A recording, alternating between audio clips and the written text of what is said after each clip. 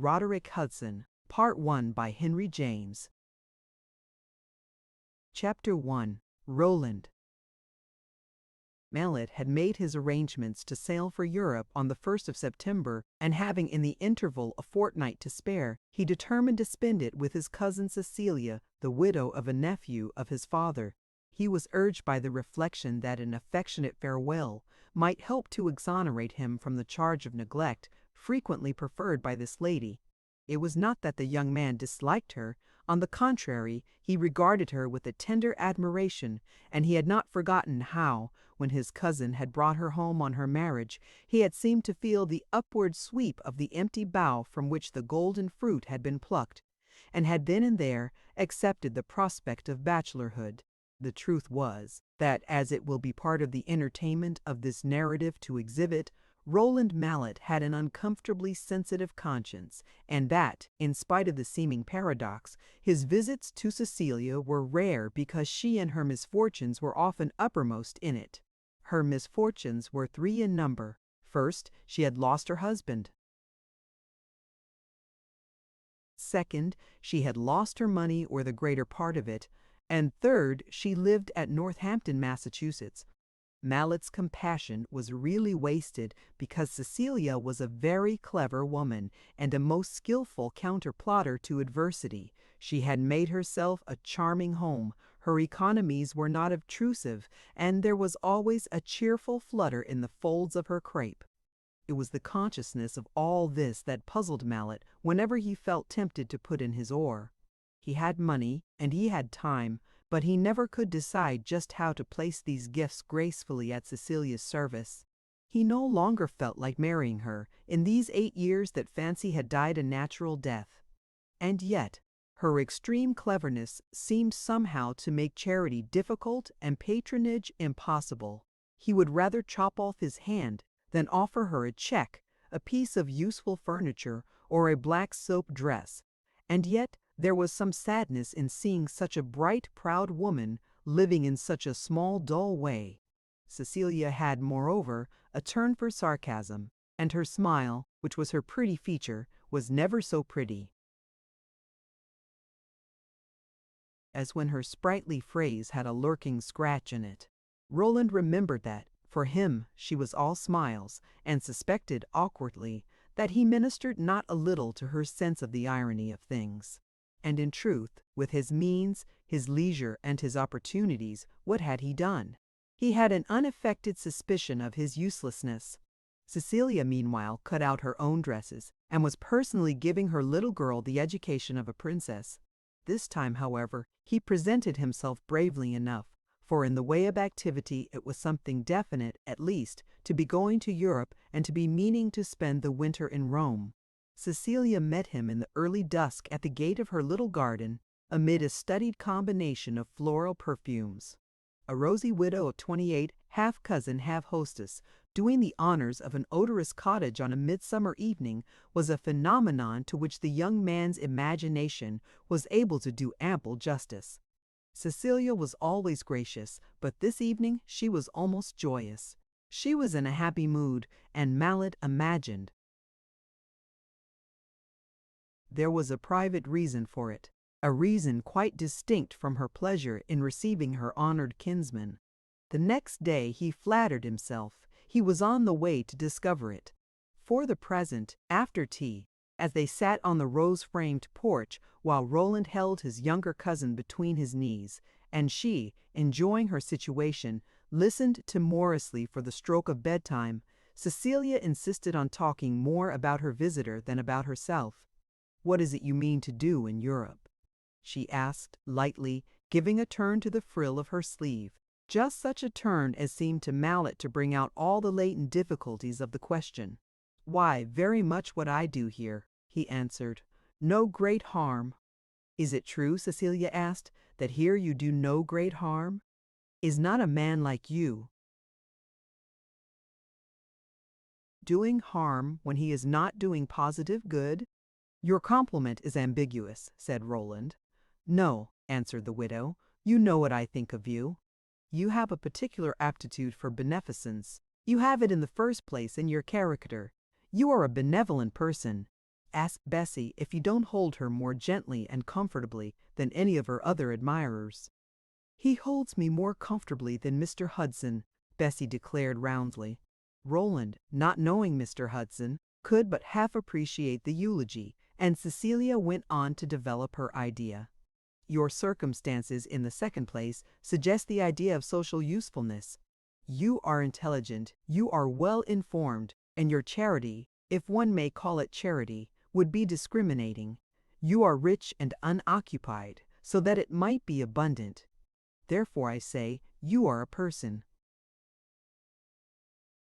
to do something on a large scale. Bestir yourself, dear Roland, or we may be taught to think that virtue herself is setting a bad example." "Heaven forbid," cried Roland, "that I should set the examples of virtue. I am quite willing to follow them, however, and if I don't do something on the grand scale, it is that my genius is altogether imitative, and that I have not recently encountered any very striking models of grandeur. Pray, what shall I do? Found an orphan asylum, or build a dormitory for Harvard College? I am not rich enough to do either in an ideally handsome way, and I confess that, yet a while, I feel too young to strike my grand coup. I am holding myself ready for inspiration. I am waiting till something takes my fancy irresistibly.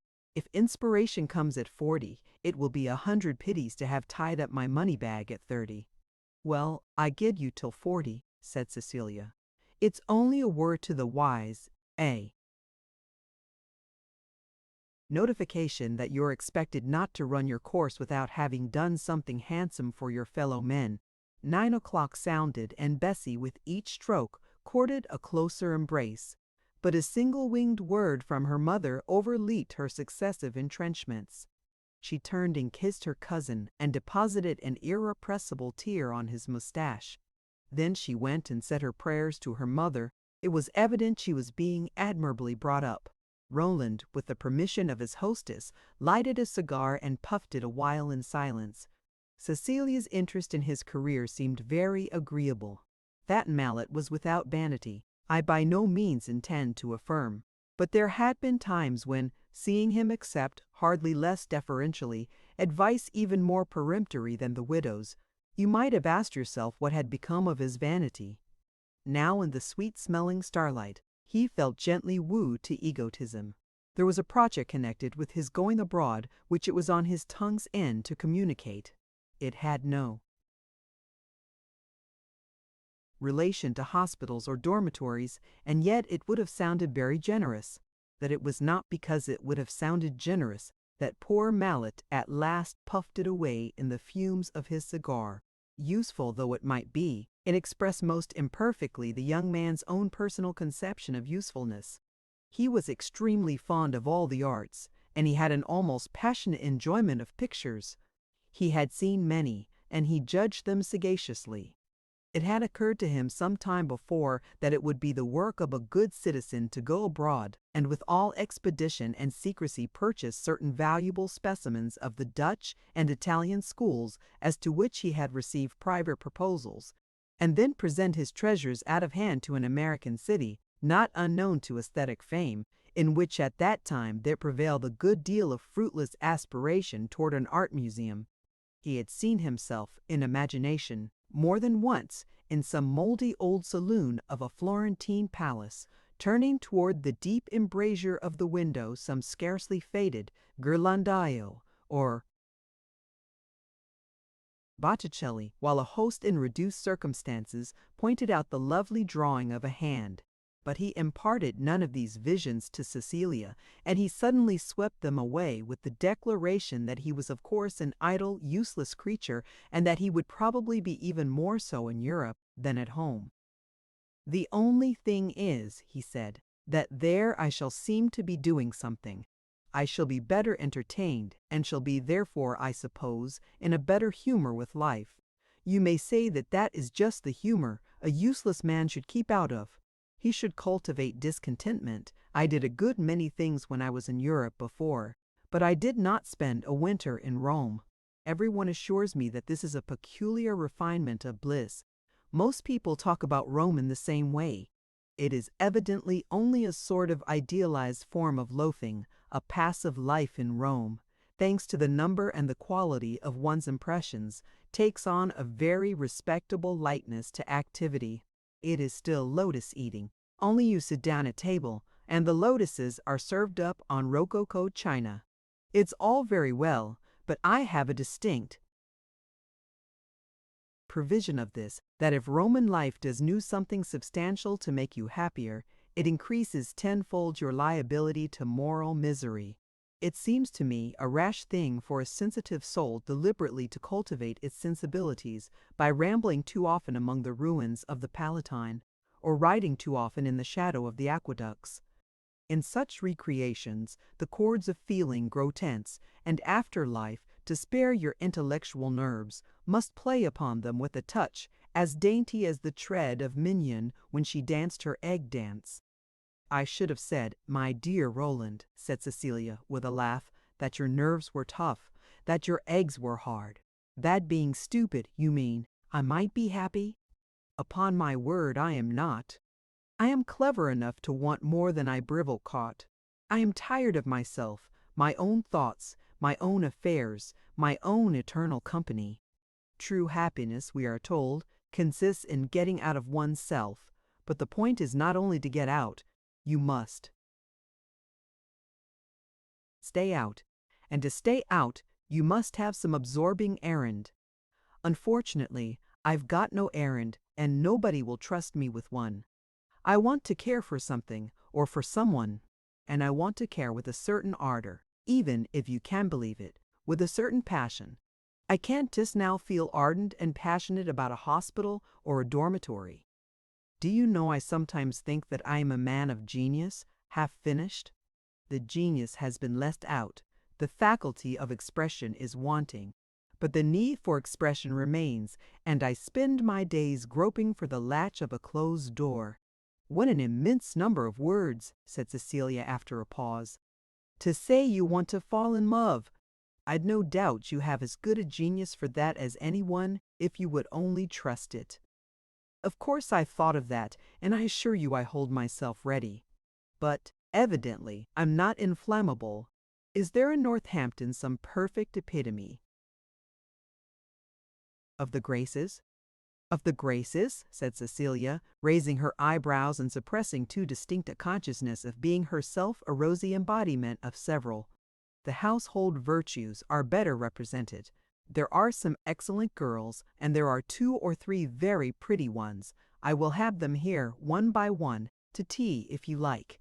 I should particularly like it, especially as I should give you a chance to see, by the profundity of my attention, that if I am not happy, it's not for want of taking pains.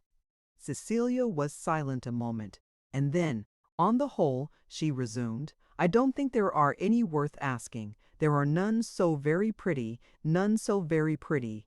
Are you very sure? Asked the young man, rising and throwing away his cigar.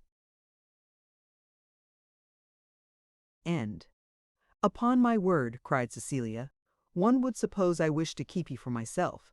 Of course I am sure, but as the penalty of your insinuations, I shall invite the plainest and prosiest damsel that can be found, and leave you alone with her.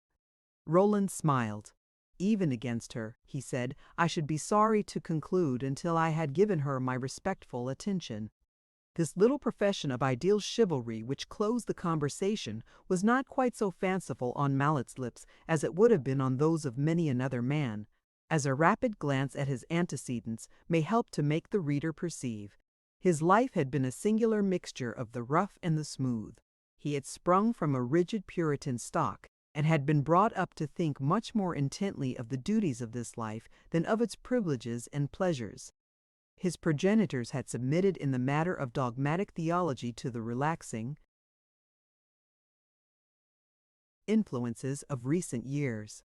But if Roland's youthful consciousness was not chilled by the menace of long punishment for brief transgression, he had at least been made to feel that there ran through all things a strain of right and of wrong, as different, after all, in their complexions as the texture to the spiritual sense of Sundays and weekdays.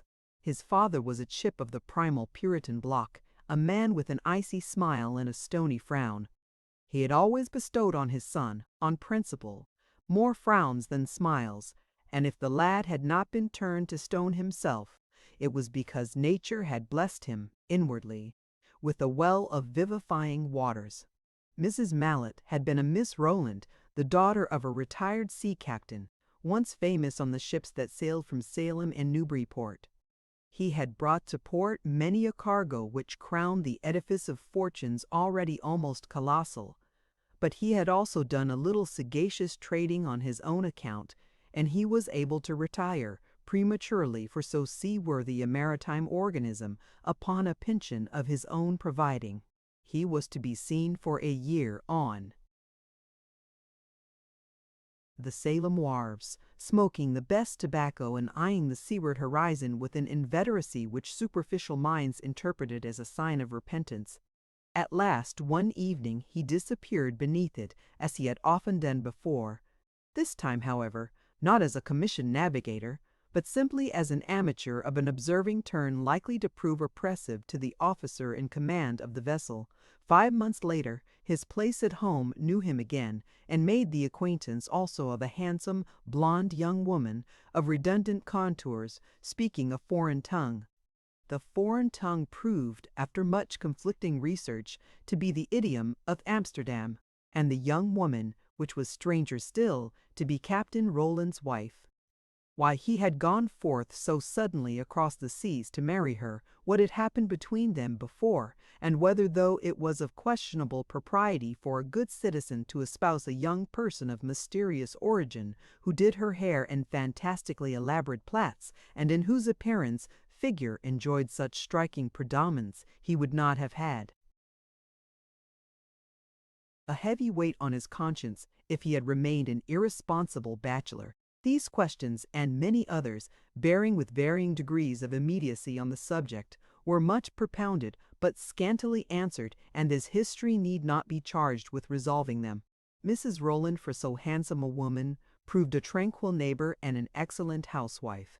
Her extremely fresh complexion, however, was always suffused with an air of apathetic homesickness, and she played her part in American society chiefly by having the little squares of brick pavement in front of her dwelling scoured and polished as nearly as possible into the likeness of Dutch tiles. Rowland Mallet remembered having seen her, as a child, an immensely stout, white-faced lady, wearing a high cap of very stiff tulle, speaking English with a formidable accent, and suffering from dropsy. Captain Rowland was a little bronzed and wizened man with eccentric opinions. He advocated the creation of a public promenade along the sea, with arbors and little green tables for the consumption of beer, and a platform surrounded by Chinese lanterns for dancing. He especially desired the town library to be opened on Sundays, though as he never entered it on weekdays, it was easy to turn the proposition into ridicule. If, therefore, Mrs. Mallet was a woman of an exquisite moral tone, it was not that she had inherited her temper from an ancestry with a turn for casuistry. Jonas Mallet, at the time of his marriage, was conducting with silent shrewdness a small, unpromising business. Both his shrewdness and his silence increased with his years, and at the close of his life he was an extremely well-dressed, well-brushed gentleman, with a frigid gray eye, who said little to anybody, but of whom everybody said that he had a very handsome fortune. He was not a sentimental father, and the roughness I just now spoke of in Rowland's life dated from his early boyhood. Mr. Mallet, whenever he looked at his son, felt extreme compunction at having made a fortune. He remembered that the fruit had not dropped ripe from the tree into his own mouth, and determined it should be no fault of his if the boy was corrupted by luxury. Rowland, therefore, except for a good deal of expensive instruction in foreign tongues and abstruse sciences, received the education of a poor man's son. His fare was plain, his temper familiar with the discipline of patched trousers, and his habits marked by an exaggerated simplicity which it really cost a good deal of money to preserve unbroken. He was kept in the country for months together, in the midst of servants who had strict injunctions to see that he suffered no serious harm, but were as strictly forbidden to wait upon him. As no school could be found conducted on principles sufficiently rigorous, he was attended at home by a master who set a high price on the understanding that he was to illustrate the beauty of abstinence not only by precept but by example. Roland passed for a child of ordinary parts, and certainly, during his younger years, was an excellent imitation of a boy who had inherited nothing whatever that was to make life easy. He was passive, pliable, frank, extremely slow at his books, and inordinately fond of trout fishing. His hair, a memento of his Dutch ancestry, was of the fairest shade of yellow, his complexion absurdly rosy, and his measurement around the waist, when he was about 10 years old, quite alarmingly large. This, however, was but an episode in his growth. He became afterwards a fresh-colored, yellow-bearded man, but he was never accused of anything worse than a tendency to corpulence. He emerged from childhood a simple, wholesome, round-eyed lad, with no suspicion that a less roundabout course might have been taken to make him happy, but with a vague sense that his young experience was not a fair sample of human freedom and that he was to make a great many discoveries. When he was about 15, he achieved a momentous one. He ascertained that his mother was a saint. She had always been a very distinct presence in his life, but so ineffably gentle a one that his sense was fully open to it only by the danger of losing her. She had an illness which for many months was liable at any moment to terminate fatally, and during her long arrested convalescence she removed the mask which she had worn for years by her husband's order.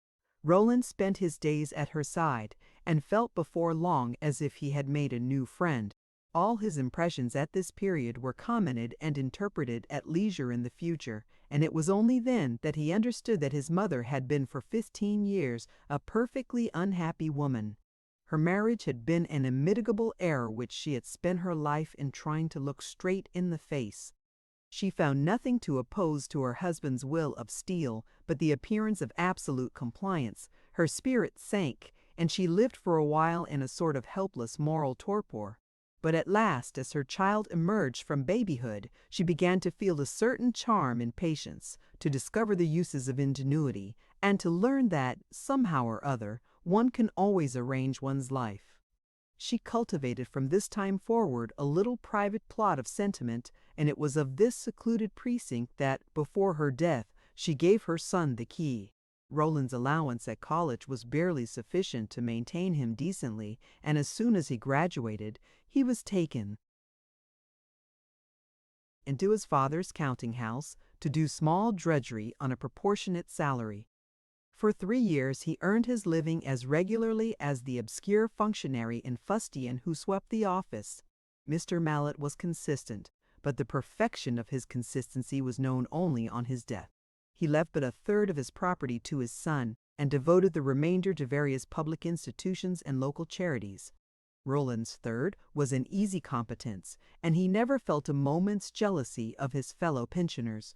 But when one of the establishments, which had figured most advantageously in his father's will, bethought itself to affirm the existence of a later instrument in which it had been still more handsomely treated, the young man felt a sudden passionate need to repel the claim by process of law.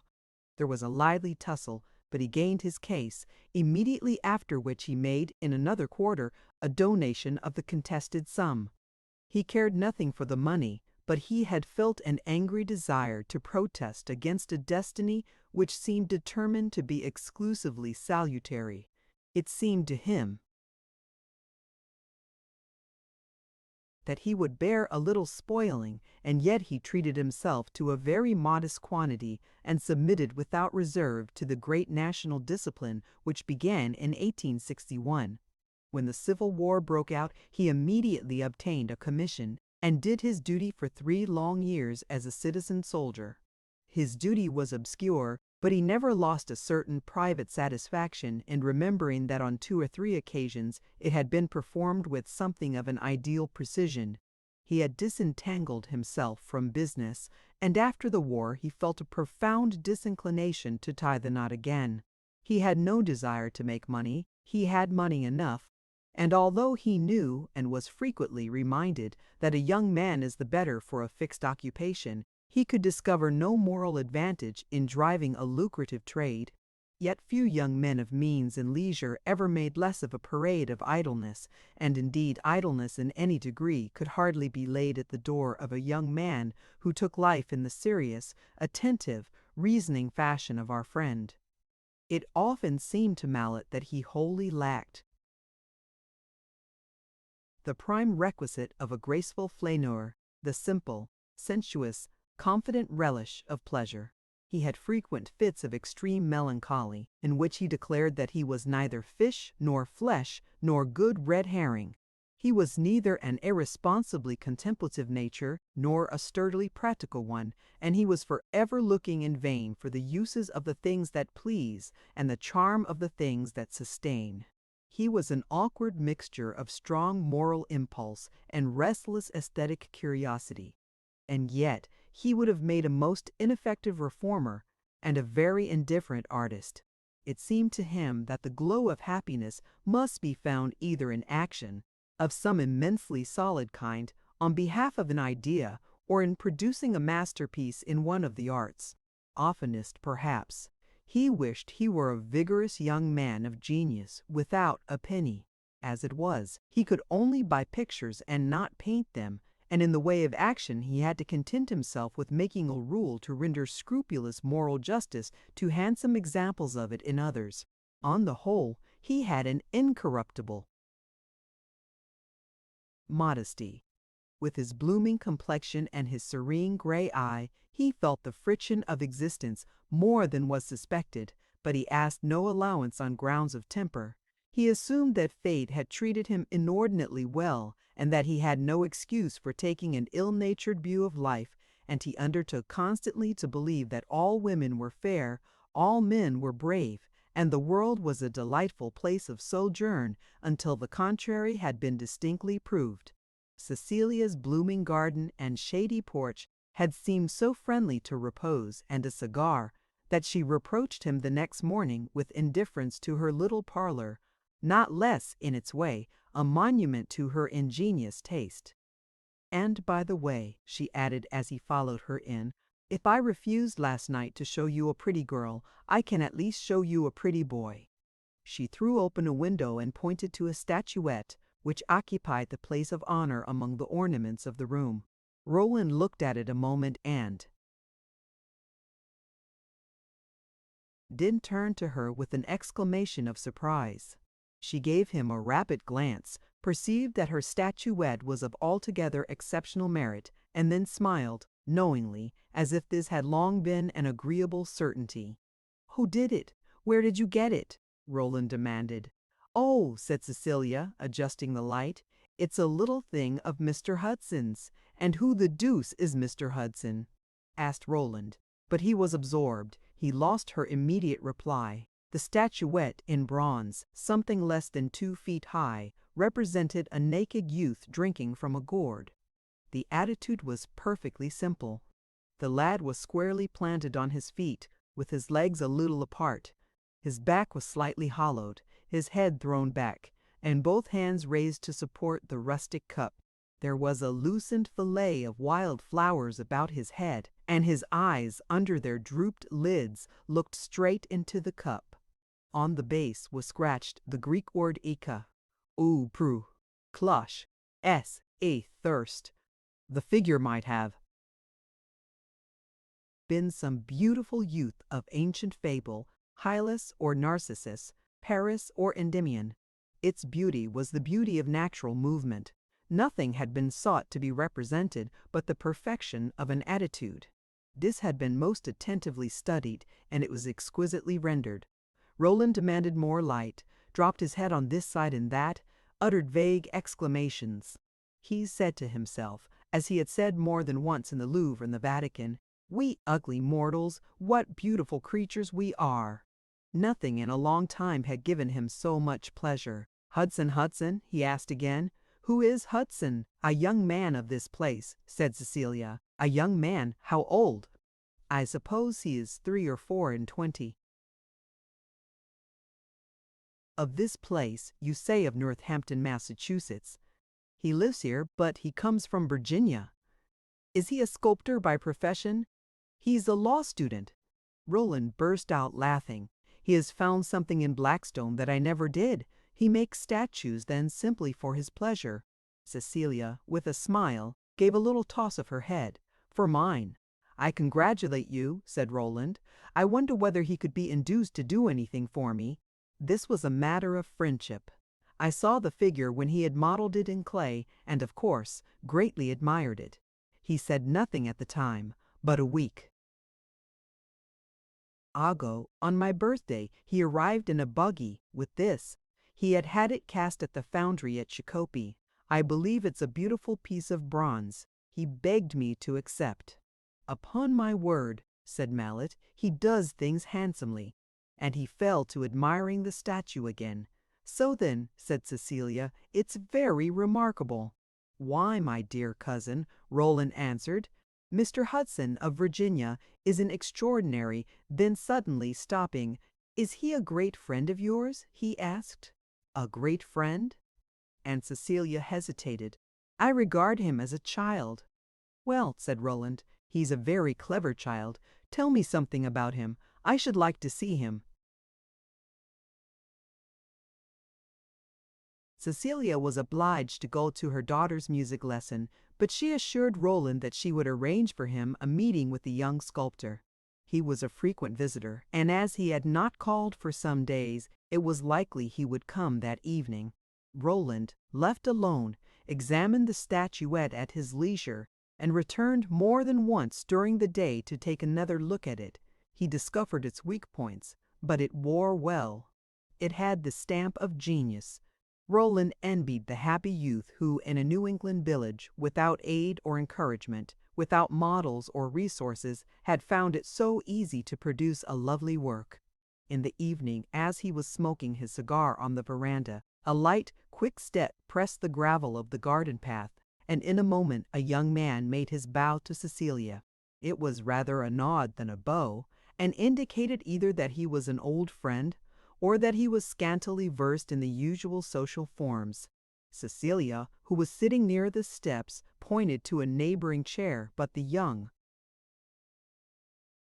man seated himself abruptly on the floor at her feet, began to fan himself vigorously with his hat, and broke out into a lively objurgation upon hot weather.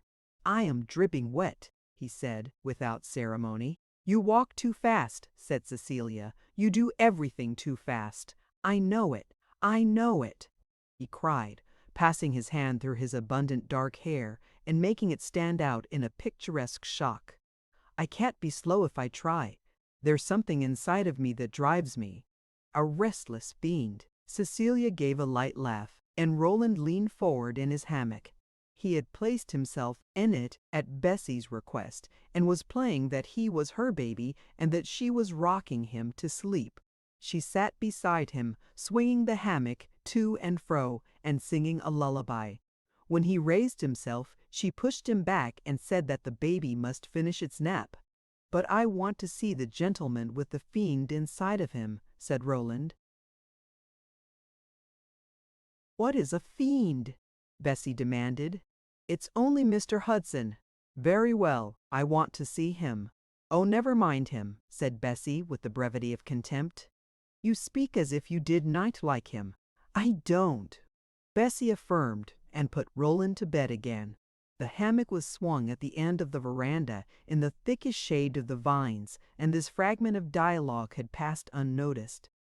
Roland submitted a while longer to be cradled and contented himself with listening to Mr. Hudson's voice. It was a soft and not altogether masculine organ, and was pitched on this occasion in a somewhat plaintive and pettish key. The young man's mood seemed fretful. He complained of the heat, of the dust, of a shoe that hurt him, of having gone on an errand a mile to the other side of the town and found the person he was in search of had left Northampton an hour before. Won't you have a cup of tea? Cecilia asked. Perhaps that will restore your equanimity. Aye, by keeping me awake all night, said Hudson. At the best, it's hard enough to go down to the office. With my nerves set on edge by a sleepless night, I should perforce stay at home and be brutal to my poor mother. Your mother is well, I hope? Oh, she's as usual. And Miss Garland? She's as usual, too. Everything is as usual. Nothing ever happens in this benighted town. I beg your pardon. Things do happen sometimes, said Cecilia. Here is a dear cousin of mine arrived on purpose to congratulate you on your statuette. And she called to Roland to come and be introduced to Mr. Hudson. The young man sprang up with alacrity, and Roland, coming forward to shake hands, had a good look at him in the light projected from the parlor window. Something seemed to shine out of Hudson's face as a warning against a compliment of the idle, unpondered sort. Your statuette seems to me very good, Roland said gravely. It has given me extreme pleasure. And my cousin knows what is good, said Cecilia. He's a connoisseur. Hudson smiled and stared. A connoisseur, he cried, laughing. He's the first I've ever seen. Let me see what they look like. And he drew Roland nearer to the light. Have they all such good heads as that? I should like to model yours. Pray do, said Cecilia. It will keep him a while. He is running off to Europe. Ah, to Europe, Hudson exclaimed with a melancholy cadence as they sat down. Happy man! But the note seemed to Roland to be struck rather at random, for he perceived no echo of it in the boyish garrulity of his later talk. Hudson was a tall, slender young fellow, with a singularly mobile and intelligent face. Roland was struck at first only with its responsive vivacity, but in a short time he perceived it was remarkably handsome. The features were admirably chiseled and finished, and a frank smile played over them as gracefully as a breeze among flowers. The fault of the young man's whole structure was an excessive want of breadth. The forehead, though it was high and rounded, was narrow, the jaw and the shoulders were narrow, and the result was an air of insufficient physical substance.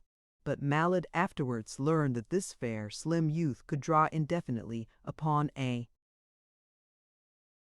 mysterious fund of nervous force, which outlasted and outwearied the endurance of many a sturdier temperament, and certainly there was life enough in his eye to furnish an immortality. It was a generous dark gray eye, in which there came and went a sort of kindling glow, which would have made a ruder visage striking, and which gave at times to Hudson's harmonious face an altogether extraordinary beauty. There was to Roland's sympathetic sense a slightly pitiful disparity between the young sculptor's delicate countenance and the shabby gentility of his costume. He was dressed for a visit to a pretty woman. He was clad from head to foot in a white linen suit which had never been remarkable for the felicity of its cut, and had now quite lost that crispness which garments of this complexion can as ill spare as the back scene of a theatre, the radiance of the footlights. He wore a vivid blue cravat, passed to a ring altogether too splendid to be valuable. He pulled and twisted as he sat a pair of yellow kid gloves. He emphasized his conversation with great dashes and flourishes of a light, silver-tipped walking-stick, and he kept constantly taking off and putting on one of those slouch sombreros which are the traditional property of the Virginian or Carolinian of romance. When this was on, he was very picturesque, in spite of his mock elegance, and when it was off, and he sat nursing it and turning it about and not knowing what to do with it, he could hardly be said to be awkward. He evidently had a natural relish for brilliant accessories and appropriated what came to his hand. This was visible in his talk, which abounded in the florid and sonorous. He liked words with color in them. Roland, who was but a moderate talker, sat by in silence, while Cecilia, who had told him that she desired his opinion upon her friend, used a good deal of characteristic finesse in leading the young man to expose himself. She perfectly succeeded, and Hudson rattled away for an hour with a volubility in which boyish unconsciousness and manly shrewdness were singularly combined. He gave his opinion on 20 topics. He opened up an endless budget of local gossip. He described his repulsive routine at the office of Messrs.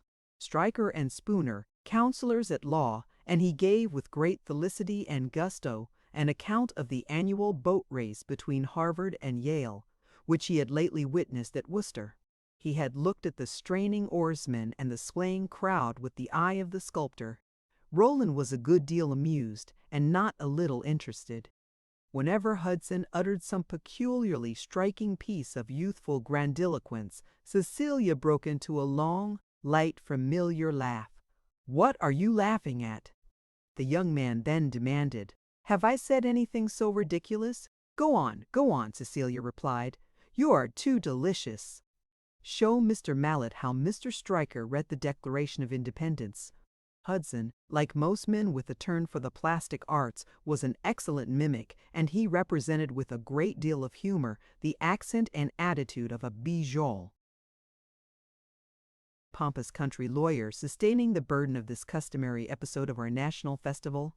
The sonorous twang, the seesaw gestures, the odd pronunciation were vividly depicted, but Cecilia's manner and the young man's quick response ruffled a little poor Roland's paternal conscience. He wondered whether his cousin was not sacrificing the faculty of reverence in her clever protégé to her need for amusement. Hudson made no serious rejoinder to Roland's compliment on his statuette until he rose to go. Roland wondered whether he had forgotten it, and supposed that the oversight was a sign of the natural self-sufficiency of genius. But Hudson stood a moment before he said good night, twirled his sombrero, and hesitated for the first time. He gave Roland a clear, penetrating glance, and then, with a wonderfully frank, appealing smile, "You really meant," he asked, "what you said a while ago about that thing of mine? It is good, essentially good?" "I really meant it," said Roland, laying a kindly hand on his shoulder. "It is." "Very good indeed. It is, as you say, essentially good. That is the beauty of it." Hudson's eyes glowed and expanded.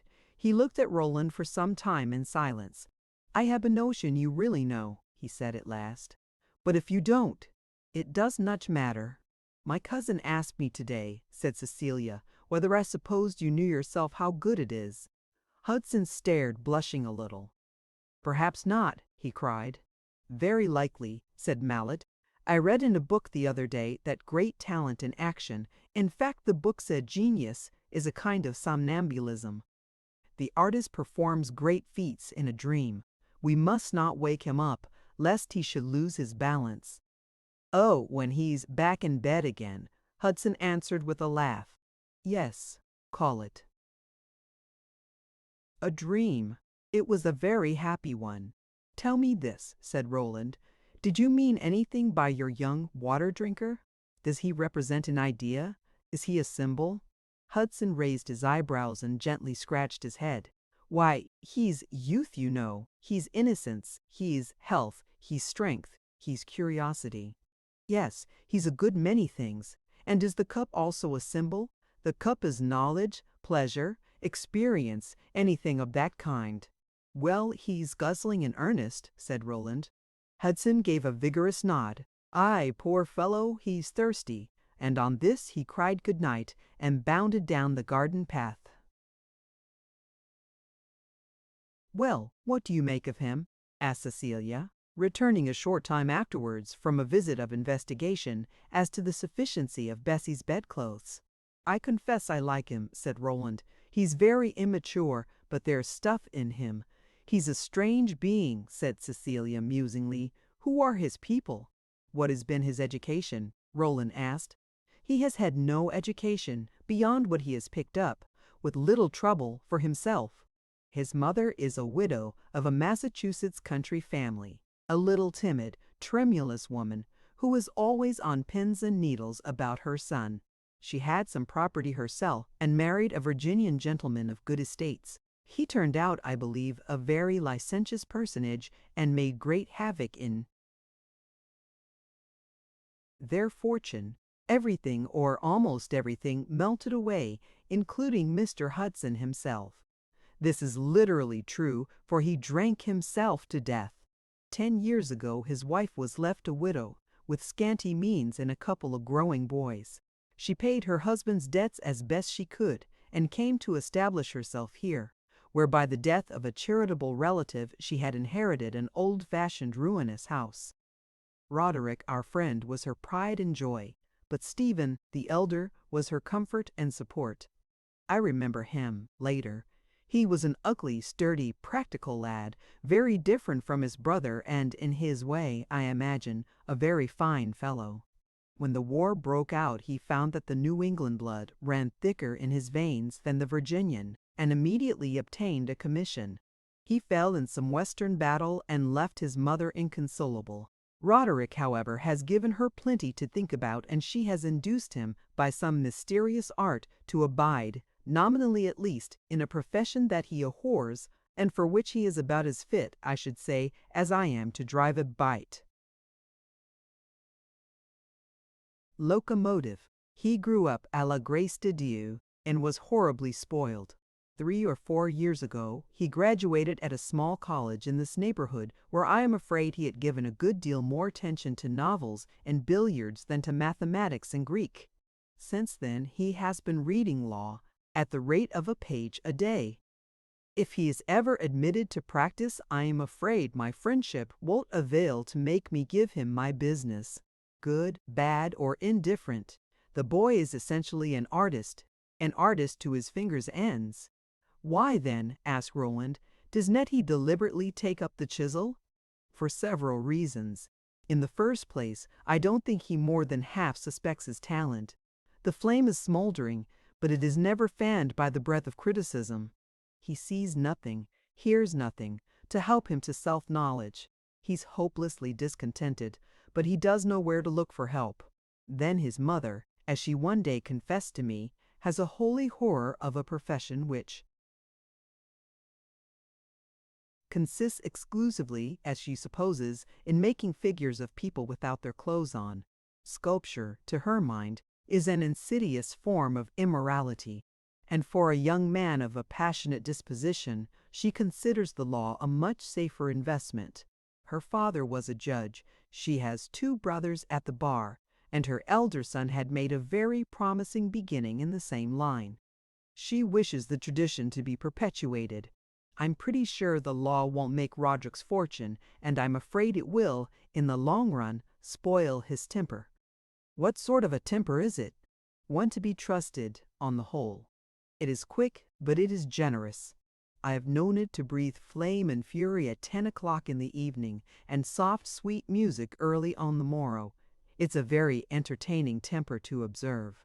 I, fortunately, can do so dispassionately, for I'm the only person in the place he has not quarreled with. Has he then no society?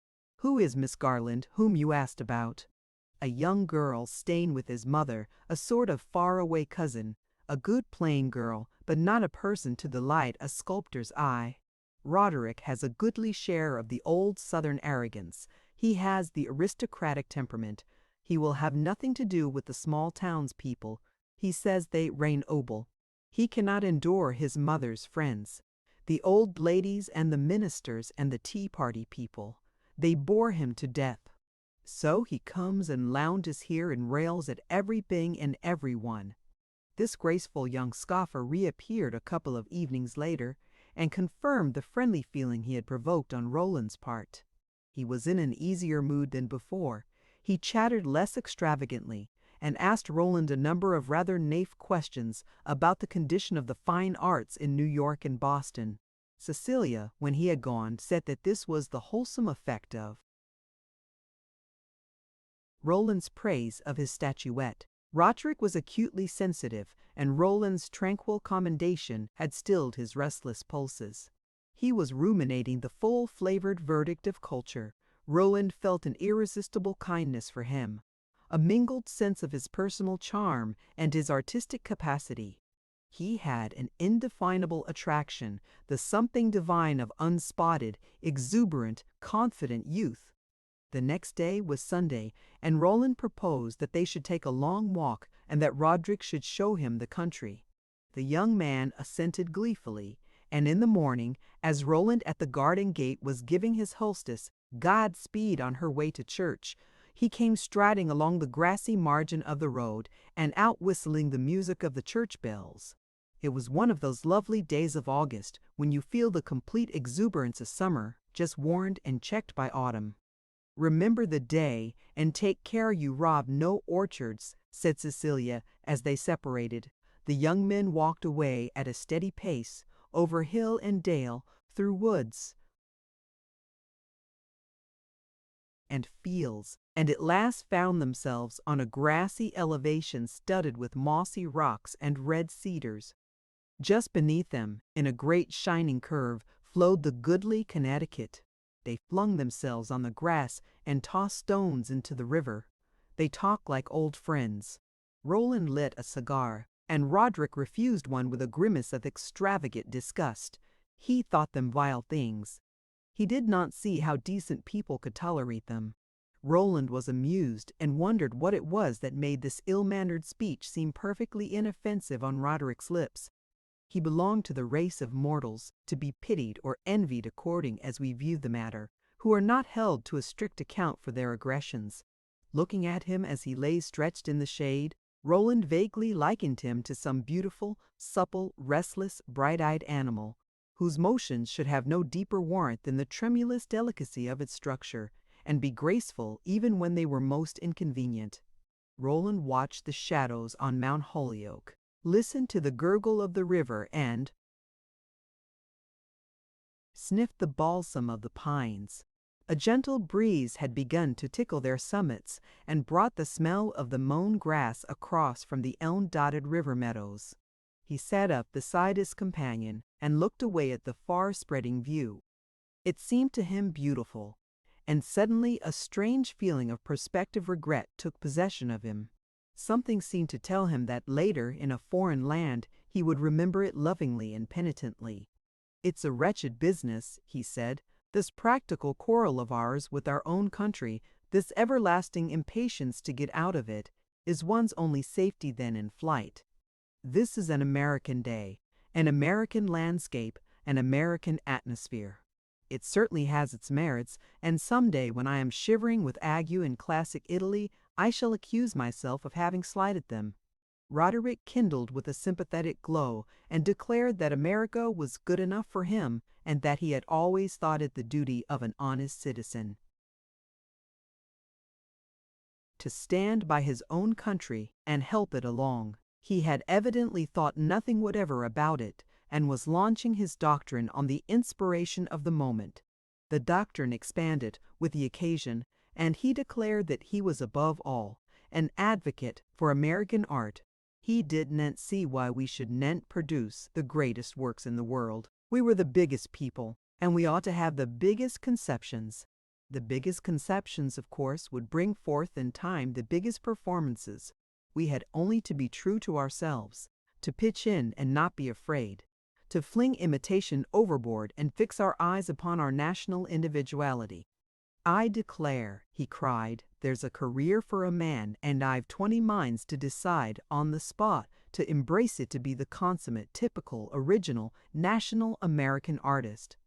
It's inspiring." Roland burst out laughing and told him that he liked his practice better than his theory, and that a saner impulse than this had inspired his little water drinker. Roderick took no offense, and 3 minutes afterwards was talking volubly of some humbler theme, but half heeded by his companion, who had returned to his cogitations. At last Roland delivered himself of the upshot of these. "How would you like," he suddenly demanded, "to go to Rome?" Hudson stared and, with a hungry laugh which speedily consigned our national individuality to perdition, responded that he would like it reasonably well. "And I should like, by the same token," he added, "to go to Athens, to Constantinople, to Damascus, to the holy city of Benares, where there is a golden statue of Brahma 20 feet tall." "Nay," said Roland soberly, "if you were to go to Rome, you should settle down and work. Athens might help you, but for the present I shouldn't recommend Benares." "It will be time to arrange details when I pack my trunk," said Hudson. "If you mean to turn sculptor, the sooner you pack your trunk, the better." "Oh, but I'm a practical man." What is the smallest sum per annum on which one can keep alive this sacred fire in Rome? What is the largest sum at your disposal?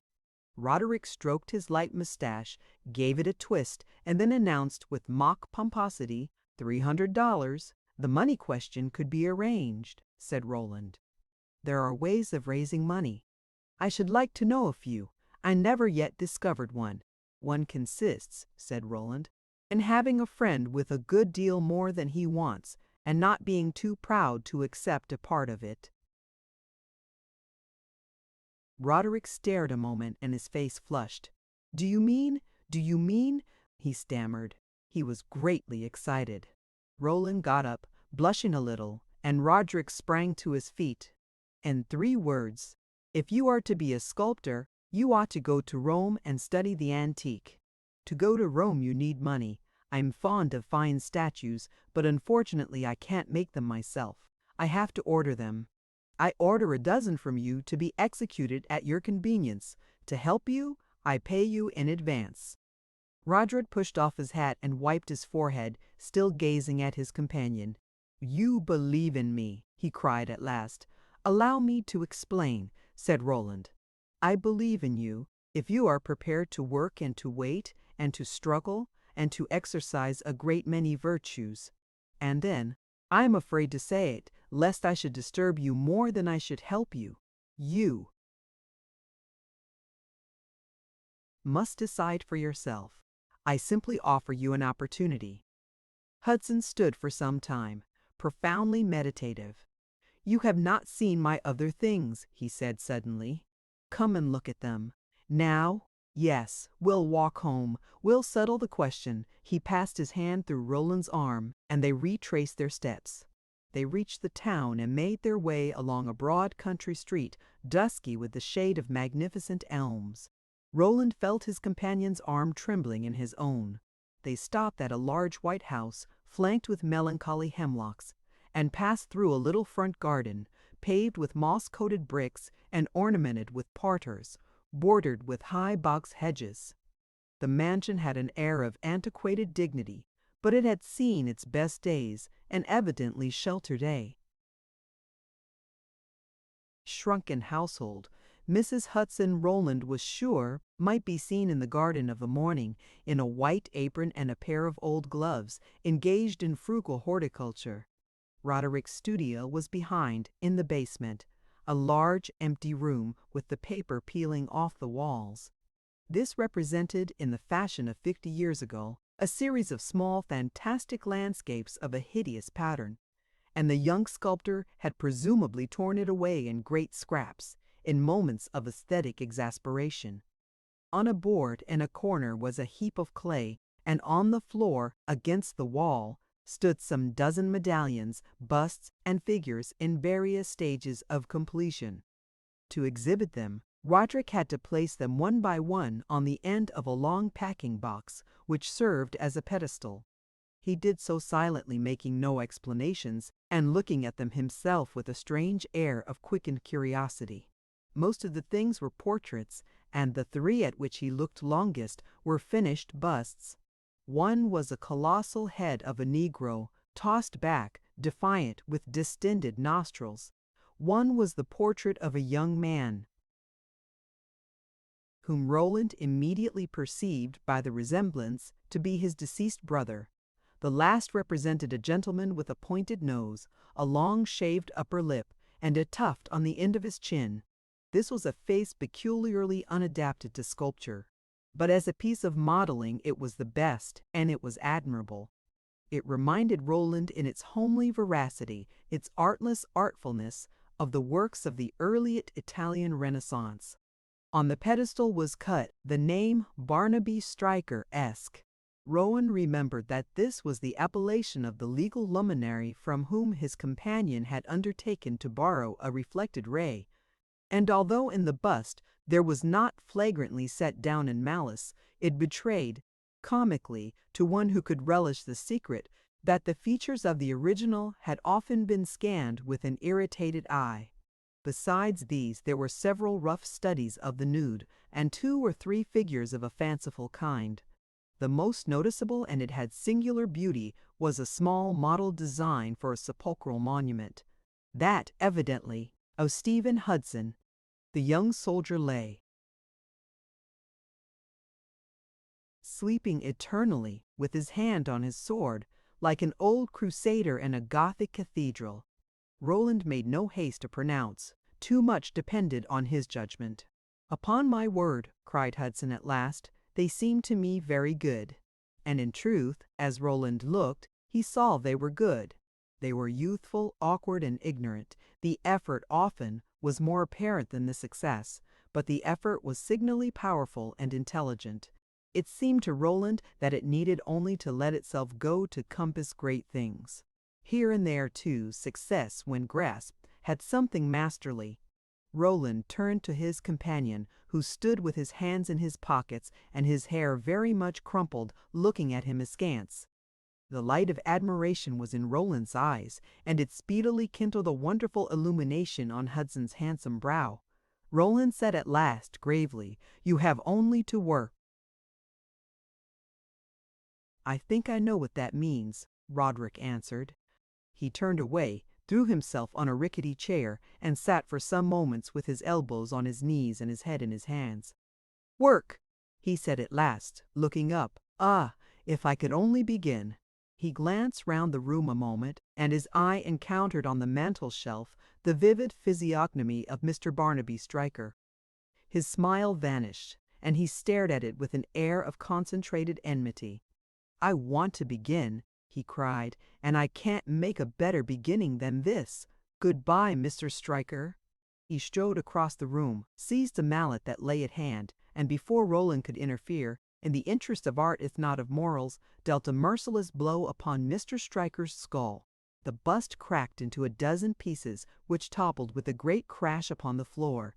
Roland relished neither the destruction of the image nor his companion's look in working it, but as he was about to express his displeasure, the door opened and gave passage to a young girl. She came in with a rapid step and startled face, as if she had been summoned by the noise. Seeing the heap of shattered clay and the mallet in Roderick's hand, she gave a cry of horror. Her voice died away when she perceived that Roland was a stranger, but she murmured reproachfully, "Why, Roderick, what have you done?" Roderick gave a joyous kick to the shapeless fragments. "I've driven the money changers out of the temple," he cried.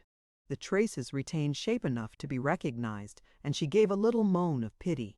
She seemed not to understand the young man's allegory, but yet to feel that it pointed to some great purpose, which must be an evil one, from being expressed in such a lawless fashion, and to perceive that Roland was in some way accountable for it.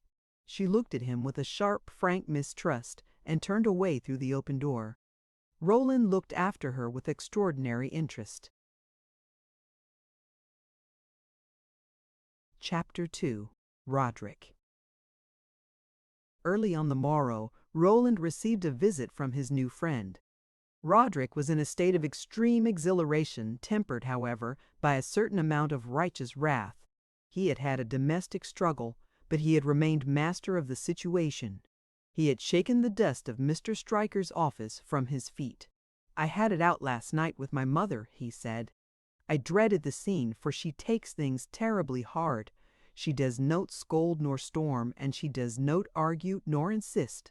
She sits with her eyes full of tears that never fall, and looks at me, when I displease her, as if I were a perfect monster of depravity. And the trouble is that I was born to displease her. She doesn't trust me, she never has, and she never will. I don't know what I have done to set her against me, but ever since I can remember I had been looked at with tears. The trouble is," he went on, giving a twist to his mustache, "I've been too absurdly docile. I've been sprawling all my days by the maternal fireside, and my dear mother has grown used to bullying me. I've made myself cheap, if I'm not in my bed by 11 o'clock. The girl is sent out to explore with a lantern. When I think of it, I fairly despise my amiability. It's rather a hard fate to live like a saint and to pass for a sinner. I should like for 6 months to lead Mrs. Hudson the life some fellows lead their mothers. Allow me to believe, said Roland, that you would like nothing of the sort. If you have been a good boy, don't spoil it by pretending you don't like it. You have been very happy, I suspect, in spite of your virtues, and there are worse fates in the world than being loved too well. I have not had the pleasure of seeing your mother, but I would lay you a wager that that is the trouble. She is passionately fond of you, and her hopes, like all intense hopes, keep trembling into fears. Roland, as he spoke, had an instinctive vision of how such a beautiful young fellow must be loved by his female relatives. Roderick frowned, and with an impatient gesture, "I do her justice," he cried. "May she never do me less." Then, after a moment's hesitation, "I'll tell you the perfect truth," he went on. "I have to fill a double place. I have to be my brother as well as myself. It's a good deal to ask of a man, especially when he has so little talent as I, for being what he is not. When we were both young together, I was the curled darling. I had the silver mug and the biggest piece of pudding, and I stayed indoors to be kissed by the ladies while he made mud pies in the garden, and was never missed, of course. Really, he was worth 50 of me. When he was brought home from Vicksburg with a piece of shell in his skull, my poor mother began to think she had not loved him enough. I remember, as she hung round my neck sobbing, before his coffin, she told me that I must be to her everything that he would have been.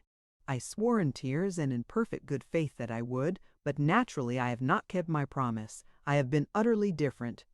I have been idle, restless, egotistical, discontented. I have done no harm, I believe, but I have done no good. My brother, if he had lived, would have made $50,000 and put gas and water into the house. My mother, brooding night and day on her bereavement, has come to fix her ideal in offices of that sort. Judged by that standard, I'm nowhere." Roland was at loss how to receive this account of his friend's domestic circumstances. It was plaintive, and yet the manner seemed to him over trenchant. "You must lose no time in making a masterpiece," he answered. "Then with the proceeds you can give her gas from golden burners." "So I have told her. But she only half believes, either in masterpiece or in proceeds. She can see no good in my making statues. They seem to her a snare of the enemy. She would fain see me all my life, tethered to the law, like a browsing goat to a stake. In that way I'm in sight. It's a more regular occupation. That's all I can get out of her. A more regular damnation. Is it a fact that artists, in general, are such wicked men?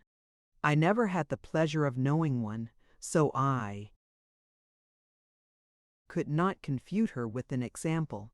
She had the advantage of me because she formerly knew a portrait painter at Richmond who did her miniature in black lace mittens. You may see it on the parlor table, who used to drink raw brandy and beat his wife. I promised her that, whatever I might do to my wife, I would never beat my mother, and that as for brandy, raw or diluted, I detested it. She sat silently crying for an hour, during which I expended treasures of eloquence. It's a good thing to have to reckon up one's intentions, and I assure you, as I pleaded my cause, I was most agreeably impressed with the elevated character of my own. I kissed her solemnly at last, and told her that I had said everything and that she must make the best of it. This morning she has dried her eyes, but I warrant you it is no cheerful house. I long to be out of it." "I am extremely sorry," said Roland, "to have been the prime cause of so much suffering. I owe your mother some amends. Will it be possible for me to see her?" "If you will see her, it will smooth matters vastly. Though, to tell the truth, she'll need all her courage to face you, for she considers you an agent of the foul fiend. She does me why you should have come here and set me by the ears. You are made to ruin ingenuous youths and desolate doting mothers. I leave it to you, personally, to answer these charges. You see, what she can't forgive, what she not really ever forgive, is your taking me off to Rome. Rome is an evil word in my mother's vocabulary, to be said in a whisper as you say damnation. Northampton is in the center of the earth and Rome far away in outlying dusk, into which it can do no Christian any good to penetrate. And there was I, but yesterday a doomed habitue of that repository of every virtue, Mr. Stryker's office. And does Mr. Stryker know of your decision? Asked Roland. To a certainty. Mr. Stryker, you must know, is not simply a good-natured attorney who lets me dog's ear his law books. He's a particular friend and general adviser. He looks after my mother's property and kindly consents to regard me as part of it. Our opinions have always been painfully divergent, but I freely forgive him his zealous attempts to unscrew my headpiece and set it on hind part before. He never understood me, and it was useless to try to make him. We speak a different language, we made of a different clay. I had a fit of rage yesterday when I smashed his bust, at the thought of all the bad blood he had stirred up in me. It did me good, and it's all over now. I don't hate him any more. I'm rather sorry for him. See how you've improved me. I must have seemed to him willfully, wickedly stupid, and I'm sure he only tolerated me on account of his great regard for my mother. This morning I grasped the bull by the horns. I took an armful of law books that have been gathering the dust in my room for the last year and a half and presented myself at the office. Allow me to put these back in their places, I said. I shall never have need for them more, never more. Never more, never more.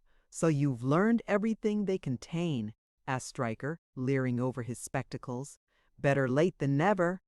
I've learned nothing that you can teach me, I cried. But I shall tax your patience no longer. I'm going to be a sculptor. I'm going to Rome. I won't bid you good-bye just yet. I shall see you again. But I bid good-bye here, with rapture, to these 4 detested walls, to this living tomb. I didn't know till now how I hated it. My compliments to Mr. Spooner, and my thanks for all you have not made of me. I'm glad to know you are to see Mr. Stryker again, Roland answered, correcting a primary inclination to smile. You certainly owe him a respectful farewell, even if he has not understood you. I confess you rather puzzle me. There is another person, he presently added, whose opinion as to your new career I should like to know.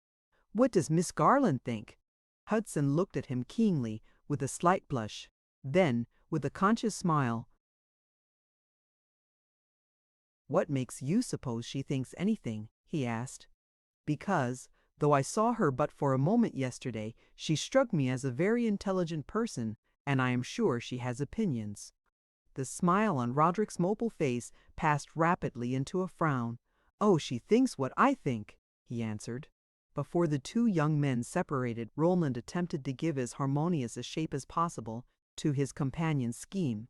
I have launched you, as I may say, he said, and I feel as if I ought to see you into port. I am older than you and know the world better, and it seems well that we should voyage a while together.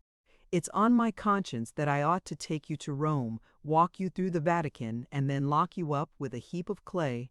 I sail on the 5th of September. Can you make your preparations to start with me? Roderick assented to all this with an air of candid confidence in his friend's wisdom that outshone the virtue of pledges. I have no preparations to make, he said with a smile, raising his arms and letting them fall as if to indicate his unencumbered condition. What I am to take with me I carry here, and he tapped his forehead.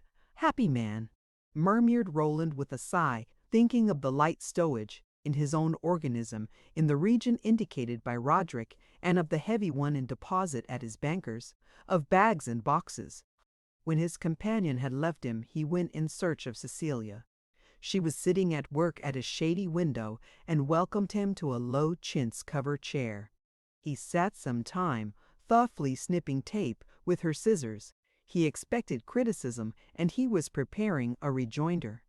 At last he told her of Roderick's decision and of his own influence in it. Cecilia, besides an extreme surprise, exhibited a certain fine displeasure at his not having asked her advice. What would you have said if I had? he demanded. I would have said in the first place, "Oh, for pity's sake, don't carry off the person in all Northampton who amuses me most." I would have said in the second place, "Nonsense. The boy is doing very well. Let well alone." That in the first 5 minutes. What would you have said later? That for a man who is generally averse to meddling, you were suddenly rather officious. Roland's countenance fell. He frowned in silence. Cecilia looked at him askance. Gradually the spark of irritation faded from her eye. "Excuse my sharpness," she resumed at last, "but I am literally in despair at losing Roderick Hudson. His visits in the evening, for the past year, have kept me alive. They have given a silver tip to leaden days. I don't say he is of a more useful metal than other people, but he is of a different one. Of course, however, that I shall miss him sadly is not a reason for his not going to seek his fortune. Men must work and women must weep." "Decidedly not," said Roland with a good deal of emphasis. He had suspected from the first hour of his stay that Cecilia had treated herself to a private social luxury. He had then discovered that she found it in Hudson's lounging visits and boyish chatter, and he had felt himself wondering at last whether, judiciously viewed, her gain in the matter was not the young man's loss. It was evident that Cecilia was not judicious, and that her good sense, habitually rigid under the demands of domestic economy, indulged itself with a certain agreeable laxity on this particular point. She liked her young friend just as he was. She humored him, flattered him, laughed at him, caressed him, did everything but advise him. It was a flirtation without the benefits of a flirtation. She was too old to let him fall in love with her, which might have done him good, and her inclination was to keep him young, so that the nonsense he talked might never transgress a certain line. It was quite conceivable that poor Cecilia should relish a pastime. But if one had philanthropically embraced the idea that something considerable might be made of Roderick, it was impossible not to see that her friendship was not what might be called tonic. So Roland reflected, in the glow of his new-born sympathy. There was a later time when he would have been grateful if Hudson's susceptibility to the relaxing influence of lovely women might have been limited to such inexpensive tribute as he rendered the excellent Cecilia. "I only desire to remind you," she pursued, "that you are likely to have your hands full. I've thought of that, and I rather like the idea, liking as I do the man. I told you the other day, you know, that I longed to have something on my hands. When it first occurred to me that I might start our young friend on the path of glory, I felt as if I had an unimpeachable inspiration. Then I remembered there were dangers and difficulties, and asked myself whether I had a right to step in between him and his obscurity. My sense of his really having the divine flame answered the question. He is made to do the things that humanity is the happier for. I can't do such things myself, but when I see a young man of genius standing helpless and hopeless for want of capital, I feel, and it's no affectation of humility, I assure you, as if it would give at least a reflected usefulness to my own life, to offer him his opportunity. In the name of humanity, I suppose, I ought to thank you. But I want, first of all, to be happy myself. You guarantee us at any rate, I hope, the masterpieces." "A masterpiece a year," said Roland, smiling, "for the next quarter of a bild century. It seems to me that we have a right to ask more, to demand that you guarantee us not only the development of the artist, but the security of the man." Roland became grave again. His security, his moral, his sentimental security. "Here, you see, it's perfect. We are all under a tacit compact to preserve it. Perhaps you believe in the necessary turbulence of genius, and you intend to enjoin upon your protégé the importance of cultivating his passions. On the contrary, I believe that a man of genius owes as much deference to his passions as any other man, but not a particle more, and I confess I have a strong conviction that the artist is better for leading a quiet life. That is what I shall preach to my protégé, as you call him, by example as well as by precept. You evidently believe, he added in a moment, that he will lead me a dance. Nay, I prophesy nothing. I only think that circumstances with our young man have a great influence, as is proved by the fact that although he has been fuming and fretting here for the last 5 years, he has nevertheless managed to make the best of it, and found it easy, on the whole, to vegetate. Transplanted to Rome, I fancy he'll put forth a denser leafage. I should like vastly to see the change. You must write me about it, from stage to stage. I hope with all my heart that the fruit will be proportionate to the foliage. Don't think me a bird of ill omen. Only remember that you will be held to a strict account. A man should make the most of himself, and be helped if he needs help. Roland answered after a long pause. Of course, when a body begins to expand, there comes in the possibility of bursting, but I nevertheless approve of a certain tension of one's being. It's what a man is meant for. And then I believe in the essential salubrity of genius, true genius. Very good, said Cecilia with an air of resignation which made Roland for the moment seem to himself culpably eager.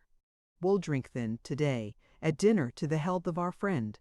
Having it much at heart to convince Mrs. Hudson of the purity of his intentions, Roland waited upon her that evening. He was ushered into a large parlor, which, by the light of a couple of candles, he perceived to be very meagerly furnished and very tenderly and sparingly used. The windows were open to the air of the summer night, and a circle of 3 persons was temporarily awed into silence by his appearance. One of these was Mrs. Hudson, who was sitting at one of the windows, empty-handed save for the pocket-handkerchief in her lap, which was held with an air of familiarity with its sadder uses. Near her, on the sofa, half sitting, half lounging, in the attitude of a visitor outstaying ceremony, with one long leg flung over the other and a large foot in a clumsy boot swinging to and fro continually, was a lean, sandy-haired gentleman whom Roland recognized as the original of the portrait of Mr. Barnaby Stryker. At the table near the candles, busy with a substantial piece of needlework, sat the young girl of whom he had had a moment's quickened glimpse in Roderick's studio, and whom he had learned to be Miss Garland, his companion's kinswoman. This young lady's limpid, penetrating gaze was the most effective greeting he received. Mrs. Hudson rose with a soft, vague sound of distress, and stood looking at him shrinkingly and waveringly, as if she were sorely tempted to retreat through the open window. Mr. Stryker swung his long leg a trifle defiantly. No one evidently was used to offering hollow welcomes or telling polite fibs. Roland introduced himself. He had come, he might say, upon business. "Yes," said Mrs. Hudson tremulously. "I know my son has told me. I suppose it is better I should see you. Perhaps you will take a seat." With this invitation Roland prepared to comply and, turning, grasped the first chair that offered itself. "Not that one," said a full, grave voice, whereupon he perceived that a quantity of sewing silk had been suspended and entangled over the back, preparatory to being wound on reels.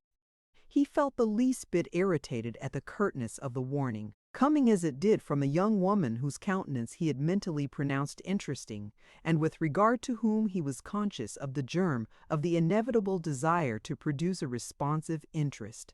And then he thought it would break the ice to say something playfully urbane.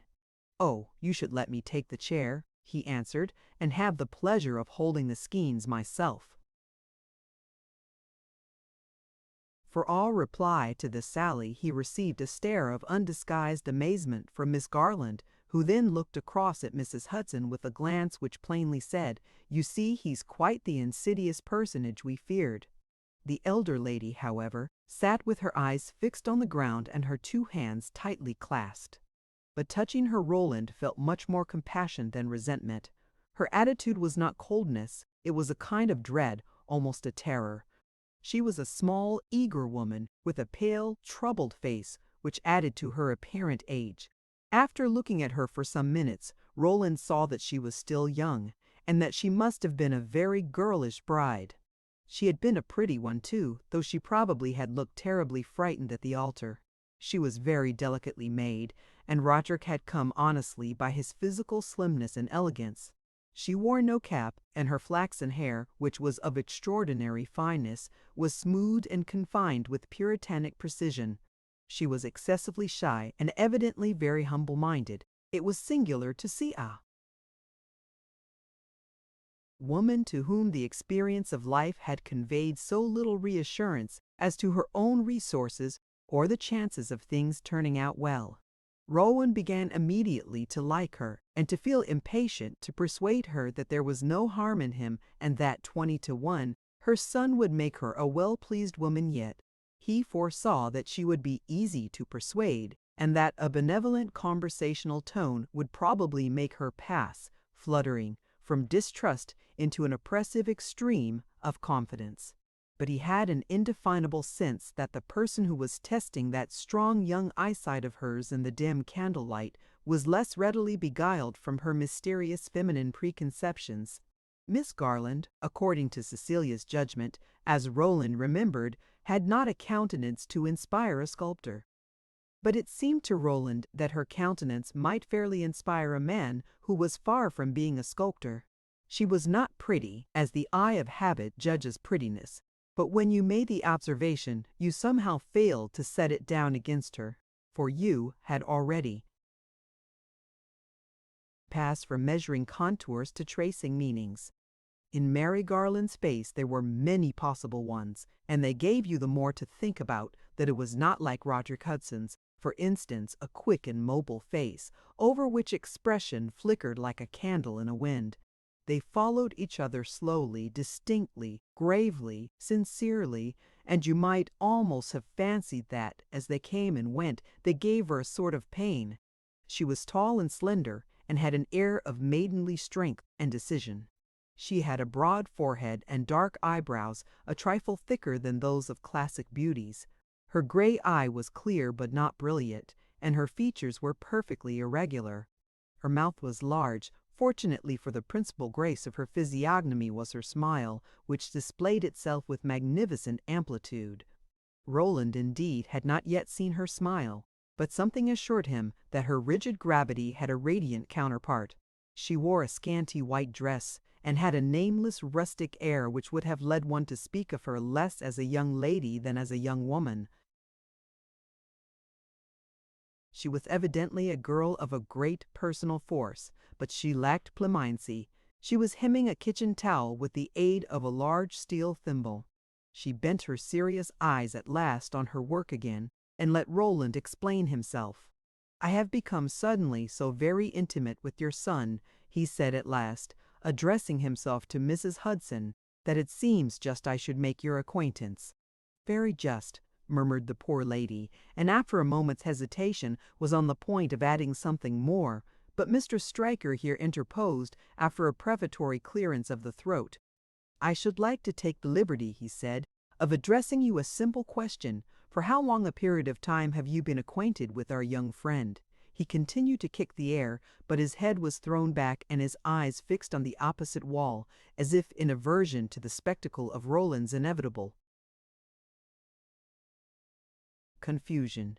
"A very short time, I confess, hardly 3 days. And yet you call yourself intimate, eh? I have been seeing Mr. Roderick daily these 3 years, and yet it was only this morning that I felt as if I had at last a right to say that I knew him. We had a few moments' conversation in my office which supplied the missing links in the evidence, so that now I do venture to say I'm acquainted with Mr. Roderick.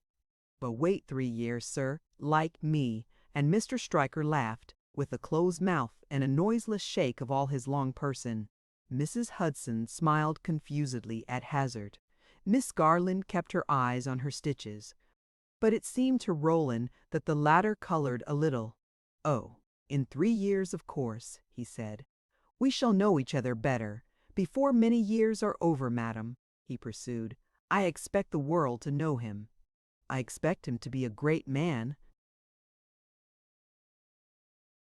Mrs. Hudson looked at first as if this could be but an insidious device for increasing her distress by the assistance of irony. Then, reassured little by little by Roland's benevolent visage, she gave him an appealing glance and a timorous, "Really?" But before Roland could respond, Mr. Stryker again intervened. "Do I fully apprehend your expression?" he asked. "Our young friend is to become a great man." "A great artist, I hope," said Roland. "This is a new and interesting view," said Mr. Stryker, with an assumption of judicial calmness. "We have had hopes for Mr. Roderick, but I confess, if I have rightly understood them, they stopped short of greatness. We shouldn't have taken the responsibility of claiming it for him. What do you say, ladies? We all feel about him here, his mother, Miss Garland, and myself, as if his merits were rather in the line of the," and Mr. Stryker waved his hand with a series of fantastic flourishes in the air, "of the light ornamental." Mr. Stryker bore his recalcitrant pupil a grudge, but he was evidently trying both to be fair and to respect the susceptibilities of his companions. But he was unversed in the mysterious processes of feminine emotion. 10 minutes before, there had been a general harmony of somber views, but on hearing Roderick's limitations thus distinctly formulated to a stranger, the two ladies mutely protested. Mrs. Hudson uttered a short, faint sigh, and Miss Garland raised her eyes toward their advocate and visited him with a short, cold glance. "I am afraid, Mrs. Hudson," Roland pursued, evading the discussion of Roderick's possible greatness, "that you don't at all thank me for stirring up your son's ambition on a line which leads him so far from home. I suspect I have made you my enemy." Mrs. Hudson covered her mouth with her fingertips and looked painfully perplexed between the desire to confess the truth and the fear of being impolite. "My cousin is no one's enemy," Miss Garland hereupon declared gently, but with that same fine deliberateness with which she had made Roland relax his grasp of the chair. "Does she leave that to you?" Rowan ventured to ask with a smile. "We are inspired with none but Christian sentiments," said Mr. Stryker. "Miss Garland perhaps most of all." Miss Garland and Mr. Stryker waved his hand again, as if to perform an introduction which had been regrettably omitted, "is the daughter of a minister, the granddaughter of a minister, the sister of a minister." Roland bowed deferentially, and the young girl went on with her sewing, with nothing, apparently, either of embarrassment or elation at the promulgation of these facts. Mr. Stryker continued, "Mrs. Hudson, I see, is too deeply agitated to converse with you freely. She will allow me to address you a few questions. Would you kindly inform her as exactly as possible just what you propose to do with her son?" The poor lady fixed her eyes appealingly on Roland's face and seemed to say that Mr. Stryker had spoken her desire, though she herself would have expressed it less defiantly. But Roland saw in Mr. Stryker's many wrinkled light blue eye, shrewd at once and good-natured, that he had no intention of defiance, and that he was simply pompous and conceited and sarcastically compassionate of any view of things in which Roderick Hudson was regarded in a serious light. "Do, my dear madam," demanded Roland. "I don't propose to do anything he must do for himself. I simply offer him the chance. He's to study, to work hard, I hope." "Not too hard, please," murmured Mrs. Hudson pleadingly, wheeling about. "From recent visions of dangerous leisure, he's not very strong, and I am afraid the climate of Europe is very relaxing." "Ah, study?" repeated Mr. Stryker. "To what line of study is he to direct his attention?" Then suddenly, with an impulse of disinterested curiosity on his own account, "How do you study sculpture anyhow?" "By looking at models and imitating them." "At models, eh? To what kind of models do you refer?" "To the antique, in the first place." "Ah, the antique," repeated Mr. Stryker with a jocose intonation.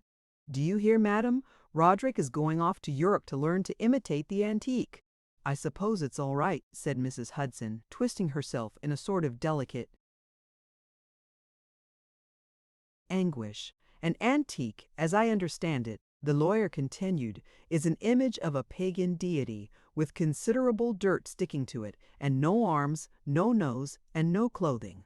"A precious model, certainly," "That's a very good description of many," said Roland with a laugh. "Mercy, truly," asked Mrs. Hudson, borrowing courage from his urbanity. "But a sculptor's studies, you intimate, are not confined to the antique," Mr. Stryker resumed.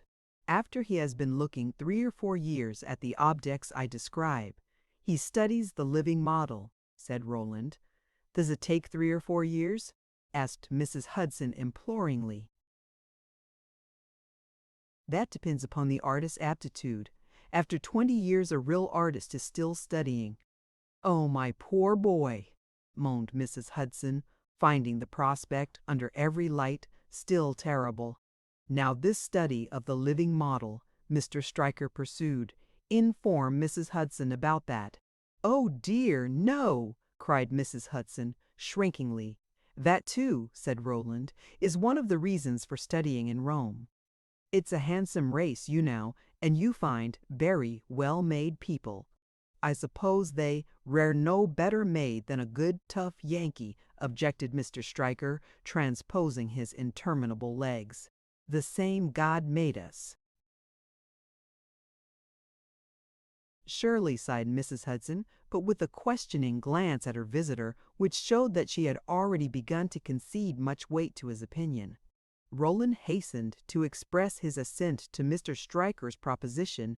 Miss Garland looked up, and, after a moment's hesitation, "Are the Roman women very beautiful?"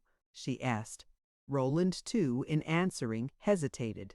He was looking straight at the young girl. "On the whole, I prefer ours," he said. She had dropped her work in her lap. Her hands were crossed upon it, her head thrown a little back. She had evidently expected a more impersonal answer, and she was dissatisfied. For an instant she seemed inclined to make a rejoinder, but she slowly picked up her work in silence and drew her stitches again. Roland had for the second time the feeling that she judged him to be a person of a disagreeably sophisticated tone. He noticed, too, that the kitchen towel she was hemming was terribly coarse. And yet his answer had a resonant inward echo, and he repeated to himself, "Yes, on the whole, I prefer ours." "Well, these models," began Mr. Stryker. "You put them into an attitude, I suppose."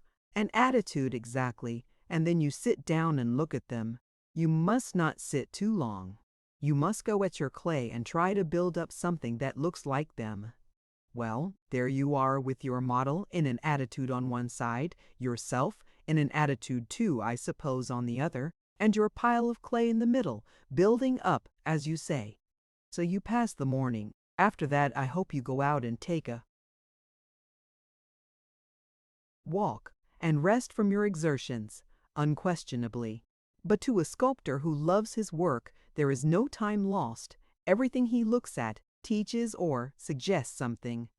That's a tempting doctrine to young men with a taste for sitting by the hour with the page unturned, watching the flies buzz, or the frost melt on the window pane. Our young friend in this way must have laid up stores of information which I never suspected." "Very likely," said Roland, with an unresentful smile, "he will prove some day the completer artist for some of those lazy reveries."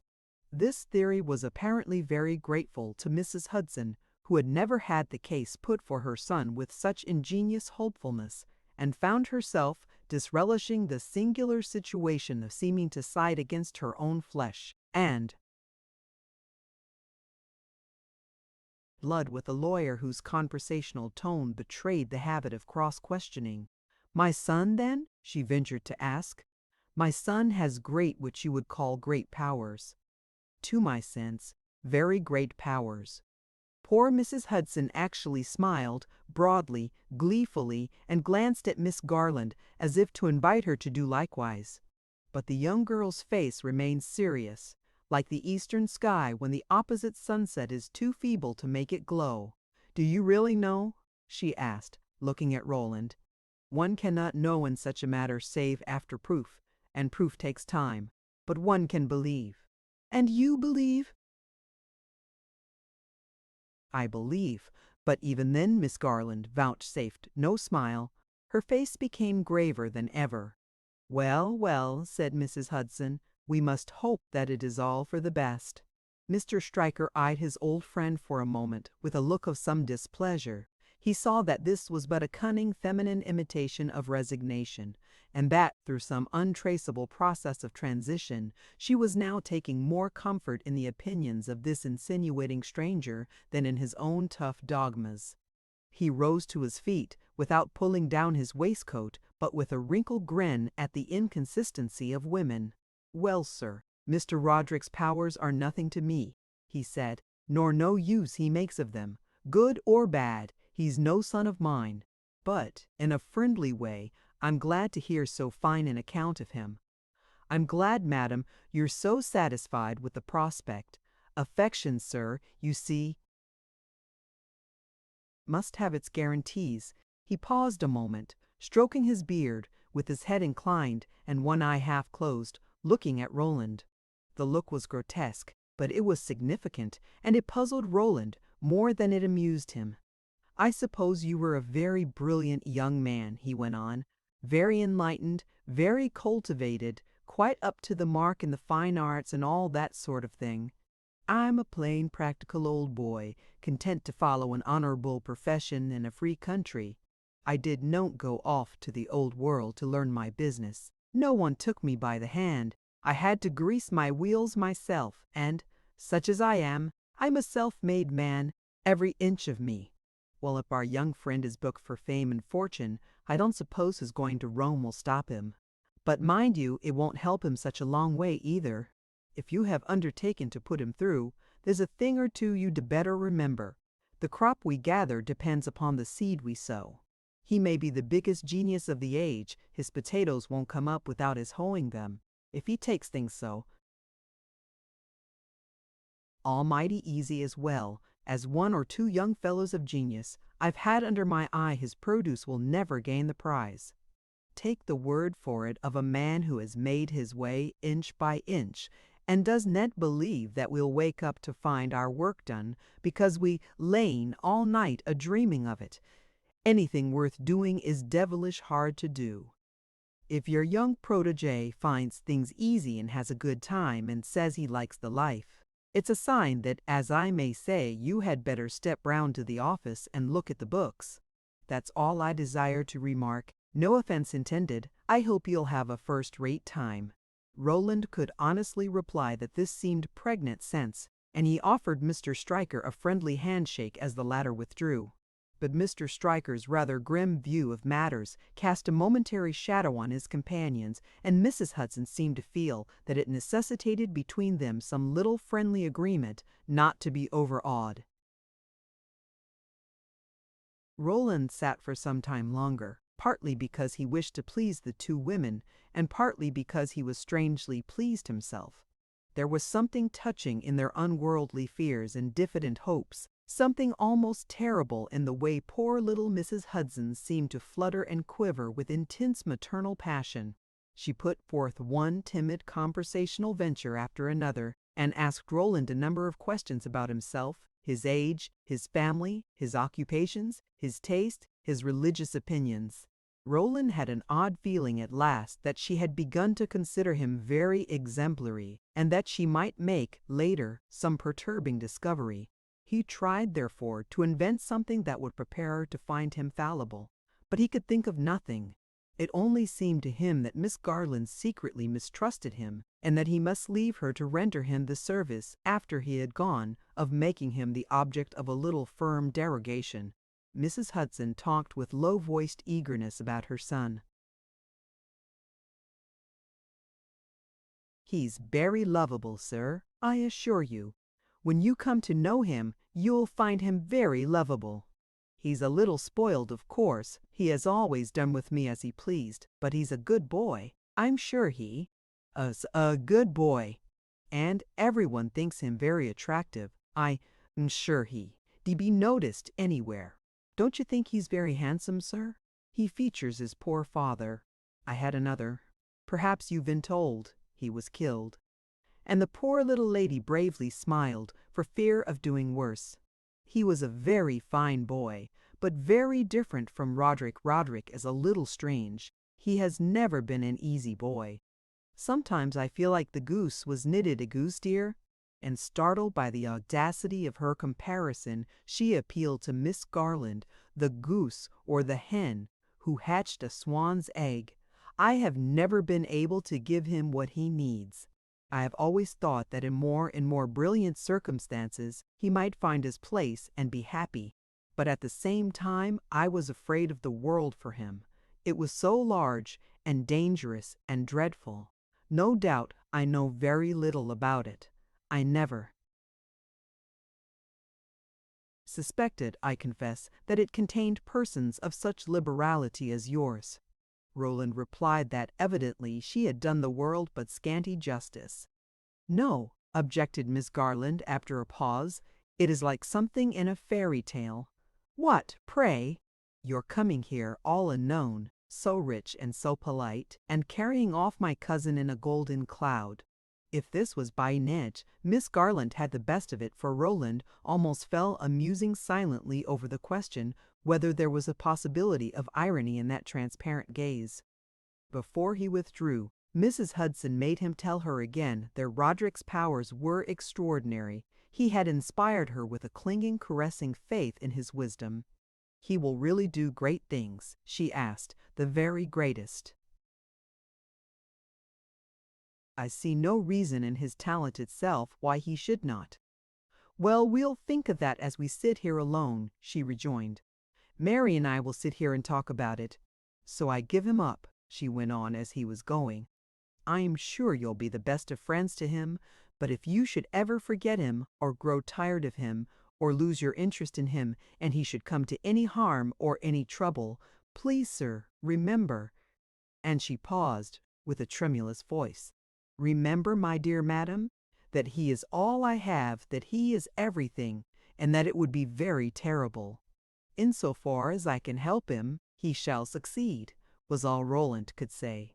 He turned to Miss Garland to bid her good night, and she rose and put out her hand. She was very straightforward, but he could see that if she was too modest to be bold, she was much too simple to be shy. Have you no charge to lay upon me? He asked to ask her something. She looked at him a moment, and then, although she was not shy, she blushed. Make him do his best, she said. Roland noted the soft intensity with which the words were uttered. Do you take a great interest in him? He demanded. Certainly. Then, if he will not do his best for you, he will not do it for me. She turned away with another blush, and Roland took his leave. He walked homeward, thinking of many things. The great Northampton elms interarched far above in the darkness, but the moon had risen and through scattered apertures was hanging the dusky vault with silver lamps. There seemed to Roland something intensely serious in the scene in which he had just taken part. He had laughed and talked and braved it out in self-defense. But when he reflected that he was really meddling with the simple stillness of this little New England home, and that he had ventured to disturb so much living security in the interest of a far-away, fantastic hypothesis, he paused, amazed at his temerity. It was true, as Cecilia had said, that for an unofficious man it was a singular position. There stirred in his mind an odd feeling of annoyance with Roderick for having thus peremptorily enlisted his sympathies. As he looked up and down the long vista, and saw the clear white houses glancing here and there in the broken moonshine, he could almost have believed that the happiest lot for any man was to make the most of life in some such tranquil spot as that. Here were kindness, comfort, safety, the warning voice of duty, the perfect hush of temptation. And as Roland looked along the arch of silvered shadow and out into the lucid air of the American night, which seemed so doubly vast, somehow, and strange and nocturnal, he felt like declaring that here was beauty too beauty, sufficient for an artist not to starve upon it. As he stood, lost in the darkness, he presently heard a rapid tread on the other side of the road, accompanied by a loud, jubilant whistle, and in a moment a figure emerged into an open gap of moonshine. He had no difficulty in recognizing Hudson, who was presumably returning from a visit to Cecilia. Roderick stopped suddenly and stared up at the moon, with his face vividly illumined. he broke out into a snatch of song. The splendor falls on castle walls and snowy summits old in story. And with a great musical roll of his voice, he went swinging off into the darkness again, as if his thoughts had lent him wings. He was dreaming of the inspiration of foreign lands, of castled crags and historic landscapes. What a pity, after all, thought Roland as he went his own way, that he should not have a taste of it. It had been a very just remark of Cecilia's that Roderick would change with a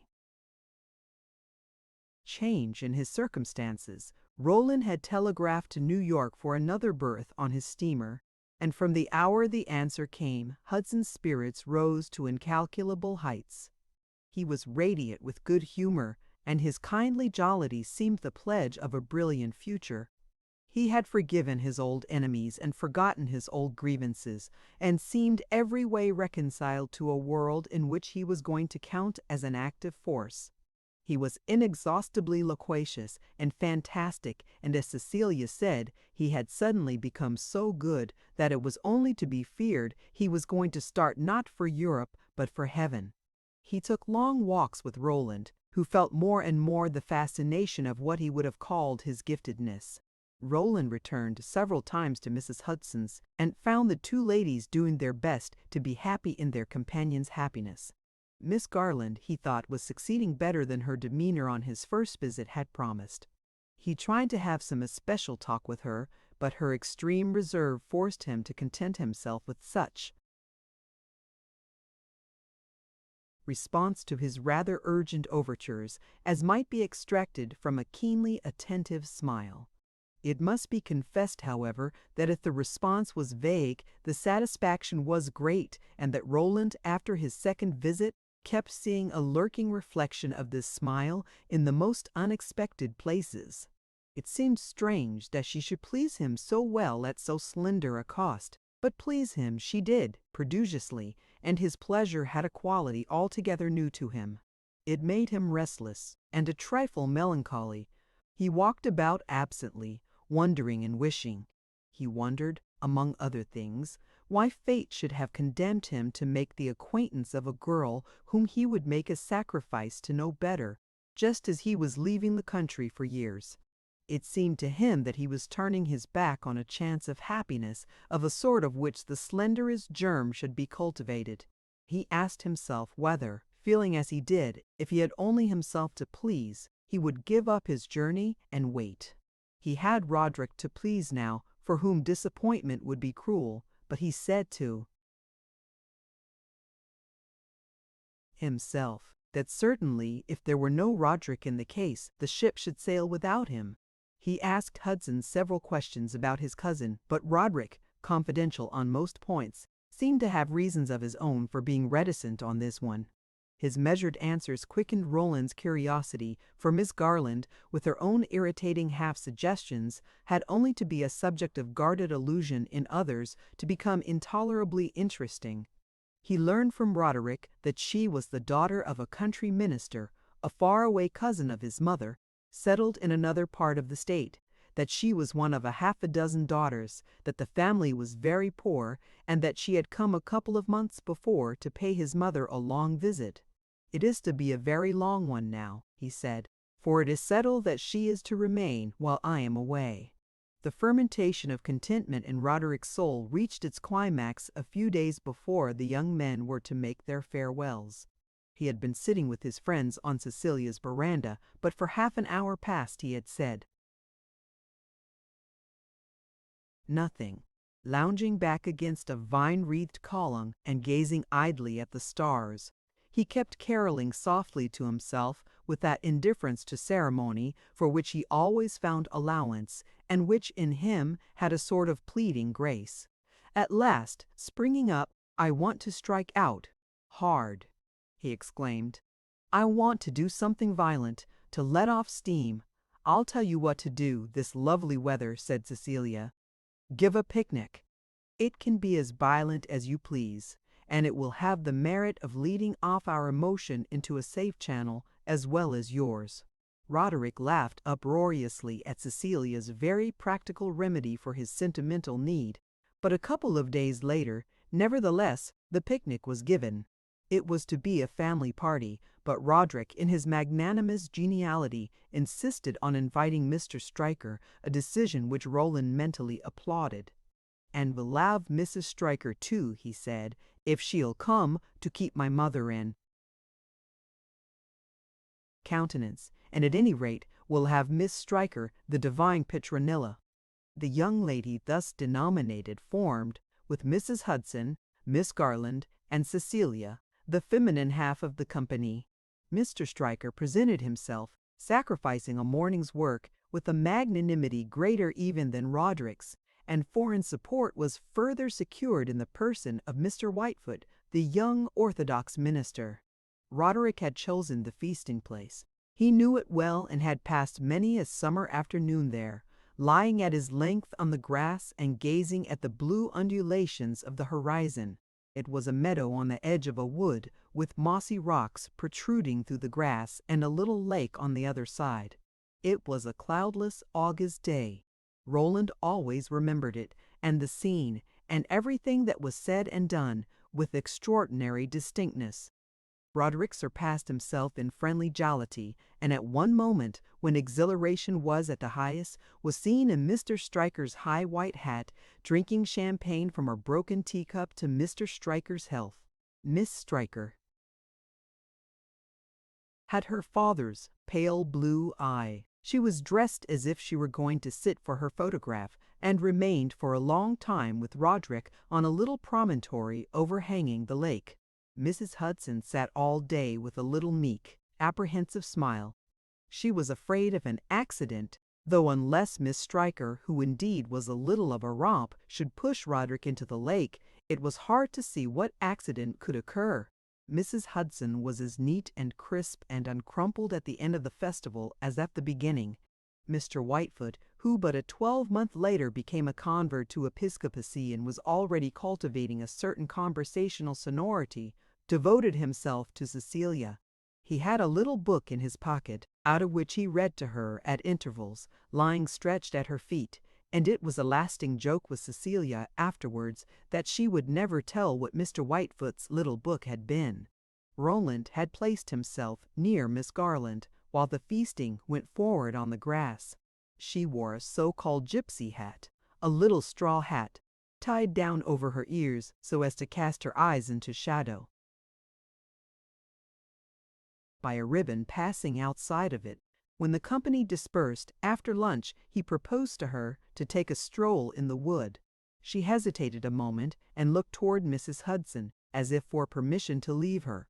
But Mrs. Hudson was listening to Mr. Stryker, who sat gossiping to her with relaxed magniloquence, his waistcoat unbuttoned and his hat on his nose. "You can give your cousin your society at any time," said Roland, "but me, perhaps, you'll never see again. Why then should we wish to be friends if nothing is to come of it?" She asked with homely logic, but by this time she had consented, and they were treading the fallen pine needles. "Oh, one must take all one can get," said Roland. "If we can be friends for half an hour, it's so much gained." Do you expect never to come back to Northampton again? Never is a good deal to say. But I go to Europe for a long stay. Do you prefer it so much to your own country? I will not say that, but I have the misfortune to be a rather idle man, and in Europe the burden of idleness is less heavy than here. She was silent for a few minutes. Then at last, "In that, then, we are better than Europe," she said. To a certain point Roland agreed with her, but he demurred to make her say more. "Wouldn't it be better," she asked, "to work to get reconciled to America than to go to Europe to get reconciled to idleness?" "Doubtless, but you know work is hard to find." "I come from a little place where everyone has plenty," said Miss Garland. "We all work. Everyone I know works. And really," she added presently, "I look at you with curiosity. You are the first unoccupied man I ever saw." "Don't look at me too hard," said Roland, smiling. "I shall sink into the earth. What is the name of your little place?" "West Nazareth," said Miss Garland with her usual sobriety. It is not so very little, though it's smaller than Northampton. I wonder whether I could find any work at West Nazareth, Roland said. You would not like it, Miss Garland declared reflectively. Though there are far finer woods there than this, we have miles and miles of woods. I might chop down trees, said Roland. That is, if you allow it. Allow it? Why, where should we get our firewood? Then, noticing that he had spoken jestingly, she glanced at him askance, though with no visible diminution of her gravity. Don't you know how to do anything? Have you no profession? Roland shook his head. Absolutely none. What do you do all day? Nothing worth relating. That's why I'm going to Europe. There, at least, if I do nothing, I shall see a great deal. And if I'm not a producer, I shall at any rate be an observer. Can't we observe everywhere? Certainly, and I really think that in that way I make the most of my opportunities. Though I confess, he continued, that I often remember there are things to be seen here to which I probably have not done justice. I should like, for instance, to see West Nazareth. She looked round at him, open-eyed, not, apparently, that she exactly supposed he was jesting, for the expression of such a desire was not necessarily facetious, but as if he must have spoken with an ulterior motive. In fact, he had spoken from the simplest of motives. The girl beside him pleased him unspeakably, and suspecting that her charm was essentially her own, and not reflected from social circumstance, he wished to give himself the satisfaction of contrasting her with the meager influences of her education. Miss Garland's second movement was to take him at his word. Since you are free to do as you please, why don't you go there? I am not free to do as I please now. I have offered your cousin to bear him company to Europe. He has accepted with enthusiasm, and I cannot retract. Are you going to Europe simply for his sake? Roland hesitated a moment. I think I may almost say so. Miss Garland walked along in silence. Do you mean to do a great deal for him? She asked at last. What I can, but my power of helping him is very small beside his power of helping himself. For a moment she was silent again. You are very generous, she said, almost solemnly. No, I am simply very shrewd. Roderick will repay me. It's an investment. At first, I think, he added shortly afterwards, you would not have paid me that compliment. You distrusted me. She made no attempt to deny it. I didn't see why you should wish to make Roderick discontented. I thought you were rather frivolous. You did me injustice. I don't think I'm that. It was because you are unlike other men, those, at least, whom I have seen. In what way? Why, as you describe yourself. You have no duties, no profession, no home. You live for your pleasure. That's all very true, and yet I maintain I'm not frivolous. I hope not, said Miss Garland simply. They had reached a point where the wood path forked and put forth two divergent tracks which lost themselves in a verdurous tangle. Miss Garland seemed to think that the difficulty of choice between them was a reason for giving them up and turning back. Roland thought otherwise, and detected agreeable grounds for preference in the left-hand path. As a compromise, they sat down on a fallen log. Looking about him, Roland espied a curious wild shrub with a spotted crimson leaf. He went and plucked a spray of it and brought it to Miss Garland. He had never observed it before, but she immediately called it by its name. She expressed surprise at his not knowing it. It was extremely common. He presently brought her a specimen of another delicate plant with a little blue streaked flower. I suppose that's common too, he said, but I have never seen it or noticed it, at least. She answered that this one was rare, and meditated a moment before she could remember its name. At last she recalled it, and expressed surprise at his having found the plant in the woods. She supposed it grew only in open marshes. Roland complimented her on her fund of useful information. It's not especially useful, she answered, but I like to know the names of plants, as I do those of my acquaintances. When we walk in the woods at home, which we do so much it seems as unnatural not to know what to call the flowers, as it would be to see someone in the town with whom we were not on speaking terms. Apropos of frivolity, Roland said, I'm sure you have very little of it unless at West Nazareth it is considered frivolous to walk in the woods and nod to the nodding flowers. Do kindly tell me a little about yourself. And to compel her to begin, I know you come of a race of theologians, he went on. No, she replied, deliberating. They are not theologians, though they are ministers. We don't take a very firm stand upon doctrine.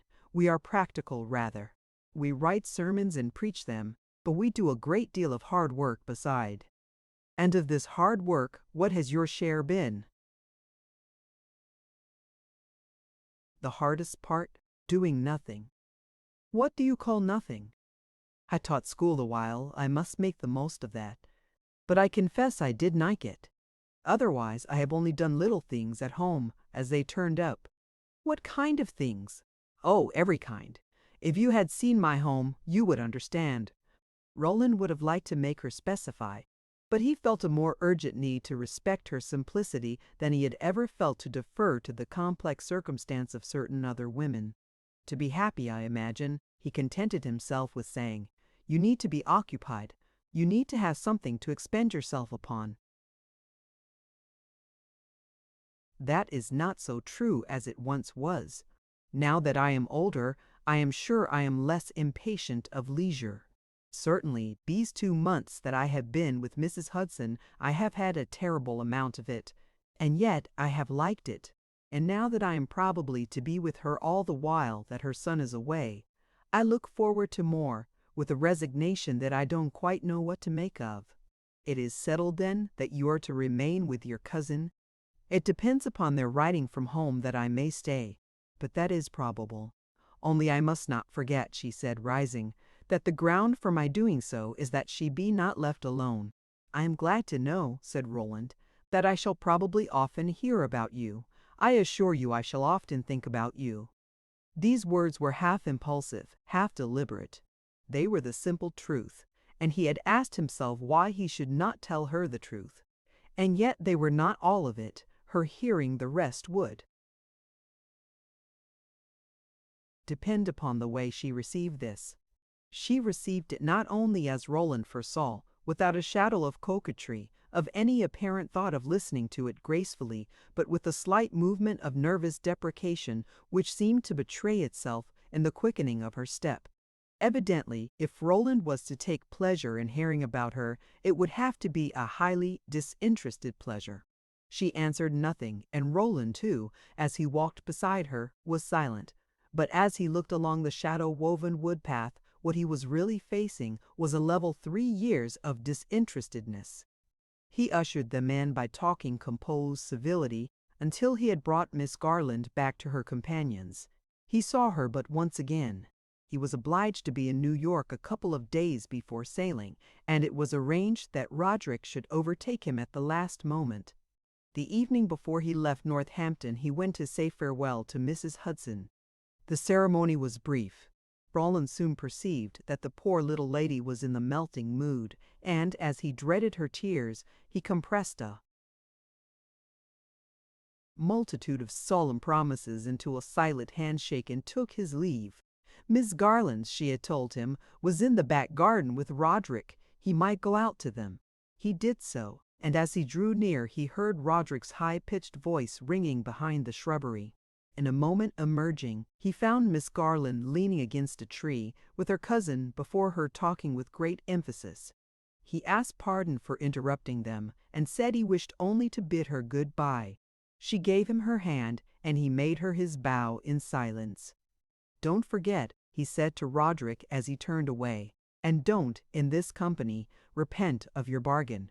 "I shall not let him," said Miss Garland with something very like gaiety. "I shall see that he is punctual. He must go. I owe you an apology for having doubted that he ought to."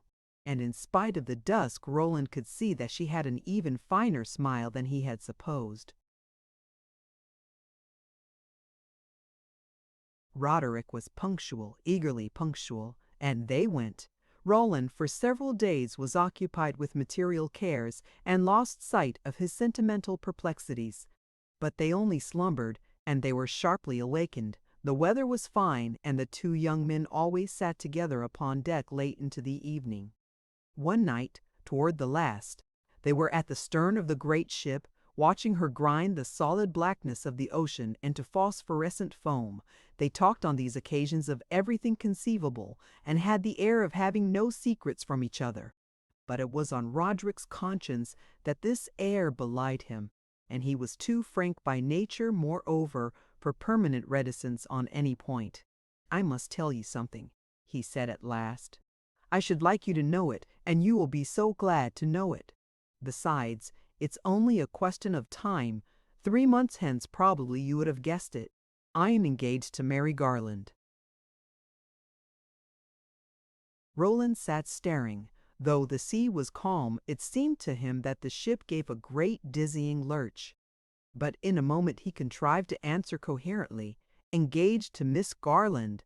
I never imagined that I was in love with her." Roderick interrupted. "Neither did I until this last fortnight, but you came and put me into such ridiculous good humor that I felt an extraordinary desire to tell some woman that I adored her. Miss Garland is a magnificent girl. You know her too little to do her justice. I have been quietly learning to know her these past 3 months, and have been falling in love with her without being conscious of it.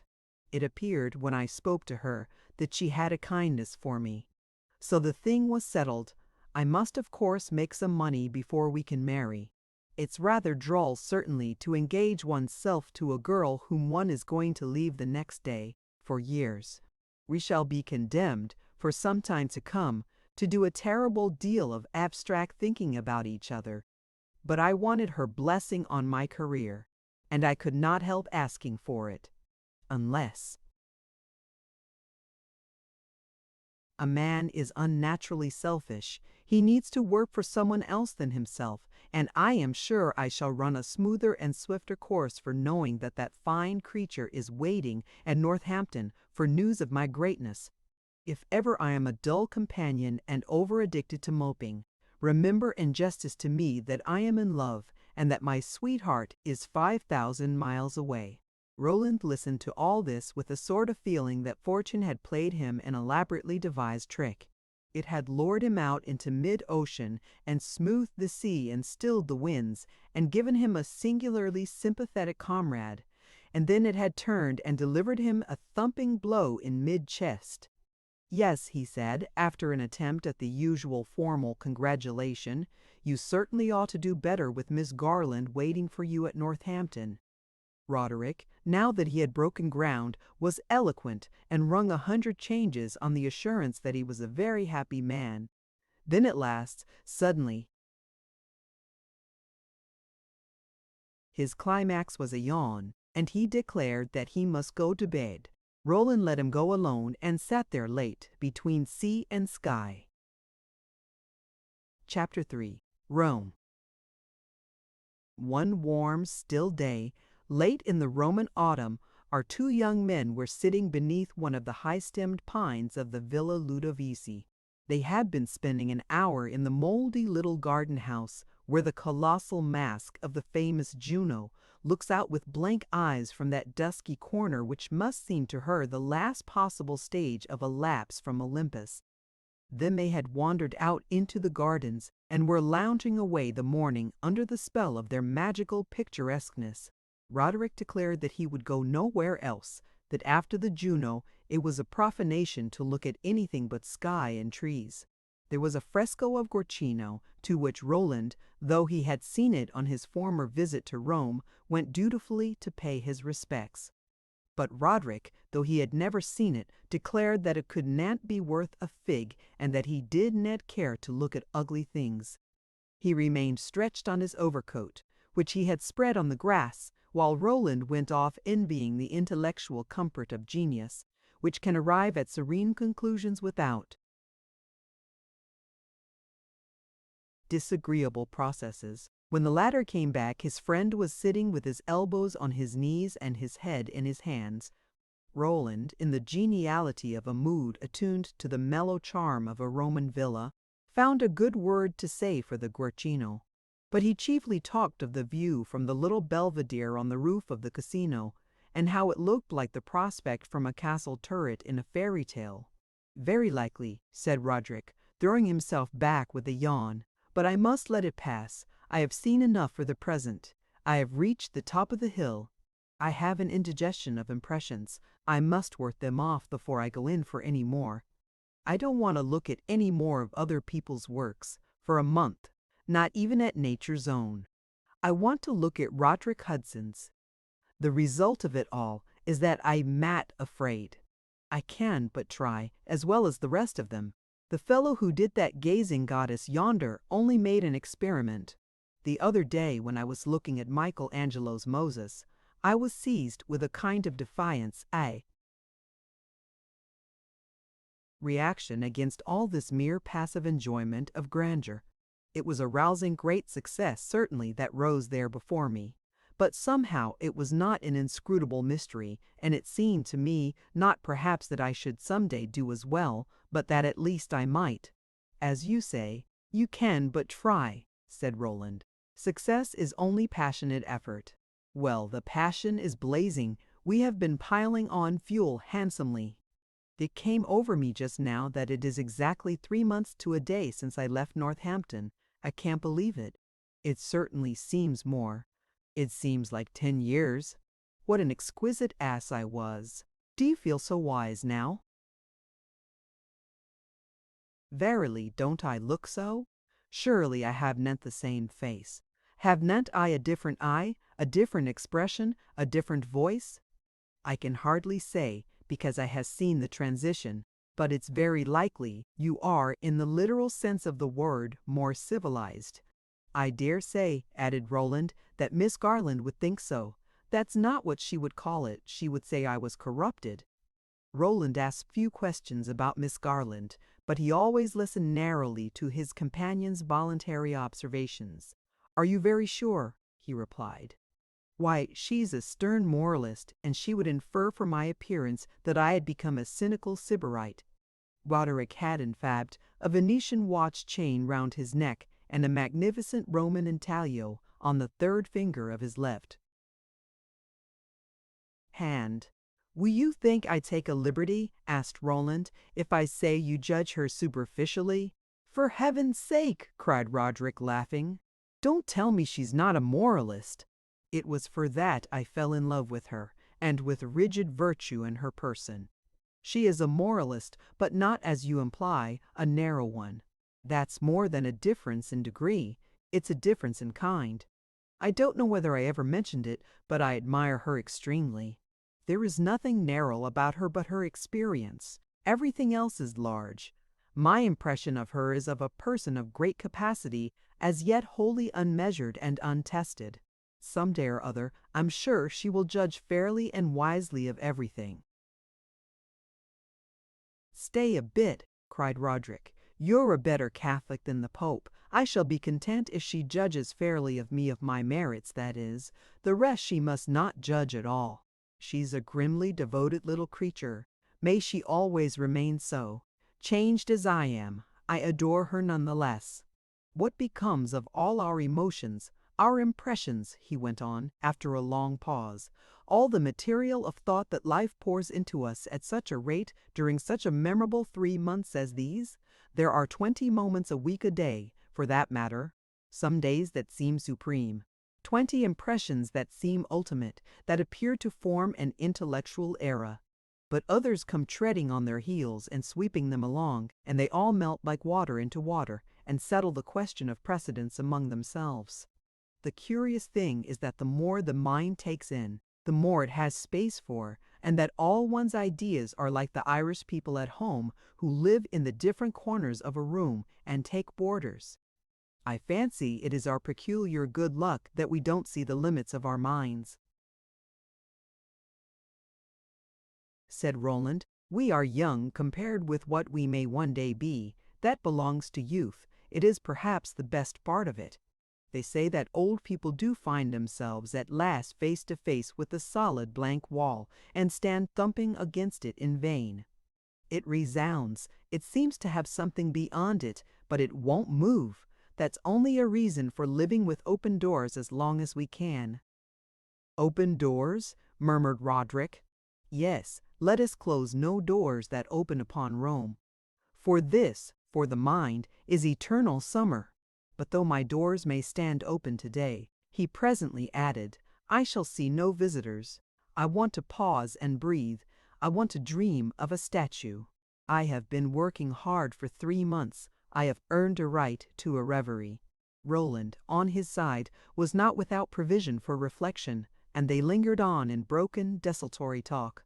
Roland felt the need for intellectual rest, for a truce to present care for churches, statues, and pictures on even better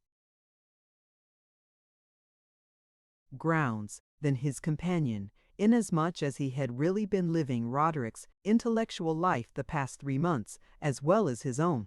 As he looked back on these full-flavored weeks, he drew a long breath of satisfaction, almost of relief. Roderick, thus far, had justified his confidence and flattered his perspicacity. He was rapidly unfolding into an ideal brilliancy. He was changed even more than he himself suspected. He had stepped, without faltering, into his birthright, and was spending money, intellectually as lavishly as a young heir who has just won an obstructive lawsuit. Roderick's glance and voice were the same, doubtless, as when they enlivened the summer dusk on Cecilia's veranda, but in his person generally there was an indefinable expression of experience rapidly and easily assimilated.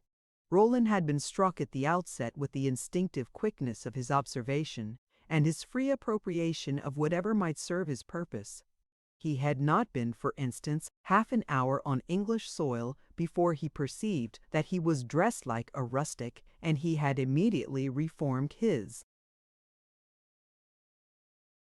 toilet with the most unerring tact. His appetite for novelty was insatiable, and for everything characteristically foreign as it presented itself, he had an extravagant greeting, but in half an hour the novelty had faded, he had guessed the secret, he had plucked out the heart of the mystery, and was clamoring for a keener sensation. At the end of a month he presented, mentally, a puzzling spectacle to his companion. He had caught, instinctively, the keynote of the old world. He observed and enjoyed, he criticized and rhapsodized, but though all things interested him and many delighted him, none surprised him. He had divined their logic and measured their proportions and referred them infallibly to their categories. Witnessing the rate at which he did intellectual execution on the general spectacle of European life, Roland at moments felt vaguely uneasy for the future. The boy was living too fast, he would have said, and giving alarming pledges to ennui in his later years. But we must live as our pulses are timed, and Roderick struck the hour very often. He was by imagination, though he never became in manner, a natural man of the world. He had intuitively, as an artist, what one may call the historic consciousness.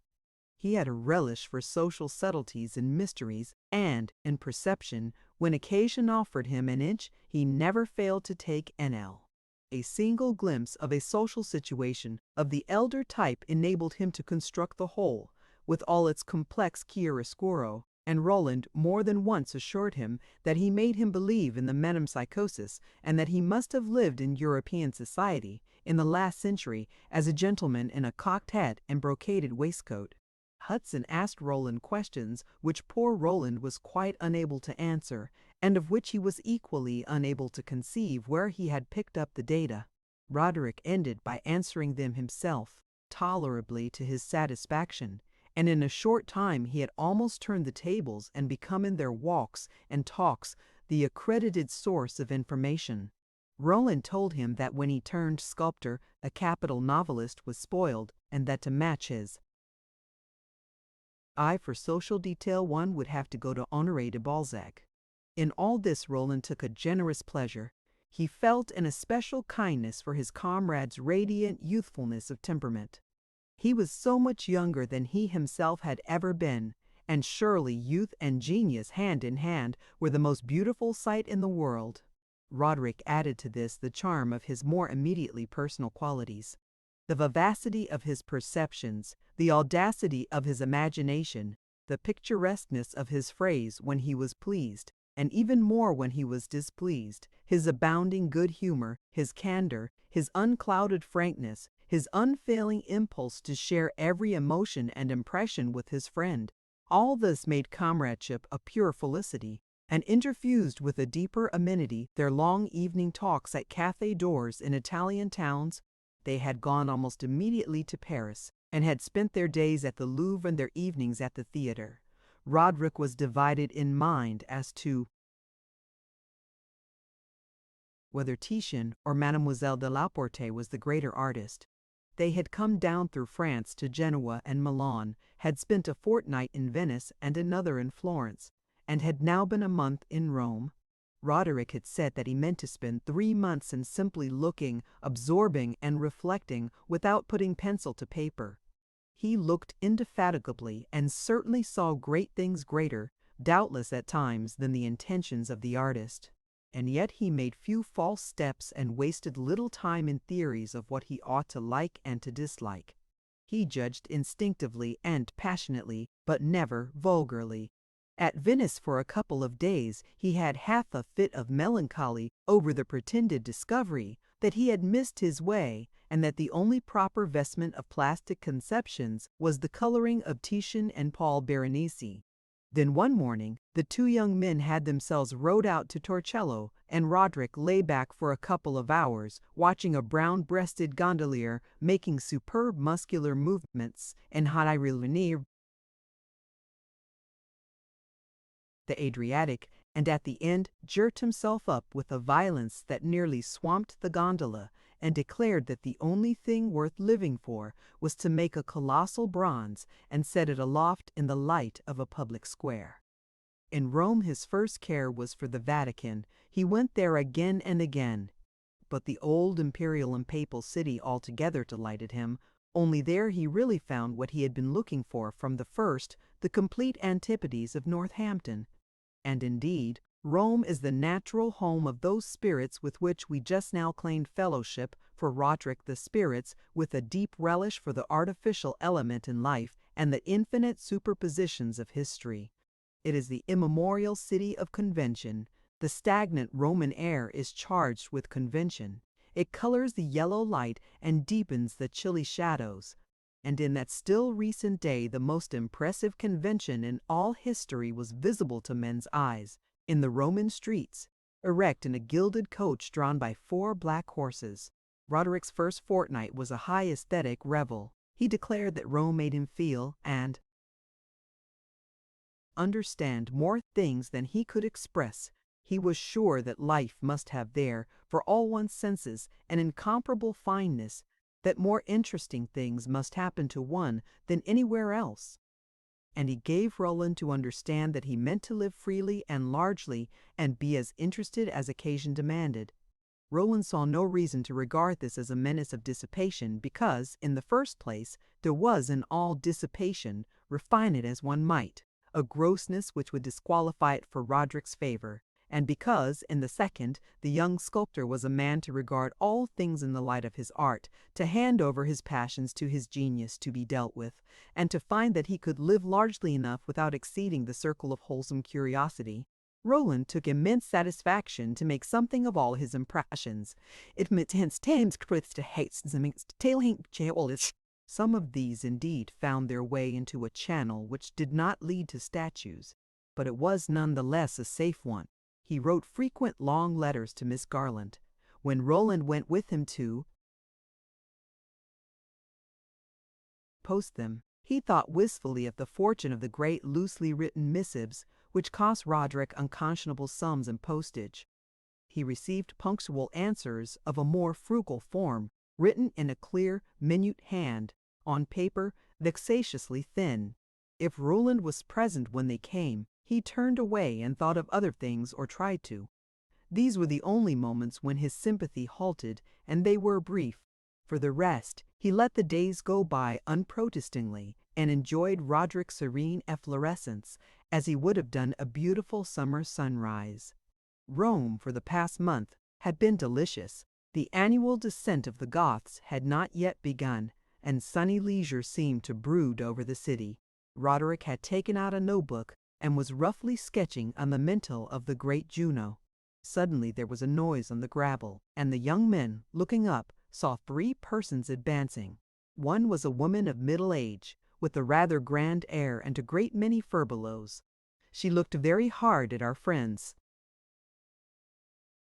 as she passed, and glanced back over her shoulder, as if to hasten the step of the young girl who slowly followed her. She had such an expansive majesty of mien Roland supposed she must have some proprietary right in the villa, and was not just then in a hospitable mood. Beside her walked a little elderly man, tightly buttoned in a shabby black coat, but with a flower in his lappet and a pair of soiled light gloves. He was a grotesque-looking personage, and might have passed for a gentleman of the old school, reduced by adversity to playing cicerone to foreigners of distinction. He had a little black eye which glittered like a diamond and rolled about like a ball of quicksilver, and a white mustache, cut short and stiff, like a worn-out brush. He was smiling with extreme urbanity, and talking in a low, mellifluous voice to the lady, who evidently was not listening to him. At a considerable distance behind this couple strolled a young girl, apparently of about 20. She was tall and slender, and dressed with extreme elegance. She led by a cord a large poodle of the most fantastic aspect. He was combed and decked like a ram for sacrifice. His trunk and haunches were of the most transparent pink, his fleecy head and shoulders as white as jeweler's cotton, and his tail and ears ornamented with long blue ribbons. He stepped along stiffly and solemnly beside his mistress with an air of conscious elegance. There was something at first slightly ridiculous in the sight of a young lady gravely appended to an animal of these incongruous attributes, and Roderick, with his customary frankness, greeted the spectacle with a competent smile. The young girl proceeded and turned her face full upon him, with a gaze intended apparently to enforce greater deference. It was not deference, however. Her face provoked, but startled, submissive admiration. Roderick's smile fell dead, and he sat eagerly staring. A pair of extraordinary dark blue eyes, a mass of dusky hair over a low forehead, a blooming oval of perfect purity, a flexible lip, just touched with disdain, the step and carriage of a tired princess. These were the general features of his vision. The young lady was walking slowly and letting her long dress rustle over the gravel. The young man had time to see her distinctly before she averted her face and went her way. She left a vague, sweet perfume behind her as she passed. "Immortal powers!" cried Roderick. "What a vision! In the name of transcendent perfection, who is she?" He sprang up and stood looking after her until she rounded a turn in the avenue. What a movement, what a manner, what a poise of the head! I wonder if she would sit to me. "You had better go and ask her," said Roland, laughing. "She is certainly most beautiful." "Beautiful? She's beauty itself. She's a revelation. I don't believe she is living. She's a phantasm, a vapor, an illusion." "The poodle," said Roland, "is certainly alive. Nay, he too may be a grotesque phantom like the black dog in Faust. I hope at least that the young lady has nothing in common with Mephistopheles." She looked dangerous. "If beauty is immoral, as people think in Northampton," said Roderick, "she is the incarnation of evil. The mamma and the queer old gentleman, moreover, are a pledge of her reality. Who are they all?" "The Prince and Princess Ludovici and the Principess Na," suggested Roland. "There are no such people," said Roderick. "Besides, the little old man is not the papa." Roland smiled, wondering how he had ascertained these facts, and the young sculptor went on.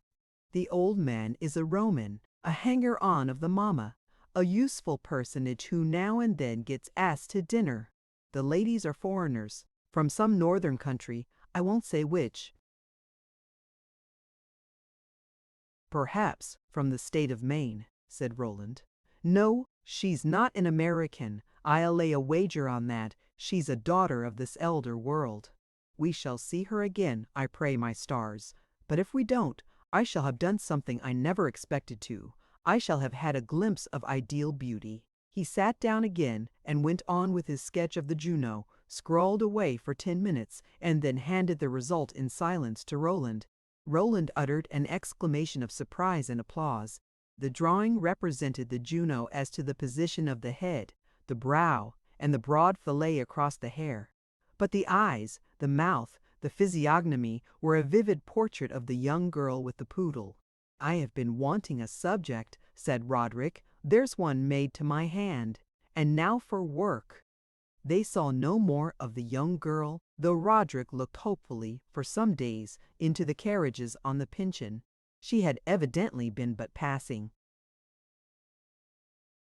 through Rome. Naples or Florence now happily possessed her, and she was guiding her fleecy companion through the Villa Real or the Boboli Gardens with the same superb defiance of irony.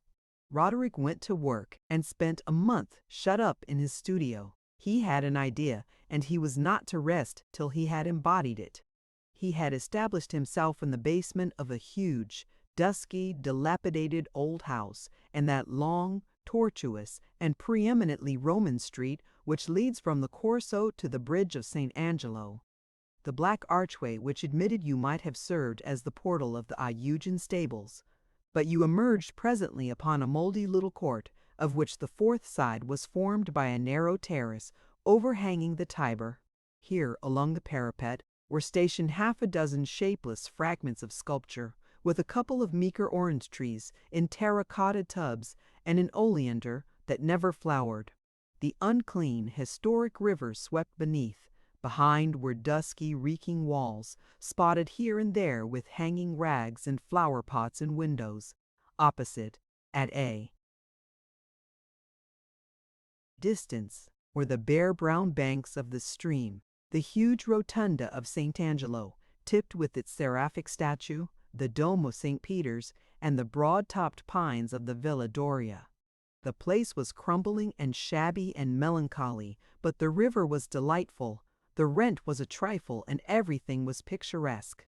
Roderick was in the best humor with his quarters from the first, and was certain that the working mood there would be intenser in an hour than in 20 years of Northampton. His studio was a huge, empty room with a vaulted ceiling covered with vague, dark traces of an old fresco, which Roland, when he spent an hour with his friend, used to stare at vainly for some surviving coherence of floating draperies and clasping arms. Roderick had lodged himself economically in the same quarter.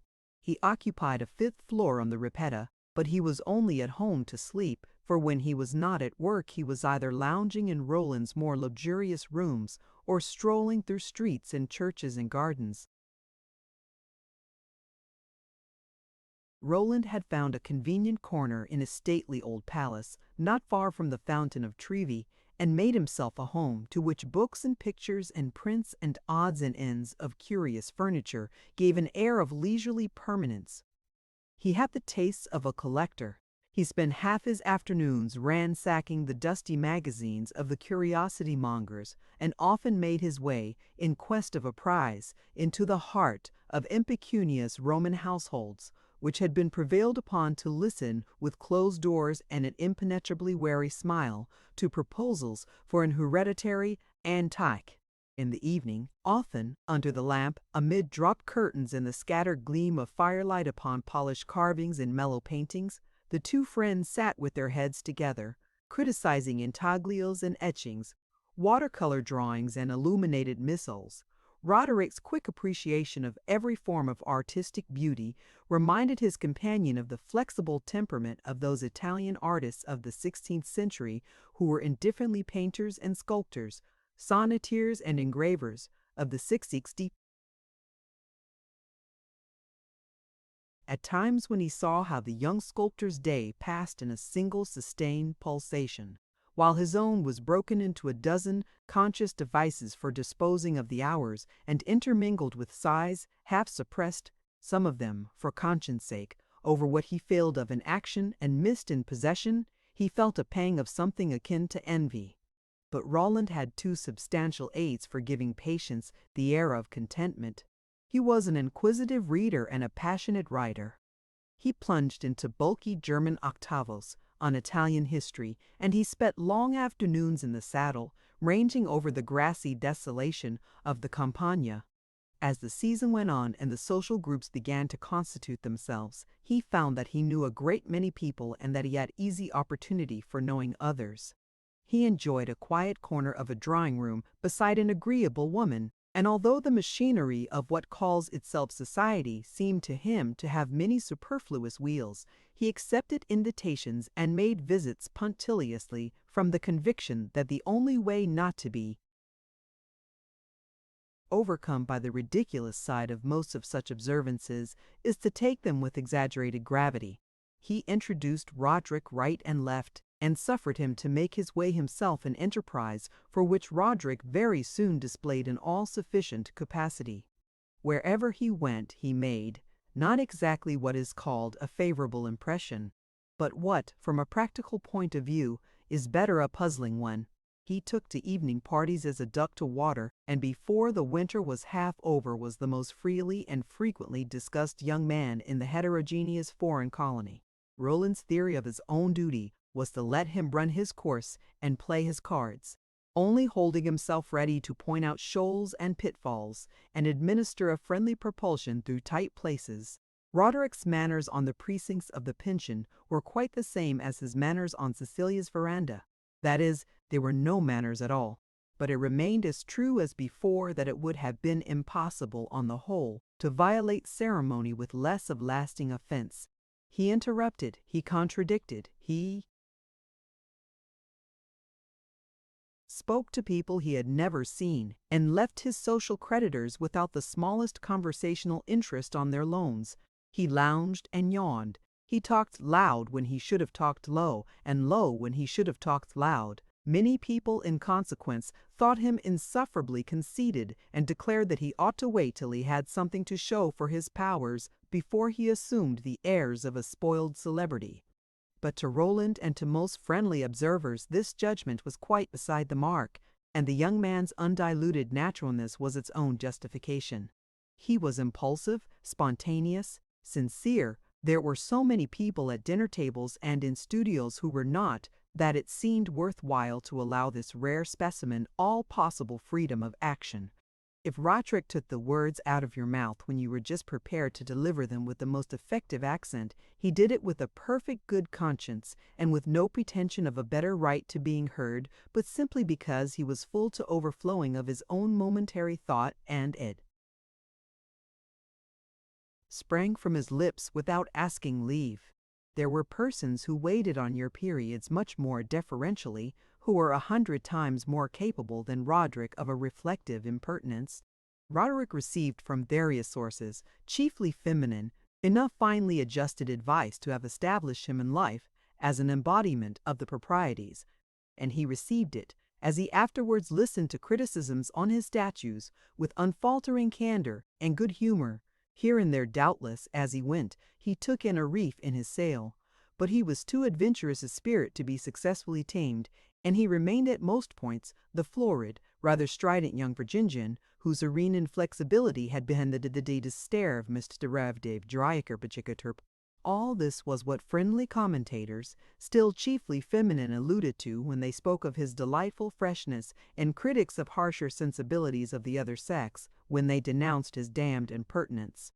His appearance enforced these impressions. His handsome face, his radiant, unaverted eyes, his childish, unmodulated voice. Afterwards, when those who loved him were in tears, there was something in all this unspotted comeliness that seemed to lend a mockery to the causes of their sorrow. Certainly, among the young men of genius who, for so many ages, have gone up to Rome to test their powers, none ever made a fairer beginning than Roderick. He rode his 2 horses at once with extraordinary good fortune. He established the Findy betwixt work and play.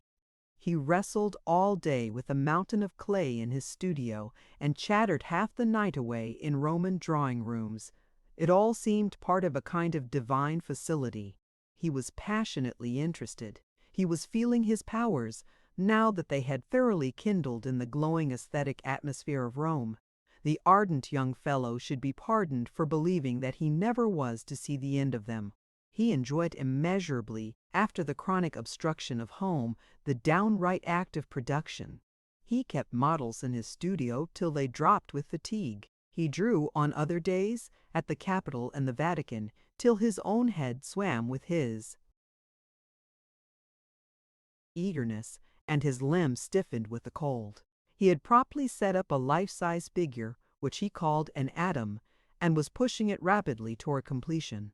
There were naturally a great many wise heads who smiled at his precipitancy and cited him as one more example of Yankee crudity, a capital recruit to the great army of those who wish to dance before they can walk. They were right, but Roderick was right too, for the success of his statue was not to have been foreseen. It partook, really, of the miraculous. He never surpassed it afterwards, and a good judge here and there has been known to pronounce it the finest piece of sculpture of our modern era. To Roland it seemed to justify superbly his highest hopes of his friend, and he said to himself that if he had invested his happiness in fostering a genius, he ought now to be in possession of a boundless complacency. There was something especially confident and masterly in the artist's negligence of all such small picturesque accessories as might serve to label his figure to a vulgar apprehension. If it represented the father of the human race and the primal embodiment of human sensation, it did so in virtue of its look of balanced physical perfection and deeply, eagerly sentient vitality. Roland, in fraternal zeal, traveled up to Carrara and selected at the quarries the most magnificent block of marble he could find. And when it came down to Rome, the two young men had a celebration. They drove out to Albono, breakfasted boisterously in their respective measure at the inn, and lounged away the day in the sun on the top of Monte Cavo. Roderick's head was full of ideas for other works, which he described with infinite spirit and eloquence, as vividly as if they were ranged on their pedestals before him. He had an indefatigable fancy. Things he saw in the streets, in the country, things he heard and read, effects he saw just missed or half expressed in the works of others, acted upon his mind as a kind of challenge, and he was terribly restless until, in some form or other, he had taken up the glove and set his lance in rest. The atom was put into marble, and all the world came to see it. Of the criticisms passed upon it, this history undertakes to offer no record. Over many of them, the two young men had a daily laugh for a month, and certain of the formulas of the connoisseurs, restrictive or indulgent, furnished Roderick with a permanent supply of humorous catchwords. But people enough spoke flattering good sense to make Roderick feel as if he were already half famous. The statue passed formally into Roland's possession, and was paid for as if an illustrious name had been chiseled on the pedestal. Poor Roderick owed every franc of the money. It was not for this, however, but because he was so gloriously in the mood, that, denying himself all breathing time, on the same day he had given the last touch to the atom, he began to shape the rough contour of an Eve. This went forward with equal rapidity and success. Roderick lost his temper, time and again, with his models, who offered but a gross, degenerate image of his splendid ideal.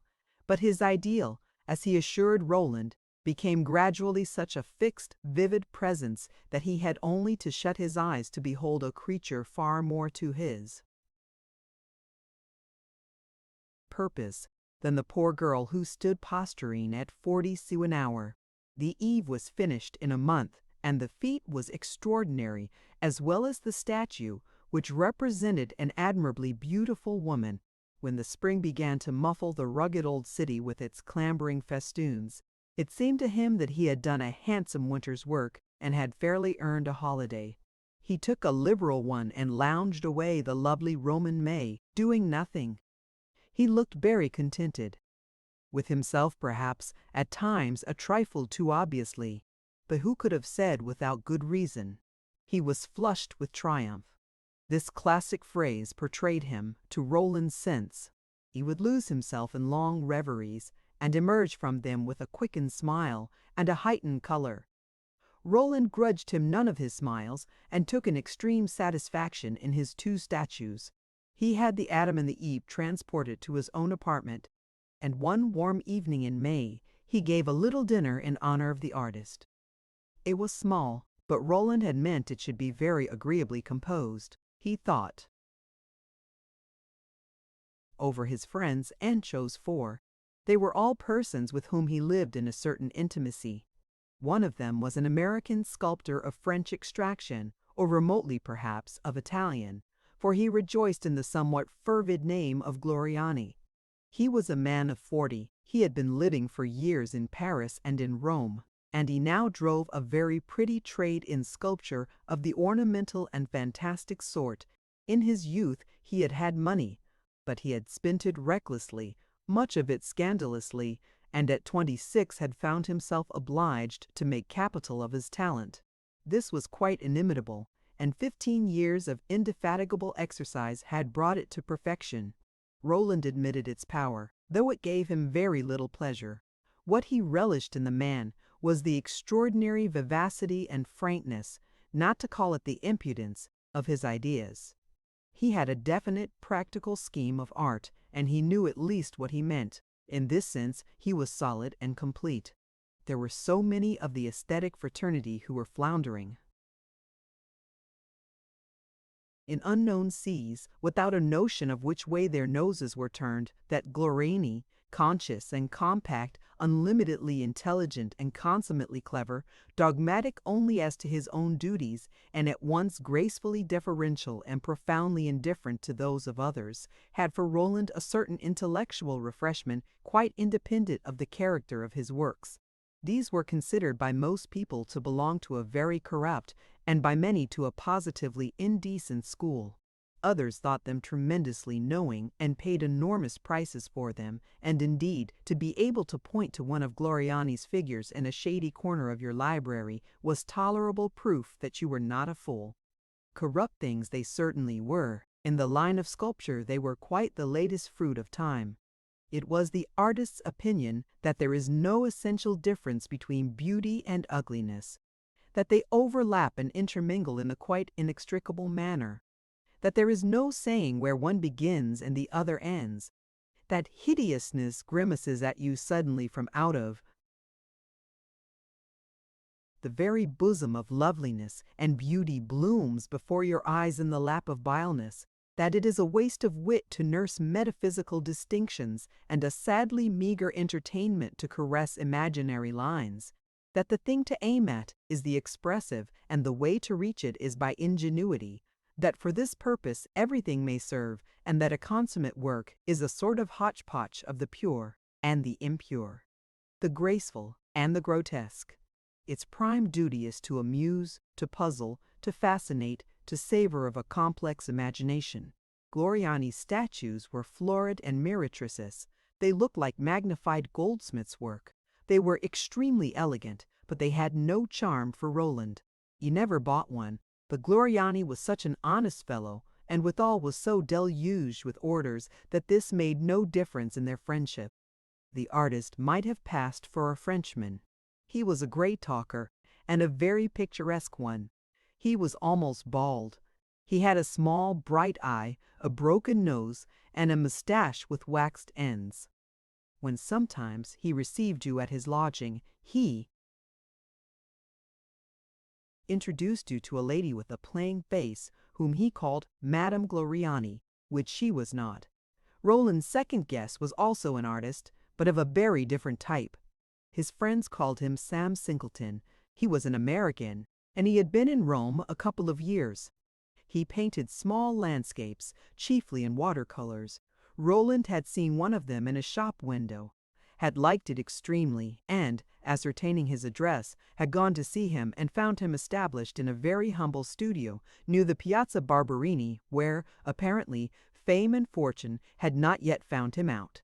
Roland took a fancy to him and bought several of his pictures. Singleton made few speeches, but was grateful. Roland heard afterwards that when he first came to Rome, He painted worthless daubs and gave no promise of talent. Improvement had come, however, hand in hand with patient industry, and his talent, though of a slender and delicate order, was now incontestable. It was as yet but scantily recognized, and he had hard work to live. Roland hung his little watercolors on the parlor wall and found that, as he lived with them, he grew very fond of them. Singleton was a diminutive, dwarfish personage. He looked like a precocious child. He had a high, protuberant forehead, a transparent brown eye, a perpetual smile, an extraordinary expression of modesty and patience.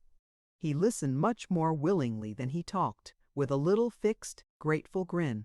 He blushed when he spoke, and always offered his ideas in a sidelong fashion, as if the presumption were against them. His modesty set them off, and they were eminently to the point. He was so perfect, an example of the little noiseless, laborious artist whom chance, in the person of a moneyed patron, has never taken by the hand, that Roland would have liked to befriend him by stealth. Singleton had expressed a fervent admiration for Roderick's productions, but had not yet met the young master. Roderick was lounging against the chimney-piece when he came in, and Roland presently introduced him. The little watercolorist stood with folded hands, blushing, smiling, and looking up at him as if Roderick were himself a statue on a pedestal. Singleton began to murmur something about his pleasure, his admiration. The desire to make his compliment smoothly gave him a kind of grotesque formalism. Roderick looked down at him surprised, and suddenly burst into a laugh. Singleton paused a moment, and then, with an intenser smile, went on. "Well, sir, your statues are beautiful, all the same." Roland's two other guests were ladies, and one of them, Miss Blanchard, belonged also to the artistic fraternity. She was an American, she was young, she was pretty, and she had made her way to Rome alone and unaided. She lived alone, or with no other duenna than a bushy-browed old serving-woman, though indeed she had a friendly neighbor in the person of a certain Madame Grandoni, who in various social emergencies lent her a protecting wing, and had come with her to Roland's dinner. Miss Blanchard had a little money, but she was not above selling her pictures. These represented generally a bunch of dew sprinkled roses, with the dewdrops very highly finished, or else a wayside shrine, and a peasant woman, with her back turned, kneeling before it. She did backs very well, but she was a little weak in faces. Flowers, however, were her speciality, and though her touch was a little old-fashioned and finical, she painted them with remarkable skill. Her pictures were chiefly bought by the English. Roland had made her acquaintance early in the winter, and as she kept a saddle horse and rode a great deal, he had asked permission to be her cavalier. In this way they had become almost intimate. Miss Blanchard's name was Augusta. She was slender, pale, and elegant-looking. She had a very pretty head and brilliant auburn hair, which she braided with classical simplicity. She talked in a sweet, soft voice, used language at times a trifle superfine, and made literary allusions. These had often a patriotic strain, and Roland had more than once been irritated by her quotations from Mrs. Sigourney in the cork woods of Monte Mario, and from Mr. Willis among the ruins of Veii. Roland was of a dozen different minds about her, and was half surprised, at times, to find himself treating it as a matter of serious moment whether he liked her or not. He admired her, and indeed there was something admirable in her combination of beauty and talent, of isolation and tranquil self-support.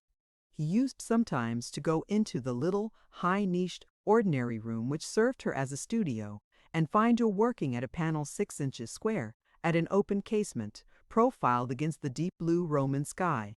She received him with a meek-eyed dignity that made her seem like a painted saint on a church window, receiving the daylight in all her being. The breath of reproach passed her by with folded wings, and yet Roland wondered why he did not like her better. If he failed, the reason was not far to seek. There was another woman whom he liked better, an image in his heart which refused to yield precedence. On that evening to which allusion has been made, when Roland was left alone between the starlight and the waves with the sudden knowledge that Mary Garland was to become another man's wife, he had made, after a while, the simple resolution to forget her. And every day since, like a famous philosopher who wished to abbreviate his mourning for a faithful servant, he had said to himself in substance, "Remember to forget Mary Garland." Sometimes it seemed as if he were succeeding. Then suddenly, when he was least expecting it, he would find her name inaudibly on his lips and seem to see her eyes meeting his eyes. All this made him uncomfortable and seemed to portend a possible discord.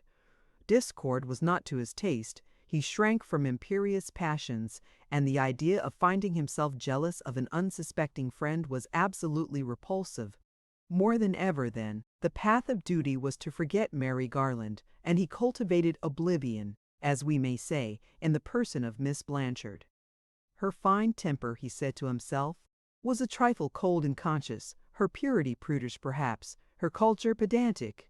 But since he was obliged to give up hopes of Mary Garland, Providence owed him a compensation, and he had fits of angry sadness in which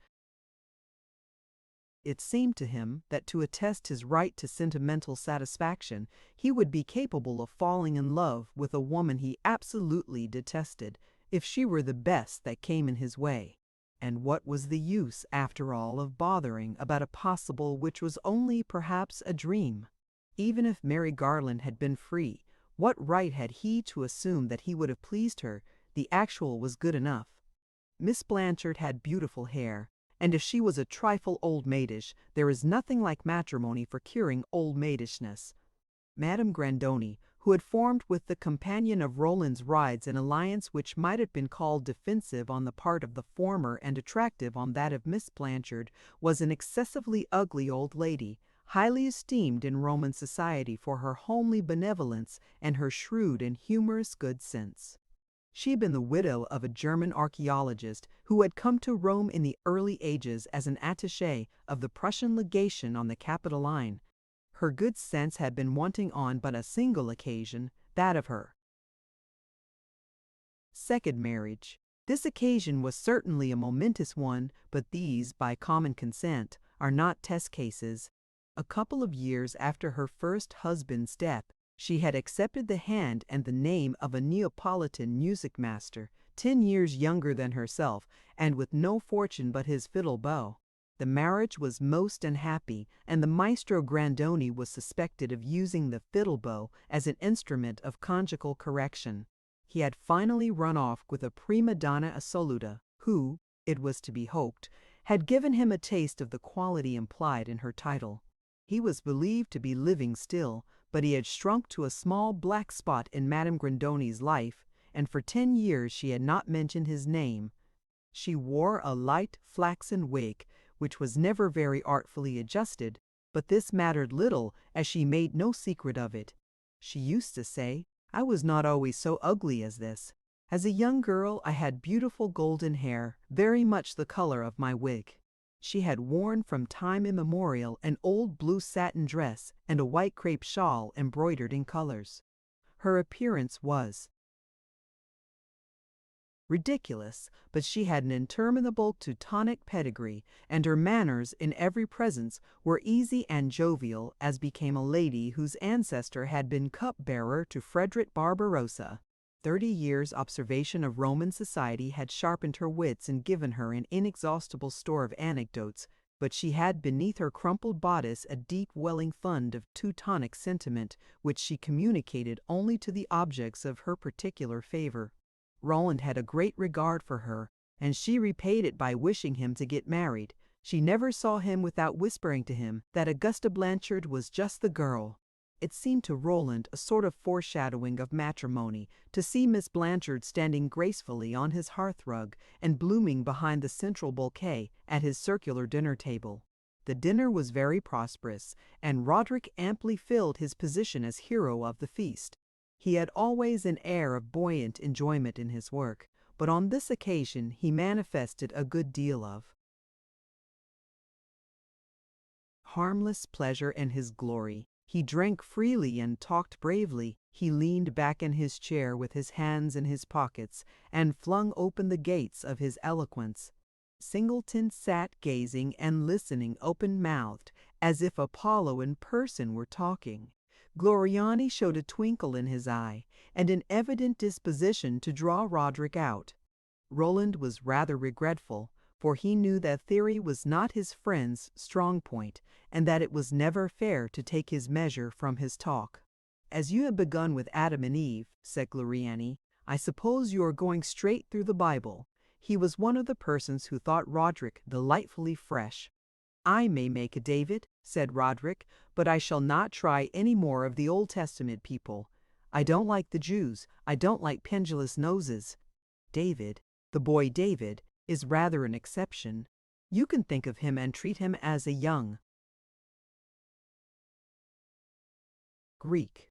Standing forth there on the plain of battle between the contending armies, rushing forward to let fly his stone, he looks like a beautiful runner at the Olympic Games. After that, I shall skip to the New Testament. I mean to make a Christ. "You'll put nothing of the Olympic Games into him, I hope," said Gloriani. "Oh, I shall make him very different from the Christ of tradition, more," and Roderick paused a moment to think. This was the first that Roland had heard of his Christ. "More rationalistic, I suppose," suggested Miss Blanchard. "More idealistic," cried Roderick. "The perfection of form, you know, to symbolize the perfection of spirit." "For a companion piece," said Miss Blanchard, "you ought to make a Judas." "Never. I mean never to make anything ugly. The Greeks never made anything ugly, and I'm a Hellenist. I'm not a Hebraist. I have been thinking lately of making a Cain, but I should never dream of making him ugly. He should be a very handsome fellow, and he should lift up the murderous club with the beautiful movement of the fighters in the Greek friezes who are chopping at their enemies." "There's no use trying to be a Greek," said Gloriani. "If Phidias were to come back, he would recommend you to give it up. I am half Italian and half French, and as a whole a Yankee. What sort of a Greek should I make?" "I think the Judas is a capital idea for a statue." "Much obliged to you, madam, for the suggestion. What an insidious little scoundrel one might make of him, sitting there nursing his money bag and his treachery. There can be a great deal of expression in a pendulous nose, my dear sir, especially when it is cast in green bronze." "Very likely," said Roderick, "but it is not the sort of expression I care for. I care only for perfect beauty. There it is, if you want to know it. That's as good a profession of faith as another. In future, so far as my things are not positively beautiful, you may set them down as failures. For me, it's either that or nothing. It's against the taste of the day, I know. We have really lost the faculty to understand beauty in the large, ideal way. We stand like a race with shrunken muscles, staring helplessly at the weights our forefathers easily lifted. But I don't hesitate to proclaim it. I mean to lift them again. I mean to go in for big things. That's my notion of my art. I mean to do things that will be simple and vast and infinite. You'll see if they won't be infinite. Excuse me if I brag a little. All those Italian fellows in the Renaissance used to brag. There was a sensation once common, I am sure, in the human breast, a kind of religious awe in the presence of a marble image newly created and expressing the human type in superhuman purity. When Phidias and Praxiteles had their statues of goddesses unveiled in the temples of the Aegean, don't you suppose there was a passionate beating of hearts, a thrill of mysterious terror? I mean to bring it back. I mean to thrill the world again. I mean to produce a Juno that will make you tremble, a Venus that will make you swoon. So that when we come and see you," said Madame Grandoni, "we must be sure and bring our smelling bottles, and pray have a few soft sofas conveniently placed." Phidias and Praxiteles, Miss Blanchard remarked, had the advantage of believing in their goddesses. I insist on believing for myself that the pagan mythology is not a fiction, and that Venus and Juno and Apollo and Mercury used to come down in a cloud into this very city of Rome where we sit talking 19th century English." "19th century nonsense, my dear," cried Madame Grandoni. "Mr. Hudson may be a new Phidias, but Venus and Juno, that's you and I, arrived today in a very dirty cab, and were cheated by the driver too." "But, my dear fellow," objected Gloriani, "you don't mean to say you are going to make over in cold blood those poor old exploded Apollos and Hebes?" "It won't matter what you call them," said Roderick. "They shall be simply divine forms. They shall be beauty, they shall be wisdom, they shall be power, they shall be genius, they shall be daring. That's all the Greek divinities were." "That's rather abstract, you know," said Miss Blanchard. "My dear fellow," cried Gloriani, "you're delightfully young." "I hope you will not grow any older," said Singleton, with a flush of sympathy across his large white forehead. "You can do it if you try." "Then there are all the forces and mysteries and elements of nature," Roderick went on. "I mean to do the morning, I mean to do the night. I mean to do the ocean and the mountains, the moon and the west wind. I mean to make a magnificent statue of America."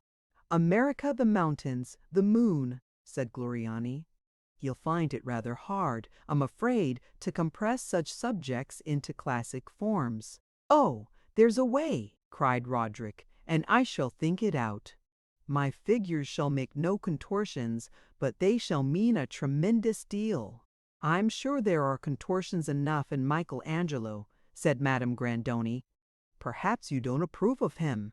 "Oh, Michelangelo was not knee," said Roderick with sublimity. There was a great laugh. But after all, Roderick had done some fine things. Roland had bidden one of the servants bring him a small portfolio of prints, and had taken out a photograph of Roderick's little statue of the youth drinking. It pleased him to see his friend sitting there in radiant ardor, defending idealism against so knowing an apostle of corruption as Gloriani, and he wished to help the elder artist to be confuted. He silently handed him the photograph. "Bless me," cried Gloriani, "did he do this?" "Ages ago," said Roderick. Gloriani looked at the photograph a long time, with evident admiration. "It's deucedly pretty," he said at last. "But, my dear young friend, you can't keep this up." "I shall do better," said Roderick. "You will do worse. You will become weak. You will have to take to violence, to contortions, to romanticism, in self-defense. This sort of thing is like a man trying to lift himself up by the seat of his trousers. He may stand on tiptoe, but he can't do more. Here you stand on tiptoe very gracefully, I admit, but you can't fly. There's no use trying." "My America shall answer you," said Roderick, shaking toward him a tall glass of champagne and drinking it down. Singleton had taken the photograph and was poring over it with a little murmur of delight. "Was this done in America?" he asked. "In a square white wooden house at Northampton, Massachusetts," Roderick answered. "Dear old white wooden houses," said Miss Blanchard. "If you could do as well as this there," said Singleton, blushing and smiling, "one might say that really you had only to lose by coming to Rome." "Mallet is to blame for that," said Roderick, "but I am willing to risk the loss." The photograph had been passed to Madame Grandoni. "It reminds me," she said, "of the things a young man used to do whom I knew years ago when I first came to Rome. He was a German, a pupil of Overbeck and a votary of spiritual art. He used to wear a black velvet tunic and a very low shirt collar. He had a neck like a sickly crane, and let his hair grow down to his shoulders. His name was Herr Schafkens. He never painted anything so profane as a man taking a drink, but his figures were all of the simple and slender and angular pattern, and nothing if not innocent like this one of yours. He would not have agreed with Gloriani any more than you. He used to come and see me very often, and in those days I thought his tunic and his long neck infallible symptoms of genius.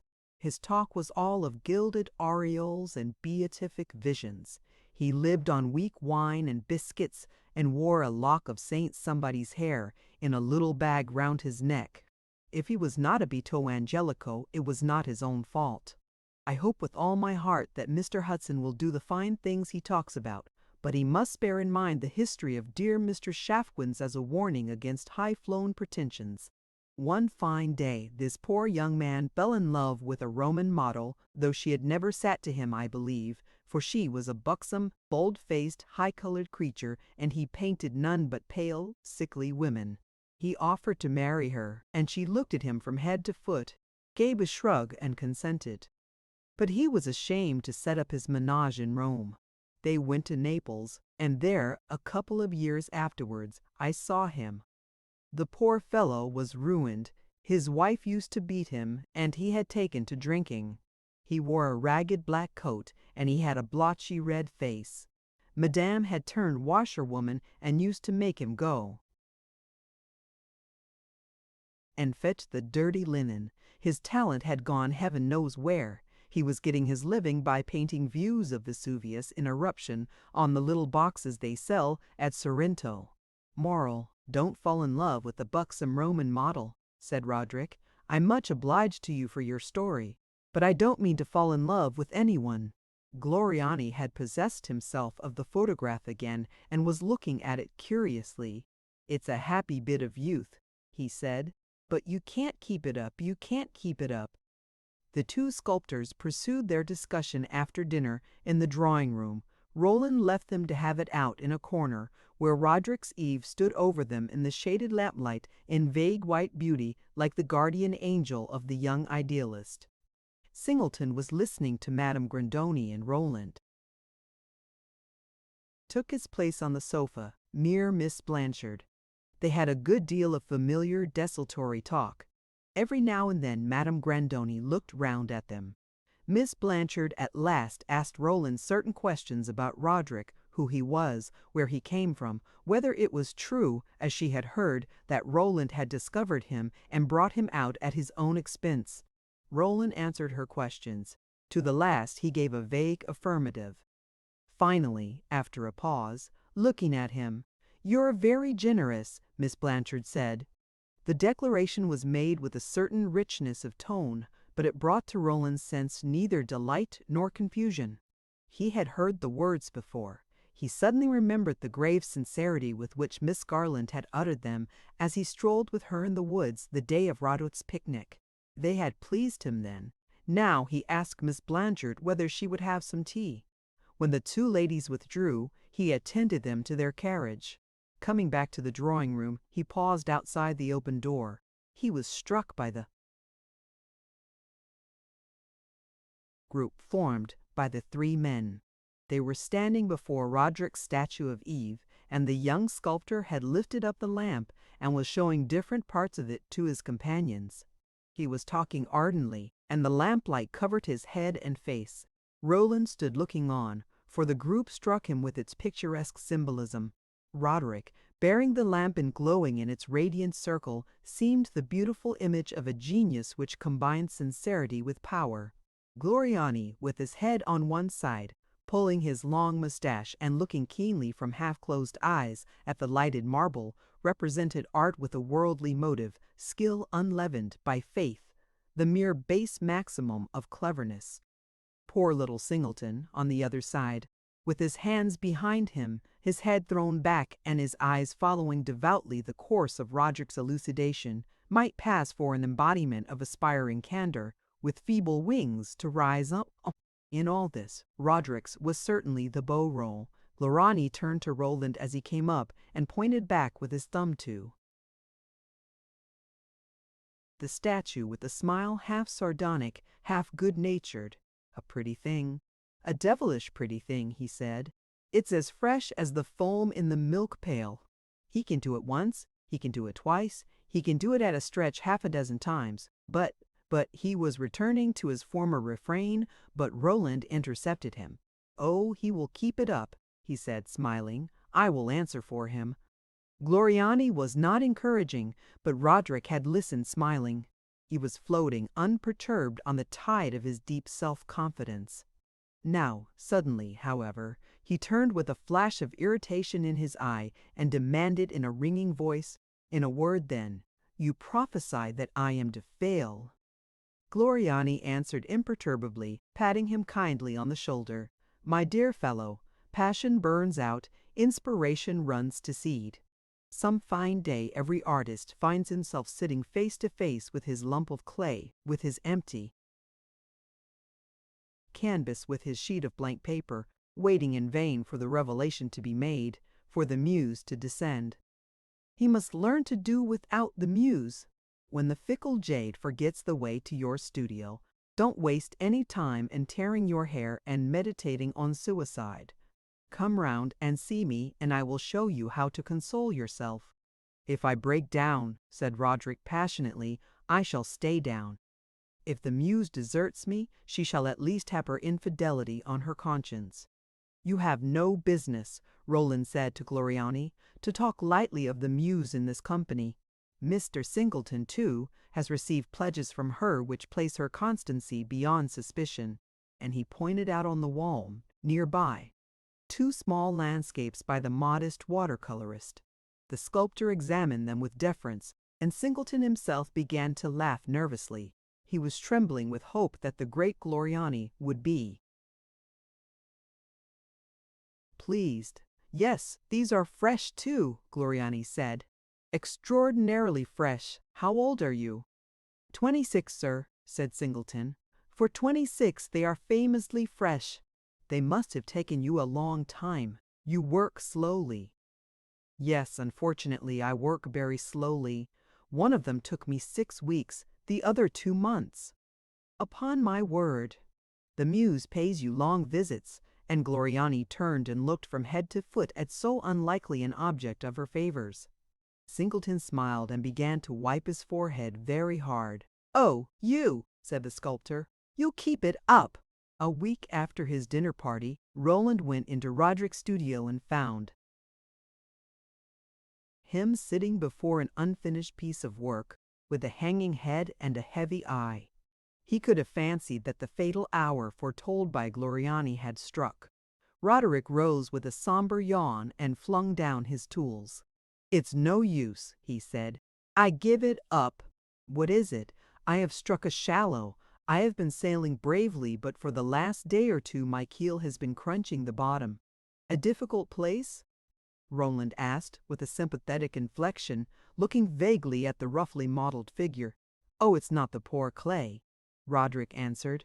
"The difficult place is here." And he struck a blow on his heart. "I don't know what's the matter with me. Nothing comes. All of a sudden, I hate things. My old things look ugly. Everything looks stupid." Roland was perplexed. He was in the situation of a man who has been riding a blood horse at an even, elastic gallop, and of a sudden feels him stumble and balk. As yet, he reflected, he had seen nothing but the sunshine of genius. He had forgotten that it has its storms. Of course it had, and he felt a flood of comradeship rise in his heart which would float them both safely through the worst weather. "Why, you're tired," he said. "Of course you're tired. You have a right to be." "Do you think I have a right to be?" Roderick asked, looking at him. "Unquestionably, after all you have done." "Well then, right or wrong, I am tired. I certainly have done a fair winter's work. I want a change." Roland declared that it was certainly high time they should be leaving Rome. They would go north and travel. They would go to Switzerland, to Germany, to Holland, to England. Roderick assented. His eye brightened, and Roland talked of a dozen things they might do. Roderick walked up and down. He seemed to have something to say, which he hesitated to bring out. He hesitated so rarely that Roland wondered, and at last asked him what was on his mind. Roderick stopped before him, frowning a little. "I have such unbounded faith in your good will," he said, "that I believe nothing I can say would offend you." "Try it," said Roland. "Well then, I think my journey will do me more good if I take it alone. I needn't say I prefer your society to that of any man living. For the last 6 months it has been everything to me, but I have a perpetual feeling that you are expecting something of me, that you are measuring my doings by a terrifically high standard. You are watching me. I don't want to be watched. I want to go my own way, to work when I choose, and to loaf when I choose. It is not that I don't know what I owe you. It is not that we are not friends. It is simply that I want a taste of absolutely unrestricted freedom. Therefore, I say, let us separate. Roland shook him by the hand. Willingly. Do as you desire. I shall miss you, and I venture to believe you well past some lonely hours. But I have only one request to make, that if you get into trouble of any kind whatever, you will immediately let me know. They began their journey, however, together, and crossed the Alps side by side, muffled in one rug on the top of the St. Gothard coach. Roland was going to England to pay some promised visits. His companion had no plan save to ramble through Switzerland and Germany as fancy guided him. He had money now that would outlast the summer. When it was spent, he would come back to Rome and make another statue. At a little mountain village, by the way, Roderick declared that he would stop. He would scramble about a little in the high places and doze in the shade of the pine forests. The coach was changing horses. The two young men walked along the village street, picking their way between dunghills, breathing the light, cool air and listening to the plash of the fountain and the tinkle of cattle bells. The coach overtook them, and then Roland, as he prepared to mount, felt an almost overmastering reluctance. "Say the word," he exclaimed, "and I will stop too." Roderick frowned. "Ah, you don't trust me. You don't think I'm able to take care of myself. That proves that I was right in feeling as if I were watched." "Watched, my dear fellow," said Roland. "I hope you may never have anything worse to complain of than being watched in the spirit in which I watch you. But I will spare you even that. Goodbye." Standing in his place as the coach rolled away, he looked back at his friend lingering by the roadside. A great snow mountain behind Roderick was beginning to turn pink in the sunset. The young man waved his hat, still looking grave. Roland settled himself in his place, reflecting after all that this was a salubrious beginning of independence. He was among forests and glaciers, leaning on the pure bosom of nature. And then, was it not in itself a guarantee against folly to be engaged to Mary Garland? Chapter 4. Experience. Roland passed the summer in England, staying with several old friends and 2 or 3 new ones. On his arrival, he felt it on his conscience to write to Mrs. Hudson and inform her that her son had relieved him of his tutelage. He felt that she considered him an incorruptible mentor, following Roderick like a shadow, and he wished to let her know the truth. But he made the truth very comfortable and gave a succinct statement of the young man's brilliant beginnings. He owed it to himself, he said, to remind her that he had not judged lightly, and that Roderick's present achievements were more profitable than his inglorious drudgery at messes, Stryker and Spooner's. He was now taking a well-earned holiday and proposing to see a little of the world. He would work none the worse for this. Every artist needed to knock about and look at things for himself. They had parted company for a couple of months, for Roderick was now a great man and beyond the need of going about with a keeper. But they were to meet again in Rome in the autumn, and then he should be able to send her more good news. Meanwhile, he was very happy in what Roderick had already done, especially happy in the happiness it must have brought to her. He ventured to ask to be kindly commended to Miss Garland. His letter was promptly answered to his surprise in Miss Garland's own hand. The same mail brought also an epistle from Cecilia. The latter was voluminous, and we must content ourselves with giving an extract. Your letter was filled with an echo of that brilliant Roman world which made me almost ill with envy. For a week after I got it, I thought Northampton really unpardonably tame. But I am drifting back again to my old deeps of resignation, and I rush to the window when anyone passes with all my old gratitude for small favors.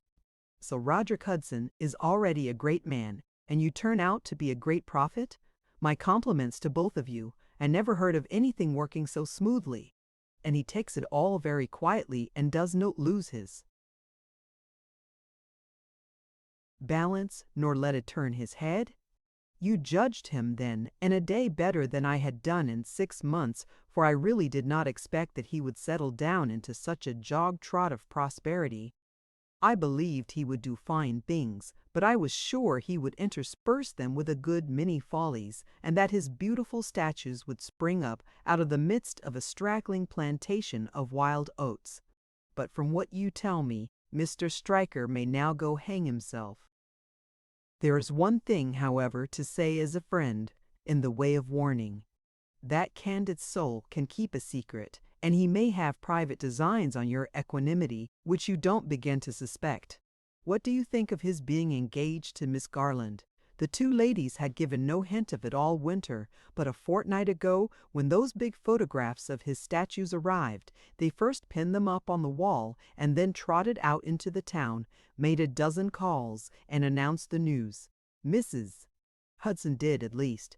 Miss Garland, I suppose, sat at home writing letters. To me, I confess, the thing was a perfect surprise. I had not a suspicion that all the while he was coming so regularly to make himself agreeable on my veranda, he was quietly preferring his cousin to anyone else. Not, indeed, that he was ever at particular pains to make himself agreeable. I suppose he has picked up a few graces in Rome, but he must not acquire too many if he is too polite when he comes back. Miss Garland will count him as one of the lost. She will be a very good wife for a man of genius, and such a one as they are often shrewd enough to take. She'll darn his stockings and keep his accounts, and sit at home and trim the lamp and keep up the fire while he studies the beautiful in pretty neighbors at dinner parties. The two ladies are evidently very happy and, to do them justice, very humbly grateful to you. Mrs. Hudson never speaks of you without tears in her eyes, and I am sure she considers you a specially patented agent of Providence. Verily, it's a good thing for a woman to be in love. Miss Garland has grown almost pretty. I met her the other night at a tea party. She had a white rose in her hair and sang a sentimental ballad in a fine contralto voice. Miss Garland's letter was so much shorter that we may give it entire, my dear sir. Mrs. Hudson, as I suppose you know, has been for some time unable to use her eyes. She requests me, therefore, to answer your favor of the 22d of June. She thanks you extremely for writing, and wishes me to say that she considers herself in every way under great obligations to you. Your account of her son's progress, and the high estimation in which he is held, has made her very happy, and she earnestly prays that all may continue well with him. He sent us, a short time ago, several large photographs of his two statues, taken from different points of view. We know little about such things, but they seem to us wonderfully beautiful. We sent them to Boston to be handsomely framed, and the man, on returning them, wrote us that he had exhibited them for a week in his store, and that they had attracted great attention. The frames are magnificent, and the pictures now hang in a row on the parlor wall. Our only quarrel with them is that they make the old papering and the engravings look dreadfully shabby. Mr. Stryker stood and looked at them the other day, full 5 minutes, and said at last that if Roderick's head was running on such things, it was no wonder he could not learn to draw up a deed. We lead here so quiet and monotonous a life that I am afraid I can tell you nothing that will interest you. Mrs. Berth, Hudson requests me to say that the little more or less that may happen to us is of small account, as we live in our thoughts, and our thoughts are fixed on her dear son. She thanks heaven he has so good a friend. Mrs. Hudson says that this is too short a letter, but I can say nothing more. Yours most respectfully, Mary Garland. It is a question whether the reader will know why, but this letter gave Roland extraordinary pleasure. He liked its very brevity and meagreness, and there seemed to him an exquisite modesty in its saying nothing from the young girl herself. He delighted in the formal address and conclusion. They pleased him as he had been pleased by an angular gesture, in some expressive girlish figure in an early painting. The letter renewed that impression of strong feeling combined with an almost rigid simplicity which Roderick's betrothed had personally given him, and its homely stiffness seemed a vivid reflection of a life concentrated, as the young girl had borrowed warrant from her companion to say, in a single devoted idea. The monotonous days of the two women seemed to Roland's fancy to follow each other like the tick-tick of a great timepiece, marking off the hours which separated them from the supreme felicity of clasping the faraway son and lover to lips sealed with the excess of joy. He hoped that Roderick, now that he had shaken off the oppression of his own importunate faith, was not losing a tolerant temper for the silent prayers of the two women at Northampton. He was left to vain conjectures, however, as to Roderick's actual moods,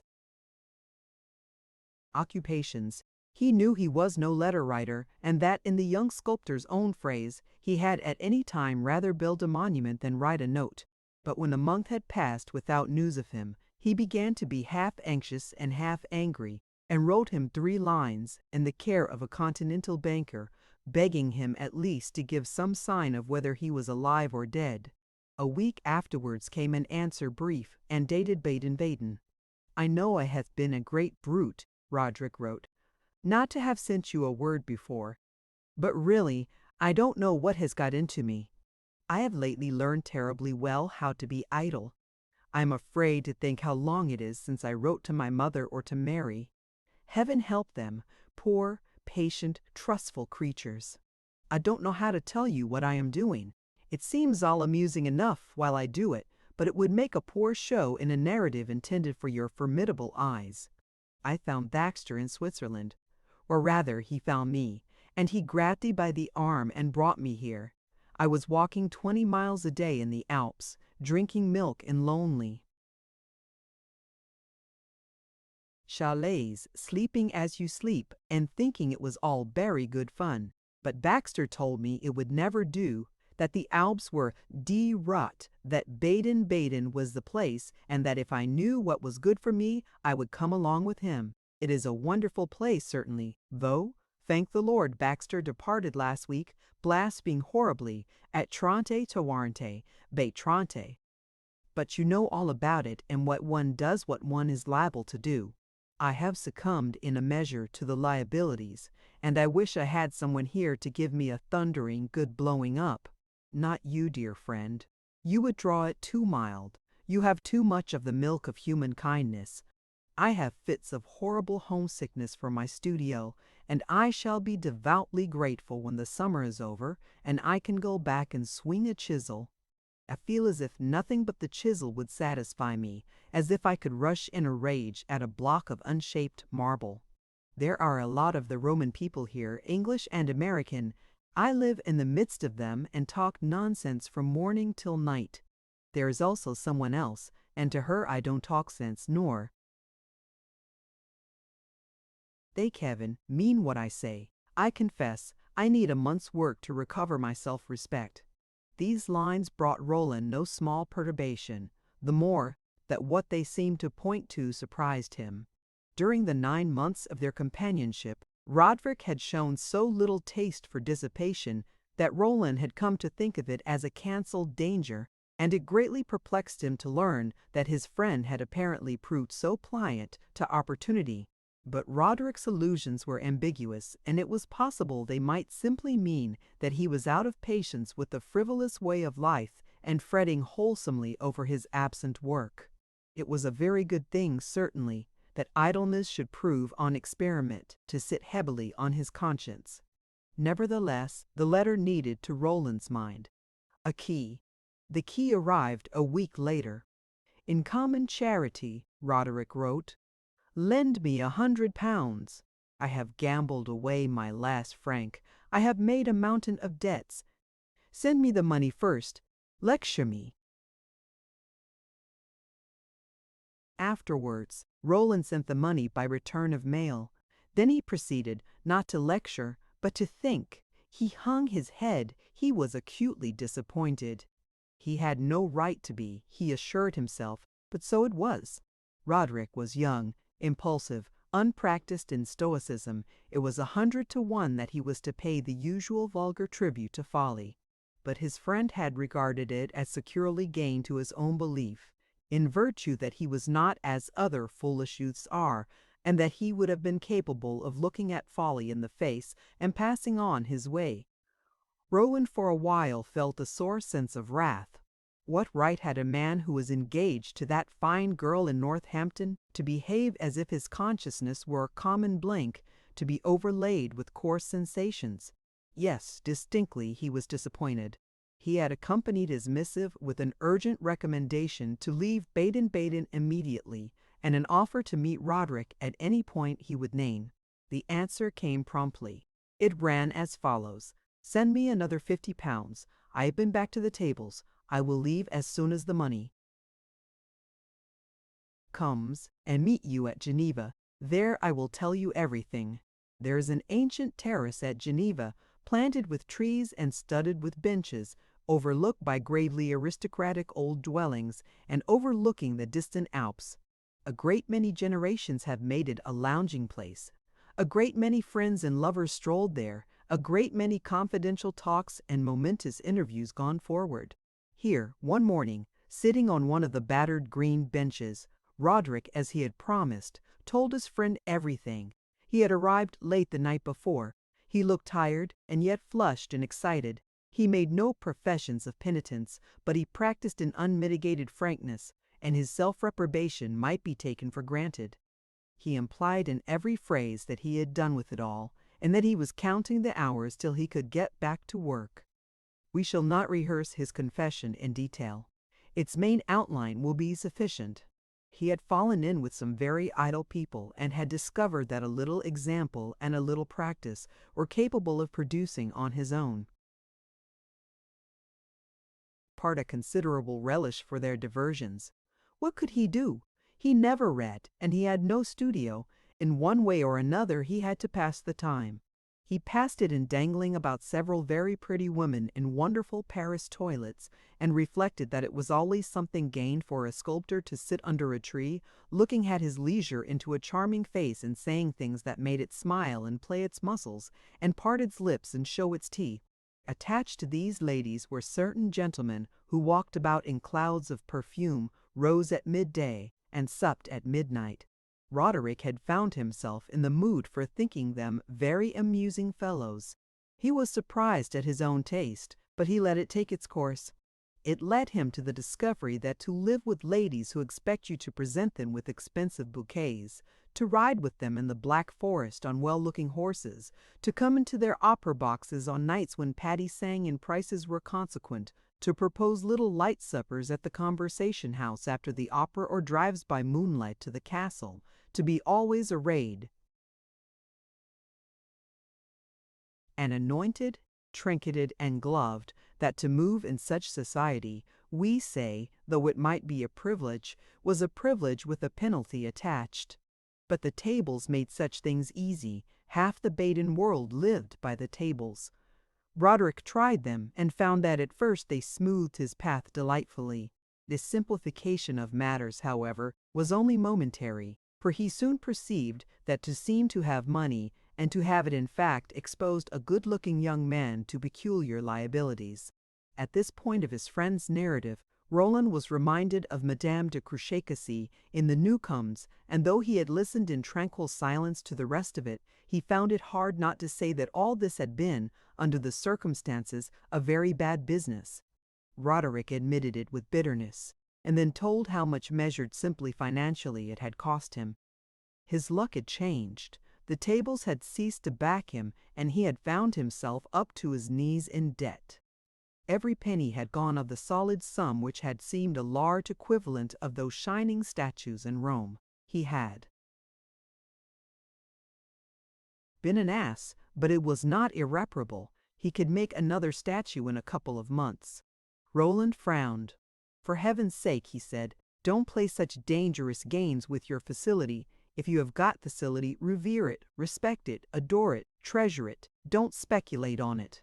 And he wondered what his companion, up to his knees in debt, would have done if there had been no good-natured Roland Mallet to lend a helping hand. But he did not formulate his curiosity audibly, and the contingency seemed not to have presented itself to Roderick's imagination.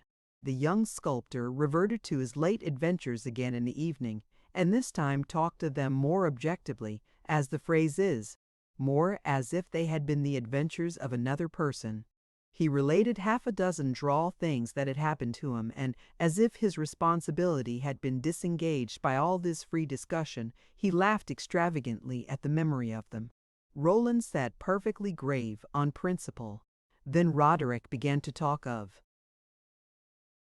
half a dozen statues that he had in his head, and set forth his design with his usual vividness. Suddenly, as it was relevant, he declared that his Baden doings had not been altogether fruitless, for that the lady who had reminded Roland of Madame de Cruchecassy was tremendously statuesque. Roland at last said that it all might pass if he felt that he was really the wiser for it.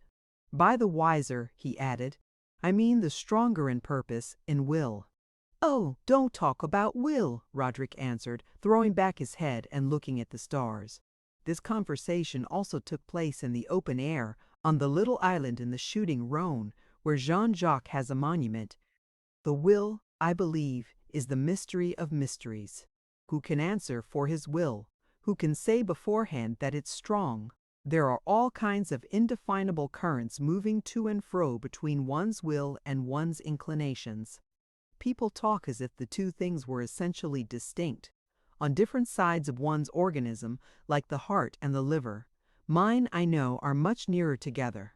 It all depends upon circumstances. I believe there is a certain group of circumstances possible for every man, in which his will is destined to snap like a dry twig.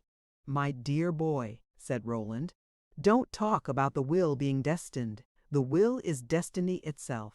That's the way to look at it. Look at it, my dear Roland, Roderick answered, as you find most comfortable. One conviction I have gathered from my summer's experience, he went on, it's as well to look it frankly in the face, is that I possess an almost unlimited susceptibility to the influence of a beautiful woman. Roland stared, then strolled away, softly whistling to himself. He was unwilling to admit even to himself that this speech had really the sinister meaning it seemed to have. In a few days, the two young men made their way back to Italy and lingered a while in Florence before going on to Rome. In Florence, Roderick seemed to have won back his old innocence and his preference for the pleasures of study over any others. Roland began to think of the Baden episode as a bad dream, or at the worst as a mere sporadic piece of disorder, without roots in his companion's character. They passed a fortnight looking at pictures and exploring for out-the-way bits of fresco and carving, and Roderick recovered all his earlier fervor of appreciation and comment. In Rome he went eagerly to work again, and finished in a month 2 or 3 small things he had left standing on his departure. He talked the most joyous nonsense about finding himself back in his old quarters. On the first Sunday afternoon following their return, on their going together to St. Peter's, he delivered himself of a lyrical greeting to the great church and to the city in general, in a tone of voice so irrepressibly elevated that it rang through the nave in rather a scandalous fashion, and almost arrested a procession of canons who were marching across to the choir. He began to model a new statue, a female figure, of which he had said nothing to Roland. It represented a woman leaning lazily back in her chair, with her head drooping as if she were listening, a vague smile on her lips, and a pair of remarkably beautiful arms folded in her lap. With rather less softness of contour, it would have resembled the noble statue of Agrippina in the Capitol. Roland looked at it and was not sure he liked it. "Who is it? What does it mean?" he asked. "Anything you please," said Roderick with a certain petulance. "I call it a reminiscence." Roland then remembered that one of the Baden ladies had been statuesque, and asked no more questions. This, after all, was a way of profiting by experience. A few days later he took his first ride of the season on the Campagna, and as, on his homeward way, he was passing across the long shadow of a ruined tower, he perceived a small figure at a short distance, bent over a sketchbook. As he drew near, he recognized his friend Singleton. The honest little painter's face was scorched to flame color by the light of southern suns, and borrowed an even deeper crimson from his gleeful greeting of his most appreciative patron. He was making a careful and charming little sketch. On Roland's asking him how he had spent his summer, he gave an account of his wanderings which made poor Mallet sigh with a sense of more contrast than one. He had not been out of Italy, but he had been delving deep into the picturesque heart of the lovely land and gathering a wonderful store of subjects. He had rambled about among the unvisited villages of the Apennines, pencil in hand and knapsack on back, sleeping on straw and eating black bread and beans, but feasting on local color, rioting, as it were, on chiaroscuro, and laying up a treasure of pictorial observations. He took a devout satisfaction in his hard-earned wisdom and his happy frugality. Roland went the next day by appointment to look at his sketches and spent a whole morning turning them over. Singleton talked more than he had ever done before, explained them all, and told some quaintly humorous anecdote about the production of each. "Dear me, how I have chattered," he said at last. "I am afraid you had rather have looked at the things in peace and quiet. I didn't know I could talk so much. But somehow I feel very happy. I feel as if I had improved." "That you have," said Roland. "I doubt whether an artist ever passed a more profitable 3 months. You must feel much more sure of yourself." Singleton looked for a long time with great intentness at a knot in the floor. "Yes," he said at last in a fluttered tone. "I feel much more sure of myself. I have got more facility," and he lowered his voice as if he were communicating a secret which it took some courage to impart. "I hardly like to say it for fear I should after all be mistaken, but since it strikes you, perhaps it's true. It's a great happiness. I would not exchange it for a great deal of money." "Yes, I suppose it's a great happiness," said Roland. "I shall really think of you as living here in a state of scandalous bliss. I don't believe it's good for an artist to be in such brutally high spirits." Singleton stared for a moment, as if he thought Roland was in earnest. Then suddenly fathoming the kindly jest, he walked about the room, scratching his head and laughing intensely to himself. "And Mr. Hudson," he said as Roland was going, "I hope he is well and happy." "He is very well," said Roland. "He is back at work again." "Ah, there's a man," cried Singleton, "who has taken his start once for all and does need to stop and ask himself in fear and trembling every month or two whether he is advancing or not. When he stops, it's to rest. And where did he spend his summer?" "The greater part of it at Baden-Baden." "Ah, that's in the Black Forest," cried Singleton with profound simplicity. "They say you can make capital studies of trees there." "No doubt," said Roland with a smile, laying an almost paternal hand on the little painter's yellow head. "Unfortunately, trees are not Roderick's line. Nevertheless, he tells me that at Baden he made some studies. Come when you can, by the way," he added after a moment, "to his studio and tell me what you think of something he has lately begun." Singleton declared that he would come delightedly, and Roland left him to his work. He met a number of his last winter's friends again, and called upon Madame Grandoni, upon Miss Blanchard, and upon Gloriani shortly after their return. The ladies gave an excellent account of themselves. Madame Grandoni had been taking sea baths at Rimini, and Miss Blanchard painting wild flowers in the Tyrol. Her complexion was somewhat browned, which was very becoming, and her flowers were uncommonly pretty. Gloriani had been in Paris and had come away in high good humor, finding no one there in the artist world cleverer than himself. He came in a few days to Roderick's studio, one afternoon when Roland was present. He examined the new statue with great deference, said it was very promising, and abstained considerately from irritating prophecies. But Roland fancied he observed certain signs of inward jubilation on the clever sculptor's part, and walked away with him to learn his private opinion. "Certainly, I liked it as well as I said," Gloriani declared in answer to Roland's anxious query. "Or rather, I liked it a great deal better. I didn't say how much, for fear of making your friend angry, but one can leave him alone now, for he's coming round.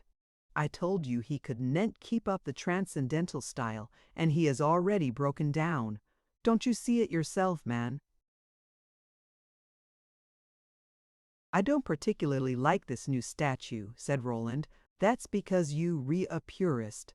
It's deuced clever, it's deuced knowing, it's deuced pretty, but it is none the topping high art of 3 months ago. He has taken his turn sooner than I supposed. What has happened to him? Has he been disappointed in love? But that's none of my business. I congratulate him on having become a practical man." Roderick, however, was less to be congratulated than Gloriani had taken it into his head to believe. He was discontented with his work. He applied himself to it by fits and starts. He declared that he didn't know what was coming over him. He was turning into a man of moods. "Is this of necessity what a fellow must come to?" he asked of Roland, with a sort of peremptory flash in his eye, which seemed to imply that his companion had undertaken to insure him against perplexities, and was not fulfilling his contract, this damnable uncertainty when he goes to bed at night as to whether he is going to wake up in a working humor or in a swearing humor. Have we only a season, over before we know it, in which we can call our faculties our own? 6 months ago, I could stand up to my work like a man, day after day, and never dream of asking myself whether I felt like it. But now, some mornings, it's the very devil to get going. My statue looks so bad when I come into the studio that I have 20 minds to smash it on the spot, and I lose 3 or 4 hours in sitting there, moping and getting used to it." Roland said that he supposed that this sort of thing was the lot of every artist, and that the only remedy was plenty of courage and faith. And he reminded him of Gloriani's having forewarned him against these sterile moods the year before. "Gloriani's an ass," said Roderick, almost fiercely. He hired a horse and began to ride with Roland on the Campagna. This delicious amusement restored him in a measure to cheerfulness, but seemed to Roland on the whole not to stimulate his industry. Their rides were always very long, and Roderick insisted on making them longer by dismounting in picturesque spots and stretching himself in the sun among a heap of overtangled stones. He let the scorching Roman luminary beat down upon him with an equanimity which Roland found it hard to emulate. But in this situation Roderick talked so much amusing nonsense that, for the sake of his company, Roland consented to be uncomfortable, and often forgot that, though in these diversions the days passed quickly, they brought forth neither high art nor low. And yet it was perhaps by their help, after all, that Roderick secured several mornings of ardent work on his new figure, and brought it to rapid completion. One afternoon, when it was finished, Roland went to look at it, and Roderick asked him for his opinion. "What do you think yourself?" Roland demanded, not from pusillanimity, but from real uncertainty. "I think it is curiously bad," Roderick answered. "It was bad from the first. It has fundamental vices. I have shuffled them in a measure out of sight, but I have not corrected them. I can't, he cried passionately. "They stare me in the face, they are all I see." Roland offered several criticisms of detail and suggested certain practicable changes, but Roderick differed with him on each of these points. The thing had faults enough, but they were not those faults. Roland, unruffled, concluded by saying that whatever its faults might be, he had an idea people in general would like it. "I wish to heaven some person in particular would buy it, and take it off my hands and out of my sight," Roderick cried. "What am I to do now?" he went on. "I have not an idea. I think of subjects, but they remain mere lifeless names. They are mere words. They are not images. What am I to do?" Roland was a trifle annoyed. "Be a man," he was on the point of saying, "and don't, for heaven's sake, talk in that confoundedly querulous voice." But before he had uttered the words, there rang through the studio a loud, peremptory ring at the outer door. Roderick broke into a laugh. "Talk of the devil," he said, "and you see his horns. If that's not a customer, it ought to be."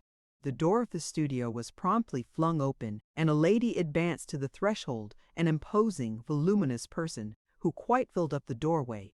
Roland immediately felt that he had seen her before, but he recognized her only when she moved forward and disclosed an attendant in the person of a little bright-eyed elderly gentleman with a bristling white mustache.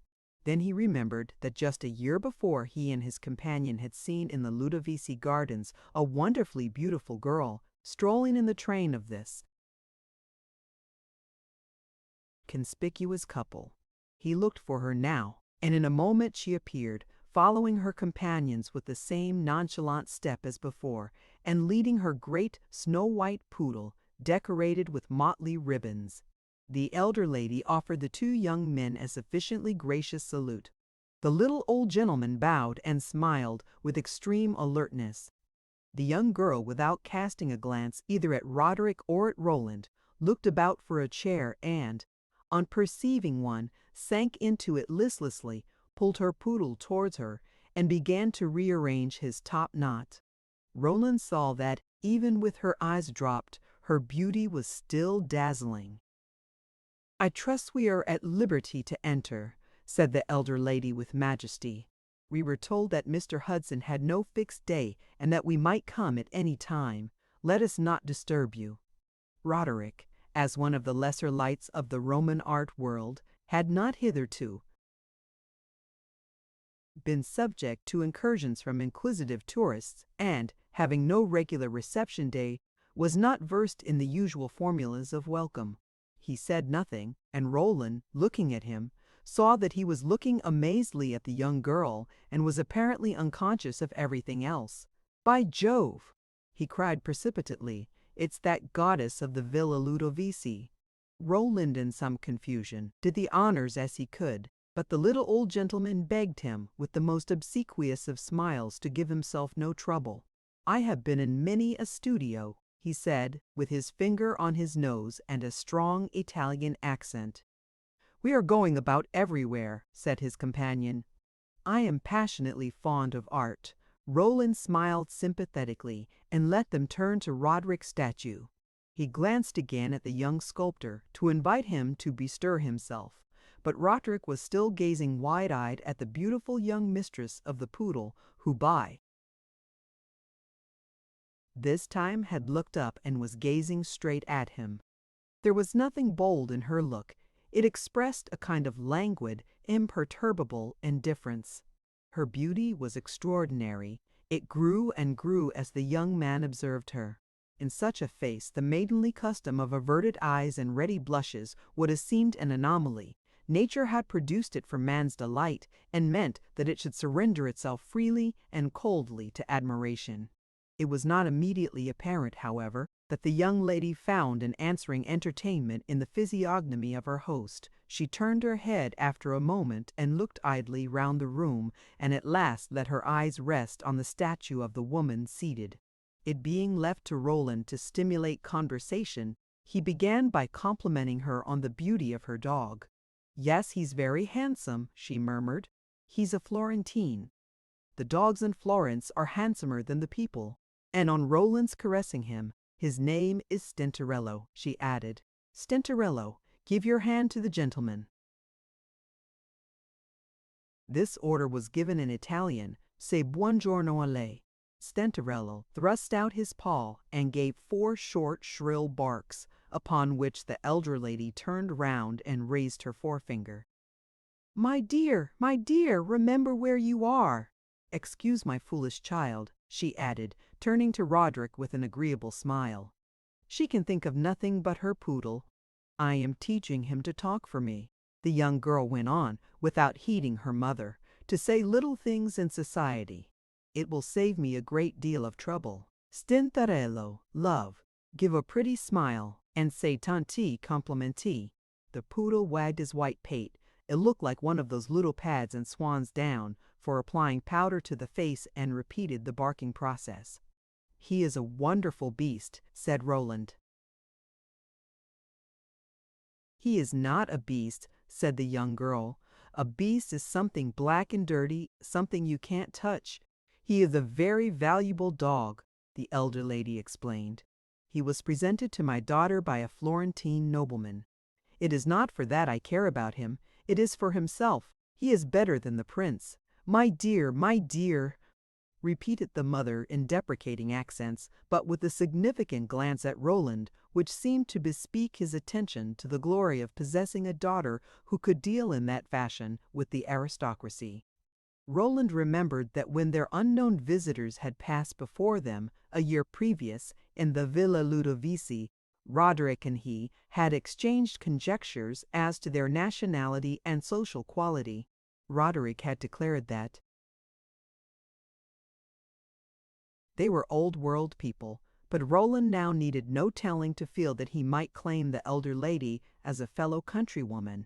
She was a person of what is called a great deal of presence, with the faded traces, artfully revived here and there, of once brilliant beauty.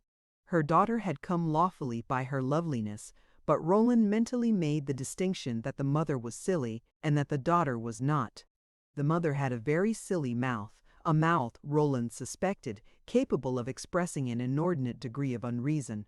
The young girl, in spite of her childish satisfaction in her poodle, was not a person of feeble understanding. Roland received an impression that, for reasons of her own, she was playing a part. What was the part, and what were her reasons? She was interesting. Roland wondered what were her domestic secrets. If her mother was a daughter of the great republic, it was to be supposed that the young girl was a flower of the American soil, but her beauty had a robustness and tone uncommon in the somewhat facile loveliness of our Western maidenhood. She spoke with a vague foreign accent, as if she had spent her life in strange countries. The little Italian apparently divined Roland's mute imaginings, for he presently stepped forward with a bow like a master of ceremonies. "I have not done my duty," he said, "in not announcing these ladies. Mrs. Light, Miss Light." Roland was not materially the wiser for this information, but Roderick was aroused by it to the exercise of some slight hospitality. He altered the light, pulled forward 2 or 3 figures, and made an apology for not having more to show. "I don't pretend to have anything of an exhibition. I am only a novice." "Indeed, a novice! For a novice this is very well," Mrs. Light declared. "Cavalier, we have seen nothing better than this." The Cavalier smiled rapturously. "It is stupendous," he murmured, "and we have been to all the studios." "Not to all, heaven forbid," cried Mrs. Light, "but to a number that I have had pointed out by artistic friends. I delight in studios. They are the temples of the beautiful here below. And if you are a novice, Mr. Hudson," she went on, "you have already great admirers. Half a dozen people have told us that yours were among the things to see." This gracious speech went unanswered. Roderick had already wandered across to the other side of the studio and was revolving about Miss Light. "Ah, he's gone to look at my beautiful daughter. He is not the first that has had his head turned," Mrs. Light resumed, lowering her voice to a confidential undertone, a favor which, considering the shortness of their acquaintance, Roland was bound to appreciate. "The artists are all crazy about her. When she goes into a studio she is fatal to the pictures. And when she goes into a ballroom, what do the other women say? Eh, Cavalier?" "She is very beautiful," Roland said gravely. Mrs. Light, who through her long gold-cased glass was looking a little at everything and at nothing as if she saw it, interrupted her random murmurs and exclamations and surveyed Roland from head to foot. She looked at him all over. Apparently he had not been mentioned to her as a feature of Roderick's establishment. It was the gaze, Roland felt, which the vigilant and ambitious mamma of a beautiful daughter has always at her command, for well-dressed young men of candid physiognomy. Her inspection in this case seemed satisfactory. "Are you also an artist?" she inquired with an almost caressing inflection. It was clear that what she meant was something of this kind. "Be so good as to assure me without delay that you are really the young man of substance and amiability that you appear." But Roland answered simply the formal question, not the latent one. "Dear me, no. I am only a friend of Mr. Hudson." Mrs. Light, with a sigh, returned to the statues, and after mistaking the Adam for a gladiator and the Eve for a Pocahontas, declared that she could not judge of such things unless she saw them in the marble. Roland hesitated a moment, and then, speaking in the interest of Roderick's renown, said that he was the happy possessor of several of his friend's works, and that she was welcome to come and see them at his rooms. She bade the cavalier make a note of his address. "Ah, you're a patron of the arts," she said. "That's what I should like to be if I had a little money. I delight in beauty in every form, but all these people ask such monstrous prices. One must be a millionaire to think of such things, eh? 20 years ago my husband had my portrait painted, here in Rome, by Popucci, who was the great man in those days. I was in a ball dress, with all my jewels, my neck and arms, and all that. The man got 600 francs and thought he was very well treated. Those were the days when a family could live like princes in Italy for 5,000 scudi a year. The cavalier once upon a time was a great dandy. Don't blush, cavalier. Anyone can see that, just as anyone can see that I was once a pretty woman. Get him to tell you what he made a figure upon. The railroads had brought in the Bulgarians. That's what I call it now, the invasion of the Bulgarians. What are poor we to do?" Roland had begun to murmur some remedial proposition when he was interrupted by the voice of Miss Light calling across the room, "Mamma, my own love, this gentleman wishes to model my bust. Please speak to him." The cavalier gave a little chuckle. "All ready," he cried. Roland looked round, equally surprised at the promptitude of the proposal. Roderick stood planted before the young girl with his arms folded, looking at her as he would have done at the Medicean Venus. He never paid compliments. And Roland, though he had not heard him speak, could imagine the startling distinctness with which he made his request.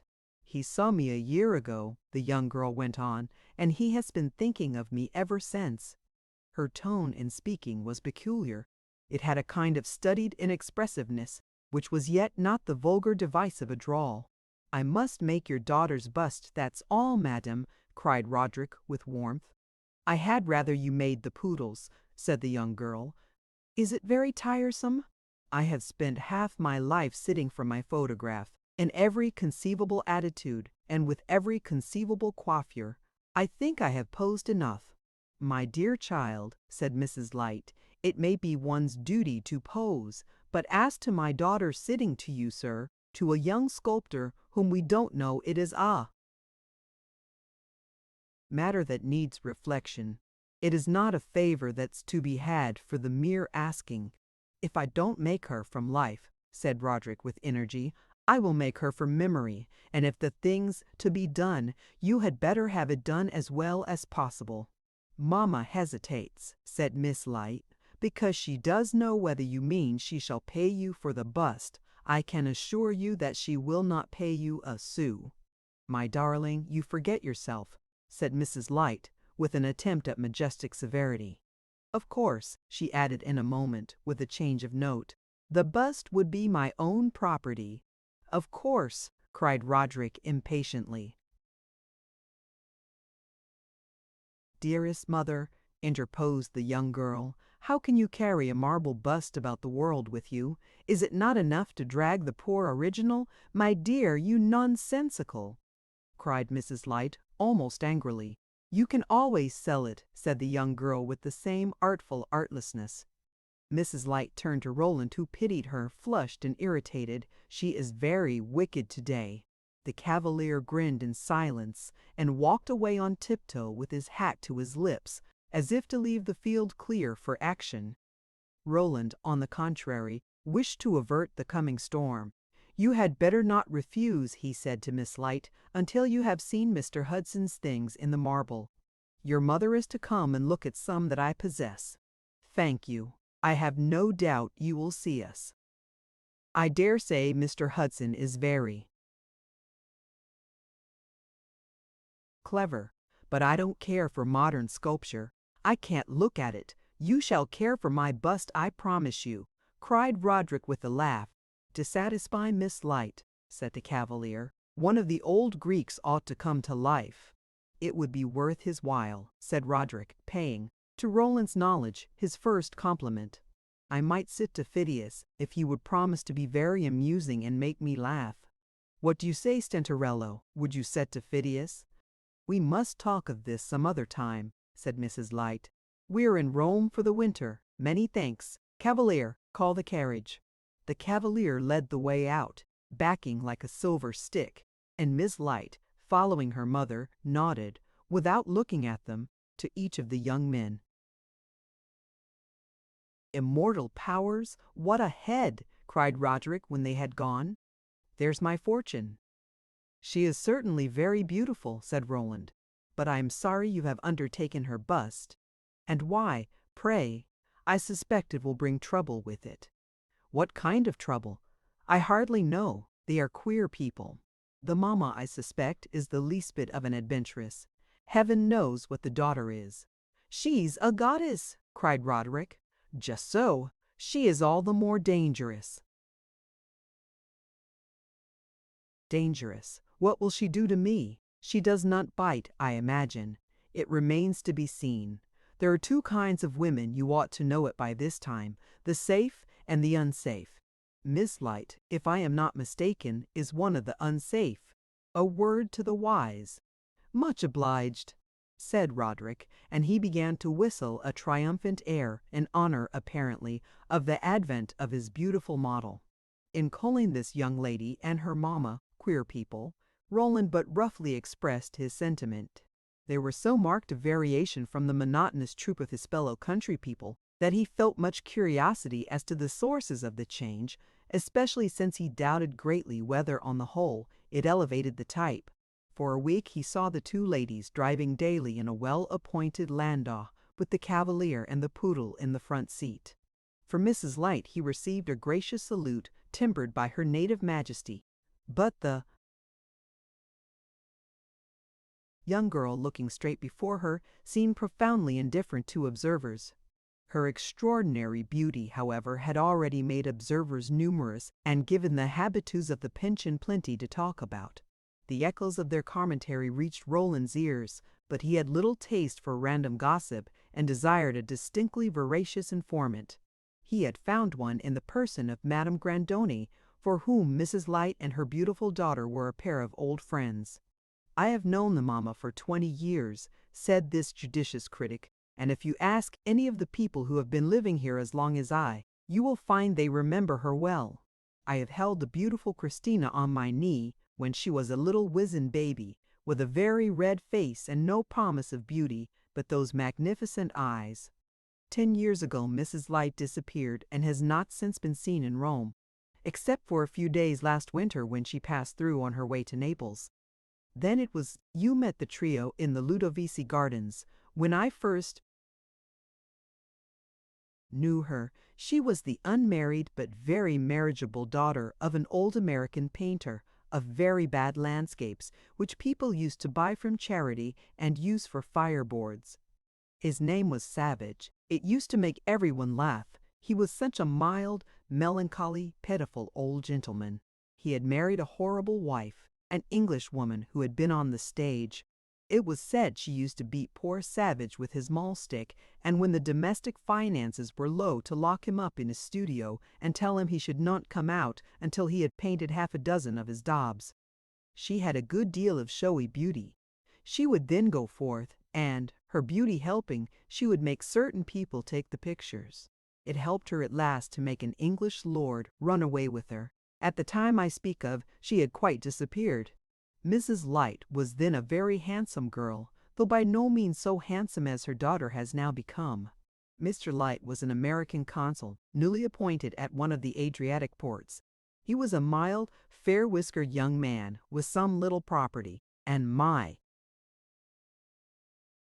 impression is that he had got into bad company at home, and that his family procured him his place to keep him out of harm's way. He came up to Rome on a holiday, fell in love with Miss Savage, and married her on the spot. He had not been married 3 years when he was drowned in the Adriatic. No one ever knew how. The young widow came back to Rome to her father, and here shortly afterwards, in the shadow of St. Peter's, her little girl was born. It might have been supposed that Mrs. Light would marry again, and I know she had opportunities. But she overreached herself. She would take nothing less than a title and a fortune, and they were not forthcoming. She was admired and very fond of admiration, very vain, very worldly, very silly. She remained a pretty widow, with a surprising variety of bonnets and a dozen men always in her train.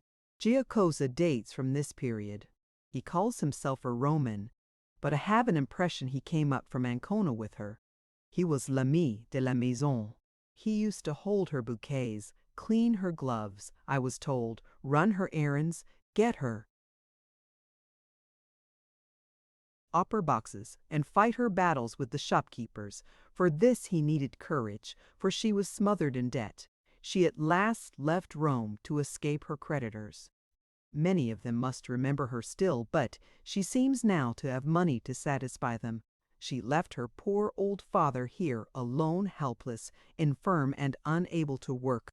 A subscription was shortly afterwards taken up among the foreigners, and he was sent back to America, where, as I afterwards heard, he died in some sort of asylum.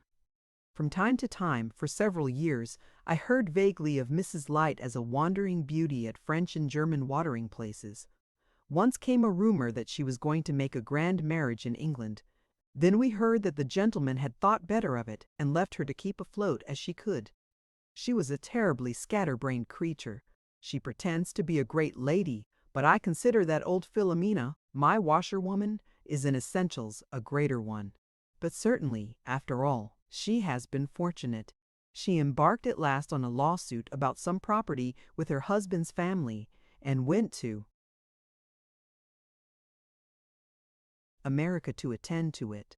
She came back triumphant with a long purse. She reappeared in Italy and established herself for a while in Venice. Then she came to Florence, where she spent a couple of years and where I saw her. Last year she passed down to Naples, which I should have said was just the place for her, and this winter she has laid siege to Rome. She seems very prosperous. She has taken a floor in the Palazzo F. She keeps her carriage, and Christina and she, between them, must have a pretty milliner's bill. Giacosa has turned up again, looking as if he had been kept on ice at Ancona for her return. "What sort of education?" Roland asked. "Do you imagine the mother's adventures to have been for the daughter? A strange school." But Mrs. Light told me in Florence that she had given her child the education of a princess. In other words, I suppose, she speaks 3 or 4 languages and has read several hundred French novels. Christina, I suspect, is very clever. When I saw her, I was amazed at her beauty, and certainly, if there is any truth in faces, she ought to have the soul of an angel. Perhaps she has. I don't judge her. She is an extraordinary young person. She has been told 20 times a day by her mother, since she was 5 years old, that she is a beauty of beauties, that her face is her fortune, and that, if she plays her cards, she may marry a duke. If she has not been fatally corrupted, she is a very superior girl. My own impression is that she is a mixture of good and bad, of ambition and indifference.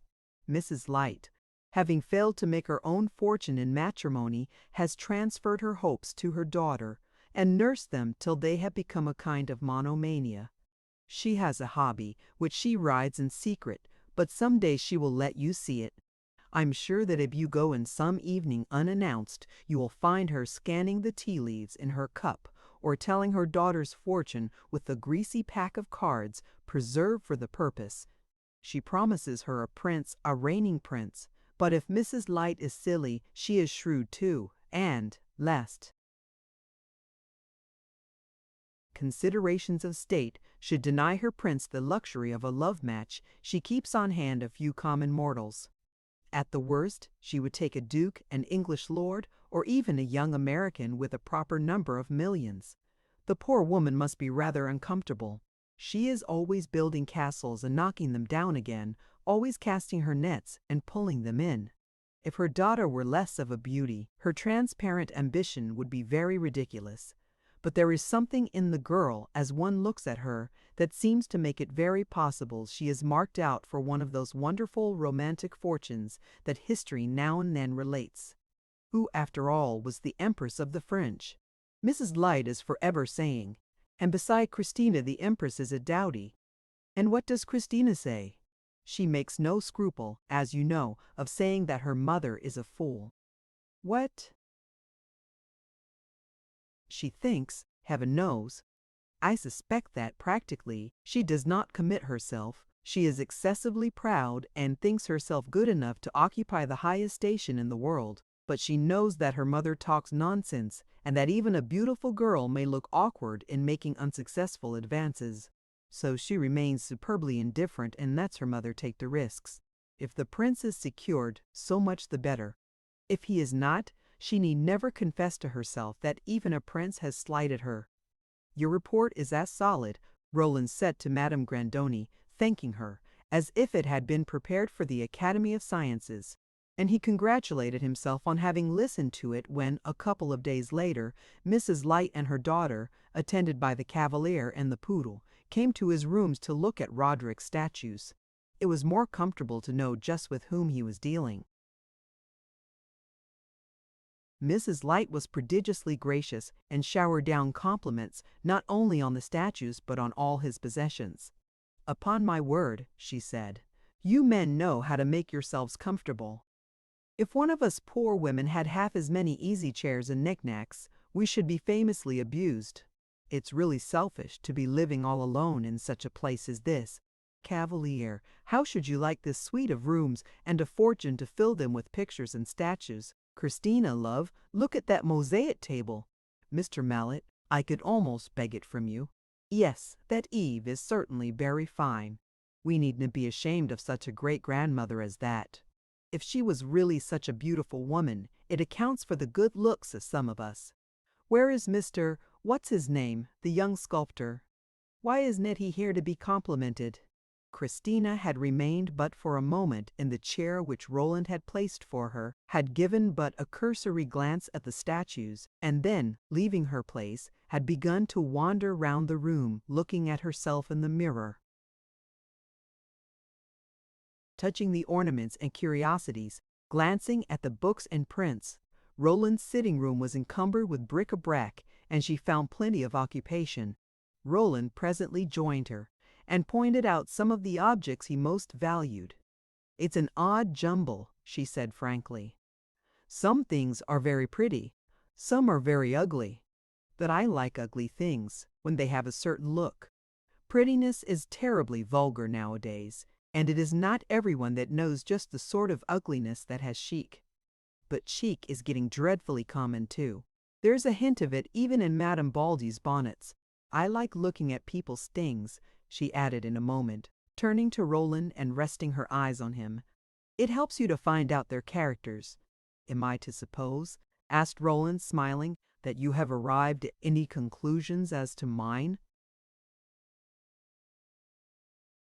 "I am rather muddled. You have too many things. One seems to contradict another. You are very artistic, and yet you are very prosaic.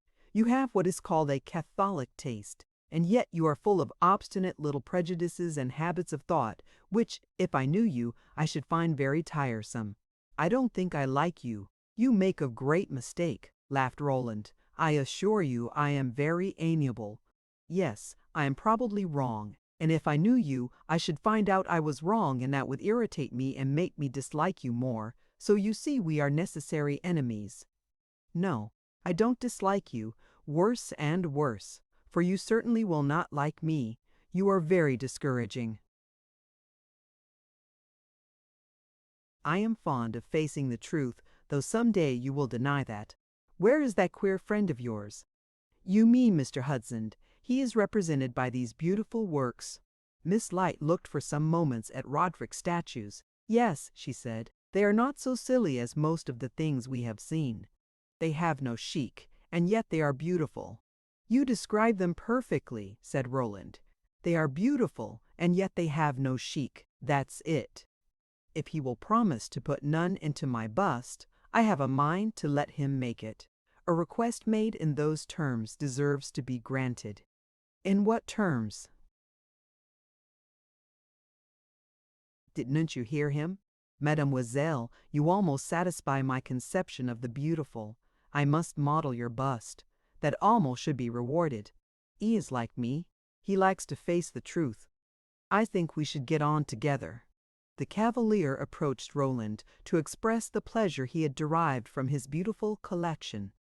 His smile was exquisitely bland, his accent appealing, caressing, insinuating. But he gave Roland an odd sense of looking at a little waxen image, adjusted to perform certain gestures and emit certain sounds. It had once contained a soul, but the soul had leaked out.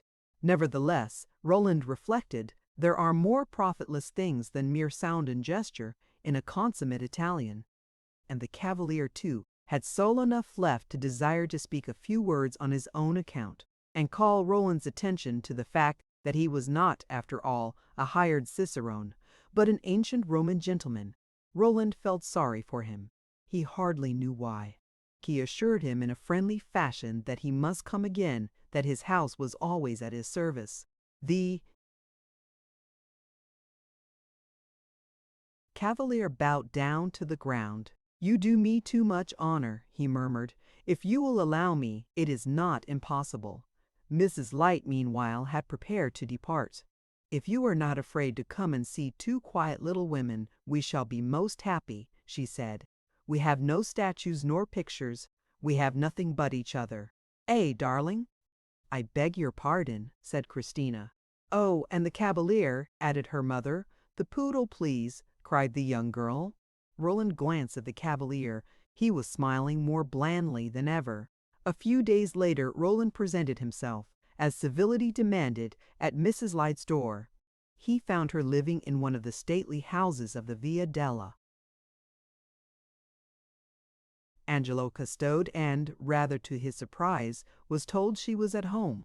He passed through half a dozen rooms and was ushered into an immense saloon, at one end of which sat the mistress of the establishment, with a piece of embroidery. She received him very graciously, and then, pointing mysteriously to a large screen which was unfolded across the embrasure of one of the deep windows, "I am keeping guard," she said. Roland looked interrogative, whereupon she beckoned him forward and motioned him to look behind the screen. He obeyed and for some moments stood gazing. Roderick, with his back turned, stood before an extemporized pedestal, ardently shaping a formless mass of clay. Before him sat Christina Light, in a white dress, with her shoulders bare, her magnificent hair twisted into a classic coil, and her head admirably poised. Meeting Roland's gaze, she smiled a little, only with her deep gray eyes, without moving. She looked divinely beautiful. Chapter 5. Christina. The brilliant Roman winter came round again, and Roland enjoyed it, in a certain way, more deeply than before. He grew at last to feel that sense of equal possession, of intellectual nearness, which it belongs to the peculiar magic of the ancient city to infuse into minds of a caste that she never would have produced. He became passionately, unreasoningly fond of all Roman sights and sensations, and to breathe the Roman atmosphere began to seem a needful condition of being. He could not have defined and explained the nature of his great love, nor have made up the sum of it by the addition of his calculable pleasures. It was a large, vague, idle, half-profitless emotion, of which perhaps the most pertinent thing that may be said is that it enforced a sort of oppressive reconciliation to the present, the actual, the sensuous to life on the terms that there offered themselves. It was perhaps for this very reason that, in spite of the charm which Rome flings over one's mood, there ran through Roland's meditations an undertone of melancholy, natural enough in a mind which finds its horizon insidiously limited to the finite, even in very picturesque forms. Whether it is one that tacitly concedes to the Roman Church the monopoly of a guarantee of immortality, so that if one is indisposed to bargain with her for the precious gift, one must do without it altogether, or whether in an atmosphere so heavily weighted with echoes and memories, one grows to believe that there is nothing in one's consciousness that is not foredoomed to molder and crumble and become dust for the feet, and possible malaria for the lungs of future generations. The fact at least remounts. It once by infirmity downed when the confer. For this reason, one may perhaps say that there is no other place in which one's daily temper has such a mellow serenity, and none, at the same time, in which acute attacks of depression are more intolerable. Roland found, in fact, a perfect response to his prevision that to live in Rome was an education to one's senses and one's imagination, but he sometimes wondered whether this was not a questionable gain, in case of one's not being prepared to live wholly by one's imagination and one's senses. The tranquil profundity of his daily satisfaction seemed sometimes to turn by a mysterious inward impulse and face itself with questioning, admonishing, threatening eyes. But afterwards, it seemed to ask with a long reverberation, and he could give no answer but a shy affirmation that there was no such thing as afterwards, and a hope, divided against itself, that his actual way of life would last forever. He often felt heavy-hearted. He was somber without knowing why. There were no visible clouds in his heaven, but there were cloud shadows on his mood. Shadows projected, they often were, without his knowing it, by an undue apprehension that things after all might not go so ideally well with Roderick. When he understood his anxiety, it vexed him, and he rebuked himself for taking things unmanfully hard. If Roderick chose to follow a crooked path, it was no fault of his. He had given him, he would continue to give him, all that he had offered him: friendship, sympathy, advice. He had not undertaken to provide him with unflagging strength of purpose, nor to stand bondsman for unqualified success. If Roland felt his roots striking and spreading in the Roman soil, Roderick also surrendered himself with renewed abandon to the local influence. More than once he declared to his companion that he meant to live and die within the shadow of St. Peter's, and that he cared little if he never again drew breath in American air. For a man of my temperament, Rome is the only possible place, he said. It's better to recognize the fact early than late. So I shall never go home unless I am absolutely forced. What is your idea of force? Asked Roland, smiling. It seems to me you have an excellent reason for going home some day or other. Ah, you mean my engagement? Roderick answered with unaverted eyes. Yes, I am distinctly engaged in Northampton and impatiently waited for. And he gave a little sympathetic sigh. To reconcile Northampton and Rome is rather a problem. Mary had better come out here. Even at the worst, I have no intention of giving up Rome within 6 or 8 years, and an engagement of that duration would be rather absurd. Miss Garland could hardly leave your mother, Roland observed. Oh, of course my mother should come. I think I will suggest it in my next letter. It will take her a year or two to make up her mind to it, but if she consents it will brighten her up. It's too small a life, over there, even for a timid old lady. It is hard to imagine, he added, any change in Mary being a change for the better, but I should like her to take a look at the world and have her notions stretched a little. One is never so good, I suppose, but that one can improve a little. If you wish her mother and Miss Garland to come, Roland suggested, you had better go home and bring them. Oh, I can't think of leaving Europe for many a day, Roderick answered. At present it would quite break the charm. I am just beginning to profit, to get used to things and take them naturally. I am sure the sight of Northampton Main Street would permanently upset me." It was reassuring to hear that Roderick, in his own view, was but just beginning to spread his wings, and Roland, if he had had any forebodings, might have suffered them to be modified by this declaration. This was the first time since their meeting at Geneva that Roderick had mentioned Miss Garland's name.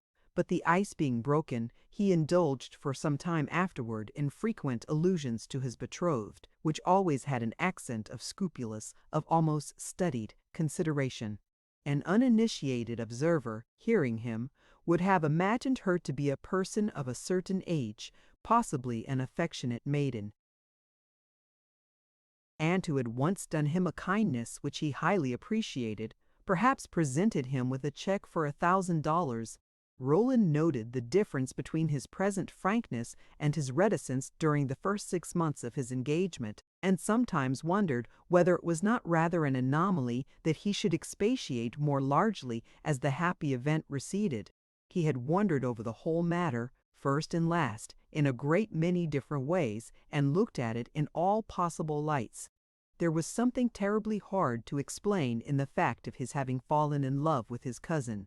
She was not, as Roland conceived her, the sort of girl he would have been likely to fancy, and the operation of sentiment, in all cases so mysterious, was particularly so in this one.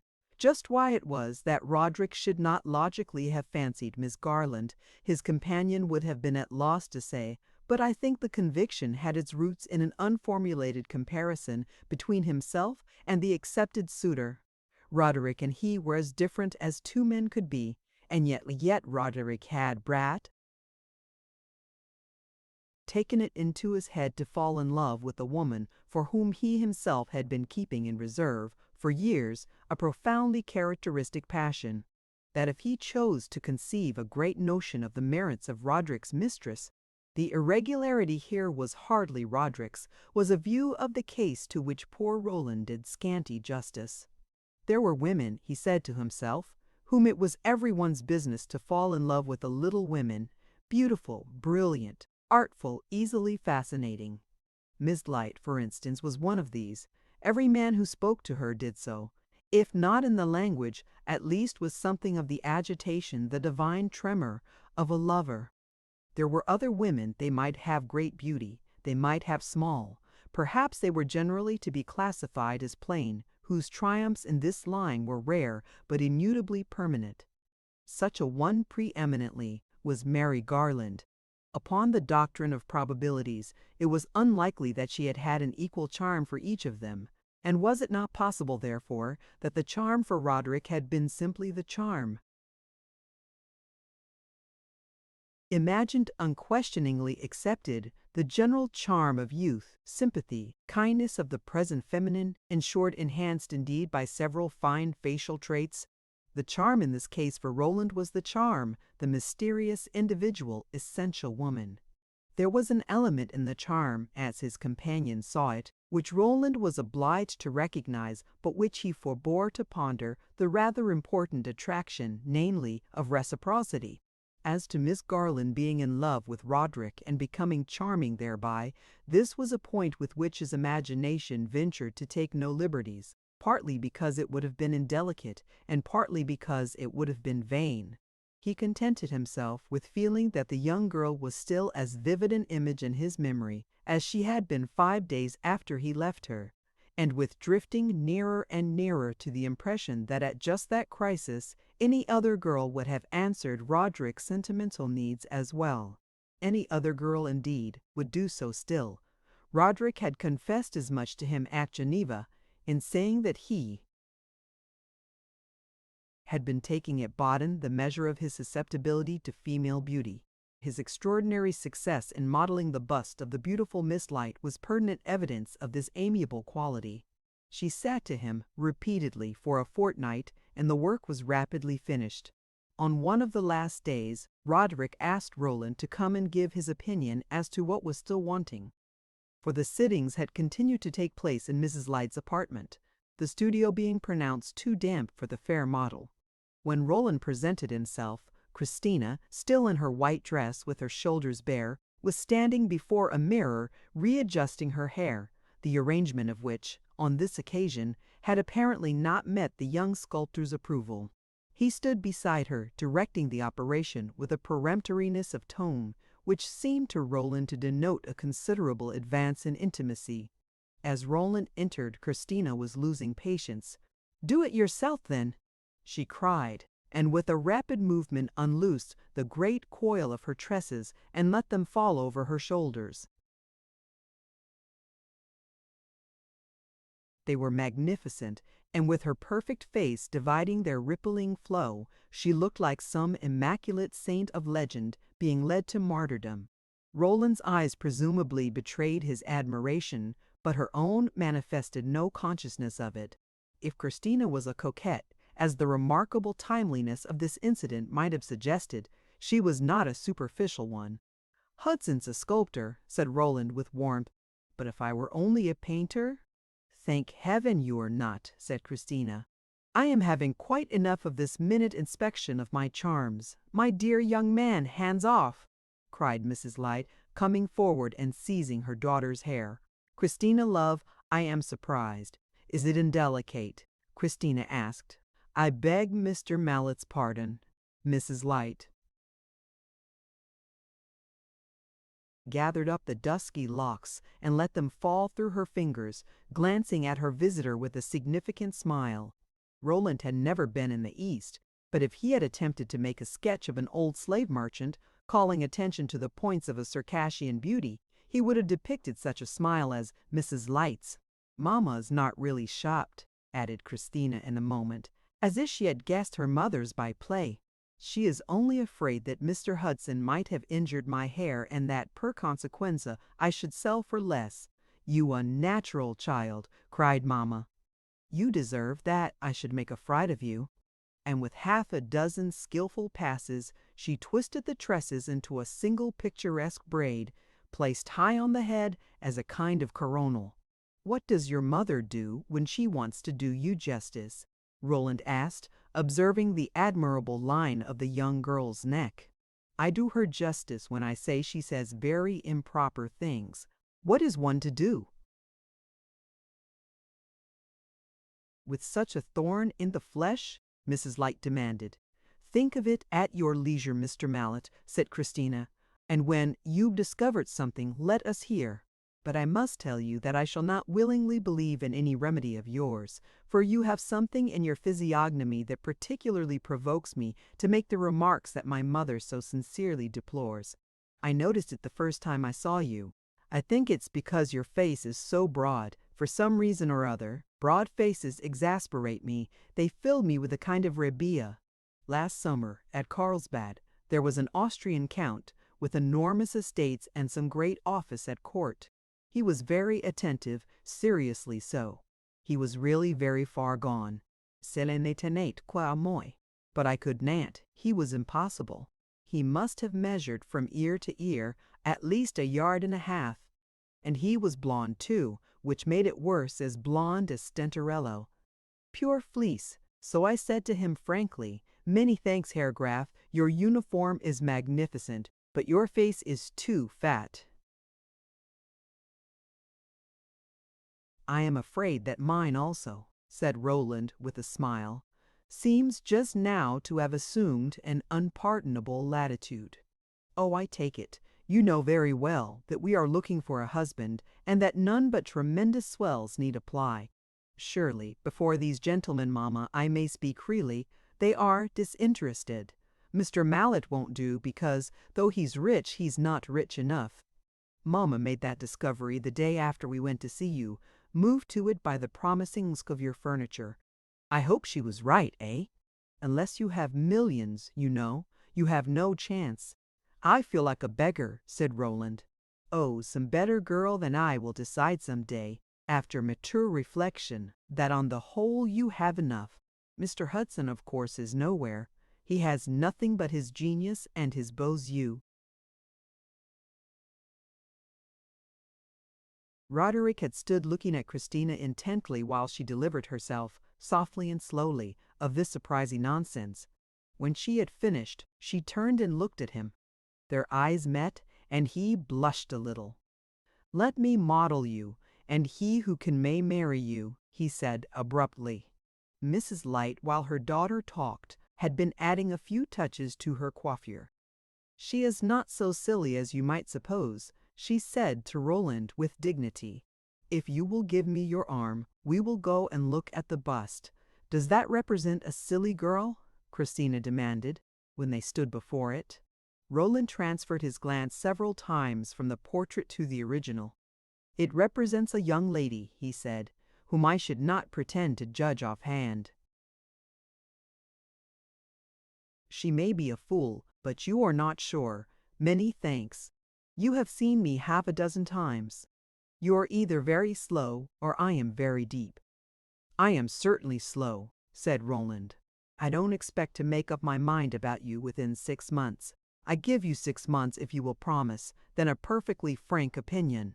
Mind, I shall not forget, I shall insist upon it." "Well, though I am slow, I am tolerably brave," said Roland. "We shall see." Christina looked at the bust with a sigh. "I am afraid, after all," she said, "that there's very little wisdom in it save what the artist has put there."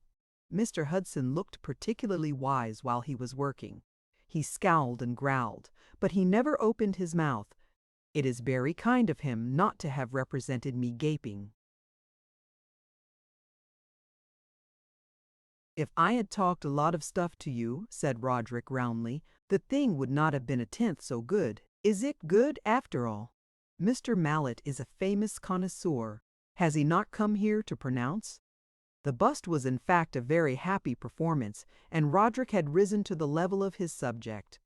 It was thoroughly a portrait, and not a vague fantasy executed on a graceful theme, as the busts of pretty women in modern sculpture are apt to be. The resemblance was deep and vivid. There was extreme fidelity of detail and yet a noble simplicity. One could say of the head that, without idealization, it was a representation of ideal beauty. Roland, however, as we know, was not fond of exploding into superlatives and, after examining the piece, contented himself with suggesting 2 or 3 alterations of detail. "Nay, how can you be so cruel?" demanded Mrs. Light with soft reproachfulness. "It is surely a wonderful thing. Roland knows it's a wonderful thing," said Roderick, smiling. "I can tell that by his face. The other day I finished something he thought bad, and he looked very differently from this." "How did Mr. Mallet look?" asked Christina. "My dear Roland," said Roderick, "I am speaking of my seated woman. You looked as if you had on a pair of tight boots." "Ah, my child, you'll not understand that," cried Mrs. Light. "You never yet had a pair that were small enough." "It's a pity, Mr. Hudson," said Christina gravely, "that you could not have introduced my feet into the bust. But we can hang a pair of slippers round the neck." "I nevertheless like your statues, Roderick," Roland rejoined, "better than your jokes. This is admirable. Miss Light, you may be proud." "Thank you, Mr. Mallet, for the permission," rejoined the young girl. "I am dying to see it in the marble, with a red velvet screen behind it," said Mrs. Light. "Placed there under the Sassoferrato," Christina went on.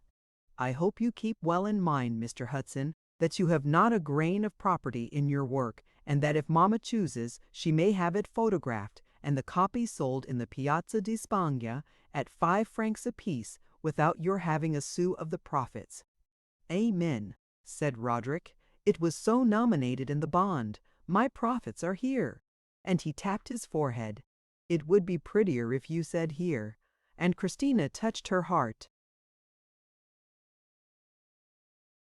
"My precious child, how you do run on," murmured Mrs. Light. "It is Mr. Mallet," the young girl answered. "I can't talk a word of sense so long as he's in the room. I don't say that to make you go," she added. "I say it simply to justify myself." Roland bowed in silence. Roderick declared that he must get at work and requested Christina to take her usual position, and Mrs. Light proposed to her visitor that they should adjourn to her boudoir. This was a small room, hardly more spacious than an alcove, opening out of the drawing-room, and having no other issue. Ere, as they entered, on a divan near the door, Roland perceived the Cavalier Jocosa, with his arms folded, his head dropped upon his breast, and his eyes closed. "Sleeping at his post," said Roland with a kindly laugh. "That's a punishable offense," rejoined Mrs. Light sharply. She was on the point of calling him in the same tone when he suddenly opened his eyes, stared a moment, and then rose with a smile and a bow. "Excuse me, dear lady," he said. "I was overcome by the great heat." "Nonsense, Cavalier!" cried the lady. "You know we are perishing here with the cold." "You had better go and cool yourself in one of the other rooms." "I obey, dear lady," said the Cavalier, and with another smile and bow to Roland he departed, walking very discreetly on his toes. Roland outstayed him but a short time, for he was not fond of Mrs. Light, and he found nothing very inspiring in her frank intimation that if he chose he might become a favorite. He was disgusted with himself for pleasing her. He confounded his fatal urbanity. In the courtyard of the palace he overtook the Cavalier, who had stopped at the porter's lodge to say a word to his little girl. She was a young lady of very tender years, and she wore a very dirty pinafore. He had taken her up in his arms and was singing an infantine rhyme to her, and she was staring at him with big, soft Roman eyes. On seeing Roland he put her down with a kiss and stepped forward with a conscious grin, an unresentful admission that he was sensitive both to chubbiness and ridicule. Roland began to pity him again. He had taken his dismissal from the drawing-room so meekly. "You don't keep your promise," said Roland, "to come and see me. Don't forget it. I want you to tell me about Rome 30 years ago." 30 years ago?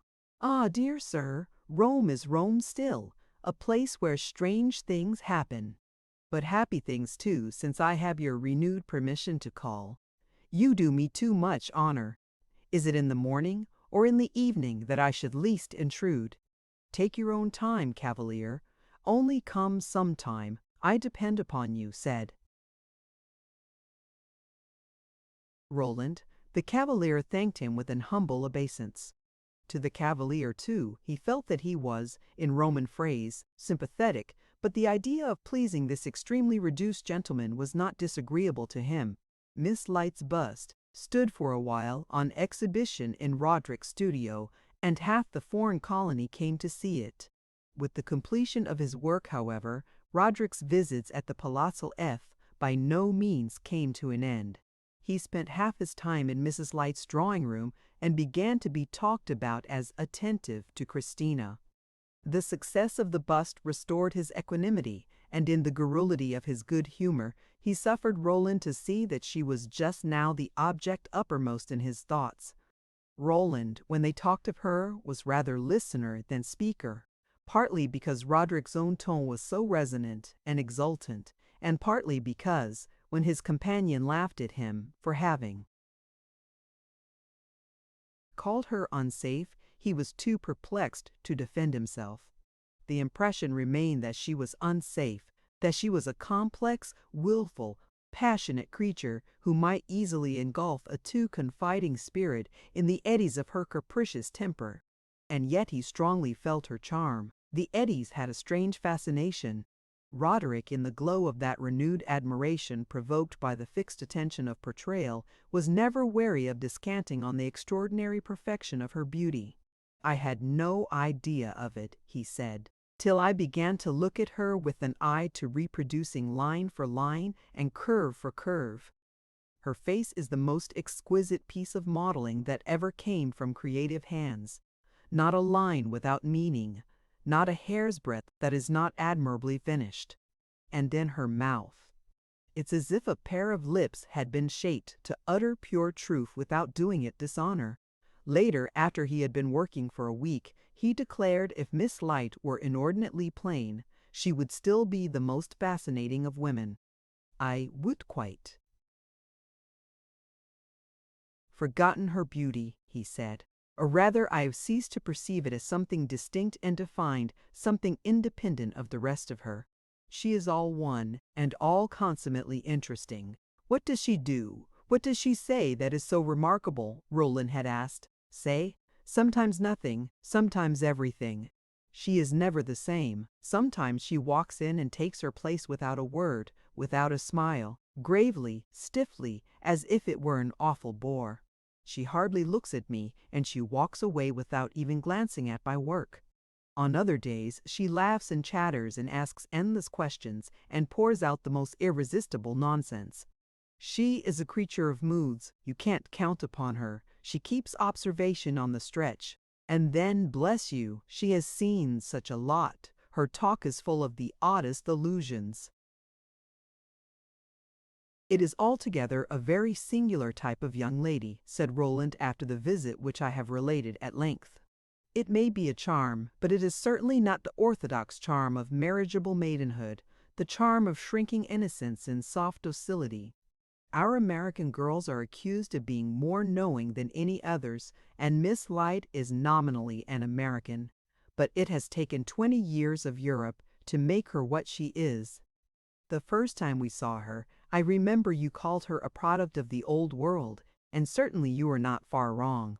Ah, she has an atmosphere, said Roderick in the tone of high appreciation. Young unmarried women, Roland answered, should be careful not to have too much. Ah, you don't forgive her, cried his companion, for hitting you so hard. A man ought to be flattered at such a girl as that taking so much notice of him. A man is never flattered at a woman's not liking him. Are you sure she does not like you? That's to the credit of your humility. A fellow of more vanity might, on the evidence, persuade himself that he was in favor. He would have also, said Roland, laughing, to be a fellow of remarkable ingenuity. He asked himself privately how the deuce Roderick reconciled it to his conscience to think so much more of the girl he was not engaged to than of the girl he was. But it amounted almost to arrogance, you may say, in poor Roland, to pretend to know how often Roderick thought of Miss Garland. He wondered gloomily, at any rate, whether for men of his companion's large, easy power, there was not a larger moral law than for narrow mediocrities like himself, who, yielding nature a meager interest on her investment, such as it was, had no reason to expect from her this affectionate laxity as to their accounts. Was it not a part of the eternal fitness of things that Roderick, while rhapsodizing about Miss Light, should have it at his command to look at you with eyes of the most guileless and unclouded blue, and to shake off your musty imputations by a toss of his picturesque brown locks? Or had he, in fact, no conscience to speak of? Happy fellow either way. Our friend Gloriani came, among others, to congratulate Roderick on his model and what he had made of her. Devilish pretty through and through, he said as he looked at the bust. Capital handling of the neck and throat, lovely work on the nose. You're a detestably lucky fellow, my boy, but you ought not to have squandered such material on a simple bust. You should have made a great imaginative figure. If I could only have got hold of her, I would have put her into a statue in spite of herself. What a pity she is not a ragged Trasteverine whom we might have for £1 an hour. I have been carrying about in my head for years a delicious design for a fantastic figure, but it has always stayed there for want of a tolerable model. I have seen intimations of the type, but Miss Light is the perfection of it. As soon as I saw her, I said to myself, by Jove, there's my statue in the flesh. What is your subject? Asked Roderick. Don't take it ill, said Gloriani. You know I'm the very deuce for observation. She would make a magnificent Herodias. If Roderick had taken it ill, which was unlikely, for we know he thought Gloriani an ass and expected little of his wisdom, he might have been soothed by the candid incense of Sam Singleton, who came and sat for an hour in a sort of mental prostration before both bust and artist. But Roderick's attitude before his patient little devotee was one of undisguised though friendly amusement, and, indeed, judged from a strictly plastic point of view, the poor fellow's diminutive stature, his enormous mouth, his pimples, and his yellow hair were sufficiently ridiculous. Nay, don't envy our friend. Roland said to Singleton afterwards, on his expressing, with a little groan of depreciation of his own paltry performances, his sense of the brilliancy of Roderick's talent. "You sail nearer the shore, but you sail in smoother waters. Be contented with what you are, and paint me another picture." "Oh, I don't envy Hudson anything he possesses," Singleton said, "because to take anything away would spoil his beautiful completeness." Complete, that's what he is, while we little clevernesses are like half-ripened plums, only good eating on the side that has had a glimpse of the sun. Nature has made him so, and fortune confesses to it.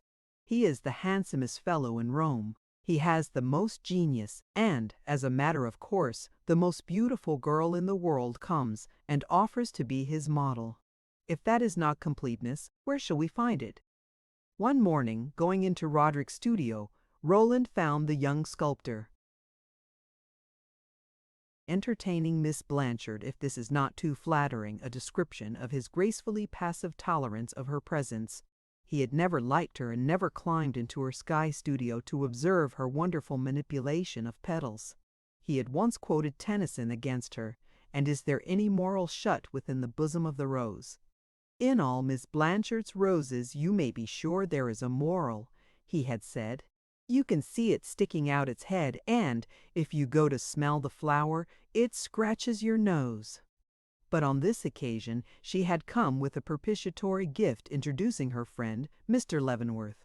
Mr. Leavenworth was a tall, expansive, bland gentleman with a carefully brushed whisker and a spacious, fair, well-favored face which seemed, somehow, to have more room in it than was occupied by a smile of superior benevolence, so that with his smooth white forehead it bore a certain resemblance to a large parlor with a very florid carpet,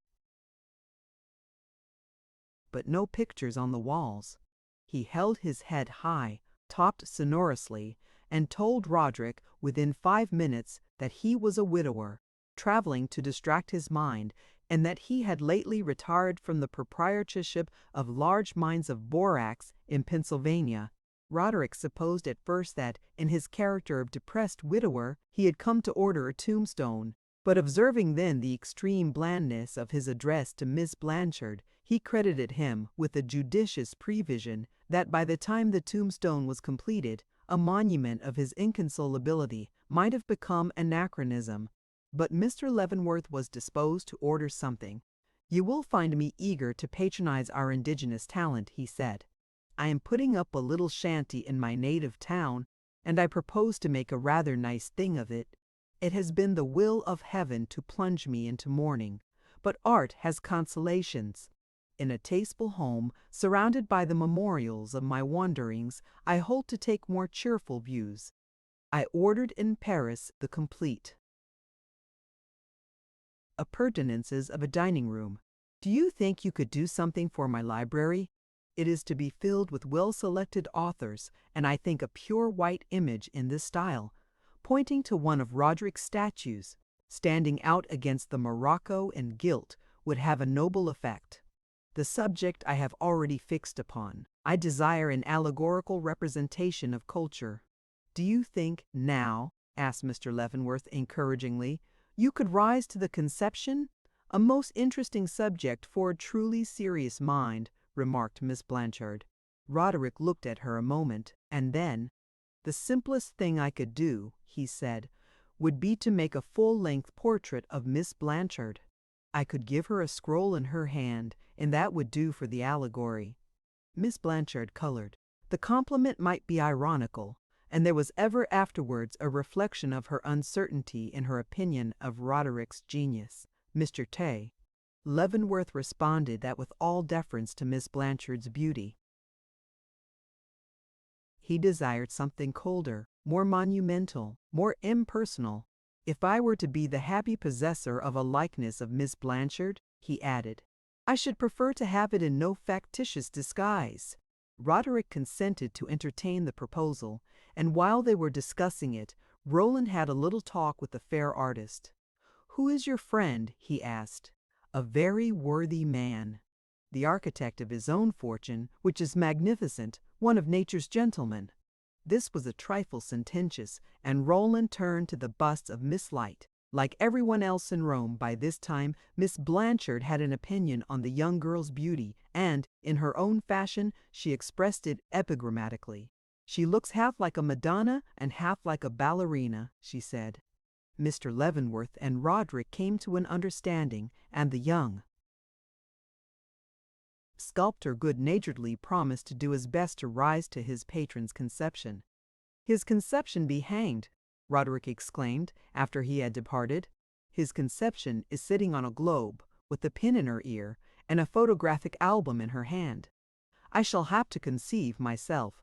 For the money, I ought to be able to." Mrs. Light, meanwhile, had fairly established herself in Roman society. "Heaven knows how," Madame Grandoni said to Roland, who had mentioned to her several evidences of the lady's prosperity. "In such a case there is nothing like audacity. A month ago she knew no one but her washerwoman, and now I am told that the cards of Roman princesses are to be seen on her table.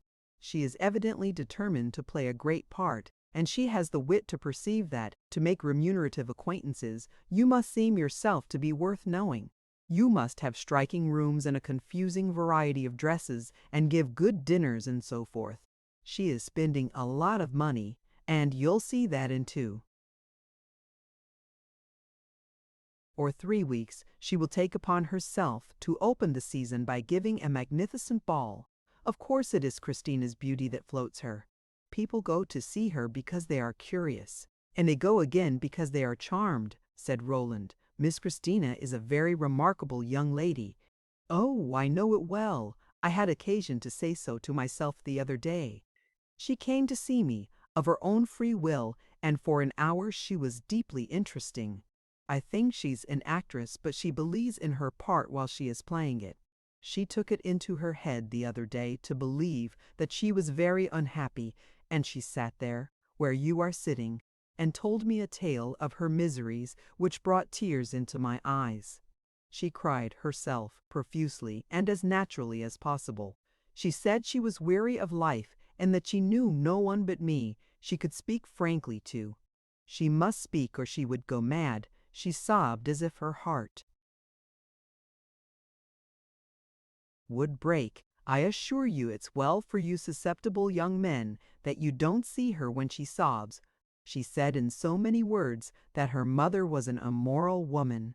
Heaven knows what she meant. She meant, I suppose, that she makes debts that she knows she can't pay. She said the life they led was horrible, that it was monstrous a poor girl should be dragged about the world to be sold to the highest bidder. She was meant for better things. She could be perfectly happy in poverty. It was not money she wanted. I might not believe her, but she really cared for serious things. Sometimes she thought of taking poison. What did you say to that? I recommended her, said Madame Grandoni, to come and see me instead. I would help her about as much, and I was, on the whole, less unpleasant. Of course I could help her only by letting her talk herself out, and kissing her and patting her beautiful hands, and telling her to be patient, and she would be happy. Yet, about once in 2 months I expect her to reappear, on the same errand, and meanwhile to quite forget my existence. I believe I melted down to the point of telling her that I would find some good, quiet, affectionate husband for her. But she declared, almost with fury, that she was sick unto death of husbands, and begged I would never again mention the word. And in fact, it was a rash offer, for I am sure that there is not a man of the kind that might really make a woman happy, but would be afraid to marry mademoiselle. Looked at in that way, she is certainly very much to be pitied. And indeed, altogether, though I don't think she either means all she says, or, by a great deal, says all that she means, I feel very sorry for her.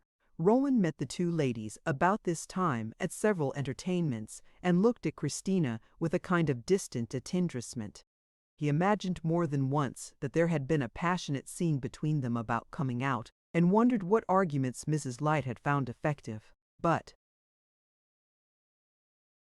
Christina's face told no tales, and she moved about, beautiful and silent, looking absently over people's heads, barely heeding the men who pressed about her, and suggesting somehow that the soul of a world-wearied mortal had found its way into the blooming body of a goddess.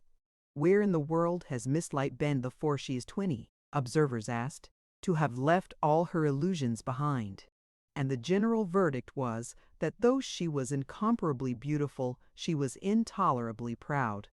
Young ladies to whom the former distinction was not conceded were free to reflect that she was not at all liked. It would have been difficult to guess, however, how they reconciled this conviction with a variety of conflicting evidence, and, in especial, with the spectacle of Roderick's inveterate devotion. All Rome might behold that he, at least, liked Christina Light. Wherever she appeared, he was either awaiting her or immediately followed her. He was perpetually at her side, trying, apparently, to preserve the thread of a disconnected talk, the fate of which was, to judge by her face, profoundly immaterial to the young lady. People in general smiled at the radiant good faith of the handsome young sculptor, and asked each other whether he really supposed that beauties of that quality were meant to wed with poor artists.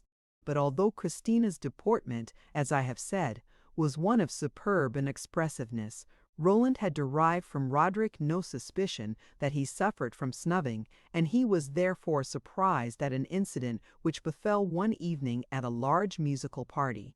Roderick, as usual, was in the field, and, on the ladies taking the chairs which had been arranged for them, he immediately placed himself beside Christina.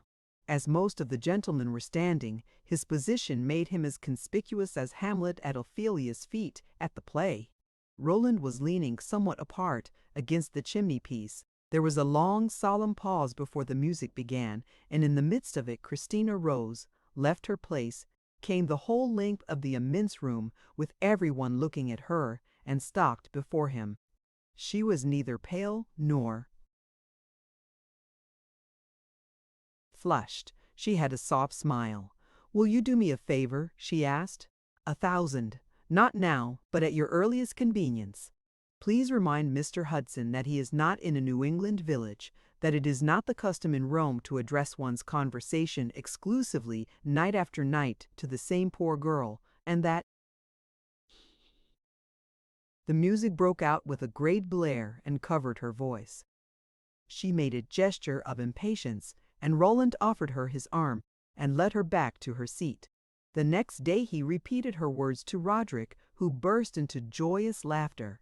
"She's a delightfully strange girl," he cried. "She must do everything that comes into her head. Had she never asked you before not to talk to her so much? On the contrary, she has often said to me, 'Mind you now, I forbid you to leave me. Here comes that tiresome so-and-so. She cares as little about the custom as I do.' What could be a better proof than her walking up to you, with 500 people looking at her? Is that the custom for young girls in Rome? Why then should she take such a step? Because, as she sat there, it came into her head. That's reason enough for her.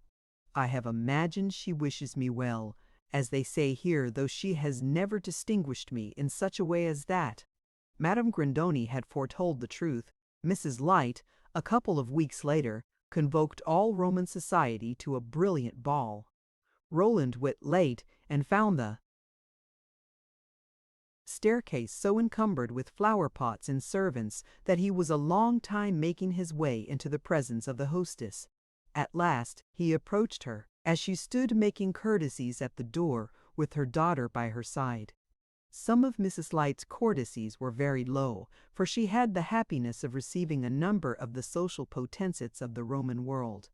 She was rosy with triumph, to say nothing of a less metaphysical cause, and was evidently vastly contented with herself, with her company, and with the general promise of destiny. Her daughter was less overtly jubilant, and distributed her greetings with impartial frigidity. She had never been so beautiful. Dressed simply in vaporous white, relieved with half a dozen white roses, the perfection of her features and of her person, and the mysterious depth of her expression, seemed to glow with the white light of a splendid pearl. She recognized no one individually, and made her courtesy slowly, gravely, with her eyes on the ground. Roland fancied that, as he stood before her, her obeisance was slightly exaggerated, as with an intention of irony. But he smiled philosophically to himself and reflected as he passed into the room that, if she disliked him, he had nothing to reproach himself with.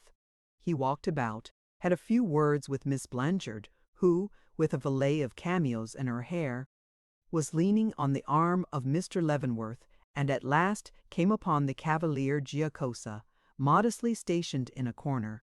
The little gentleman's coat lappet was decorated with an enormous bouquet, and his neck encased in a voluminous white handkerchief of the fashion of 30 years ago. His arms were folded, and he was surveying the scene with contracted eyelids, through which you saw the glitter of his intensely dark, vivacious pupil. He immediately embarked on an elaborate apology for not having yet manifested, as he felt it, his sense of the honor Roland had done him. "I am always on service with these ladies, you see," he explained, "and that is a duty to which one would not willingly be faithless for an instant." "Evidently," said Roland, "you are a very devoted friend. Mrs. Light, in her situation, is very happy in having you. We are old friends," said the Cavalier, gravely. "Old friends. I knew the Signora many years ago, when she was the prettiest woman in Rome, or rather in Ancona, which is even better. The beautiful Christina now is perhaps the most beautiful young girl in Europe." "Very likely," said Roland. "Very well, sir. I taught her to read. I guided her little hands to touch the piano keys." And at these faded memories, the Cavalier's eyes glittered more brightly. Roland half expected him to proceed, with a little flash of long-repressed passion. And now, sir, they treat me as you observed the other day." But the Cavalier only looked out at him keenly from among his wrinkles, and seemed to say, with all the vividness of the Italian glance, "Oh, I say nothing more. I am not so shallow as to complain." Evidently the Cavalier was not shallow, and Roland repeated respectfully, "You are a devoted friend." "That's very true. I am a devoted friend. A man may do himself justice after 20 years. Roland, after a pause, made some remark about the beauty of the ball. "It was very brilliant." "Stupendous," said the Cavalier solemnly. "It is a great day. We have 4 Roman princes, to say nothing of others." And he counted them over on his fingers and held up his hand triumphantly. "And there she stands, the girl to whom Giuseppe Giacosa taught her alphabet and her piano scales. There she stands in her incomparable beauty, and Roman princes come and bow to her." Here, in his corner, her old master permits himself to be proud. "It is very friendly of him," said Roland, smiling. The Cavalier contracted his lids a little more and gave another keen glance. "It is very natural, signor. The Christina is a good girl. She remembers my little services. But here comes," he added in a moment, "the young prince of the fine arts. I am sure he has bowed lowest of all."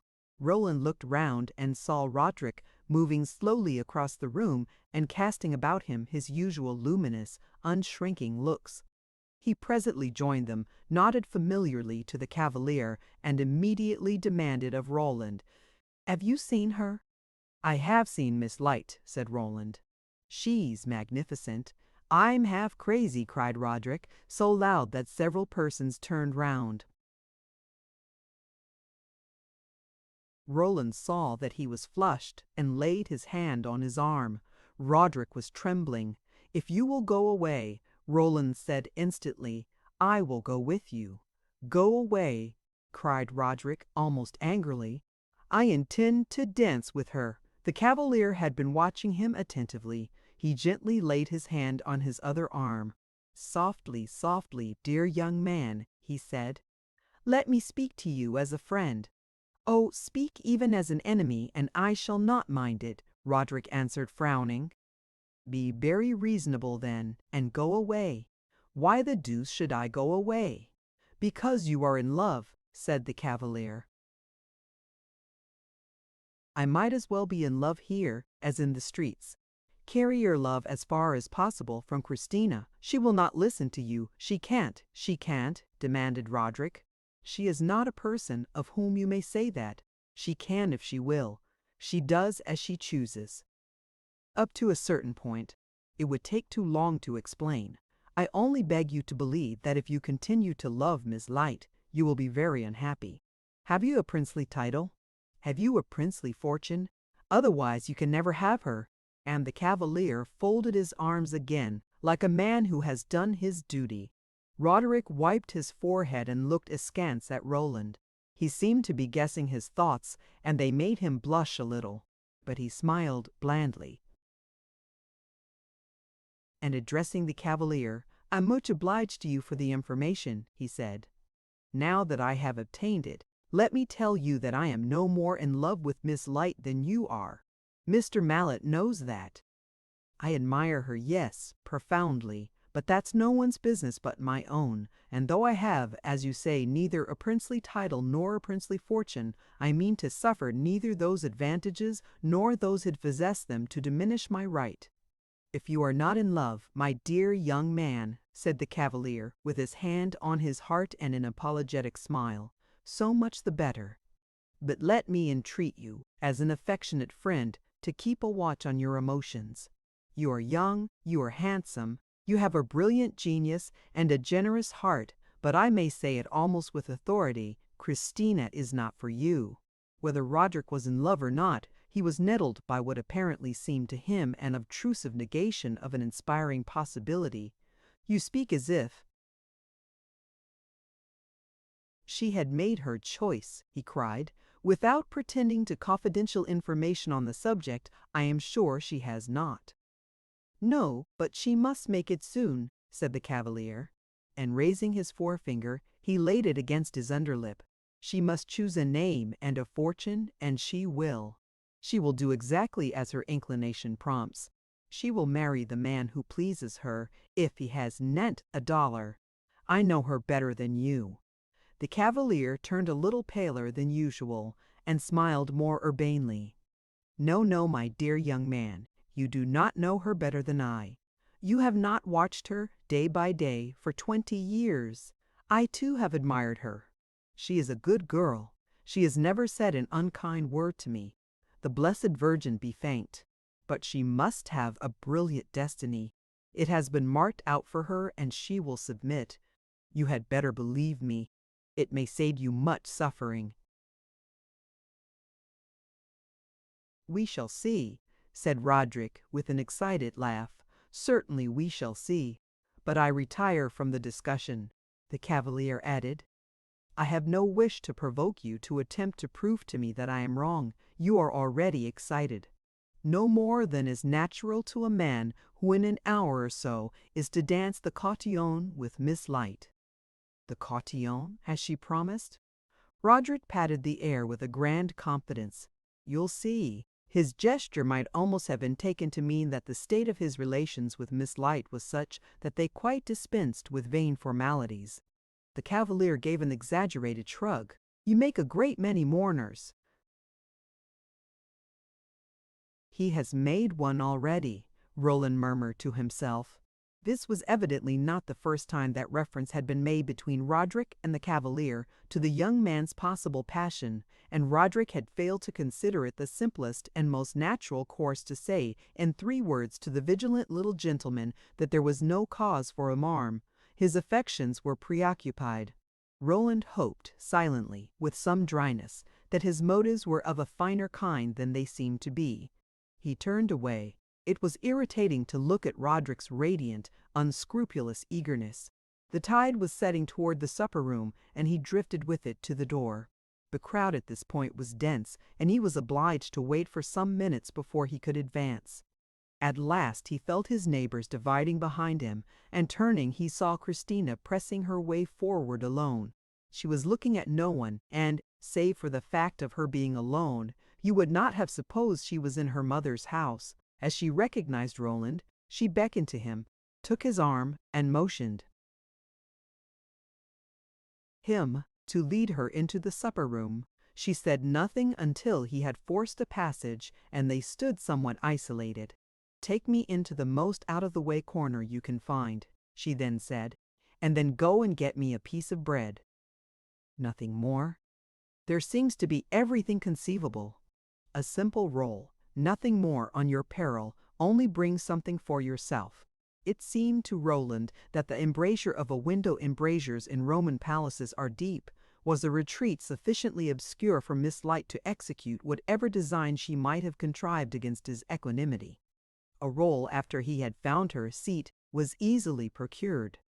As he presented it, he remarked that, frankly speaking, he was at loss to understand why she should have selected for the honor of a tête-à-tête an individual for whom she had so little taste. "Ah, yes, I dislike you," said Christina. "To tell the truth, I had forgotten it. There are so many people here whom I dislike more that when I espied you just now, you seemed like an intimate friend. But I have not come into this corner to talk nonsense," she went on. "You must not think I always do, eh?" "I have never heard you do anything else," said Roland deliberately, having decided that he owed her no compliments. "Very good. I like your frankness. It's quite true. You see, I am a strange girl. To begin with, I am frightfully egotistical. Don't flatter yourself. You have said anything very clever if you ever take it into your head to tell me so. I know it much better than you. So it is, I can't help it. I am tired to death of myself. I would give all I possess to get out of myself, but somehow, at the end, I find myself so vastly more interesting than 9/10 of the people I meet. If a person wished to do me a favor, I would say to him, I beg you, with tears in my eyes, to interest me. Be strong, be positive, be imperious, if you will, only be something that, in looking at, I can forget my detestable self. Perhaps that is nonsense, too. If it is, I can't help it. I can only apologize for the nonsense I know to be such, and that I talk, oh, for more reasons than I can tell you. I wonder whether, if I were to try, you would understand me. I am afraid I should never understand, said Roland, why a person should willingly talk nonsense. That proves how little you know about women. But I like your frankness. When I told you the other day that you displeased me, I had an idea you were more formal. How do you say it? More, Gwind. I am very capricious. Tonight I like you better. Oh, I am not Gwinde, said Roland gravely. I beg your pardon, then, for thinking so. Now I have an idea that you would make a useful friend, an intimate friend, a friend to whom one could tell everything. For such a friend, what would dent I give? Roland looked at her in some perplexity. Was this touching sincerity or unfathomable coquetry? Her beautiful eyes looked divinely candid. But then, if candor was beautiful, beauty was apt to be subtle. I hesitate to recommend myself out and out for the office, he said, but I believe that if you were to depend upon me for anything that a friend may do, I should not be found wanting. Very good. One of the first things one asks of a friend is to judge one not by isolated acts, but by one's whole conduct. I care for your opinion, I don't know why. Nor do I confess, said Roland with a laugh.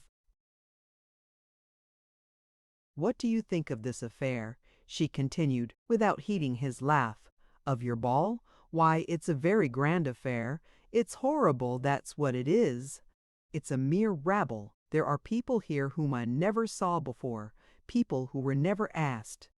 Mamma went about inviting everyone, asking other people to invite anyone they knew, doing anything to have a crowd. I hope she is satisfied. It is not my doing. I feel weary. I feel angry. I feel like crying. I have 20 minds to escape into my room and lock the door and let Mamma go through with it as she can. By the way, she added in a moment, without a visible reason for the transition, can you tell me something to read? Roland stared at the disconnectedness of the question. Can you recommend me some books? She repeated. I know you are a great reader. I have no one else to ask. We can buy no books. We can make debts for jewelry and bonnets and 5-button gloves, but we can't spend a sou for ideas. And yet, though you may not believe it, I like ideas quite as well. I shall be most happy to lend you some books, Roland said. I will pick some out tomorrow and send them to you. No novels, please. I am tired of novels. I can imagine better stories for myself than any I read. Some good poetry, if there is such a thing nowadays, and some memoirs and histories and books of facts. You shall be served. Your taste agrees with my own. She was silent a moment, looking at him. Then suddenly, tell me something about Mr. Hudson, she demanded. You are great friends. Oh yes, said Roland, we are great friends. Tell me about him. Come, begin. Where shall I begin? You know him for yourself. No, I don't know him. I don't find him so easy to know. Since he has finished my bust and begun to come here disinterestedly, he has become a great talker. He says very fine things. But does he mean all he says? Few of us do that. You do, I imagine. You ought to know, for he tells me you discovered him. Roland was silent, and Christina continued, Do you consider him very clever? Unquestionably. His talent is really something out of the common way? So it seems to me. In short, he's a man of genius. Yes, call it genius. And you found him vegetating in a little village and took him by the hand and set him on his feet in Rome? Is that the popular legend? Asked Roland. Oh, you needn't be modest. There was no great merit in it. There would have been none, at least on my part, in the same circumstances. Real geniuses are not so common, and if I had discovered one in the wilderness, I would have brought him out into the marketplace to see how he would behave. It would be excessively amusing. You must find it so to watch Mr. Hudson, eh? Tell me this, do you think he's going to be a great man? Become famous? Have his life written? And all that? I don't prophesy, but I have good hopes. Christina was silent.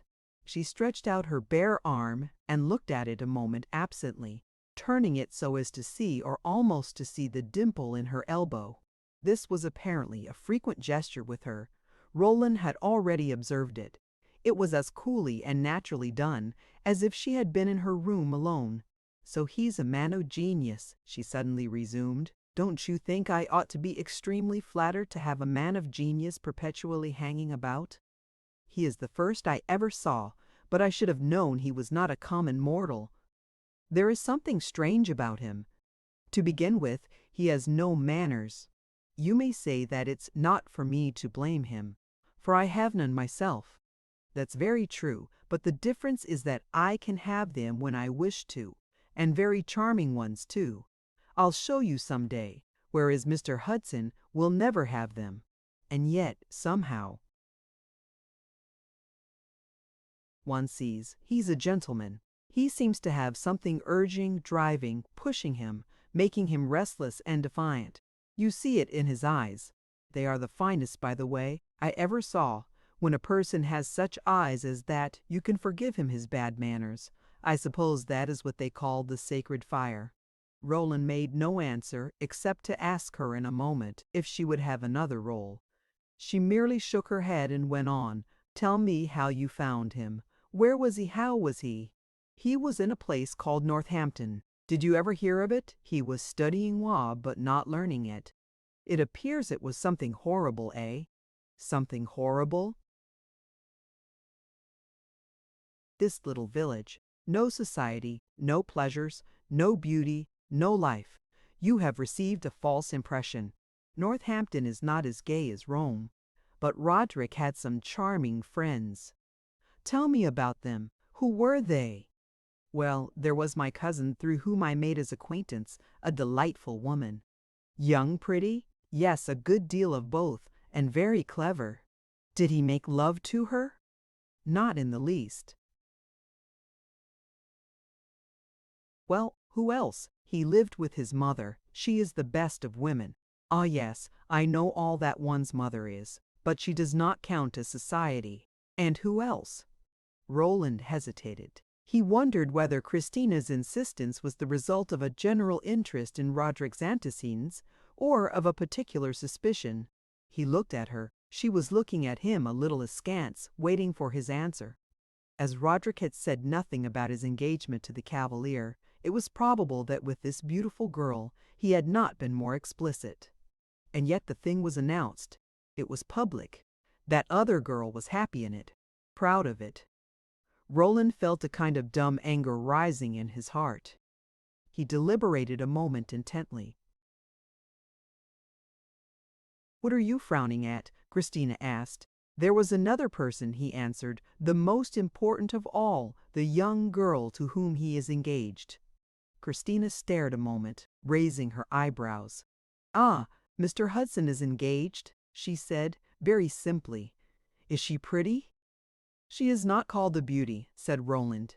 He meant to practice great brevity, but in a moment he added, "I have seen beauties, however, who pleased me less."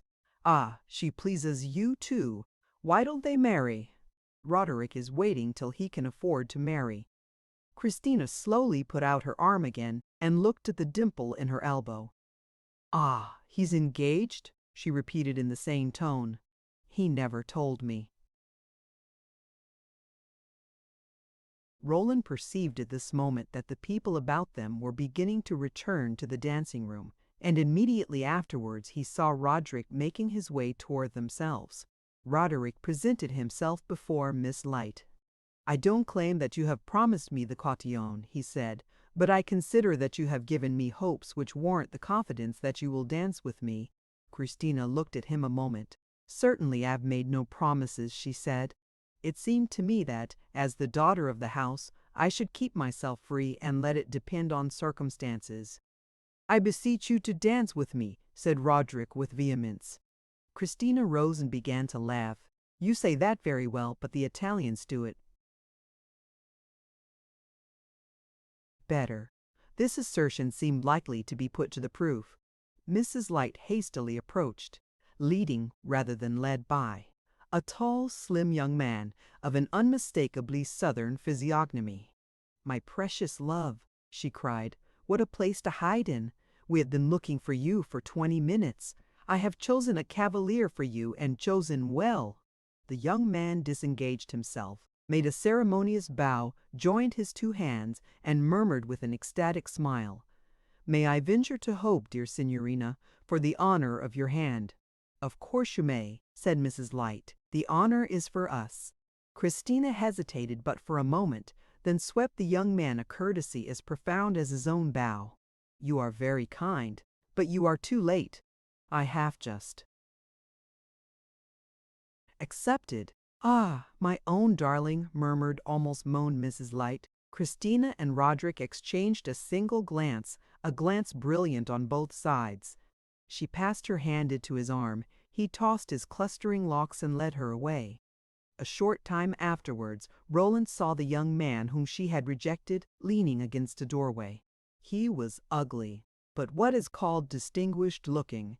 He had a heavy black eye, a sallow complexion, a long, thin neck.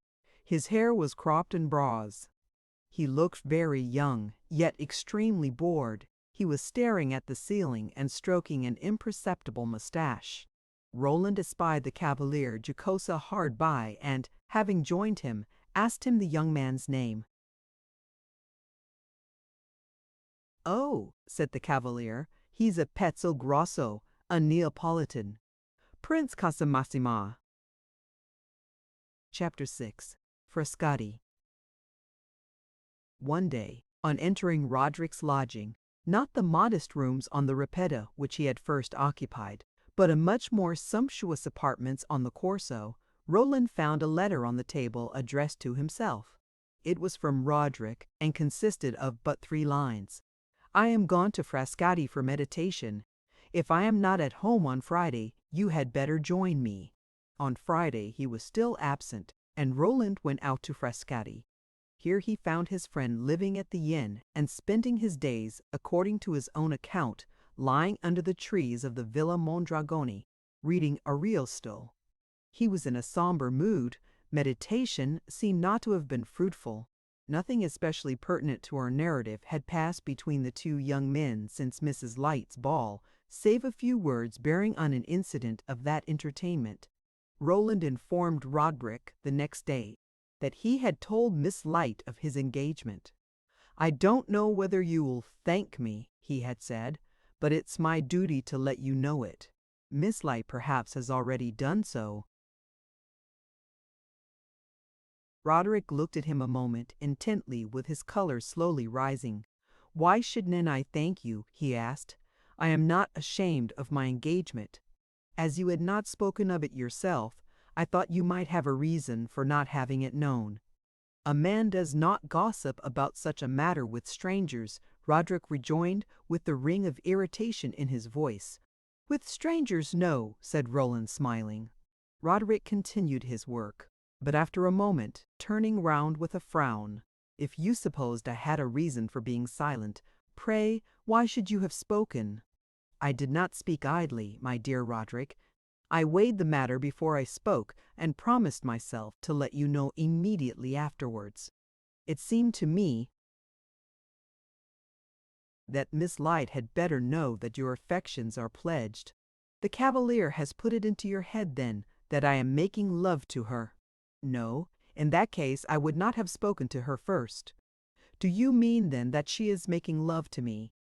"This is what I mean," said Roland after a pause. "That girl finds you interesting and is pleased, even though she may play indifference, at your finding her so. I said to myself that it might save her some sentimental disappointment to know without delay that you are not at liberty to become indefinitely interested in other women." "You seem to have taken the measure of my liberty with extraordinary minuteness," cried Roderick. "You must do me justice. I am the cause of your separation from Miss Garland, the cause of your being exposed to temptations which she hardly even suspects. How could I ever face her," Roland demanded, with much warmth of tone, "if at the end of it all she should be unhappy? I had no idea that Miss Garland had made such an impression on you. You are too zealous. I take it she did not charge you to look after her interests. If anything happens to you, I am accountable. You must understand that. That's a view of the situation I can't accept, in your own interest no less than in mine. It can only make us both very uncomfortable. I know all I owe you. I feel it, you know that. But I am not a small boy, nor an outer barbarian any longer, and whatever I do with my eyes open. When I do well, the merit's mine. If I do ill, the fault's mine. The idea that I make you nervous is detestable. Dedicate your nerves to some better cause, and believe that if Miss Garland and I have a quarrel, we shall settle it between ourselves." Roland had found himself wondering shortly before whether possibly his brilliant young friend was without a conscience. Now it dimly occurred to him that he was without a heart. Roland, as we have already intimated, was a man with a moral passion, and no small part of it had gone forth into his relations with Roderick. There had been, from the first, no protestations of friendship on either side, but Roland had implicitly offered everything that belongs to friendship, and Roderick had, apparently, as deliberately accepted it. Roland, indeed, had taken an exquisite satisfaction in his companion's deep, inexpressive assent to his interest in him. "Here is an uncommonly fine thing," he said to himself, "a nature unconsciously grateful, a man in whom friendship does the thing that love alone generally has the credit of, knocks the bottom out of pride." His reflective judgment of Roderick, as time went on, had indulged in a great many irrepressible vagaries, but his affection, his sense of something in his companion's whole personality that overmastered his heart and beguiled his imagination, had never for an instant faltered. He listened to Roderick's last words, and then he smiled, as he rarely smiled with bitterness. "I don't at all like your telling me I am too zealous," he said. "If I had not been zealous, I should never have cared a fig for you." Roderick flushed deeply, and thrust his modeling tool up to the handle into the clay. "Say it outright." You have been a great fool to believe in me. I desire to say nothing of the kind, and you don't honestly believe I do, said Roland. It seems to me I am really very good-natured even to reply to such nonsense. Roderick sat down, crossed his arms, and fixed his eyes on the floor. Roland looked at him for some moments. It seemed to him that he had never so clearly read his companion's strangely commingled character, his strength and his weakness, his picturesque personal attractiveness and his urgent egoism, his exalted ardor and his puerile petulance. It would have made him almost sick, however, to think that, on the whole, Roderick was not a generous fellow, and he was so far from having ceased to believe in him that he felt just now, more than ever, that all this was but the painful complexity of genius. Roland, who had not a grain of genius either to make one say he was an interested reasoner or to enable one to feel that he could afford a dangerous theory or two, adhered to his conviction of the essential celebrity of genius. Suddenly, he felt an irresistible compassion for his companion. It seemed to him that his beautiful faculty of production was a double-edged instrument, susceptible of being dealt in backhanded blows at its possessor. Genius was priceless, inspired, divine. But it was also, at its hours, capricious, sinister, cruel, and men of genius, accordingly, were alternately very enviable and very helpless. It was not the first time he had had sense of Roderick standing helpless in the grasp of his temperament. It had shaken him, as yet but with a half good-humored wantonness, but henceforth, possibly, it meant to handle him more roughly. These were not times, therefore, for a friend to have a short patience. When you err, you say, "The fault's your own," he said at last. "It is because your faults are your own that I care about them." Roland's voice, when he spoke with feeling, had an extraordinary amenity. Roderick sat staring a moment longer at the floor. Then he sprang up and laid his hand affectionately on his friend's shoulder. "You are the best man in the world," he said, "and I am a vile brute. Only," he added in a moment, "you don't understand me." And he looked at him with eyes of such radiant lucidity that one might have said, and Roland did almost say so, himself, that it was the fault of one's own grossness if one failed to read to the bottom of that beautiful soul. Roland smiled sadly. "What is it now? Explain." "Oh, I can't explain," cried Roderick impatiently, returning to his work. "I have only one way of expressing my deepest feelings. It's this."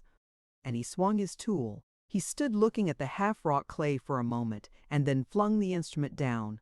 "And even this half the time plays me false." Roland felt that his irritation had not subsided, and he himself had no taste for saying disagreeable things. Nevertheless, he saw no sufficient reason to forbear uttering the words he had had on his conscience from the beginning. "We must do what we can and be thankful," he said. "And let me assure you of this, that it won't help you to become entangled with Miss Light." Roderick pressed his hand to his forehead with vehemence and then shook it in the air despairingly, a gesture that had become frequent with him since he had been in Italy. "No, no, it's no use. You don't understand me. But I don't blame you. You can't." "You think it will help you then?" said Roland, wondering. "I think that when you expect a man to produce beautiful and wonderful works of art, you ought to allow him a certain freedom of action. You ought to give him a long rope.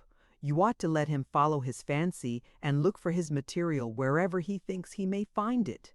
A mother can't nurse her child unless she follows a certain diet. An artist can't bring his visions to maturity unless he has a certain experience. You demand of us to be imaginative, and you deny us that which feeds the imagination. In labor we must be as passionate as the inspired Sibyl. In life we must be mere machines. It won't do. When you have got an artist to deal with, you must take him as he is, good and bad together. I don't say they are pleasant fellows to know or easy fellows to live with. I don't say they satisfy themselves any better than other people. I only say that if you want them to produce, you must let them conceive. If you want a bird to sing, you must not cover up its cage. Shoot them, the poor devils. Drown them, exterminate them, if you will, in the interest of public morality. It may be morality would gain. I dare say it would. But if you suffer them to live, let them live on their own terms and according to their own inexorable needs. Roland burst out laughing. I have no wish whatever either to shoot you or to drown you, he said. Why launch such a tirade against a warning offered you altogether in the interests of your freest development? Do you really mean that you have an inexorable need of embarking on a flirtation with Miss Light? A flirtation as to the felicity of which there may be differences of opinion, but which cannot at best, under the circumstances, be called innocent. Your last summer's adventures were more so. As for the terms on which you are to live, I had an idea you had arranged them otherwise. I have arranged nothing, thank God. I don't pretend to arrange. I am young and ardent and inquisitive, and I admire Miss Light. That's enough. I shall go as far as admiration leads me. I am not afraid. Your genuine artist may be sometimes half a madman, but he's not a coward. Suppose that in your speculation you should come to grief, not only sentimentally, but artistically, come what come will. If I'm to fizzle out, the sooner I know it the better. Sometimes I half suspect it. But let me at least go out and reconnoiter for the enemy, and not sit here waiting for him, cudgeling my brains for ideas that won't come. Do what he would, Roland could not think of Roderick's theory of unlimited experimentation, especially as applied in the case under discussion, as anything but a pernicious illusion. But he saw it was vain to combat longer, for inclination was powerfully on Roderick's side. He laid his hand on Roderick's shoulder, looked at him a moment with troubled eyes, then shook his head mournfully and turned away. I can't work any more, said Roderick. You have upset me. I'll go and stroll on the Pincian. And he tossed aside his working jacket and prepared himself for the street. As he was arranging his cravat before the glass, something occurred to him which made him thoughtful. He stopped a few moments afterward as they were going out, with his hand on the doorknob. You did, from your own point of view, an indiscreet thing, he said, to tell Miss Light of my engagement. Roland looked at him with a glance which was partly an interrogation, but partly, also, an admission. If she's the coquette you say, Roderick added, you have given her a reason the more. And that's the girl you propose to devote yourself to? Cried Roland. Oh, I don't say it, mind. I only say that she's the most interesting creature in the world. The next time you mean to render me a service, pray give me notice beforehand. It was perfectly characteristic of Roderick that, a fortnight later, he should have let his friend know that he depended upon him for society at Frascati as freely as if no irritating topic had ever been discussed between them. Roland thought him generous, and he had at any rate a liberal faculty of forgetting that he had given you any reason to be displeased with him.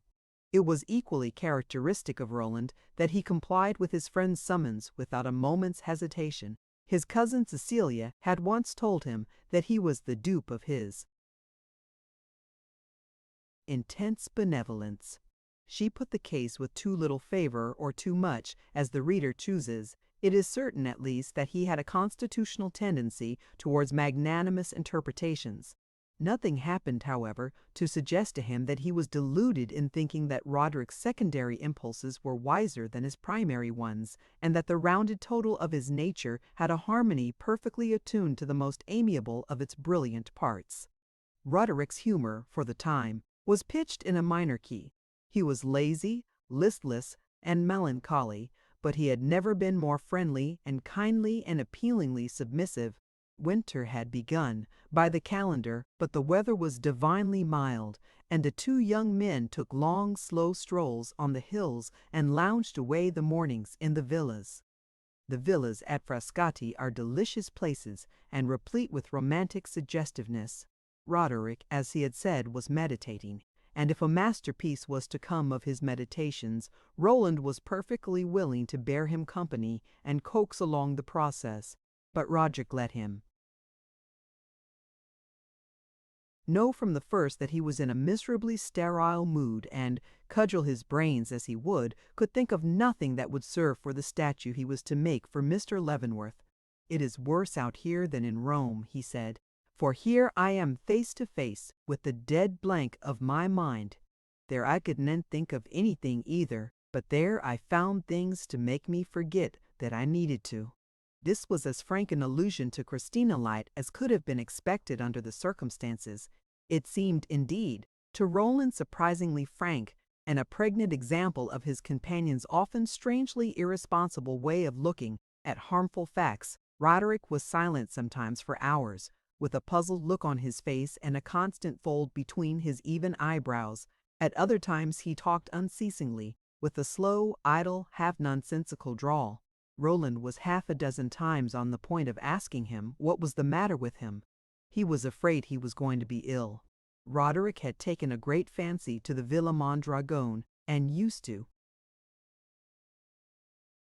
declaim fantastic compliments to it as they strolled in the winter sunshine on the great terrace which looks toward Tivoli and the iridescent Sabine Mountains. He carried his volume of Ariosto in his pocket and took it out every now and then and spouted half a dozen stanzas to his companion. He was, as a general thing, very little of a reader, but at intervals he would take a fancy to one of the classics and peruse it for a month in disjointed scraps. He had picked up Italian without study and had a wonderfully sympathetic accent, though in reading aloud he ruined the sense of half the lines he rolled off so sonorously. Roland, who pronounced badly but understood everything, once said to him that Ariosto was not the poet for a man of his craft. A sculptor should make a companion of Dante. So he lent him the Inferno, which he had brought with him, and advised him to look into it. Roderick took it with some eagerness. Perhaps it would brighten his wits. He returned it the next day with disgust. He had found it intolerably depressing. "A sculptor should model as Dante writes you right there," he said. "But when his genius is in eclipse, Dante is a dreadfully smoky lamp. By what perversity of fate," he went on, "has it come about that I am a sculptor at all? A sculptor is such a confoundedly special genius. There are so few subjects he can treat, so few things in life that bear upon his work, so few moods in which he himself is inclined to it." It may be noted that Roland had heard him a dozen times affirm the flat reverse of all this. "If I had only been a painter a little quiet, docile, matter-of-fact painter, like our friend Singleton, I should only have to open my Ariosto here to find a subject, to find color and attitudes, stuffs and composition. I should only have to look up from the page at that moldy old fountain against the blue sky, at that cypress alley wandering away like a procession of priests in couples, at the crags and hollows of the Sabine Hills, to find myself grasping my brush. Best of all would be to be Ariosto himself, or one of his brotherhood. Then everything in nature would give you a hint, and every form of beauty be part of your stock. You would none have to look at things only to say, with tears of rage half the time, 'Oh yes, it's wonderfully pretty, but what the deuce can I do with it?' But a sculptor, now! That's a pretty trade for a fellow who has got his living to make and yet is so damnably constituted that he can't work to order, and considers that, aesthetically, clock ornaments don't pay. You can't model the serge-coated cypresses, nor those mouldering old Tritons and all the sunny sadness of that dried-up fountain. You can't put the light into marble, the lovely, caressing, consenting Italian light that you get so much of, for nothing. Say that a dozen times in his life a man has a complete, sculpturesque vision, a vision in which the imagination recognizes a subject and the subject kindles the imagination. It is a remunerative rate of work, and the intervals are comfortable.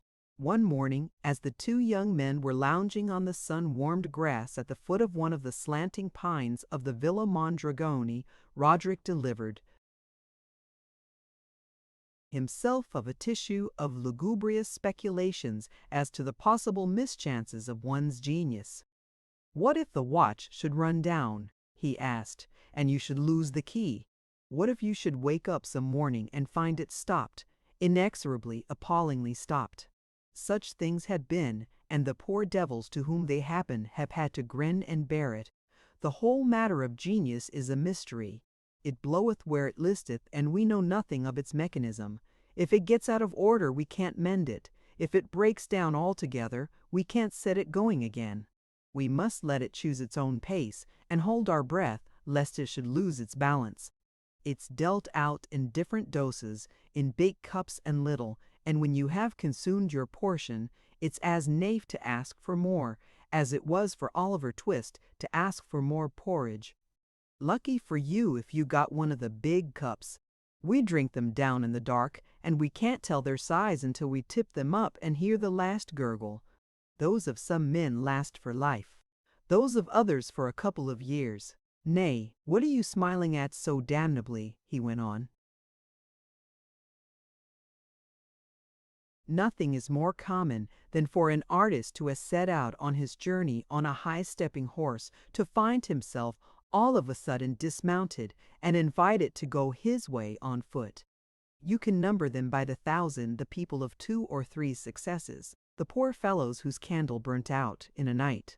Some of them groped their way along without it. Some of them gave themselves up for blind and sat down by the wayside to beg. Who shall say that I am not one of these? Who shall assure me that my credit is for an unlimited sum? Nothing proves it, and I never claimed it. Or if I did so in the mere boyish joy of shaking off the dust of Northampton. If you believe so, my dear fellow, you did so at your own risk. What am I? What are the best of us but an experiment? Do I succeed? Do I fail? It doesn't depend on me. I'm prepared for failure. It won't be a disappointment, simply because I shan't survive it. The end of my work shall be the end of my life. When I have played my last card, I shall cease to care for the game.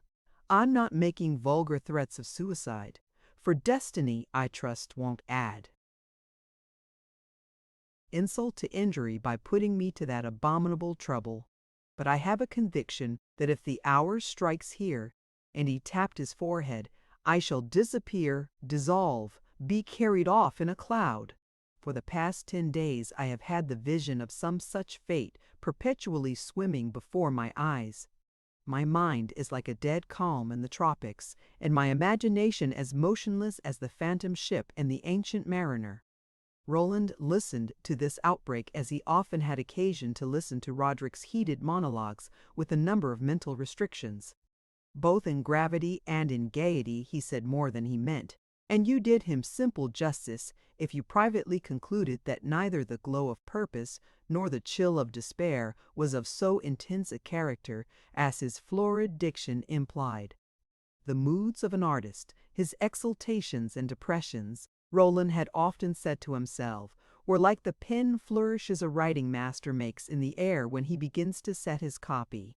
He may bespatter you with ink, he may hit you in the eye, but he writes a magnificent hand.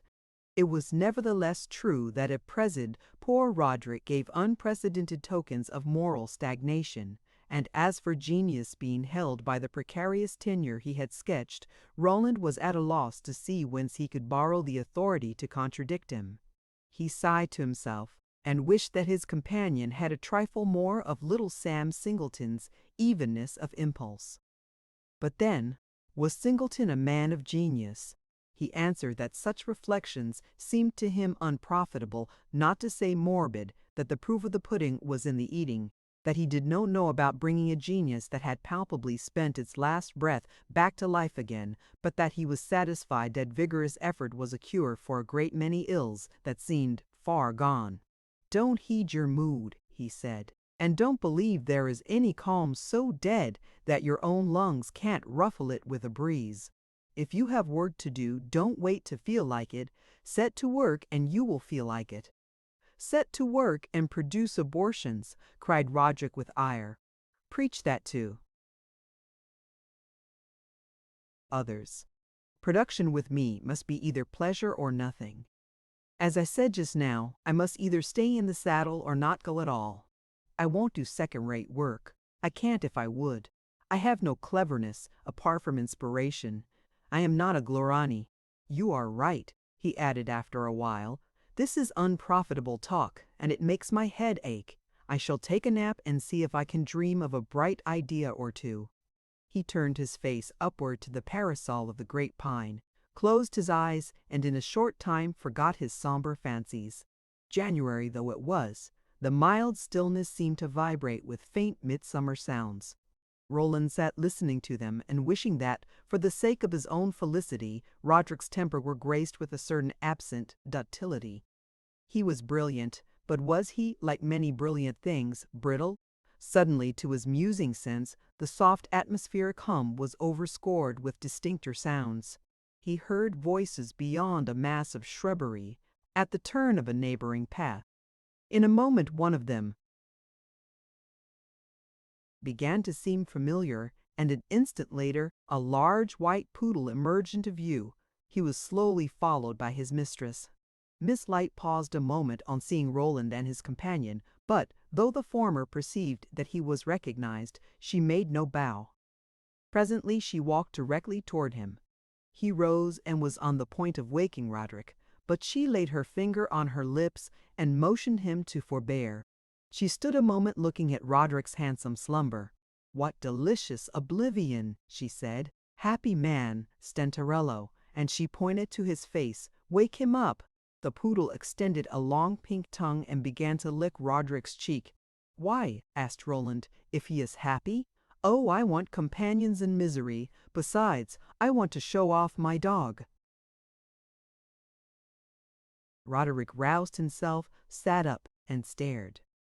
By this time Mrs. Light had approached, walking with a gentleman on each side of her. One of these was the Cavalier Giacosa, the other was Prince Casamassima. "I should have liked to lie down on the grass and go to sleep," Christina added, "but it would have been unheard of."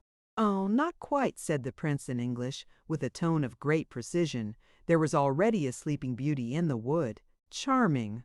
cried Mrs. Light.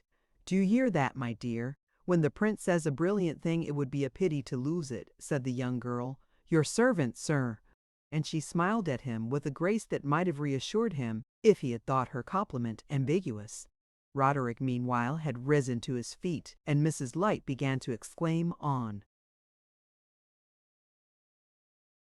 the oddity of their meeting, and to explain that the day was so lovely that she had been charmed with the idea of spending it in the country. And who would ever have thought of finding Mr. Mallet and Mr. Hudson sleeping under a tree? "Oh, I beg your pardon." "I was not sleeping," said Roland. "Don't you know that Mr. Mallet is Mr. Hudson's sheep-dog?" asked Christina. "He was mounting guard to keep away the wolves." "To indifferent purpose, madam," said Roland, indicating the young girl. "Is that the way you spend your time?" Christina demanded of Roderick. "I never yet happened to learn what men were doing when they supposed women were not watching them, but it was something vastly below their reputation."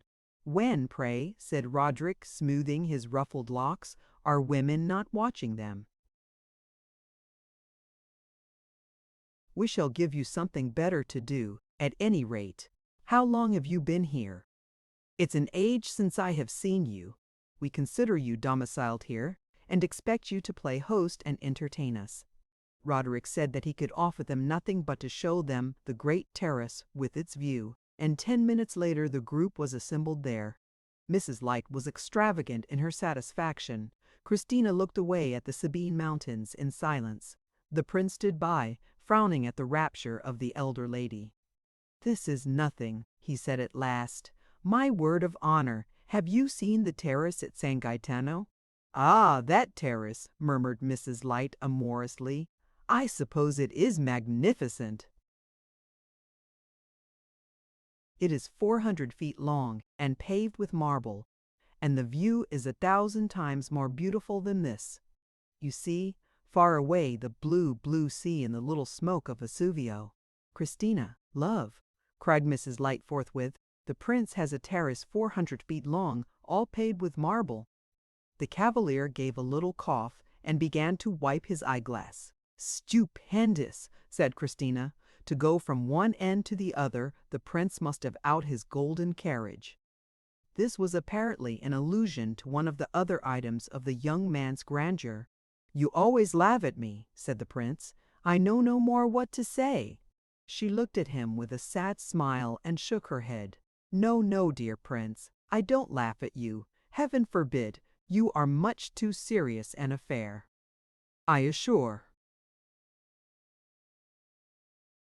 you. I feel your importance.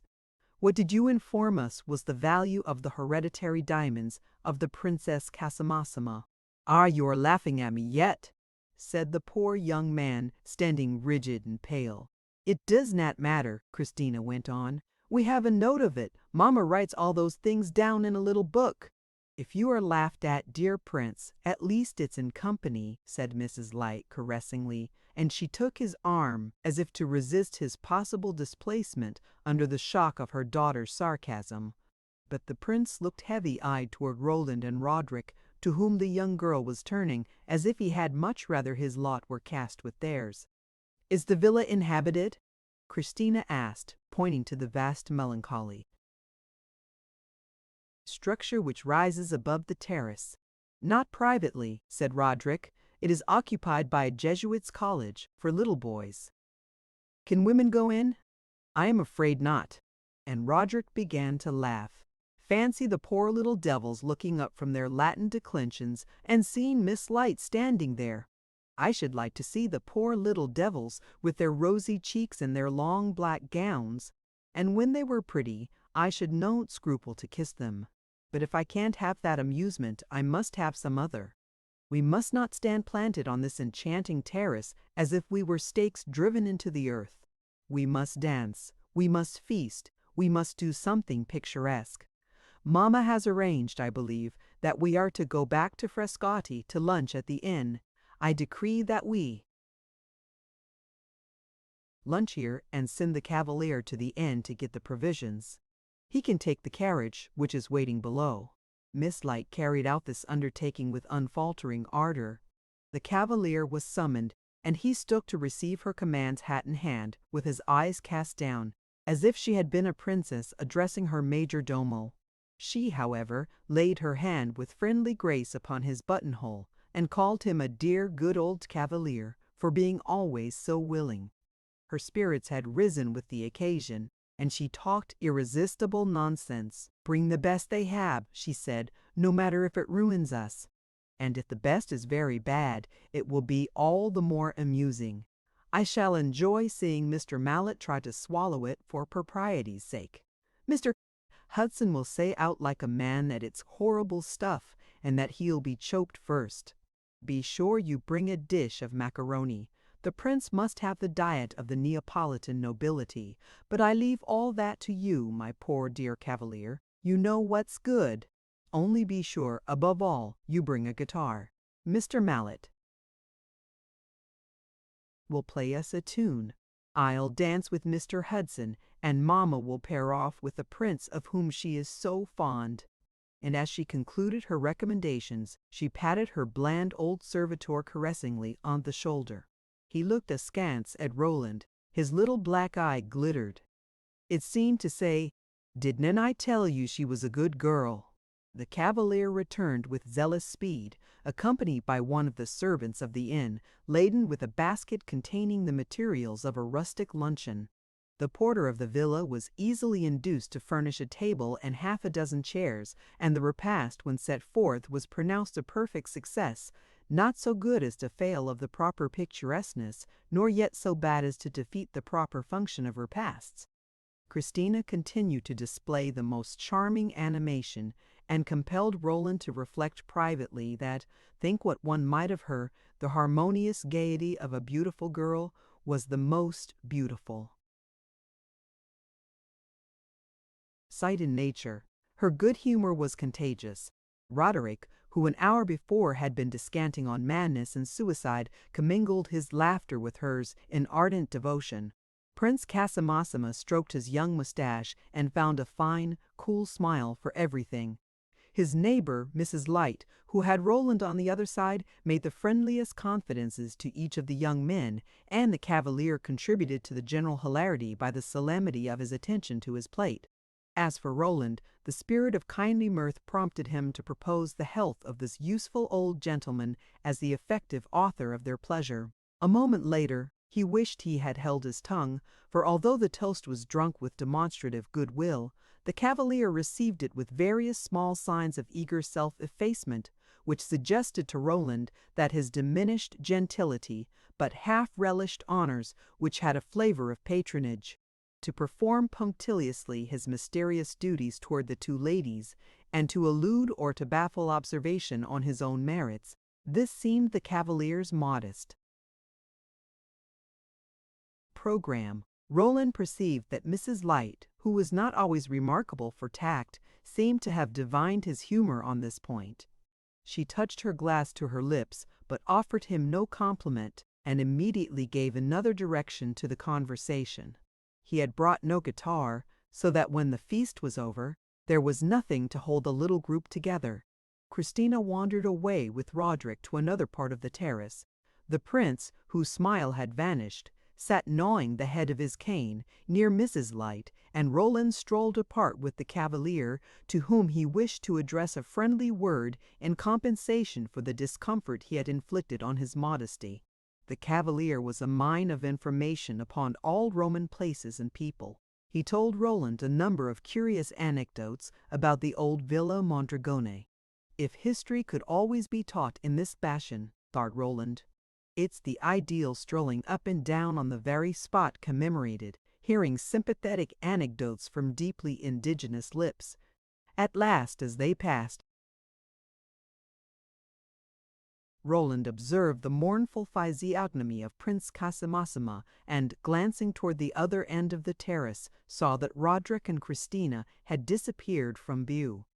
The young man was sitting upright, in an attitude apparently habitual, of ceremonious rigidity, but his lower jaw had fallen and was propped up with his cane, and his dull dark eye was fixed upon the angle of the villa which had just eclipsed Miss Light and her companion. His features were grotesque, and his expression vacuous, but there was a lurking delicacy in his face which seemed to tell you that nature had been making Casamassimas for a great many centuries, and, though she adapted her mold to circumstances, had learned to mix her material to an extraordinary fineness, and to perform the whole operation with extreme smoothness. The prince was stupid, Roland suspected, but he imagined he was amiable, and he saw that at any rate he had the great quality of regarding himself in a thoroughly serious light. Roland touched his companion's arm and pointed to the melancholy nobleman. "Why in the world does he not go after her and insist on being noticed?" he asked. "Oh, he's very proud," said the cavalier. "That's all very well, but a gentleman who cultivates a passion for that young lady must be prepared to make sacrifices.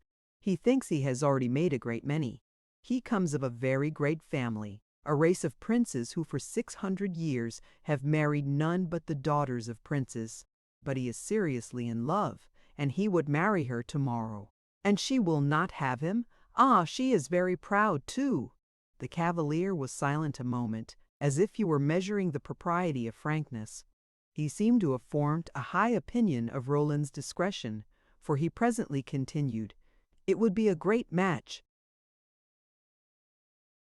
for she brings him neither a name nor fortune, nothing but her beauty. But the signorina will receive no favors. I know her well. She would rather have her beauty blasted than seem to care about the marriage. And if she ever accepts the prince, it will be only after he has implored her on his knees." "But she does care about it," said Roland, "and to bring him to his knees she is working upon his jealousy by pretending to be interested in my friend Hudson. If you said more, you would say that, eh?" The cavalier's shrewdness exchanged a glance with Roland's. "By no means. Miss Light is a singular girl. She has many romantic ideas. She would be quite capable of interesting herself seriously in an interesting young man, like your friend, and doing her utmost to discourage a splendid suitor, like the prince.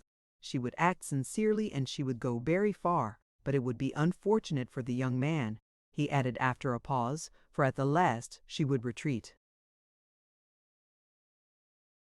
A singular girl indeed. She would accept the more brilliant party, I can answer for it. And what would be her motive? She would be forced. There would be circumstances. I can't tell you more. But this implies that the rejected suitor would also come back. He might grow tired of waiting. Oh, this one is good. Look at him now. Roland looked and saw that the prince had left his place by Mrs. Light and was marching restlessly to and fro between the villa and the parapet of the terrace. Every now and then he looked at his watch. In this country, you know, said the cavalier, a young lady never goes walking alone with a handsome young man. It seems to him very strange. It must seem to him monstrous, and if he overlooks it, he must be very much in love. Oh, he will overlook it, he is far gone. Who is this exemplary lover then? What is he? A Neapolitan. One of the oldest houses in Italy. He is a prince in your English sense of the word, for he has a princely fortune. He is very young. He is only just of age. He saw the Signorina last winter in Naples. He fell in love with her from the first, but his family interfered, and an old uncle, an ecclesiastic, Monsignor B., hurried up to Naples, seized him, and locked him up. Meantime he has passed his majority, and he can dispose of himself. His relations are moving heaven and earth to prevent his marrying Miss Light, and they have sent us word that he forfeits his property if he takes his wife out of a certain line. I have investigated the question minutely, and I find this is but a fiction to frighten us. He is perfectly free, but the estates are such that it is no wonder they wish to keep them in their own hands. For Italy, it is an extraordinary case of unencumbered property. The prince has been an orphan from his 3rd year. He has therefore had a long minority and made no inroads upon his fortune. Besides, he is very prudent and orderly. I am only afraid that some day he will pull the purse strings too tight. All these years, his affairs have been in the hands of Monsignor B., who has managed them to perfection, paid off mortgages, planted forests, opened up mines. It is now a magnificent fortune, such a fortune as, with his name, would justify the young man in pretending to any alliance whatsoever. And he lays it all at the feet of that young girl who is wandering in yonder bushetto with a penniless artist. He is certainly a phoenix of princes. The signora must be in a state of bliss. The cavalier looked imperturbably grave. The signora has a high esteem for his character. His character, by the way, rejoined Roland with a smile. What sort of a character is it? Prince Casamassima is a veritable prince.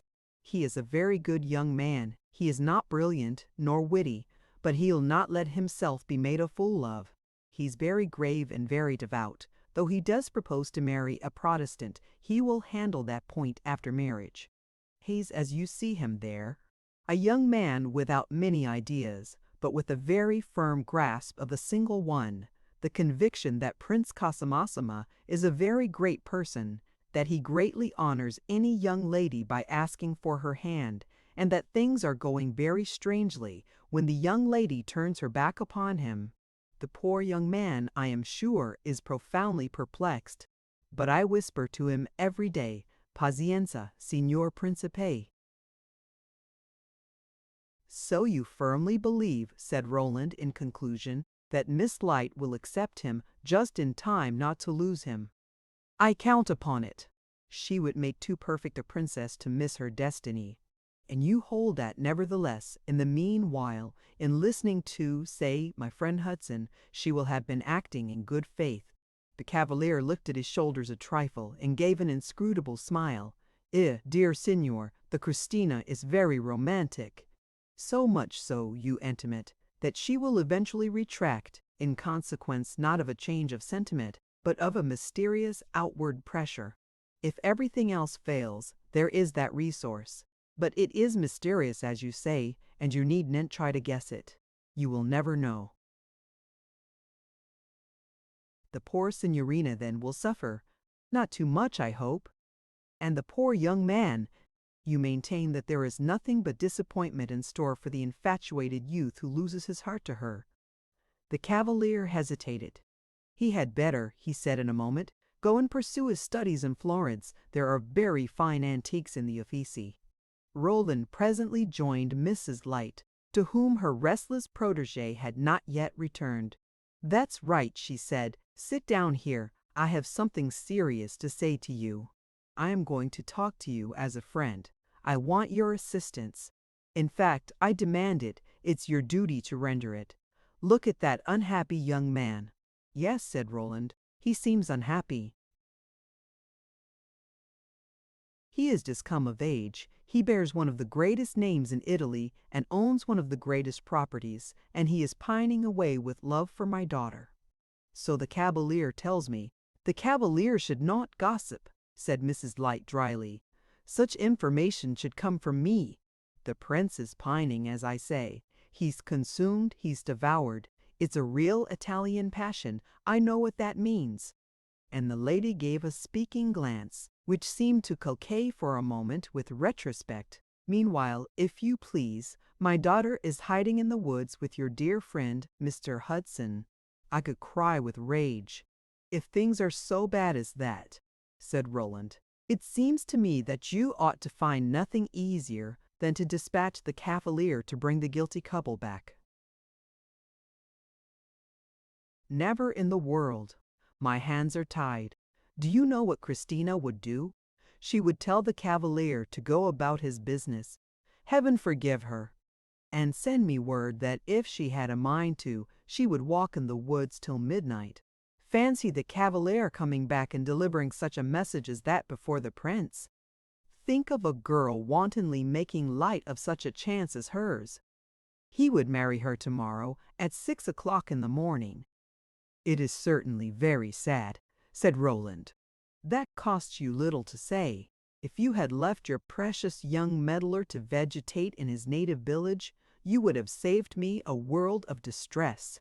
Nay, you marched into the jaws of danger," said Roland. "You came and disinterred poor Hudson in his own secluded studio. In an evil hour. I wish to heaven you would talk with him." "I have done my best. I wish then you would take him away. You have plenty of money. Do me a favor. Take him to travel. Go to the East. Go to Timbuktu." "Then, when Christina is Princess Casamassima," Mrs. Light added in a moment, "he may come back if he chooses." "Does she really care for him?" Roland asked abruptly. "She thinks she does. Possibly. She is a living riddle. She must needs follow out every idea that comes into her head. Fortunately, most of them don't last long, but this one may last long enough to give the prince a chill. If that were to happen, I don't know what I should do. I should be the most miserable of women. It would be too cruel, after all. I've suffered to make her what she is, to see the labor of years blighted by a caprice. For I can assure you, sir," Mrs. Light went on, "that if my daughter is the greatest beauty in the world, some of the credit is mine." Roland promptly remarked that this was obvious. He saw that the lady's irritated nerves demanded comfort from flattering reminiscence, and he assumed designedly the attitude of a zealous auditor. She began to retail her efforts, her hopes, her dreams, her presentiments, her disappointments in the cause of her daughter's matrimonial fortunes. It was a long story, and while it was being unfolded, the prince continued to pass to and fro, stiffly and solemnly, like a pendulum marking the time allowed for the young lady to come to her senses. Mrs. Light evidently, at an early period, had gathered her maternal hopes into a sacred sheaf, which she said her prayers and burned incense to, and treated like a sort of fetish. They had been her religion, she had none other, and she performed her devotions bravely and cheerily in the light of day.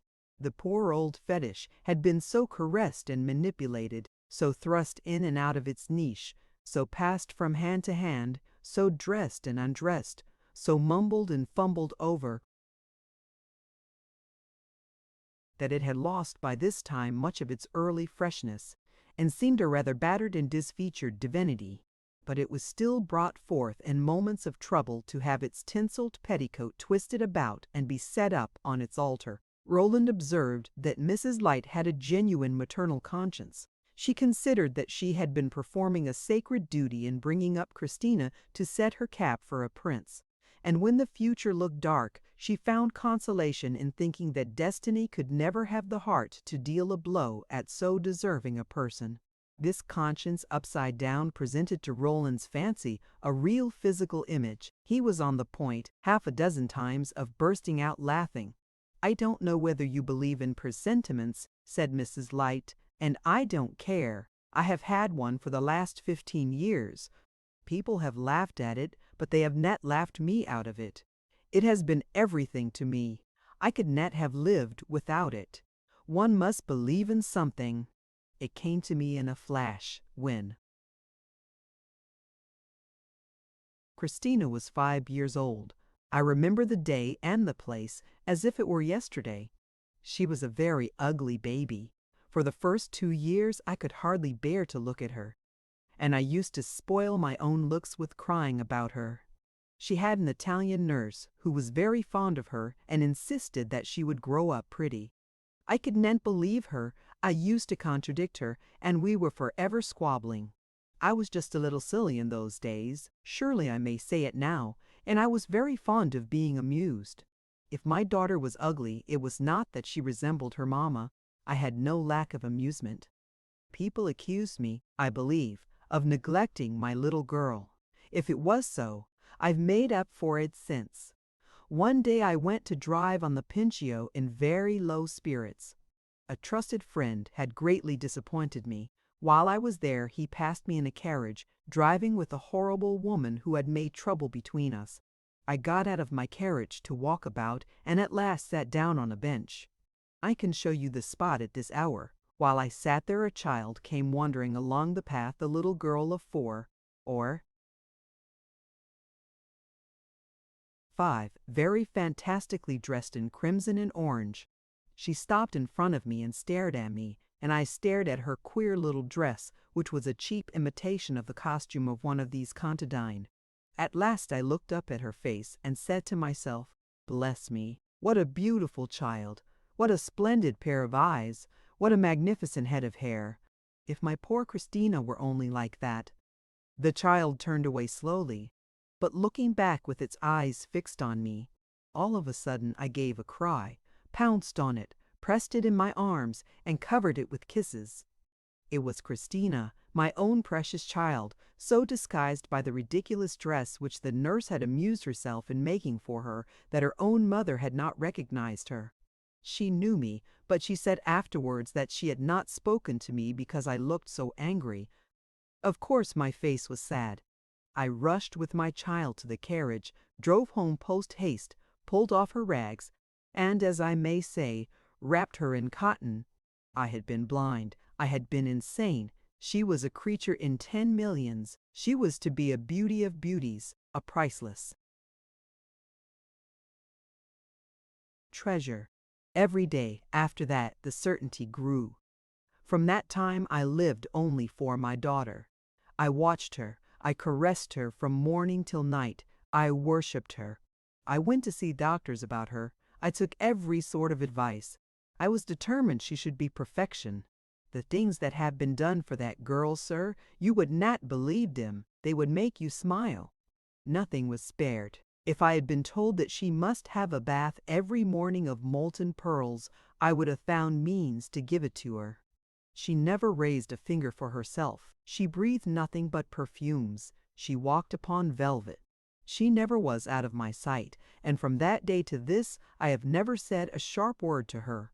By the time she was 10 years old, she was beautiful as an angel, and so noticed wherever we went that I had to make her wear a veil.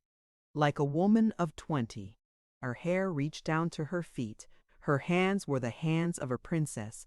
Then I saw that she was as clever as she was beautiful, and that she had only to play her cards. She had masters, professors, every educational advantage. They told me she was a little prodigy. She speaks French, Italian, German, better than most natives. She has a wonderful genius for music and might make her fortune as a pianist, if it was not made for her otherwise. I traveled all over Europe. Everyone told me she was a marvel. The director of the opera in Paris saw her dance at a child's party at Spa and offered me an enormous sum if I would give her up to him and let him have her educated for the ballet. I said, "No, I thank you, sir. She is meant to be something finer than a princess de theater." I had a passionate belief that she might marry absolutely whom she chose, that she might be a princess out and out. It has never left me till this hour, and I can assure you that it has sustained me in many embarrassments.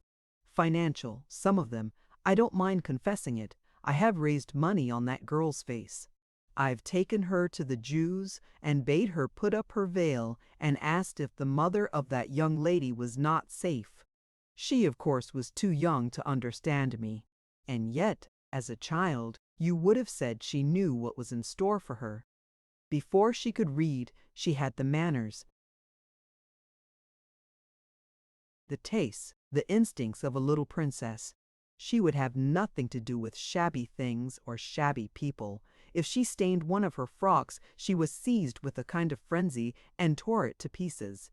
At Nice, at Baden, at Brighton, wherever we stayed, she used to be sent for by all the great people to play with their children. She has played at kissing games with people who now stand on the steps of thrones.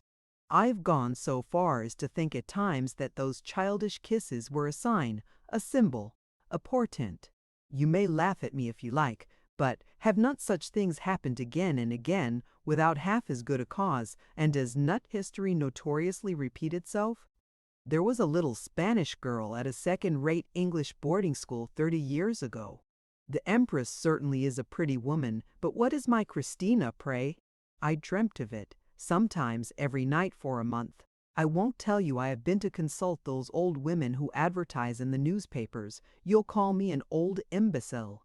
Imbecile, if you please. I have refused magnificent offers because I believe that somehow or other, if wars and revolutions were needed to bring it about, we should have nothing less than that. There might be another coup d'etat somewhere, and another brilliant young sovereign looking out for a wife. At last, however, Mrs. Light proceeded with incomparable gravity, since the overturning of the poor King of Naples and that charming Queen, and the expulsion of all those dear little old-fashioned Italian Grand Dukes, and the dreadful radical talk that is going on all over the world, it has come to seem to me that with Christina in such a position, I should be really very nervous. Even in such a position she would hold her head very high, and if anything should happen to her, she would make no concessions to the popular fury. The best thing, if one is prudent, seems to be a nobleman of the highest possible rank, short of belonging to a reigning stock. There you see one striding up and down, looking at his watch, and counting the minutes till my daughter reappears. Roland listened to all this with a huge compassion for the heroine of the tale. What an education, what a history, what a school of character and of morals! He looked at the prince and wondered whether he too had heard Mrs. Light's story. If he had, he was a brave man. "I certainly hope you won't keep him," he said to Mrs. Light. "You have played a dangerous game with your daughter. It would be a pity not to win. But there is hope for you yet. Here she comes at last." Christina reappeared as he spoke these words, strolling beside her companion with the same indifferent tread with which she had departed. Roland imagined that there was a faint pink flush in her cheek which she had not carried away with her, and there was certainly a light in Roderick's eyes which he had not seen there for a week. "Bless my soul, how they are all looking at us!" she cried as they advanced. "One would think we were prisoners of the Inquisition." And she paused and glanced from the prince to her mother, and from Roland to the cavalier, and then threw back her head and burst into far-ringing laughter. "What is it, pray? Have I been very improper? Am I ruined forever? Dear prince, you are looking at me as if I had committed the unpardonable sin. I myself, said the prince, "would never have ventured to ask you to walk with me alone in the country for an hour. The more fool you, dear prince, as the vulgar say. Our walk has been charming. I hope you on your side have enjoyed each other's society." "My dear daughter," said Mrs. Light, taking the arm of her predestined son-in-law, "I shall have something serious to say to you when we reach home. We will go back to the carriage." "Something serious? Decidedly, it is the Inquisition. Mr. Hudson, stand firm, and let us agree to make no confessions without conferring previously with each other. They may put us on the rack first. Mr. Mallet, I see also," Christina added, "has something serious to say to me." Roland had been looking at her with the shadow of his lately stirred pity in his eyes. "Possibly," he said, "but it must be for some other time. I am at your service. I see our good humor is gone, and I only wanted to be amiable. It is very discouraging. Cavalier, you only look as if you had a little of the milk of human kindness left, from your venerable visage at least. There is no telling what you think. Give me your arm and take me away." The party took its course back to the carriage which was waiting in the grounds of the villa, and Roland and Roderick bade their friends farewell.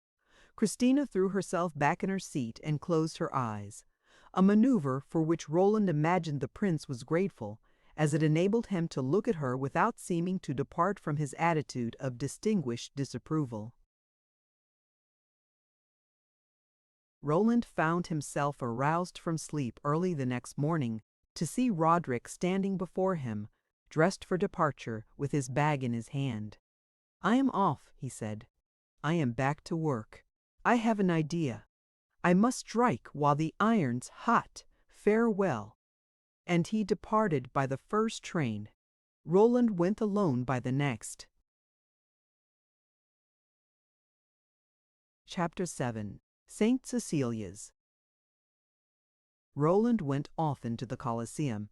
He never wearied of it.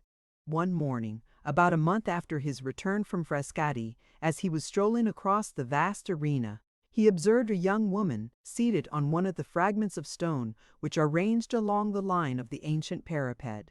It seemed to him that he had seen her before, but he was unable to localize her face. Passing her again, he perceived that one of the little red-legged French soldiers at that time on guard there had approached her and was gallantly making himself agreeable.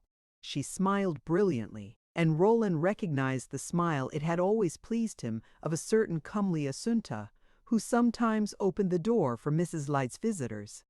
He wondered what she was doing alone in the Colosseum, and conjectured that Assunta had admirers as well as her young mistress, but that, being without the same domiciliary conveniencies, she was using this massive heritage of her Latin ancestors as a boudoir. In other words, she had an appointment with her lover who had better, from present appearances, be punctual. It was a long time since Roland had ascended to the ruinous upper tiers of the great circus, and, as the day was radiant and the distant views promised to be particularly clear, he determined to give himself the pleasure. The custodian unlocked the great wooden wicket, and he climbed through the winding shafts, where the eager Roman crowds had billowed and trampled, not pausing till he reached the highest accessible point of the ruin. The views were as fine as he had supposed. The lights on the Sabine mountains had never been more lovely. He gazed to his satisfaction and retraced his steps. In a moment he paused again on an abutment somewhat lower, from which the glass dropped dizzily into the interior. There are chants and fractuosities of ruin in the upper portions of the Colosseum which offer a very fair imitation of the rugged face of an alpine cliff. In those days, a multitude of delicate flowers and sprays of wild herbage had found a friendly soil in the hoary crevices, and they bloomed and nodded amid the antique masonry as freely as they would have done in the virgin rock. Roland was turning away when he heard a sound of voices rising up from below. He had but to step slightly forward to find himself overlooking two persons who had seated themselves on a narrow ledge in a sunny corner. They had apparently had an eye to extreme privacy, but they had not observed that their position was commanded by Roland's standpoint. One of these airy adventurers was a lady, thickly veiled, so that, even if he had not been standing directly above her, Roland could not have seen her face. The other was a young man, whose face was also invisible, but who, as Roland stood there, gave a toss of his clustering locks, which was equivalent to the signature Roderick Hudson. A moment's reflection hereupon satisfied him of the identity of the lady. He had been unjust to poor Assunta, sitting patient in the gloomy arena. She had not come on her own errand. Roland's discoveries made him hesitate. Should he retire as noiselessly as possible, or should he call out a friendly good morning? While he was debating the question, he found himself distinctly hearing his friend's words. They were of such a nature as to make him unwilling to retreat, and yet to make it awkward to be discovered in a position where it would be apparent that he had heard them. "If what you say is true," said Christina, with her usual soft deliberateness, it made her words rise with peculiar distinctness to Roland's ear. "You are simply weak. I am sorry. I hoped I really believed you were not." "No, I am not weak," answered Roderick with vehemence. "I maintain that I am not weak. I am incomplete, perhaps, but I can't help that. Weakness is a man's own fault." "Incomplete, then," said Christina, with a laugh. "It's the same thing, so long as it keeps you from splendid achievement. Is it written, then, that I shall really never know what I have so often dreamed of?" "What have you dreamed of?" "A man whom I can perfectly respect," cried the young girl with a sudden flame. "A man, at least, whom I can unrestrictedly admire. I meet one, as I have met more than one before, whom I fondly believe to be cast in a larger mold than most of the vile human breed, to be large in character, great in talent, strong in will. In such a man as that, I say, one's weary imagination at last may rest, or it may wander if it will, yet never need to wander far from the deeps where one's heart is anchored. When I first knew you I gave no sign, but you had struck me. I observed you as women observe, and I fancied you had the sacred fire. Before heaven, I believe I have," cried Roderick. "Ah, but so little! It flickers and trembles and sputters. It goes out, you tell me, for whole weeks together. From your own account, it's 10 to 1 that in the long run you were a failure." "I say those things sometimes myself, but when I hear you say them, they make me feel as if I could work 20 years at a sitting, on purpose to refute you." "Ah, the man who is strong with what I call strength," Christina replied, "with neither rise nor fall by anything I could say. I am a poor, weak woman. I have no strength myself, and I can give no strength. I am a miserable medley of vanity and folly. I am silly, I am ignorant, I am affected, I am false. I am the fruit of a horrible education, sown on a worthless soil. I am all that, and yet I believe I have one merit. I should know a great character when I saw it, and I should delight in it with a generosity which would do something toward the remission of my sins. For a man who should really give me a certain feeling which I have never had, but which I should know when it came, I would send Prince Casamassima and his millions to perdition. I don't know what you think of me for saying all this. I suppose we have not climbed up here under the skies to play propriety. Why have you been at such pains to assure me, after all, that you are little man, and not a great one, a weak one, and not a strong? I innocently imagined that your eyes declared you were strong, but your voice condemns you. I always wondered at it. It's not the voice of a conqueror." "Give me something to conquer," cried Roderick, "and when I say that I thank you from my soul, my voice, whatever you think of it, shall speak the truth." Christina for a moment said nothing. Roland was too interested to think of moving. "You pretend to such devotion," she went on, "and yet I am sure you have never really chosen between me and that person in America." "Do me the favor not to speak of her," said Roderick imploringly. "Why not? I say no ill of her, and I think all kinds of good. I am certain she is a far better girl than I, and far more likely to make you happy." This is happiness, this present, palpable moment, said Roderick. Though you have such a genius for saying the things that torture me. It's greater happiness than you deserve then. You have never chosen, I say. You have been afraid to choose. You have never really faced the fact that you are false, that you have broken your faith.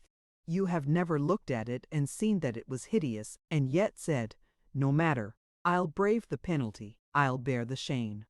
You have closed your eyes. You have tried to stifle remembrance, to persuade yourself that you were not behaving as badly as you seemed to be, and there would be some way, after all, of compassing bliss and yet escaping trouble. You have faltered and drifted. You have gone on from accident to accident, and I am sure that at this present moment you can't tell what it is you really desire.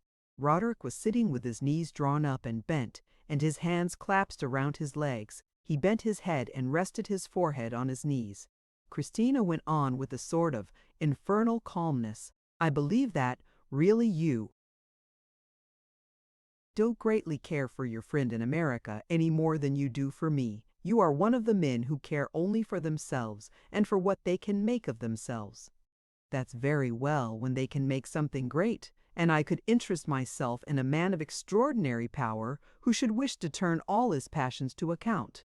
But if the power should turn out to be, after all, rather ordinary, fancy feeling oneself ground in the mill of a third-rate talent.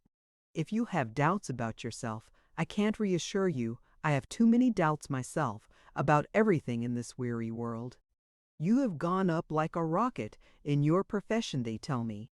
Are you going to come down like the stick? I don't pretend to know. I repeat frankly what I have said before, that all modern sculpture seems to me weak, and that the only things I care for are some of the most battered of the antiques of the Vatican. No, I can't reassure you. And when you tell me with a confidence in my discretion of which, certainly, I am duly sensible, that at times you feel terribly small, why, I can only answer, ah, then, my poor friend, I am afraid you are small. The language I should like to hear from a certain person would be the language of absolute decision. Roderick raised his head, but he said nothing. He seemed to be exchanging a long glance with his companion. The result of it was to make him fling himself back with an inarticulate murmur. Roland, admonished by the silence, was on the point of turning away, but he was arrested by a gesture of the young girl. She pointed for a moment into the blue air. Roderick followed the direction of her gesture. "Is that little flower we see outlined against that dark niche," she asked, "as intensely blue as it looks through my veil?" She spoke apparently with the amiable design of directing the conversation into a less painful channel. Roland, from where he stood, could see the flower. She meant a delicate plant of radiant hue which sprouted from the top of an immense fragment of wall, some 20 feet from Christina's place. Roderick turned his head and looked at it without answering. At last, glancing round, "Put up your veil," he said. Christina complied. "Does it look as blue now?" he asked. "Ah, what a lovely color," she murmured, leaning her head on one side. "Would you like to have it?" She stared a moment and then broke into a light laugh. "Would you like to have it?" he repeated in a ringing voice. "Don't look as if you would eat me up," she answered.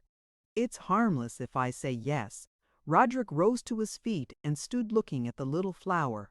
It was separated from the ledge on which he stood by a rugged surface of vertical wall, which dropped straight into the dusky vaults behind the arena. Suddenly he took off his hat and flung it behind him. Christina then sprang to her feet.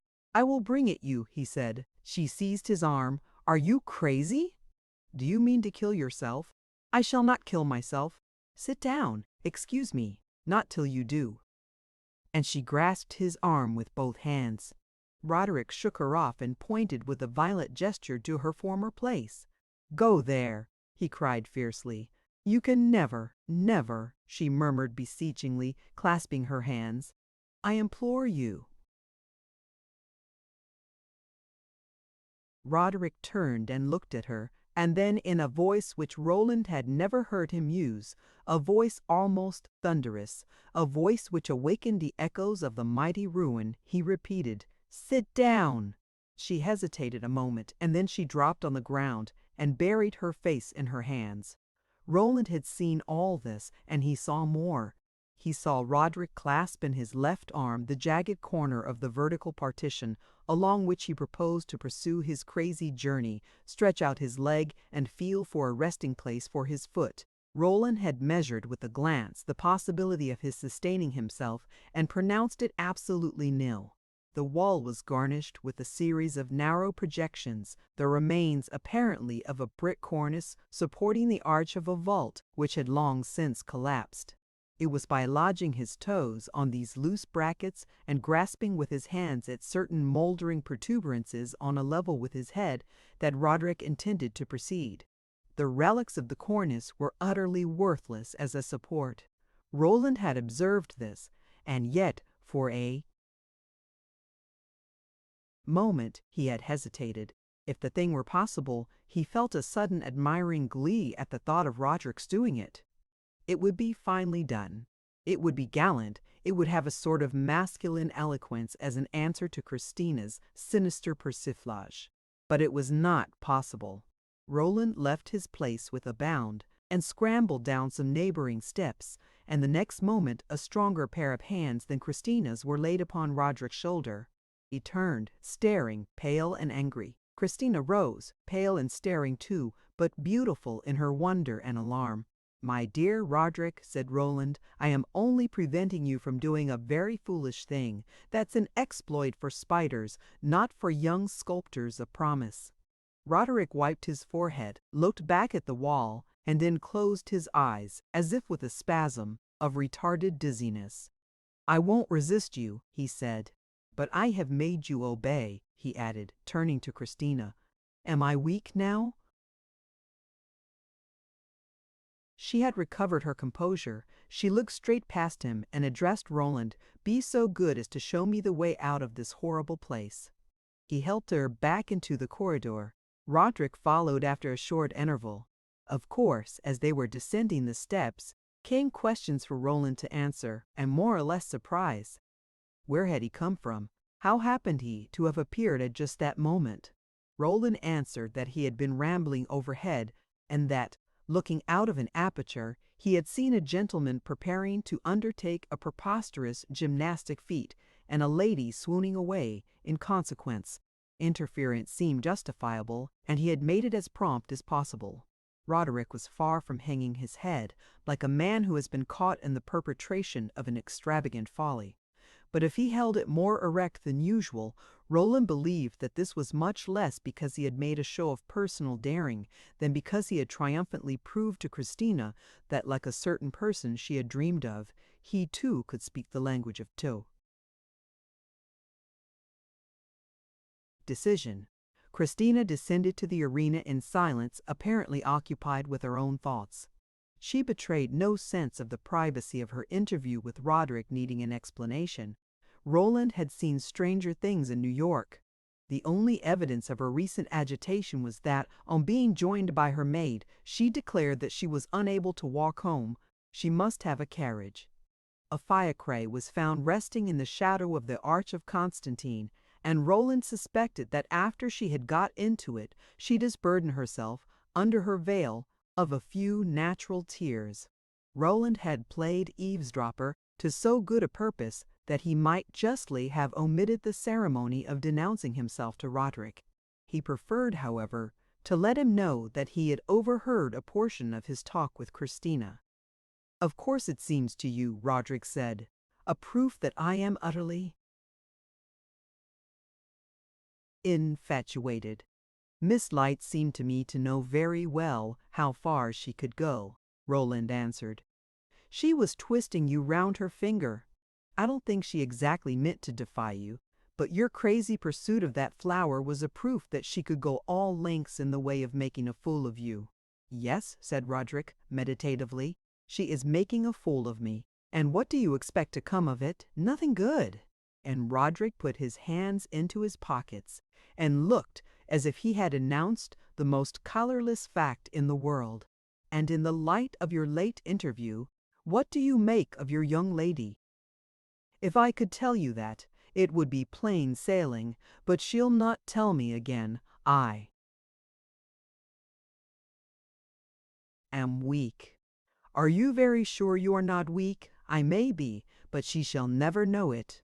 Roland said no more until they reached the Corso, when he asked his companion whether he was going to his studio. Roderick started out of a reverie and passed his hands over his eyes. "Oh no, I can't settle down to work after such a scene as that. I was not afraid of breaking my neck then, but I feel all in a tremor now. I will go. I will go and sit in the sun on the Pincio." "Promise me this first," said Roland very solemnly, "that the next time you meet Miss Light, it shall be on the earth and not in the air." Since his return from Frascati, Roderick had been working doggedly at the statue ordered by Mr. Leavenworth.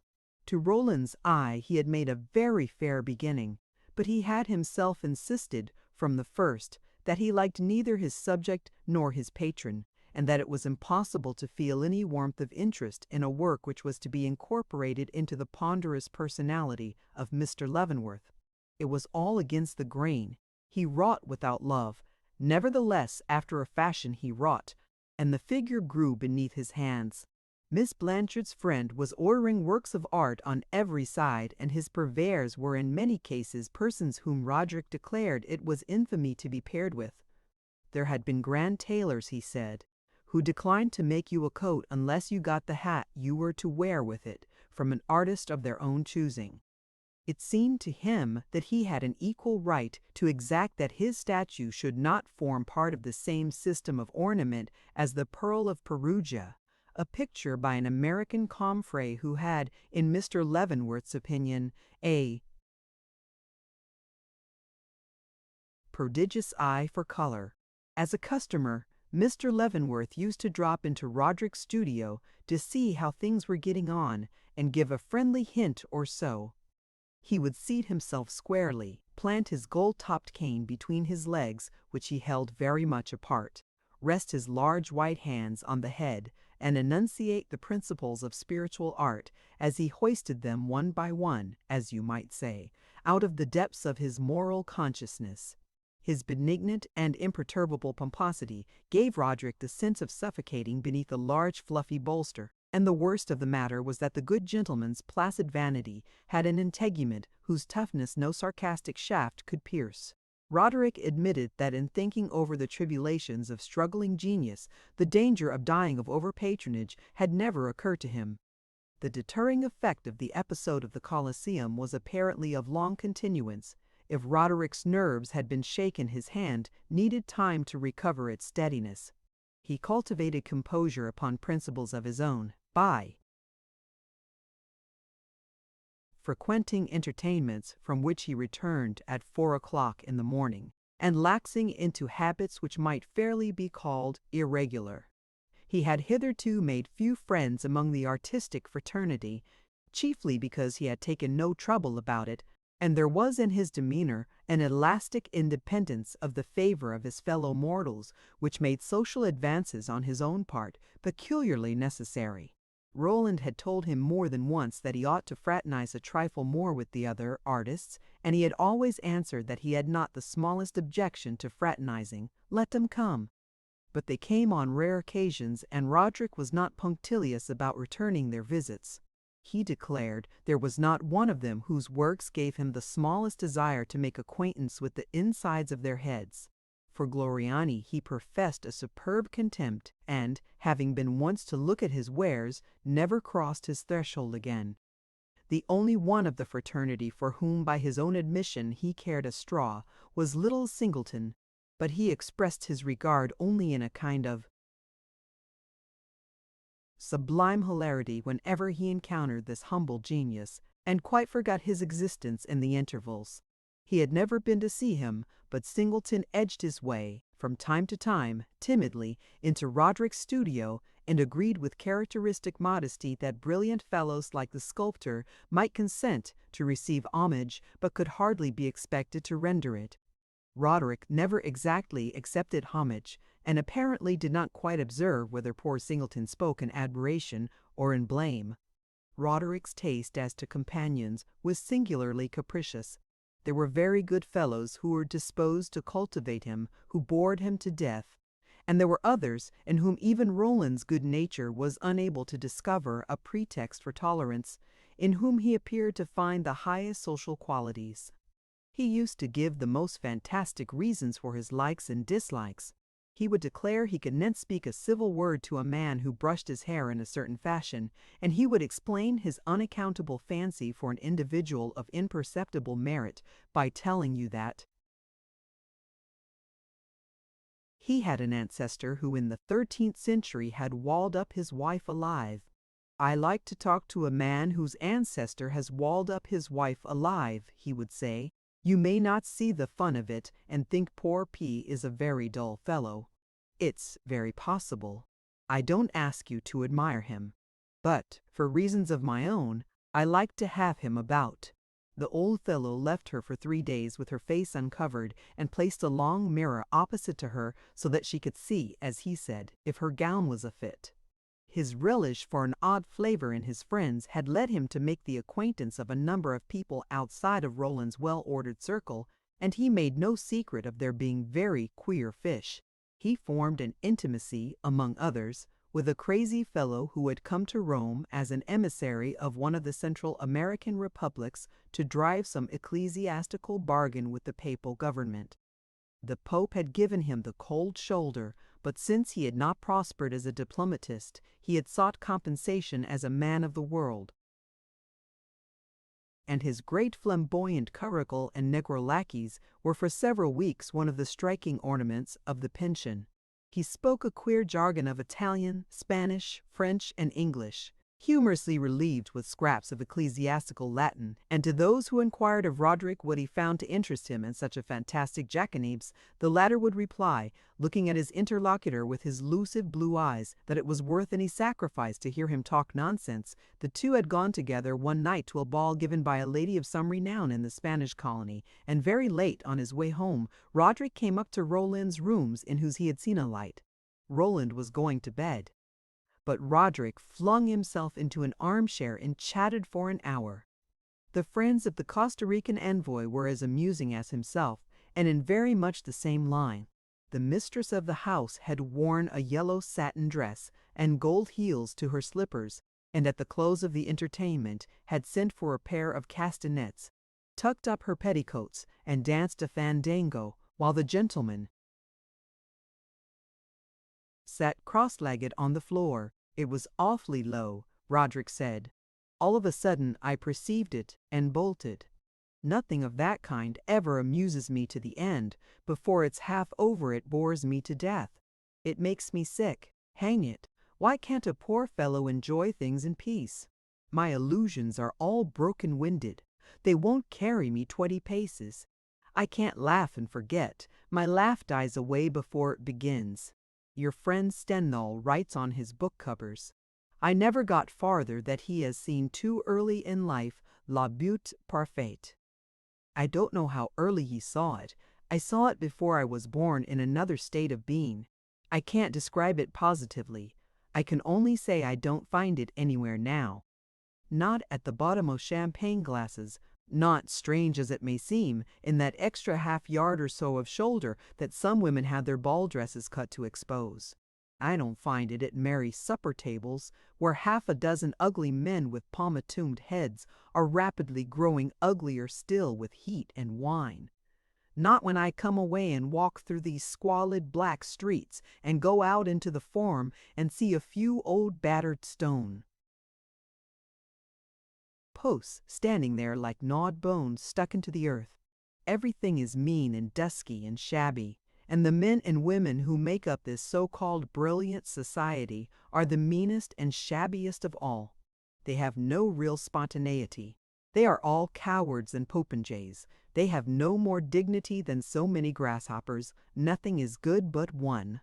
And he jumped up and stood looking at one of his statues, which shone vaguely across the room in the dim lamplight. "Yes, do tell us," said Roland, "what to hold on by."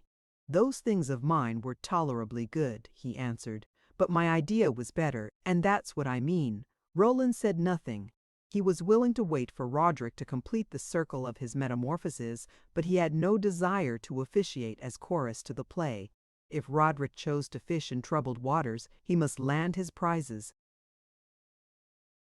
himself. "You think I'm an impudent humbug," the latter said at last, "coming up to moralize at this hour of the night. You think I want to throw dust into your eyes, to put you off the scent. That's your eminently rational view of the case." "Excuse me from taking any view at all," said Roland. "You have given me up, then?" "No, I have merely suspended judgment. I am waiting." "You have ceased then positively to believe in me?" Roland made an angry gesture. "Oh, cruel boy! When you have hit your mark and made people care for you, you should not twist your weapon about at that rate in their vitals. Allow me to say I am sleepy. Good night." Some days afterward it happened that Roland, on a long afternoon ramble, took his way through one of the quiet corners of the Trastevere. He was particularly fond of this part of Rome, though he could hardly have expressed the charm he found in it. As you pass away from the dusky, swarming purlieus of the ghetto, you emerge into a region of empty, soundless, grass-grown lanes and alleys, where the shabby houses seem moldering away in disuse, and yet your footstep brings figures of startling Roman type to the doorways. There are few monuments here, but no part of Rome seemed more historic in the sense of being weighted with a crushing past, blighted with the melancholy of things that had had their day. When the yellow afternoon sunshine slept on the sallow, battered walls and lengthened the shadows in the grassy courtyards of small, closed churches, the place acquired a strange fascination. The Church of St. Cecilia has one of these sunny, waste-looking courts. The edifice seems abandoned to silence and the charity of chance devotion. Roland never passed it without going in, and he was generally the only visitor. He entered it now, but found that two persons had preceded him. Both were women. One was at her prayers at one of the side altars. The other was seated against a column at the upper end of the nave. Roland walked to the altar and paid, in a momentary glance at the clever statue of the saint in death, in the niche beneath it, the usual tribute to the charm of polished ingenuity. As he turned away, he looked at the person seated and recognized Christina Light. Seeing that she perceived him, he advanced to speak to her. She was sitting in a listless attitude, with her hands in her lap. She seemed to be tired. She was dressed simply, as if for walking and escaping observation. When he had greeted her, he glanced back at her companion and recognized the faithful Assunta. Christina smiled. "Are you looking for Mr. Hudson? He is not here. I am happy to say." "But you?" he asked. "This is a strange place to find you." "Not at all. People call me a strange girl, and I might as well have the comfort of it. I came to take a walk. That, by the way, is part of my strangeness. I can't loll all the morning on a sofa and all the afternoon in a carriage. I get horribly restless. I must move. I must do something and see something. Mamma suggests a cup of tea. Meanwhile, I put on an old dress and half a dozen veils. I take Assunta under my arm, and we start on a pedestrian tour. It's a bore that I can't take the poodle, but he attracts attention. We trudge about everywhere. There is nothing I like so much. I hope you will congratulate me on the simplicity of my tastes. I congratulate you on your wisdom. To live in Rome and not to walk would, I think, be poor pleasure. But you are terribly far from home, and I am afraid you are tired. A little enough to sit here a while. Might I offer you my company while you rest? If you will promise to amuse me. I am in dismal spirits." Roland said he would do what he could, and brought a chair and placed it near her. He was not in love with her. He disapproved of her. He mistrusted her. And yet he felt it a kind of privilege to watch her, and he found a peculiar excitement in talking to her. The background of her nature, as he would have called it, was large and mysterious, and it emitted strange, fantastic gleams and flashes. watching for these rather quickened one's pulses. Moreover, it was not a disadvantage to talk to a girl who made one keep guard on one's composure. It diminished one's chronic liability to utter something less than revised wisdom. Assunta had risen from her prayers, and, as he took his place, was coming back to her mistress. But Christina motioned her away. "No, no, while you are about it, say a few dozen more," she said. "Pray for me," she added in English. "Pray, I say nothing silly. She has been at it half an hour. I envy her capacity." "Have you never felt in any degree," Roland asked, "the fascination of Catholicism?" "Yes, I have been through that too. There was a time when I wanted immensely to be a nun. It was not a laughing matter. It was when I was about 16 years old. I read the Imitation and the Life of St. Catherine. I fully believed in the miracles of the saints, and I was dying to have one of my own. The least little accident that could have been twisted into a miracle would have carried me straight into the bosom of the Church. I had the real religious passion. It has passed away, and as I sat here just now, I was wondering what had become of it." Roland had already been sensible of something in this young lady's tone which he would have called a want of veracity, and this epitome of her religious experience failed to strike him as an absolute statement of fact. But the trait was not disagreeable, for she herself was evidently the foremost dupe of her inventions. She had a fictitious history in which she believed much more fondly than in her real one, and an infinite capacity for extemporized reminiscence adapted to the mood of the hour. She liked to idealize herself, to take interesting and picturesque attitudes to her own imagination, and the vivacity and spontaneity of her character gave her, really, a starting point in experience, so that the many-colored flowers of fiction which blossomed in her talk were not so much perversions as sympathetic exaggerations of fact. And Roland felt that whatever she said of herself might have been, under the imagined circumstances. Impulse was there, audacity, the restless, questioning temperament. "I am afraid I am sadly prosaic," he said, "for in these many months now that I have been in Rome, I have never ceased for a moment to look at Catholicism simply from the outside. I don't see an opening as big as your fingernail where I could creep into it." "What do you believe?" asked Christina, looking at him. "Are you religious?" "I believe in God." Christina let her beautiful eyes wander a while, and then gave a little sigh. "You are much to be envied. You, I imagine, in that line, have nothing to envy me." "Yes, I have." "Rest. You are too young to say that." "I am not young. I have never been young. My mother took care of that. I was a little wrinkled old woman at 10.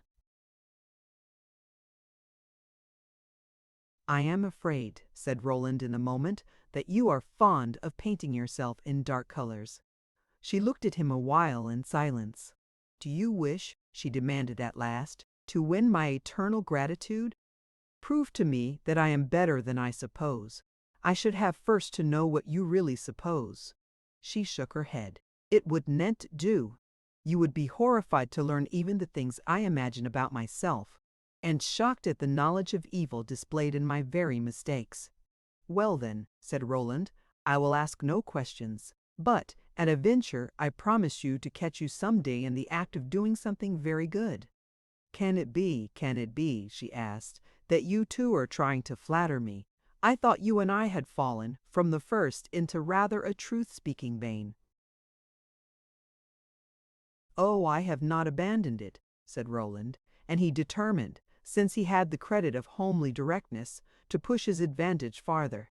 The opportunity seemed excellent, but while he was hesitating as to just how to begin, the young girl said, bending forward and clasping her hands in her lap, "Please tell me about your religion." "Tell you about it? I can't," said Roland with a good deal of emphasis. She flushed a little. "Is it such a mighty mystery it cannot be put into words nor communicated to my base ears? It is simply a sentiment that makes part of my life, and I can't detach myself from it sufficiently to talk about it. Religion, it seems to me, should be eloquent and aggressive. It should wish to make converts, to persuade and illumine, to sway all hearts. One's religion takes the color of one's general disposition. I am not aggressive, and certainly I am not eloquent.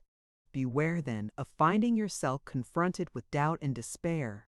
I am sure that doubt at times, and the bitterness that comes of it, can be terribly eloquent. To tell the truth, my lonely musings before you came in were eloquent enough in their way. What do you know of anything but this strange, terrible world that surrounds you? How do you know that your faith is not a mere crazy castle in the air? One of those castles that we are called fools for building when we lodge them in this life. I don't know it, any more than anyone knows the contrary.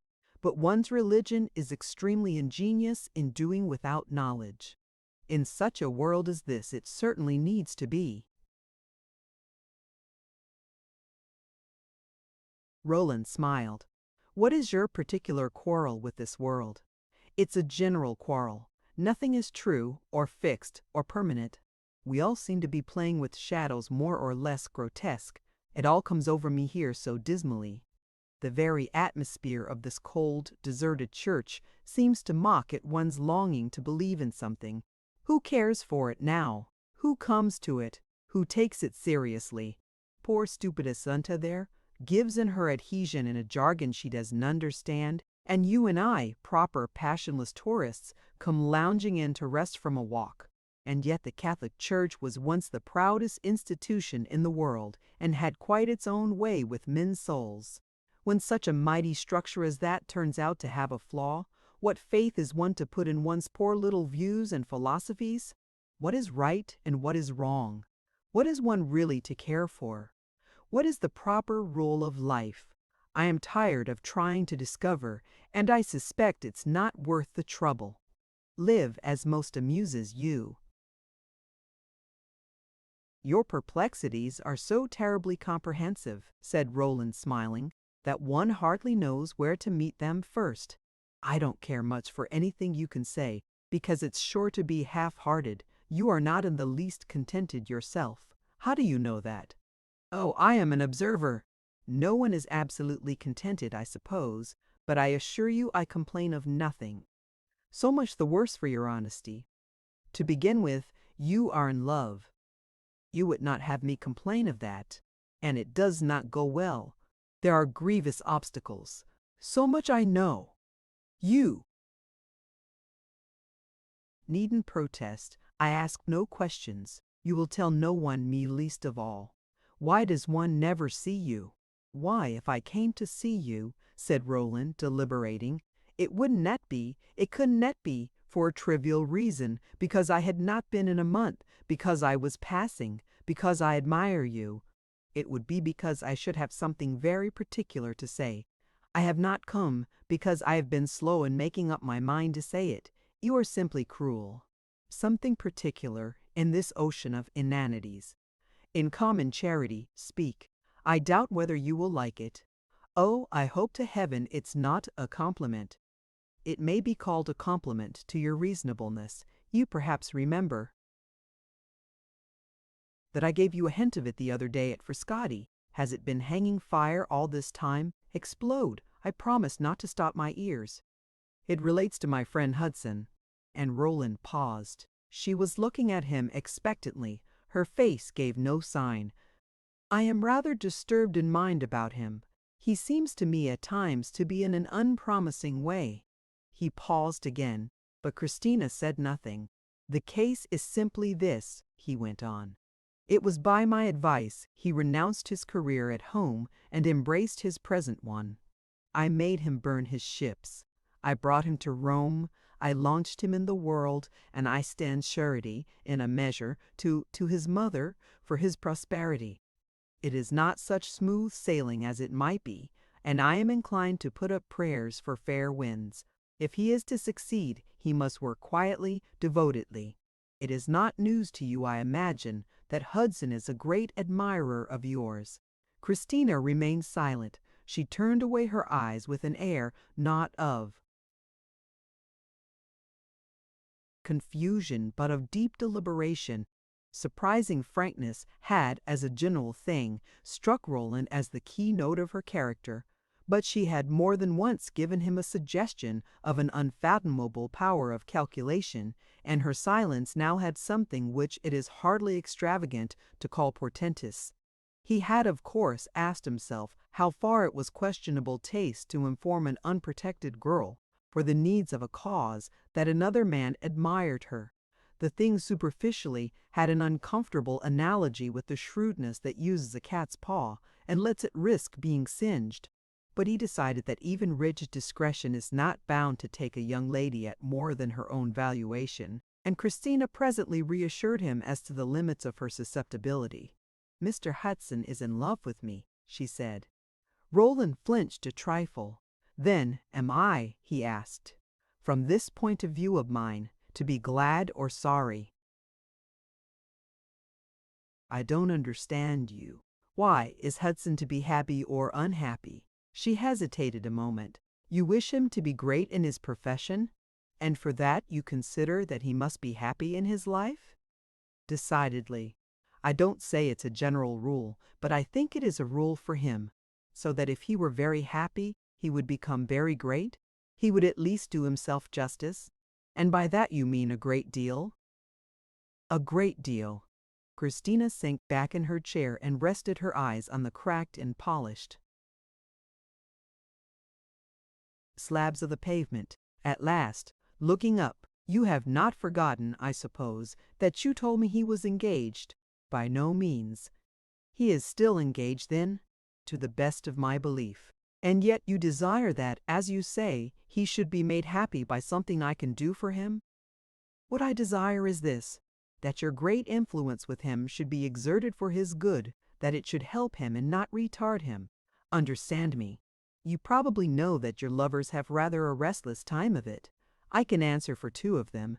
You don't know your own mind very well, I imagine, and you like being admired rather at the expense of the admirer. Since we are really being frank, I wonder whether I might not say the great word." "You needn't. I know it. I am a horrible coquette." "No, not a horrible one, since I am making an appeal to your generosity. I am pretty sure you cannot imagine yourself marrying my friend." "There's nothing I cannot imagine." "That is my trouble." Roland's brow contracted impatiently. "I cannot imagine it then," he affirmed. Christina flushed faintly. Then very gently, "I am not so bad as you think," she said. "It is not a question of badness. It is a question of whether circumstances don't make the thing an extreme improbability." "Worse and worse. I can be bullied then, or bribed." "You are not so candid," said Roland, "as you pretend to be. My feeling is this. Hudson, as I understand him, does not need, as an artist, the stimulus of strong emotion, of passion. He's better without it. He's emotional and passionate when he's left to himself. The sooner passion is at rest, therefore the sooner he will settle down to work, and the fewer emotions he has that are mere emotions and nothing more, the better for him. If you cared for him enough to marry him, I should have nothing to say. I would never venture to interfere. But I strongly suspect you don't, and therefore I would suggest, most respectfully, that you should let him alone." "And if I let him alone, as you say, all will be well with him for evermore?" "Not immediately and not absolutely, but things will be easier. He will be better able to concentrate himself." "What is he doing now? Wherein does he dissatisfy you?" "I can hardly say. He's like a watch that's running down. He is moody, desultory, idle, irregular, fantastic." "Heavens, what a list! And it's all poor me?" "No, not all. But you are a part of it, and I turn to you because you are a more tangible, sensible, responsible cause than the others." Christina raised her hand to her eyes and bent her head thoughtfully. Roland was puzzled to measure the effect of his venture. She rather surprised him by her gentleness. At last, without moving, "If I were to marry him," she asked, "what would have become of his fiancée?" "I am bound to suppose that she would be extremely unhappy." Christina said nothing more, and Roland, to let her make her reflections, left his place and strolled away. Poor Assunta, sitting patiently on a stone bench and unprovided on this occasion with military consolation, gave him a bright, frank smile, which might have been construed as an expression of regret for herself and of sympathy for her mistress. Roland presently seated himself again near Christina. "What do you think," she asked, looking at him, "of your friend's infidelity? I don't like it. Was he very much in love with her? He asked her to marry him, you may judge. Is she rich?" "No, she is poor. Is she very much in love with him?" "I know her too little to say." She paused again and then resumed. "You have settled in your mind, then, that I will never seriously listen to him. I think it unlikely, until the contrary is proved." "How shall it be proved? How do you know what passes between us?" "I can judge, of course, but from appearance, but, like you, I am an observer. Hudson has not at all the air of a prosperous suitor. If he is depressed, there is a reason. He has a bad conscience. One must hope so, at least. On the other hand, simply as a friend," she continued gently, "you think I can do him no good?" The humility of her tone, combined with her beauty, as she made this remark, was inexpressibly touching, and Roland had an uncomfortable sense of being put at a disadvantage. "There are doubtless many good things you might do if you had proper opportunity," he said. "But you seem to be sailing with a current which leaves you little leisure for quiet benevolence. You live in the whirl and hurry of a world into which a poor artist can hardly find it to his advantage to follow you. In plain English, I am hopelessly frivolous." "You put it very generously. I won't hesitate to say all my thought," said Roland. "For better or worse, you seem to me to belong, both by character and by circumstance, to what is called the world, the great world. You are made to ornament it magnificently. You are not made to be an artist's wife." "I see. But even from your point of view, that would depend upon the artist. Extraordinary talent might make him a member of the great world." Roland smiled. "That is very true. If, as it is," Christina continued in a moment, "you take a low view of me, no, you needn't protest. I wonder what you would think if you knew certain things." "What things do you mean?" "Well, for example, how I was brought up. I have had a horrible education. There must be some good in me since I have perceived it, since I have turned and judged my circumstances." "My dear Miss Light," Roland murmured. She gave a little quick laugh. "You don't want to hear? You don't want to have to think about that? Have I a right to? You needn't justify yourself." She turned upon him a moment, the quickened light of her beautiful eyes, then fell to musing again. "Is there not some novel or some play," she asked at last, "in which some beautiful, wicked woman who has ensnared a young man sees his father come to her and beg her to let him go?" "Very likely," said Roland.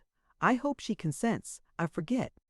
But tell me," she continued, "shall you consider admitting your proposition that in ceasing to flirt with Mr. Hudson so that he may go about his business, I do something magnanimous, heroic, sublime, something with a fine name like that?" Roland, elated with the prospect of gaining his point, was about to reply that she would deserve the finest name in the world, but he instantly suspected that this tone would not please her, and besides, it would not express his meaning. "You do something I shall greatly respect," he contented himself with saying. She made no answer, and in a moment she beckoned to her maid. "What have I to do today?" she asked. Assunta meditated. It's a very busy day." "Fortunately, I have a better memory than the signorina," she said, turning to Roland. She began to count on her fingers. "We have to go to the Pi di Marmo to see about those laces that were sent to be washed. You said also that you wished to say 3 sharp words to the Buonvicini about your pink dress. You want some moss rosebuds for tonight, and you won't get them for nothing. You dine at the Austrian embassy, and that Frenchman is to powder your hair. You're to come home in time, too."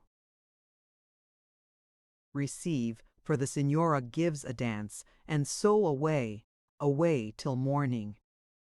"Ah, yes, the moss roses," Christina murmured caressingly. "I must have a quantity, at least 100. Nothing but buds, eh? You must sew them in a kind of immense apron down the front of my dress, packed tight together, eh? It will be delightfully barbarous. And then 20 more or so for my hair. They go very well with powder, don't you think so?" And she turned to Roland. "I am going in pompadour." "Going where?" "To the Spanish embassy, or whatever it is." "All down the front, signorina." "Dio buono! You must give me time," Assunta cried. "Yes, we'll go." And she left her place. She walked slowly to the door of the church, looking at the pavement, and Roland could not guess whether she was thinking of her apron of moss rosebuds or of her opportunity for moral sublimity. Before reaching the door, she turned away and stood gazing at an old picture, indistinguishable with blackness, over an altar. At last they passed out into the court. Glancing at her in the open air, Roland was startled. He imagined he saw the traces of hastily suppressed tears. They had lost time, she said, and they must hurry. She sent Assunta to look for a fiacre. She remained silent a while, scratching the ground with the point of her parasol, and then at last, looking up, she thanked Roland for his confidence in her reasonableness. "It's really very comfortable to be asked, to be expected, to do something good, after all the horrid things one has been used to doing, instructed, commanded, forced to do. I'll think over what you have said to me." In that deserted quarter fiacres are rare, and there was some delay in Assunta's procuring one. Christina talked of the church, of the picturesque old court, of that strange decaying corner of Rome. Roland was perplexed, he was ill at ease. At last the fiacre arrived, but she waited a moment longer. "So, decidedly," she suddenly asked, "I can only harm him?" "You make me feel very brutal," said Roland.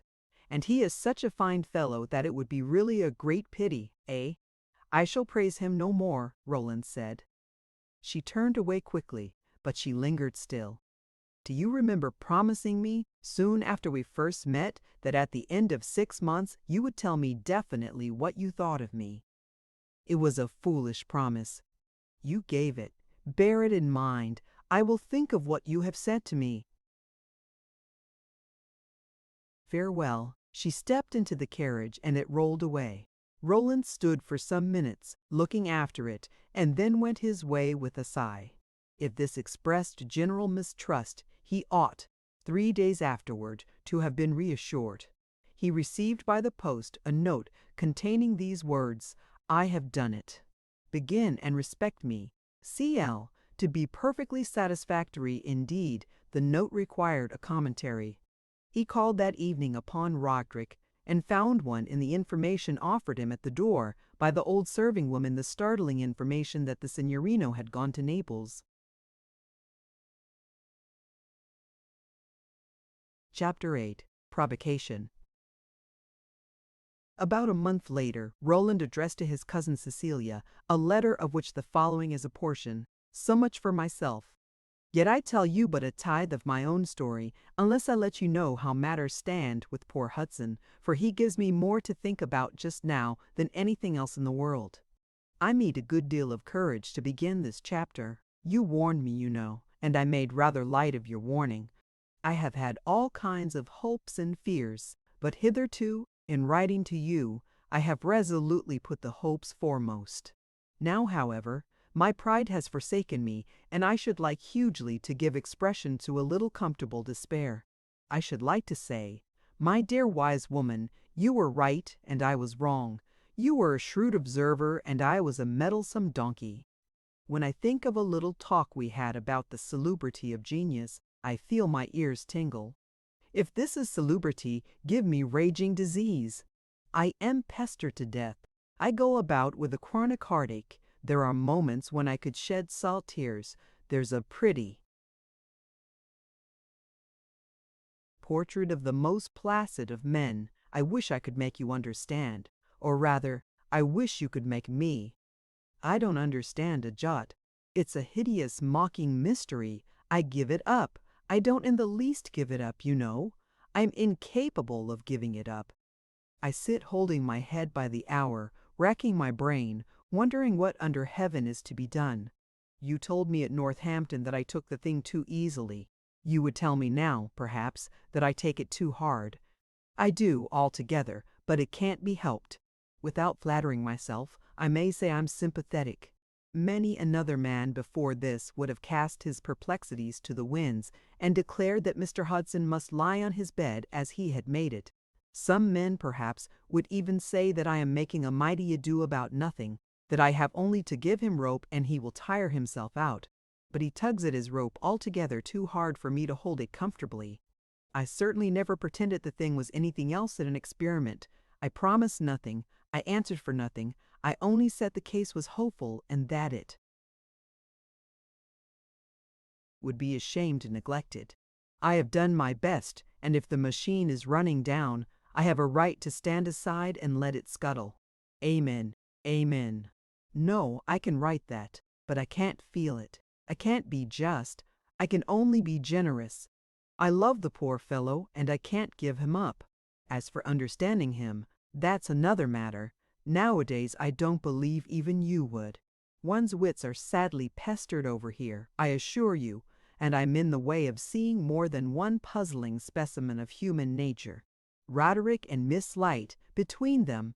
Haven't I already told you about Miss Light? Last winter, everything was perfection. Roderick struck out bravely, did really great things, and proved himself, as I supposed, thoroughly solid. He was strong, he was first-rate. I felt perfectly secure and sang private paeans of joy. We had passed at a bound into the open sea and left danger behind. But in the summer I began to be puzzled, though I succeeded in not being alarmed. When we came back to Rome, however, I saw that the tide had turned and that we were close upon the rocks. It is, in fact, another case of Ulysses alongside of the Sirens. Only Roderick refuses to be tied to the mast. He is the most extraordinary being, the strangest mixture of qualities. I don't understand so much force going with so much weakness, such a brilliant gift being subject to such lapses. The poor fellow is incomplete, and it is really not his own fault. Nature has given him the faculty out of hand, and bidden him be hanged with it. I never knew a man harder to advise or assist if he is not in the mood for listening. I suppose there is some key or other to his character, but I try in vain to find it, and yet I can't believe that Providence is so cruel as to have turned the lock and thrown the key away. He perplexes me, as I say, to death, and though he tires out my patience, he still fascinates me. Sometimes I think he has net a grain of conscience, and sometimes I think that, in a way, he has an excess. He takes things at once too easily and too hard. He is both too lax and too tense, too reckless and too ambitious, too cold and too passionate. He has developed faster even than you prophesied, and for good and evil alike he takes up a formidable space. There's too much of him for me, at any rate. Yes, he is hard. There is no mistake about that. He's inflexible, he's brittle, and though he has plenty of spirit, plenty of soul, he has not what I call a heart. He has something that Miss Garland took for one, and I'm pretty sure she's a judge, but she judged on scanty evidence. He has something that Christina Light, here, makes believe at times that she takes for one, but she is no judge at all. I think it has established that, in the long run, egotism makes a failure in conduct. Is it also true that it makes a failure in the arts? Roderick's standard is immensely high. I must do him that justice. He will do nothing beneath it, and while he is waiting for inspiration, his imagination, his nerves, his senses must have something to amuse them. This is a highly philosophical way of saying that he has taken to dissipation, and that he has just been spending a month at Naples, a city where pleasure is actively cultivated in very bad company. Are they all like that, all the men of genius? There are a great many artists here who hammer away at their trade with exemplary industry. In fact, I am surprised at their success in reducing the matter to a steady, daily grind, but I really don't think that one of them has his exquisite quality of talent. It is in the matter of quantity that he is broken down. The bottle won't pour. He turns it upside down. It's no use. Sometimes he declares it's empty, that he has done all he was made to do. This I consider great nonsense, but I would nevertheless take him on his own terms if it was only I that was concerned. But I keep thinking of those two praying, trusting neighbors of yours, and I feel wretchedly like a swindler.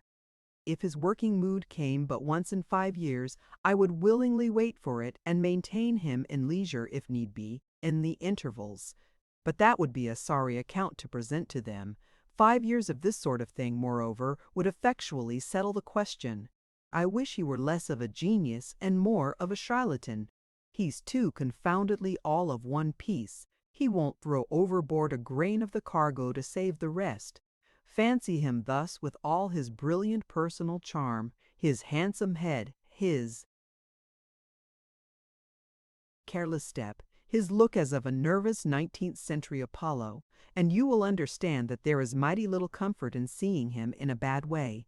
He was tolerably foolish last summer at Baden-Baden, but he got on his feet, and for a while he was steady. Then he began to waver again, and at last toppled over. Now, literally, he's lying prone. He came into my room last night miserably tipsy. I assure you, it didn't amuse me. About Miss Light, it's a long story. She is one of the great beauties of all time, and worth coming barefoot to Rome, like the pilgrims of old, to see. Her complexion, her glance, her step, her dusky tresses may have been seen before in a goddess, but never in a woman. And you may take this for truth, because I'm not in love with her. On the contrary. Her education has been simply infernal. She is corrupt, perverse, as proud as the Queen of Sheba, and an appalling coquette. But she is generous, and with patience and skill you may enlist her imagination in a good cause as well as in a bad one. The other day I tried to manipulate it a little. Chance offered me an interview too, which it was possible to give a serious turn, and I boldly broke ground and begged her to suffer my poor friend to go in peace.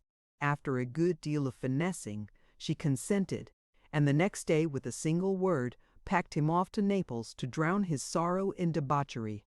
I have come to the conclusion that she is more dangerous in her virtuous moods than in her vicious ones, and that she probably has a way of turning her back which is the most provoking thing in the world. She's an actress, she could not forego doing the thing dramatically, and it was the dramatic touch that made it fatal. I wished her, of course, to let him down easily. But she desired to have the curtain drop on an attitude, and her attitudes deprive inflammable young artists of their reason. Roderick made an admirable bust of her at the beginning of the winter, and a dozen women came rushing to him to be done, mutatis mutandis, in the same style. They were all great ladies, and ready to take him by the hand, but he told them all their faces did not interest him, and sent them away vowing his destruction.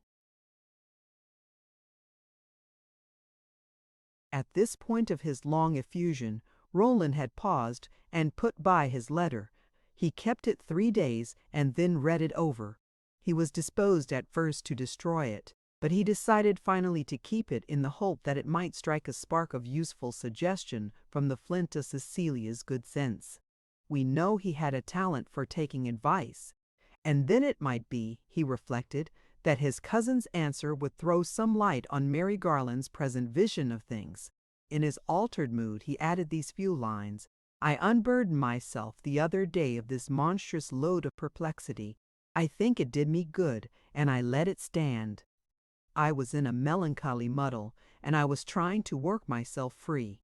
You know I like discussion, in a quiet way, and there is no one with whom I can have it as quietly as with you, most sagacious of cousins. There is an excellent old lady with whom I often chat, and who talks very much to the point, but Madame Grandoni has disliked Roderick from the first, and if I were to take her advice I would wash my hands of him. You will laugh at me for my long face, but you would do that in any circumstances. I am half ashamed of my letter, for I have a faith in my friend that is deeper than my doubts. He was here last evening talking about the Naples Museum, the Aristides, the bronzes, the Pompeian frescoes, with such a beautiful intelligence that doubt of the ultimate future seemed blasphemy. I walked back to his lodging with them, and he was as mild as midsummer moonlight. He has the ineffable something that charms and convinces. My last word about him shall not be a harsh one. Shortly after sending his letter, going one day into his friend's studio, he found Roderick suffering from the grave infliction of a visit from Mr. Leavenworth. Roderick submitted with extreme ill grace to being bored, and he was now evidently in a state of high exasperation. He had lately begun a representation of a Lazzarone lounging in the sun, an image of serene, irresponsible, sensuous life. The real Lazzarone, he had admitted, was a vile fellow, but the ideal. Lazzarone in his own had been subtly idealized, was a precursor of the millennium. Mr. Leavenworth had apparently just transferred his unhurrying gaze to the figure. Something in the style of the dying gladiator, he sympathetically observed. "Oh no," said Roderick seriously, "he's not dying, he's only drunk." "Ah, but intoxication, you know," Mr. Leavenworth rejoined, "is not a proper subject for sculpture. Sculpture should not deal with transitory attitudes. Lying dead drunk is not a transitory attitude. Nothing is more permanent, more sculpturesque, more monumental." "An entertaining paradox," said Mr. Leavenworth, "if we had time to exercise our wits upon it. I remember at Florence an intoxicated figure by Michelangelo, which seemed to me a deplorable aberration of a great mind. I myself touch liquor in no shape whatever. I have traveled through Europe on cold water. The most varied and attractive lists of wines are offered me, but I brush them aside. No cork has ever been drawn at my command. The movement of drawing a cork calls into play a very pretty set of muscles," said Roderick. "I think I will make a figure in that position. A Bacchus, realistically treated. My dear young friend, never trifle with your lofty mission. Spotless marble should represent virtue, not vice." And Mr. Leavenworth placidly waved his hand as if to exercise the spirit of levity, while his glance journeyed with leisurely benignity to another object, a marble replica of the bust of Miss Light. "An ideal head, I presume," he went on, "a fanciful representation of one of the pagan goddesses, a Diana, a Flora, a Naiad or Dryad." I often regret that our American artists should not boldly cast off that extinct nomenclature. "She is neither a Naiad nor a Dryad," said Roderick, "and her name is as good as yours or mine." "You call her Mr. Leavenworth?" blandly inquired. "Miss Light," Roland interposed in charity. "Ah, our great American beauty. Not a pagan goddess, an American Christian lady." "Yes, I have had the pleasure of conversing with Miss Light. Her conversational powers are not remarkable, but her beauty is of a high order. I observed her the other evening at a large party, where some of the proudest members of the European aristocracy were present. Duchesses, princesses, countesses, and others distinguished by similar titles. But for beauty, grace, and elegance, my fair countrywoman left them all nowhere. What women can compare with a truly refined American lady? The duchesses the other night had no attractions for my eyes. They looked coarse and sensual. It seemed to me that the tyranny of class distinctions must indeed be terrible when such countenances could inspire admiration. You see more beautiful girls in an hour on Broadway than in the whole tour of Europe. Miss Light, now, on Broadway, would excite no particular remark." "She has never been there," cried Roderick triumphantly. "I'm afraid she never will be there. I suppose you have heard the news about her." "What news?" Roderick had stood with his back turned, fiercely poking at his Lazzarone, but at Mr. Leavenworth's last words he faced quickly about. It's the news of the hour, I believe. Miss Light is admired by the highest people here. They tacitly recognize her superiority. She has had offers of marriage from various great lords. I was extremely happy to learn this circumstance and to know that they all had been left sighing. She has not been dazzled by their titles and their gilded coronets. She has judged them simply as men and found them wanting. One of them, however, a young Neapolitan prince, I believe, has after a long probation succeeded in making himself acceptable. Miss Light has at last said yes, and the engagement has just been announced. I am not generally a retailer of gossip of this description, but the fact was alluded to an hour ago by a lady with whom I was conversing, and here, in Europe, these conversational trifles usurp the lion's share of one's attention. I therefore retained the circumstance. Yes, I regret that Miss Light should marry one of these used-up foreigners. Americans should stand by each other. If she wanted a brilliant match, we could have fixed it for her. If she wanted a fine fellow, a fine, sharp, enterprising modern man, I would have undertaken to find him for her without going out of the city of New York. And if she wanted a big fortune, I would have found her 20, that she would have had hard work to spend, money down, not tied up in fever-stricken lands and worm-eaten villas. What is the name of the young man? Prince Castaway, or some such thing. It was well for Mr. Leavenworth that he was a voluminous and imperturbable talker, for the current of his eloquence floated him past the short, sharp, startled cry with which Roderick greeted his conversational trifle. The young man stood looking at him with parted lips and an excited eye. "The position of woman," Mr. Leavenworth placidly resumed, "is certainly a very degraded one in these countries. I doubt whether a European princess can command the respect which in our country is exhibited toward the obscurest females. The civilization of a country should be measured by the deference shown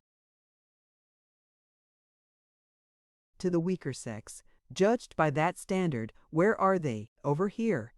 Though Mr. Leavenworth had not observed Roderick's emotion, it was not lost upon Roland, who was making certain uncomfortable reflections upon it. He saw that it had instantly become one with the acute irritation produced by the poor gentleman's oppressive personality, and that an explosion of some sort was imminent.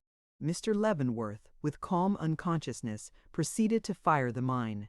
"And now for our culture," he said in the same sonorous tones, demanding with a gesture the unveiling of the figure which stood somewhat apart, muffled in a great sheet.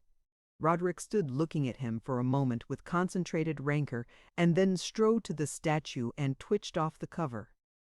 Mr. Leavenworth settled himself into his chair with an air of flattered proprietorship, and scanned the unfinished image. "I can conscientiously express myself as gratified with the general conception," he said. "The figure has considerable majesty, and the countenance wears a fine, open expression. The forehead, however, strikes me as not sufficiently intellectual. In a statue of culture, you know, that should be the great point. The eye should instinctively seek the forehead. Couldn't you heighten it up a little?" Roderick, for all answer, tossed the sheet back over the statue. "Oblige me, sir," he said. "Oblige me. Never mention that thing again. Never mention it." "Why, my dear sir, never mention it. It's an abomination. An abomination. My culture—" "Yours indeed," cried Roderick. "It's none of mine. I disown it." "Disown it, if you please," said Mr. Leavenworth sternly, "but finish it first." "I'd rather smash it," cried Roderick. "This is folly, sir. You must keep your engagements." "I made no engagement. A sculptor is not a tailor. Did you ever hear of inspiration? Mine is dead, and it's no laughing matter. You yourself killed it."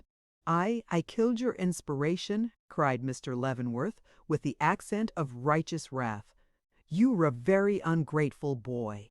If ever I encouraged and cheered and sustained anyone, I'm sure I have done so to you. I appreciate your good intentions, and I don't wish to be uncivil. But your encouragement is superfluous. I can't work for you. I call this ill humor, young man," said Mr. Leavenworth, as if he had found the damning word.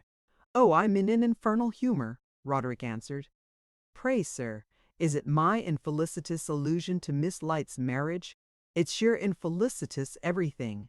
I don't say that to offend you. I beg your pardon if it does. I say it by way of making our rupture complete, irretrievable."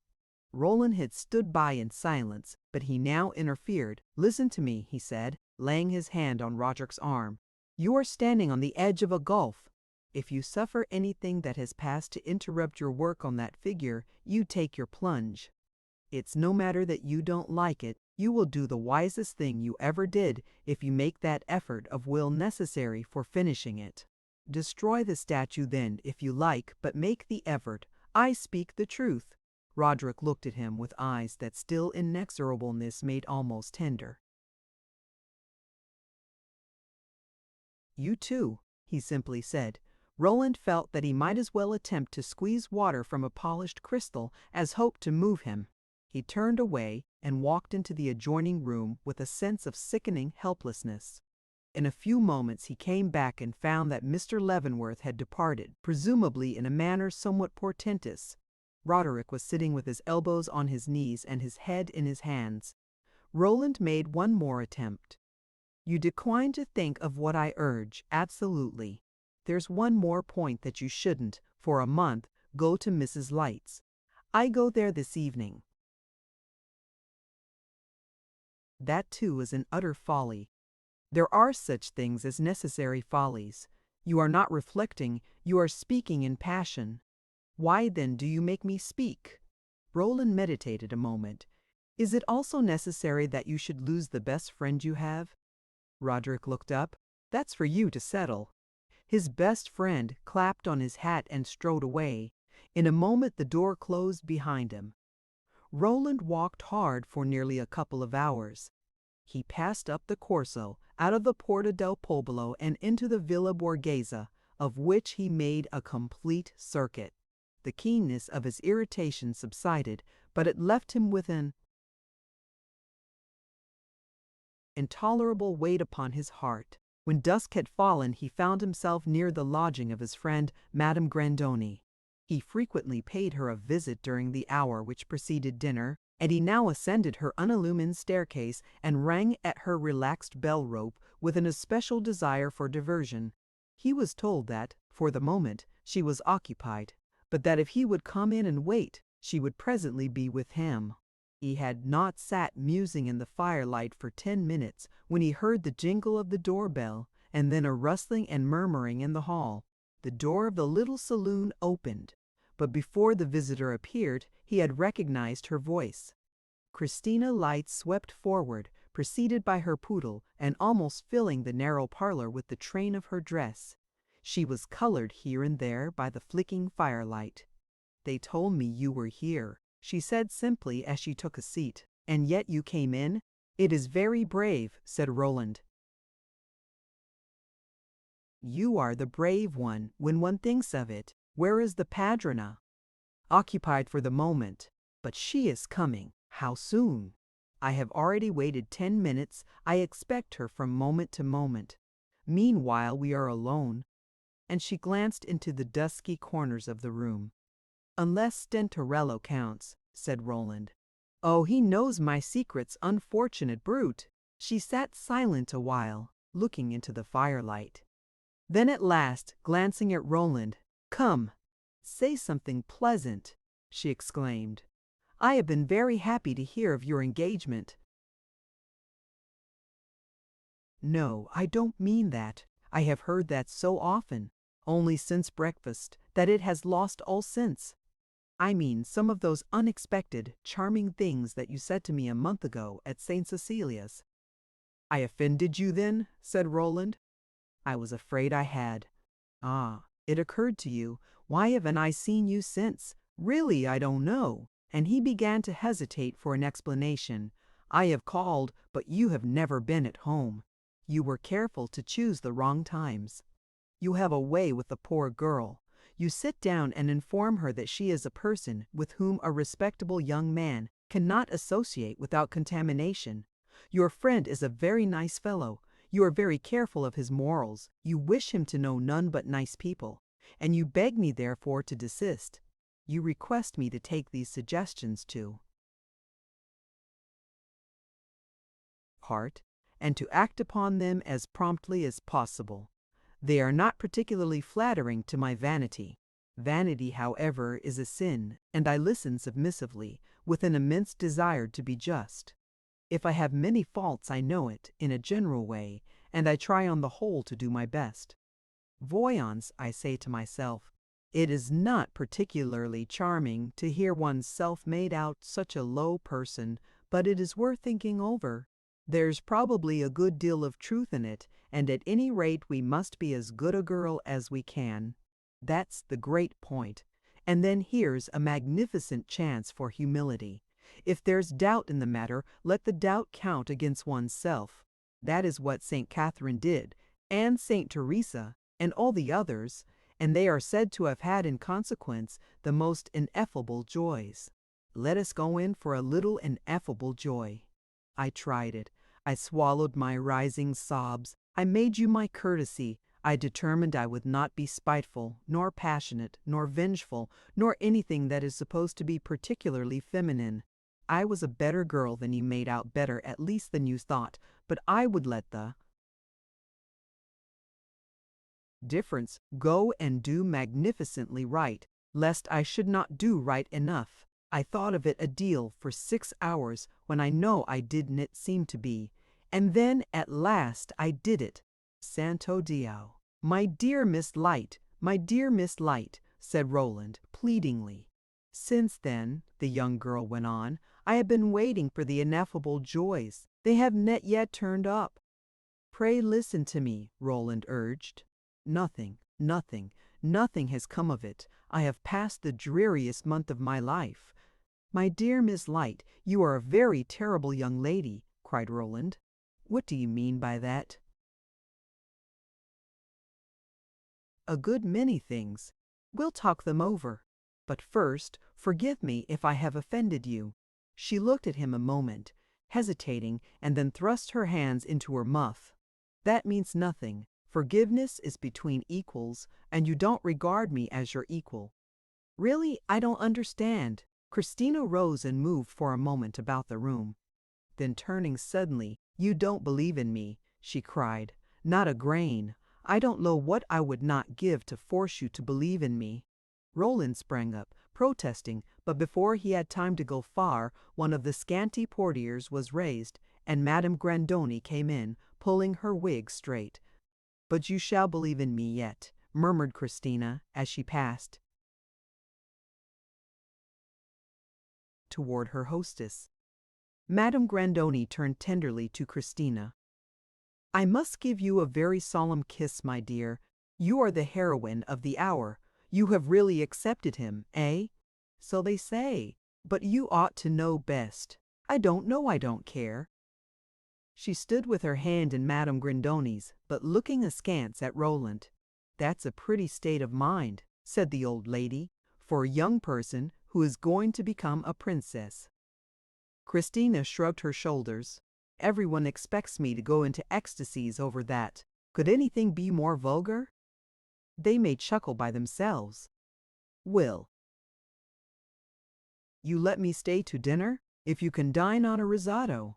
But I imagine you are expected at home. You are right. Prince Casamassima dines there en famille. But I'm not in his family yet. Do you know you are very wicked? I have half a mind not to keep you. Christina dropped her eyes reflectively.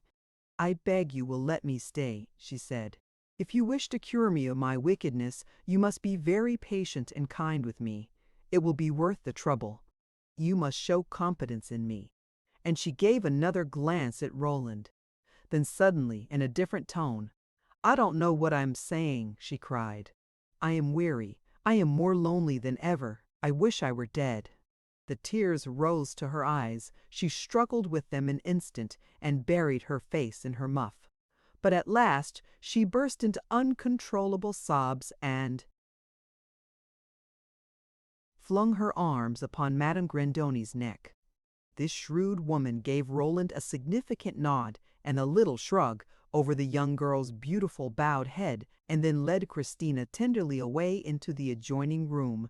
Roland, left alone, stood there for an instant, intolerably puzzled, face to face with Miss Light's poodle, who had set up a sharp, unearthly cry of sympathy with his mistress.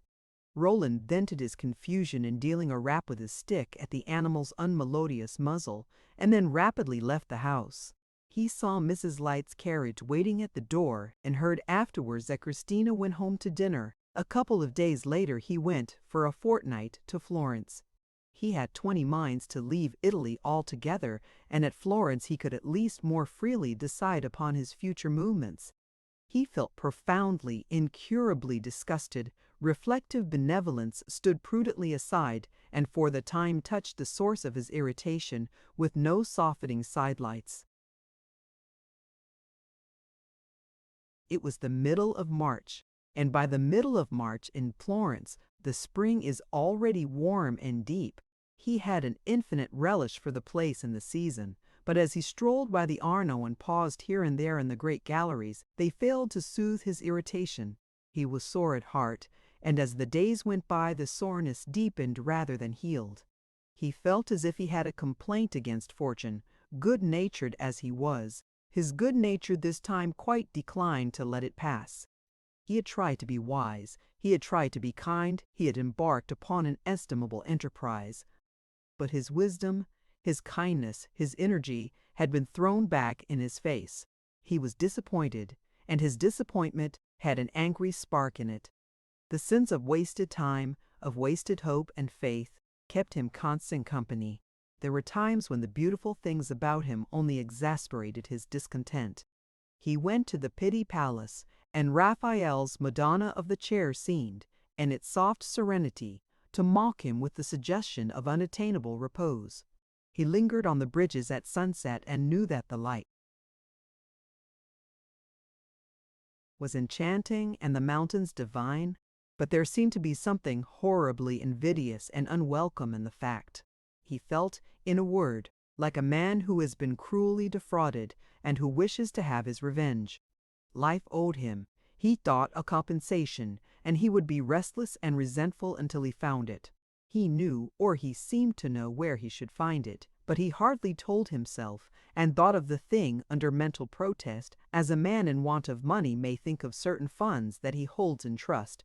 In his melancholy meditations, the idea of something better than all this, something that might softly, richly interpose, something that might reconcile him to the future, something that might make one's tenure of life deep and zealous instead of harsh and uneven. The idea of concrete compensation, in a word, shaped itself sooner or later into the image of Mary Garland. Very odd, you may say, that at this time of day Roland should still be brooding over a plain girl of whom he had had but the lightest of glimpses too. Years before. Very odd that so deep an impression should have been made by so lightly pressed an instrument. We must admit the oddity and offer simply an explanation that his sentiment apparently belonged to that species of emotion of which, by the testimony of the poets, the very name and essence is oddity. One night he slept but half an hour. He found his thoughts taking a turn which excited him portentously. He walked up and down his room half the night. It looked out on the Arno. The noise of the river came in at the open window. He felt like dressing and going down into the streets. Toward morning he flung himself into a chair. Though he was wide awake, he was less excited. It seemed to him that he saw his idea from the outside, that he judged it and condemned it, yet it stood there before him, distinct and in a certain way imperious. During the day he tried to banish it and forget it, but it fascinated, haunted, at moments frightened him. He tried to amuse himself, paid visits, resorted to several rather violent devices for diverting his thoughts. If on the morrow he had committed a crime, the persons whom he had seen that day would have testified that he had talked strangely and had not seemed like himself. He felt certainly very unlike himself. Long afterwards, in retrospect, he used to reflect that during those days he had for a while been literally beside himself. His idea persisted, it clung to him like a sturdy beggar. The sense of the matter, roughly expressed, was this: if Roderick was really going, as he himself had phrased it, to fizzle out, one might help him on the way, one might smooth the descensus Averno. For 48 hours there swam before Roland's eyes a vision of Roderick, graceful and beautiful as he passed, plunging, like a diver, from an eminence into a misty gulf. The gulf was destruction, annihilation, death. But if death was decreed, why should not the agony be brief? Beyond this vision there faintly glimmered another, as in the children's game of the magic lantern. A picture is superposed on the white wall before the last one has quite faded. It represented Mary Garland standing there with eyes in which the horror seemed slowly to expire, and hanging motionless hands which at last made no resistance when his own offered to take them. When of old a man was burnt at the stake, it was cruel to have to be present. But if one was present, it was kind to lend a hand to pile up the fuel and make the flames do their work quickly and the smoke muffle up the victim. With all deference to your kindness, this was perhaps an obligation you would especially feel if you had a reversionary interest in something the victim was to leave behind him. One morning, in the midst of all this, Roland walked heedlessly out of one of the city gates and found himself on the road to Fiesole. It was a completely lovely day. The March sun felt like May, as the English poet of Florence says. The thick blossomed shrubs and vines that hung over the walls of villa and pottery flung their odorous promise into the warm, still air. Roland followed the winding climbing lanes, lingered as he got higher beneath the rusty cypresses beside the low parapets where you look down on the charming city and sweep the vale of the Arno, reached the little square before the cathedral, and rested a while in the massive dusky church, then climbed higher to the Franciscan convent which is poised on the very apex of the mountain. He rang at the little gateway. A shabby, senile, red-faced brother admitted him with almost maudlin friendliness. There was a dreary chill in the chapel and the corridors, and he passed rapidly through them into the delightfully steep and tangled old garden which runs wild over the forehead of the great hill. He had been in it before, and he was very fond of it. The garden hangs in the air, and you ramble from terrace to terrace, and wonder how it keeps from slipping down, in full consummation of its bereaved forlornness, into the nakedly romantic gorge beneath. It was just noon when Roland went in, and after roaming about a while, he flung himself in the sun on a mossy stone bench and pulled his hat over his eyes. The short shadows of the brown-coated cypresses above him had grown very long, and yet he had not passed back through the convent. One of the monks, in his faded snuff-colored robe, came wandering out into the garden, reading his greasy little breviary. Suddenly he came toward the bench on which Roland had stretched himself and paused a moment attentively. Roland was lingering there still. He was sitting with his head in his hands and his elbows on his knees. He seemed not to have heard the sandal tread of the good brother, but as the monk remained watching him, he at last looked up.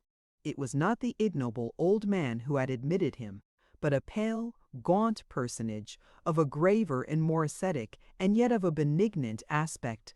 Roland's face bore the traces of extreme trouble. The Frate kept his finger in his little book and folded his arms picturesquely across his breast. It can hardly be determined whether his attitude, as he bent his sympathetic Italian eye upon Roland, was a happy accident or the result of an exquisite spiritual discernment. To Roland, at any rate, under the emotion of that moment, it seemed blessedly opportune. He rose and approached the monk and laid his hand on his arm. "My brother," he said, "did you ever see the devil?" The Frate gazed gravely and crossed himself. "Heaven forbid!" "He was here," Roland went on, "here in this lovely garden, as he was once in paradise, half an hour ago. But have no fear, I drove him out."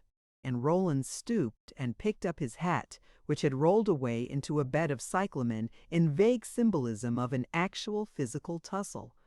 "You have been tempted, my brother?" asked the friar tenderly. "Hideously. And you have resisted and conquered. I believe I have conquered. The blessed Saint Francis be praised. It is well done. If you like, we will offer a Mass for you." "I am not a Catholic," said Roland. The frate smiled with dignity. "That is a reason the more. But it's for you, then, to choose." "Shake hands with me," Roland added. "That will do as well, and suffer me, as I go out, to stop a moment in your chapel." They shook hands and separated. The frate crossed himself, opened his book, and wandered away, in relief against the western sky. Roland passed back into the convent, and paused long enough in the chapel to look for the alms box. He had had what is vulgarly termed a great scare. He believed, very poignantly for the time, in the devil, and he felt an irresistible need to subscribe to any institution which engaged to keep him at a distance. The next day he returned to Rome, and the day afterwards he went in search of Roderick. He found him on the Pincian, with his back turned to the crowd, looking at the sunset. "I went to Florence," Roland said, "and I thought of going farther, but I came back on purpose to give you another piece of advice. Once more, you refuse to leave Rome. Never," said Roderick. "The only chance that I see, then, of your reviving your sense of responsibility to those various sacred things you have forgotten, is in sending for your mother to join you here." Roderick stared. "For my mother?" "For your mother, and for Miss Garland." Roderick still stared, and then, slowly and faintly, his face flushed. "For Mary Garland, for my mother," he repeated. "Send for them." "Tell me this. I've often wondered, but till now I have forborne to ask. You are still engaged to Miss Garland?" Roderick frowned darkly, but assented. "It would give you pleasure, then, to see her?" Roderick turned away, and for some moments answered nothing. "Pleasure," he said at last huskily. "Call it pain." "I regard you as a sick man," Roland continued. "In such a case Miss Garland would say that her place was at your side." Roderick looked at him some time askance, mistrustfully. "Is this a deep-laid snare?" he asked slowly. Roland had come back with all his patience rekindled, but these words gave it an almost fatal chill. "Heaven forgive you!" he cried bitterly. "My idea has been simply this: try, in decency, to understand it. I have tried to befriend you, to help you, to inspire you with confidence, and I have failed. I took you from the hands of your mother and your betrothed, and it seemed to me my duty to restore you to their hands. That's all I have to say." He was going, but Roderick forcibly detained him. It would have been but a rough way of expressing it to say that one could never know how Roderick would take a thing. It had happened more than once that when hit hard, deservedly, he had received the blow with touching gentleness. On the other hand, he had often resented the softest taps. The secondary effect of Roland's present admonition seemed reassuring. "I beg you to wait," he said, "to forgive that shabby speech, and to let me reflect." And he walked up and down a while, reflecting. At last he stopped, with a look in his face that Roland had not seen all winter. It was a strikingly beautiful look. "How strange it is," he said, "that the simplest devices are the last that occur to one," and he broke into a light laugh. "To see Mary Garland is just what I want, and my mother. My mother can't hurt me now." "You will write, then?" "I will telegraph. They must come, at whatever cost. Stryker can arrange it all for them." In a couple of days he told Roland that he had received a telegraphic answer to his message, informing him that the two ladies were to sail immediately for Leghorn, in one of the small steamers which ply between that port and New York. They would arrive, therefore, in less than a month. Roland passed this month of expectation in no very serene frame of mind. His suggestion had had its source in the deepest places of his agitated conscience, but there was something intolerable in the thought of the suffering to which the event was probably subjecting those undefended women. They had scraped together their scanty funds and embarked, at 24 hours' notice, upon the dreadful sea, to journey tremulously to shores darkened by the shadow of deeper alarms. He could only promise himself to be their devoted friend and servant. Preoccupied as he was able to observe that expectation, with Roderick, took a form which seemed singular even among his characteristic singularities. If redemption, Roderick seemed to reason, was to arrive with his mother and his affianced bride, these last moments of error should be doubly erratic. He did nothing, but inaction with him took on an unwonted air of gentle gaiety. He laughed and whistled, and went often to Mrs. Light's, though Roland knew not in what fashion present circumstances had modified his relations with Christina. The month ebbed away, and Roland daily expected to hear from Roderick that he had gone to Leghorn to meet the ship. He heard nothing, and late one evening, not having seen his friend in 3 or 4 days, he stopped at Roderick's lodging to assure himself that he had gone at last. A cab was standing in the street, but as it was a couple of doors off, he hardly heeded it. The hall at the foot of the staircase was dark, like most Roman halls, and he paused in the street doorway on hearing the advancing footstep of a person with whom he wished to avoid coming into collision. While he did so, he heard another footstep behind him, and turning round, found that Roderick in person had just overtaken him. At the same moment a woman's figure advanced from within into the light of the street lamp, and a face, half startled, glanced at him out of the darkness. He gave a cry. It was the face of Mary Garland. Her glance flew past him to Roderick, and in a second a startled exclamation broke from her own lips. It made Roland turn again. Roderick stood there, pale, apparently trying to speak, but saying nothing. His lips were parted, and he was wavering slightly with the strange movement, the movement of a man who has drunk too much. Then Roland's eyes met Miss Garland's again, and her own, which had rested a moment on Roderick's, were formidable. The end. Thank you for listening to this story. I hope you enjoyed the journey, the characters, and the world they carried with them. If you enjoyed this audiobook, please subscribe to the channel and leave a comment below.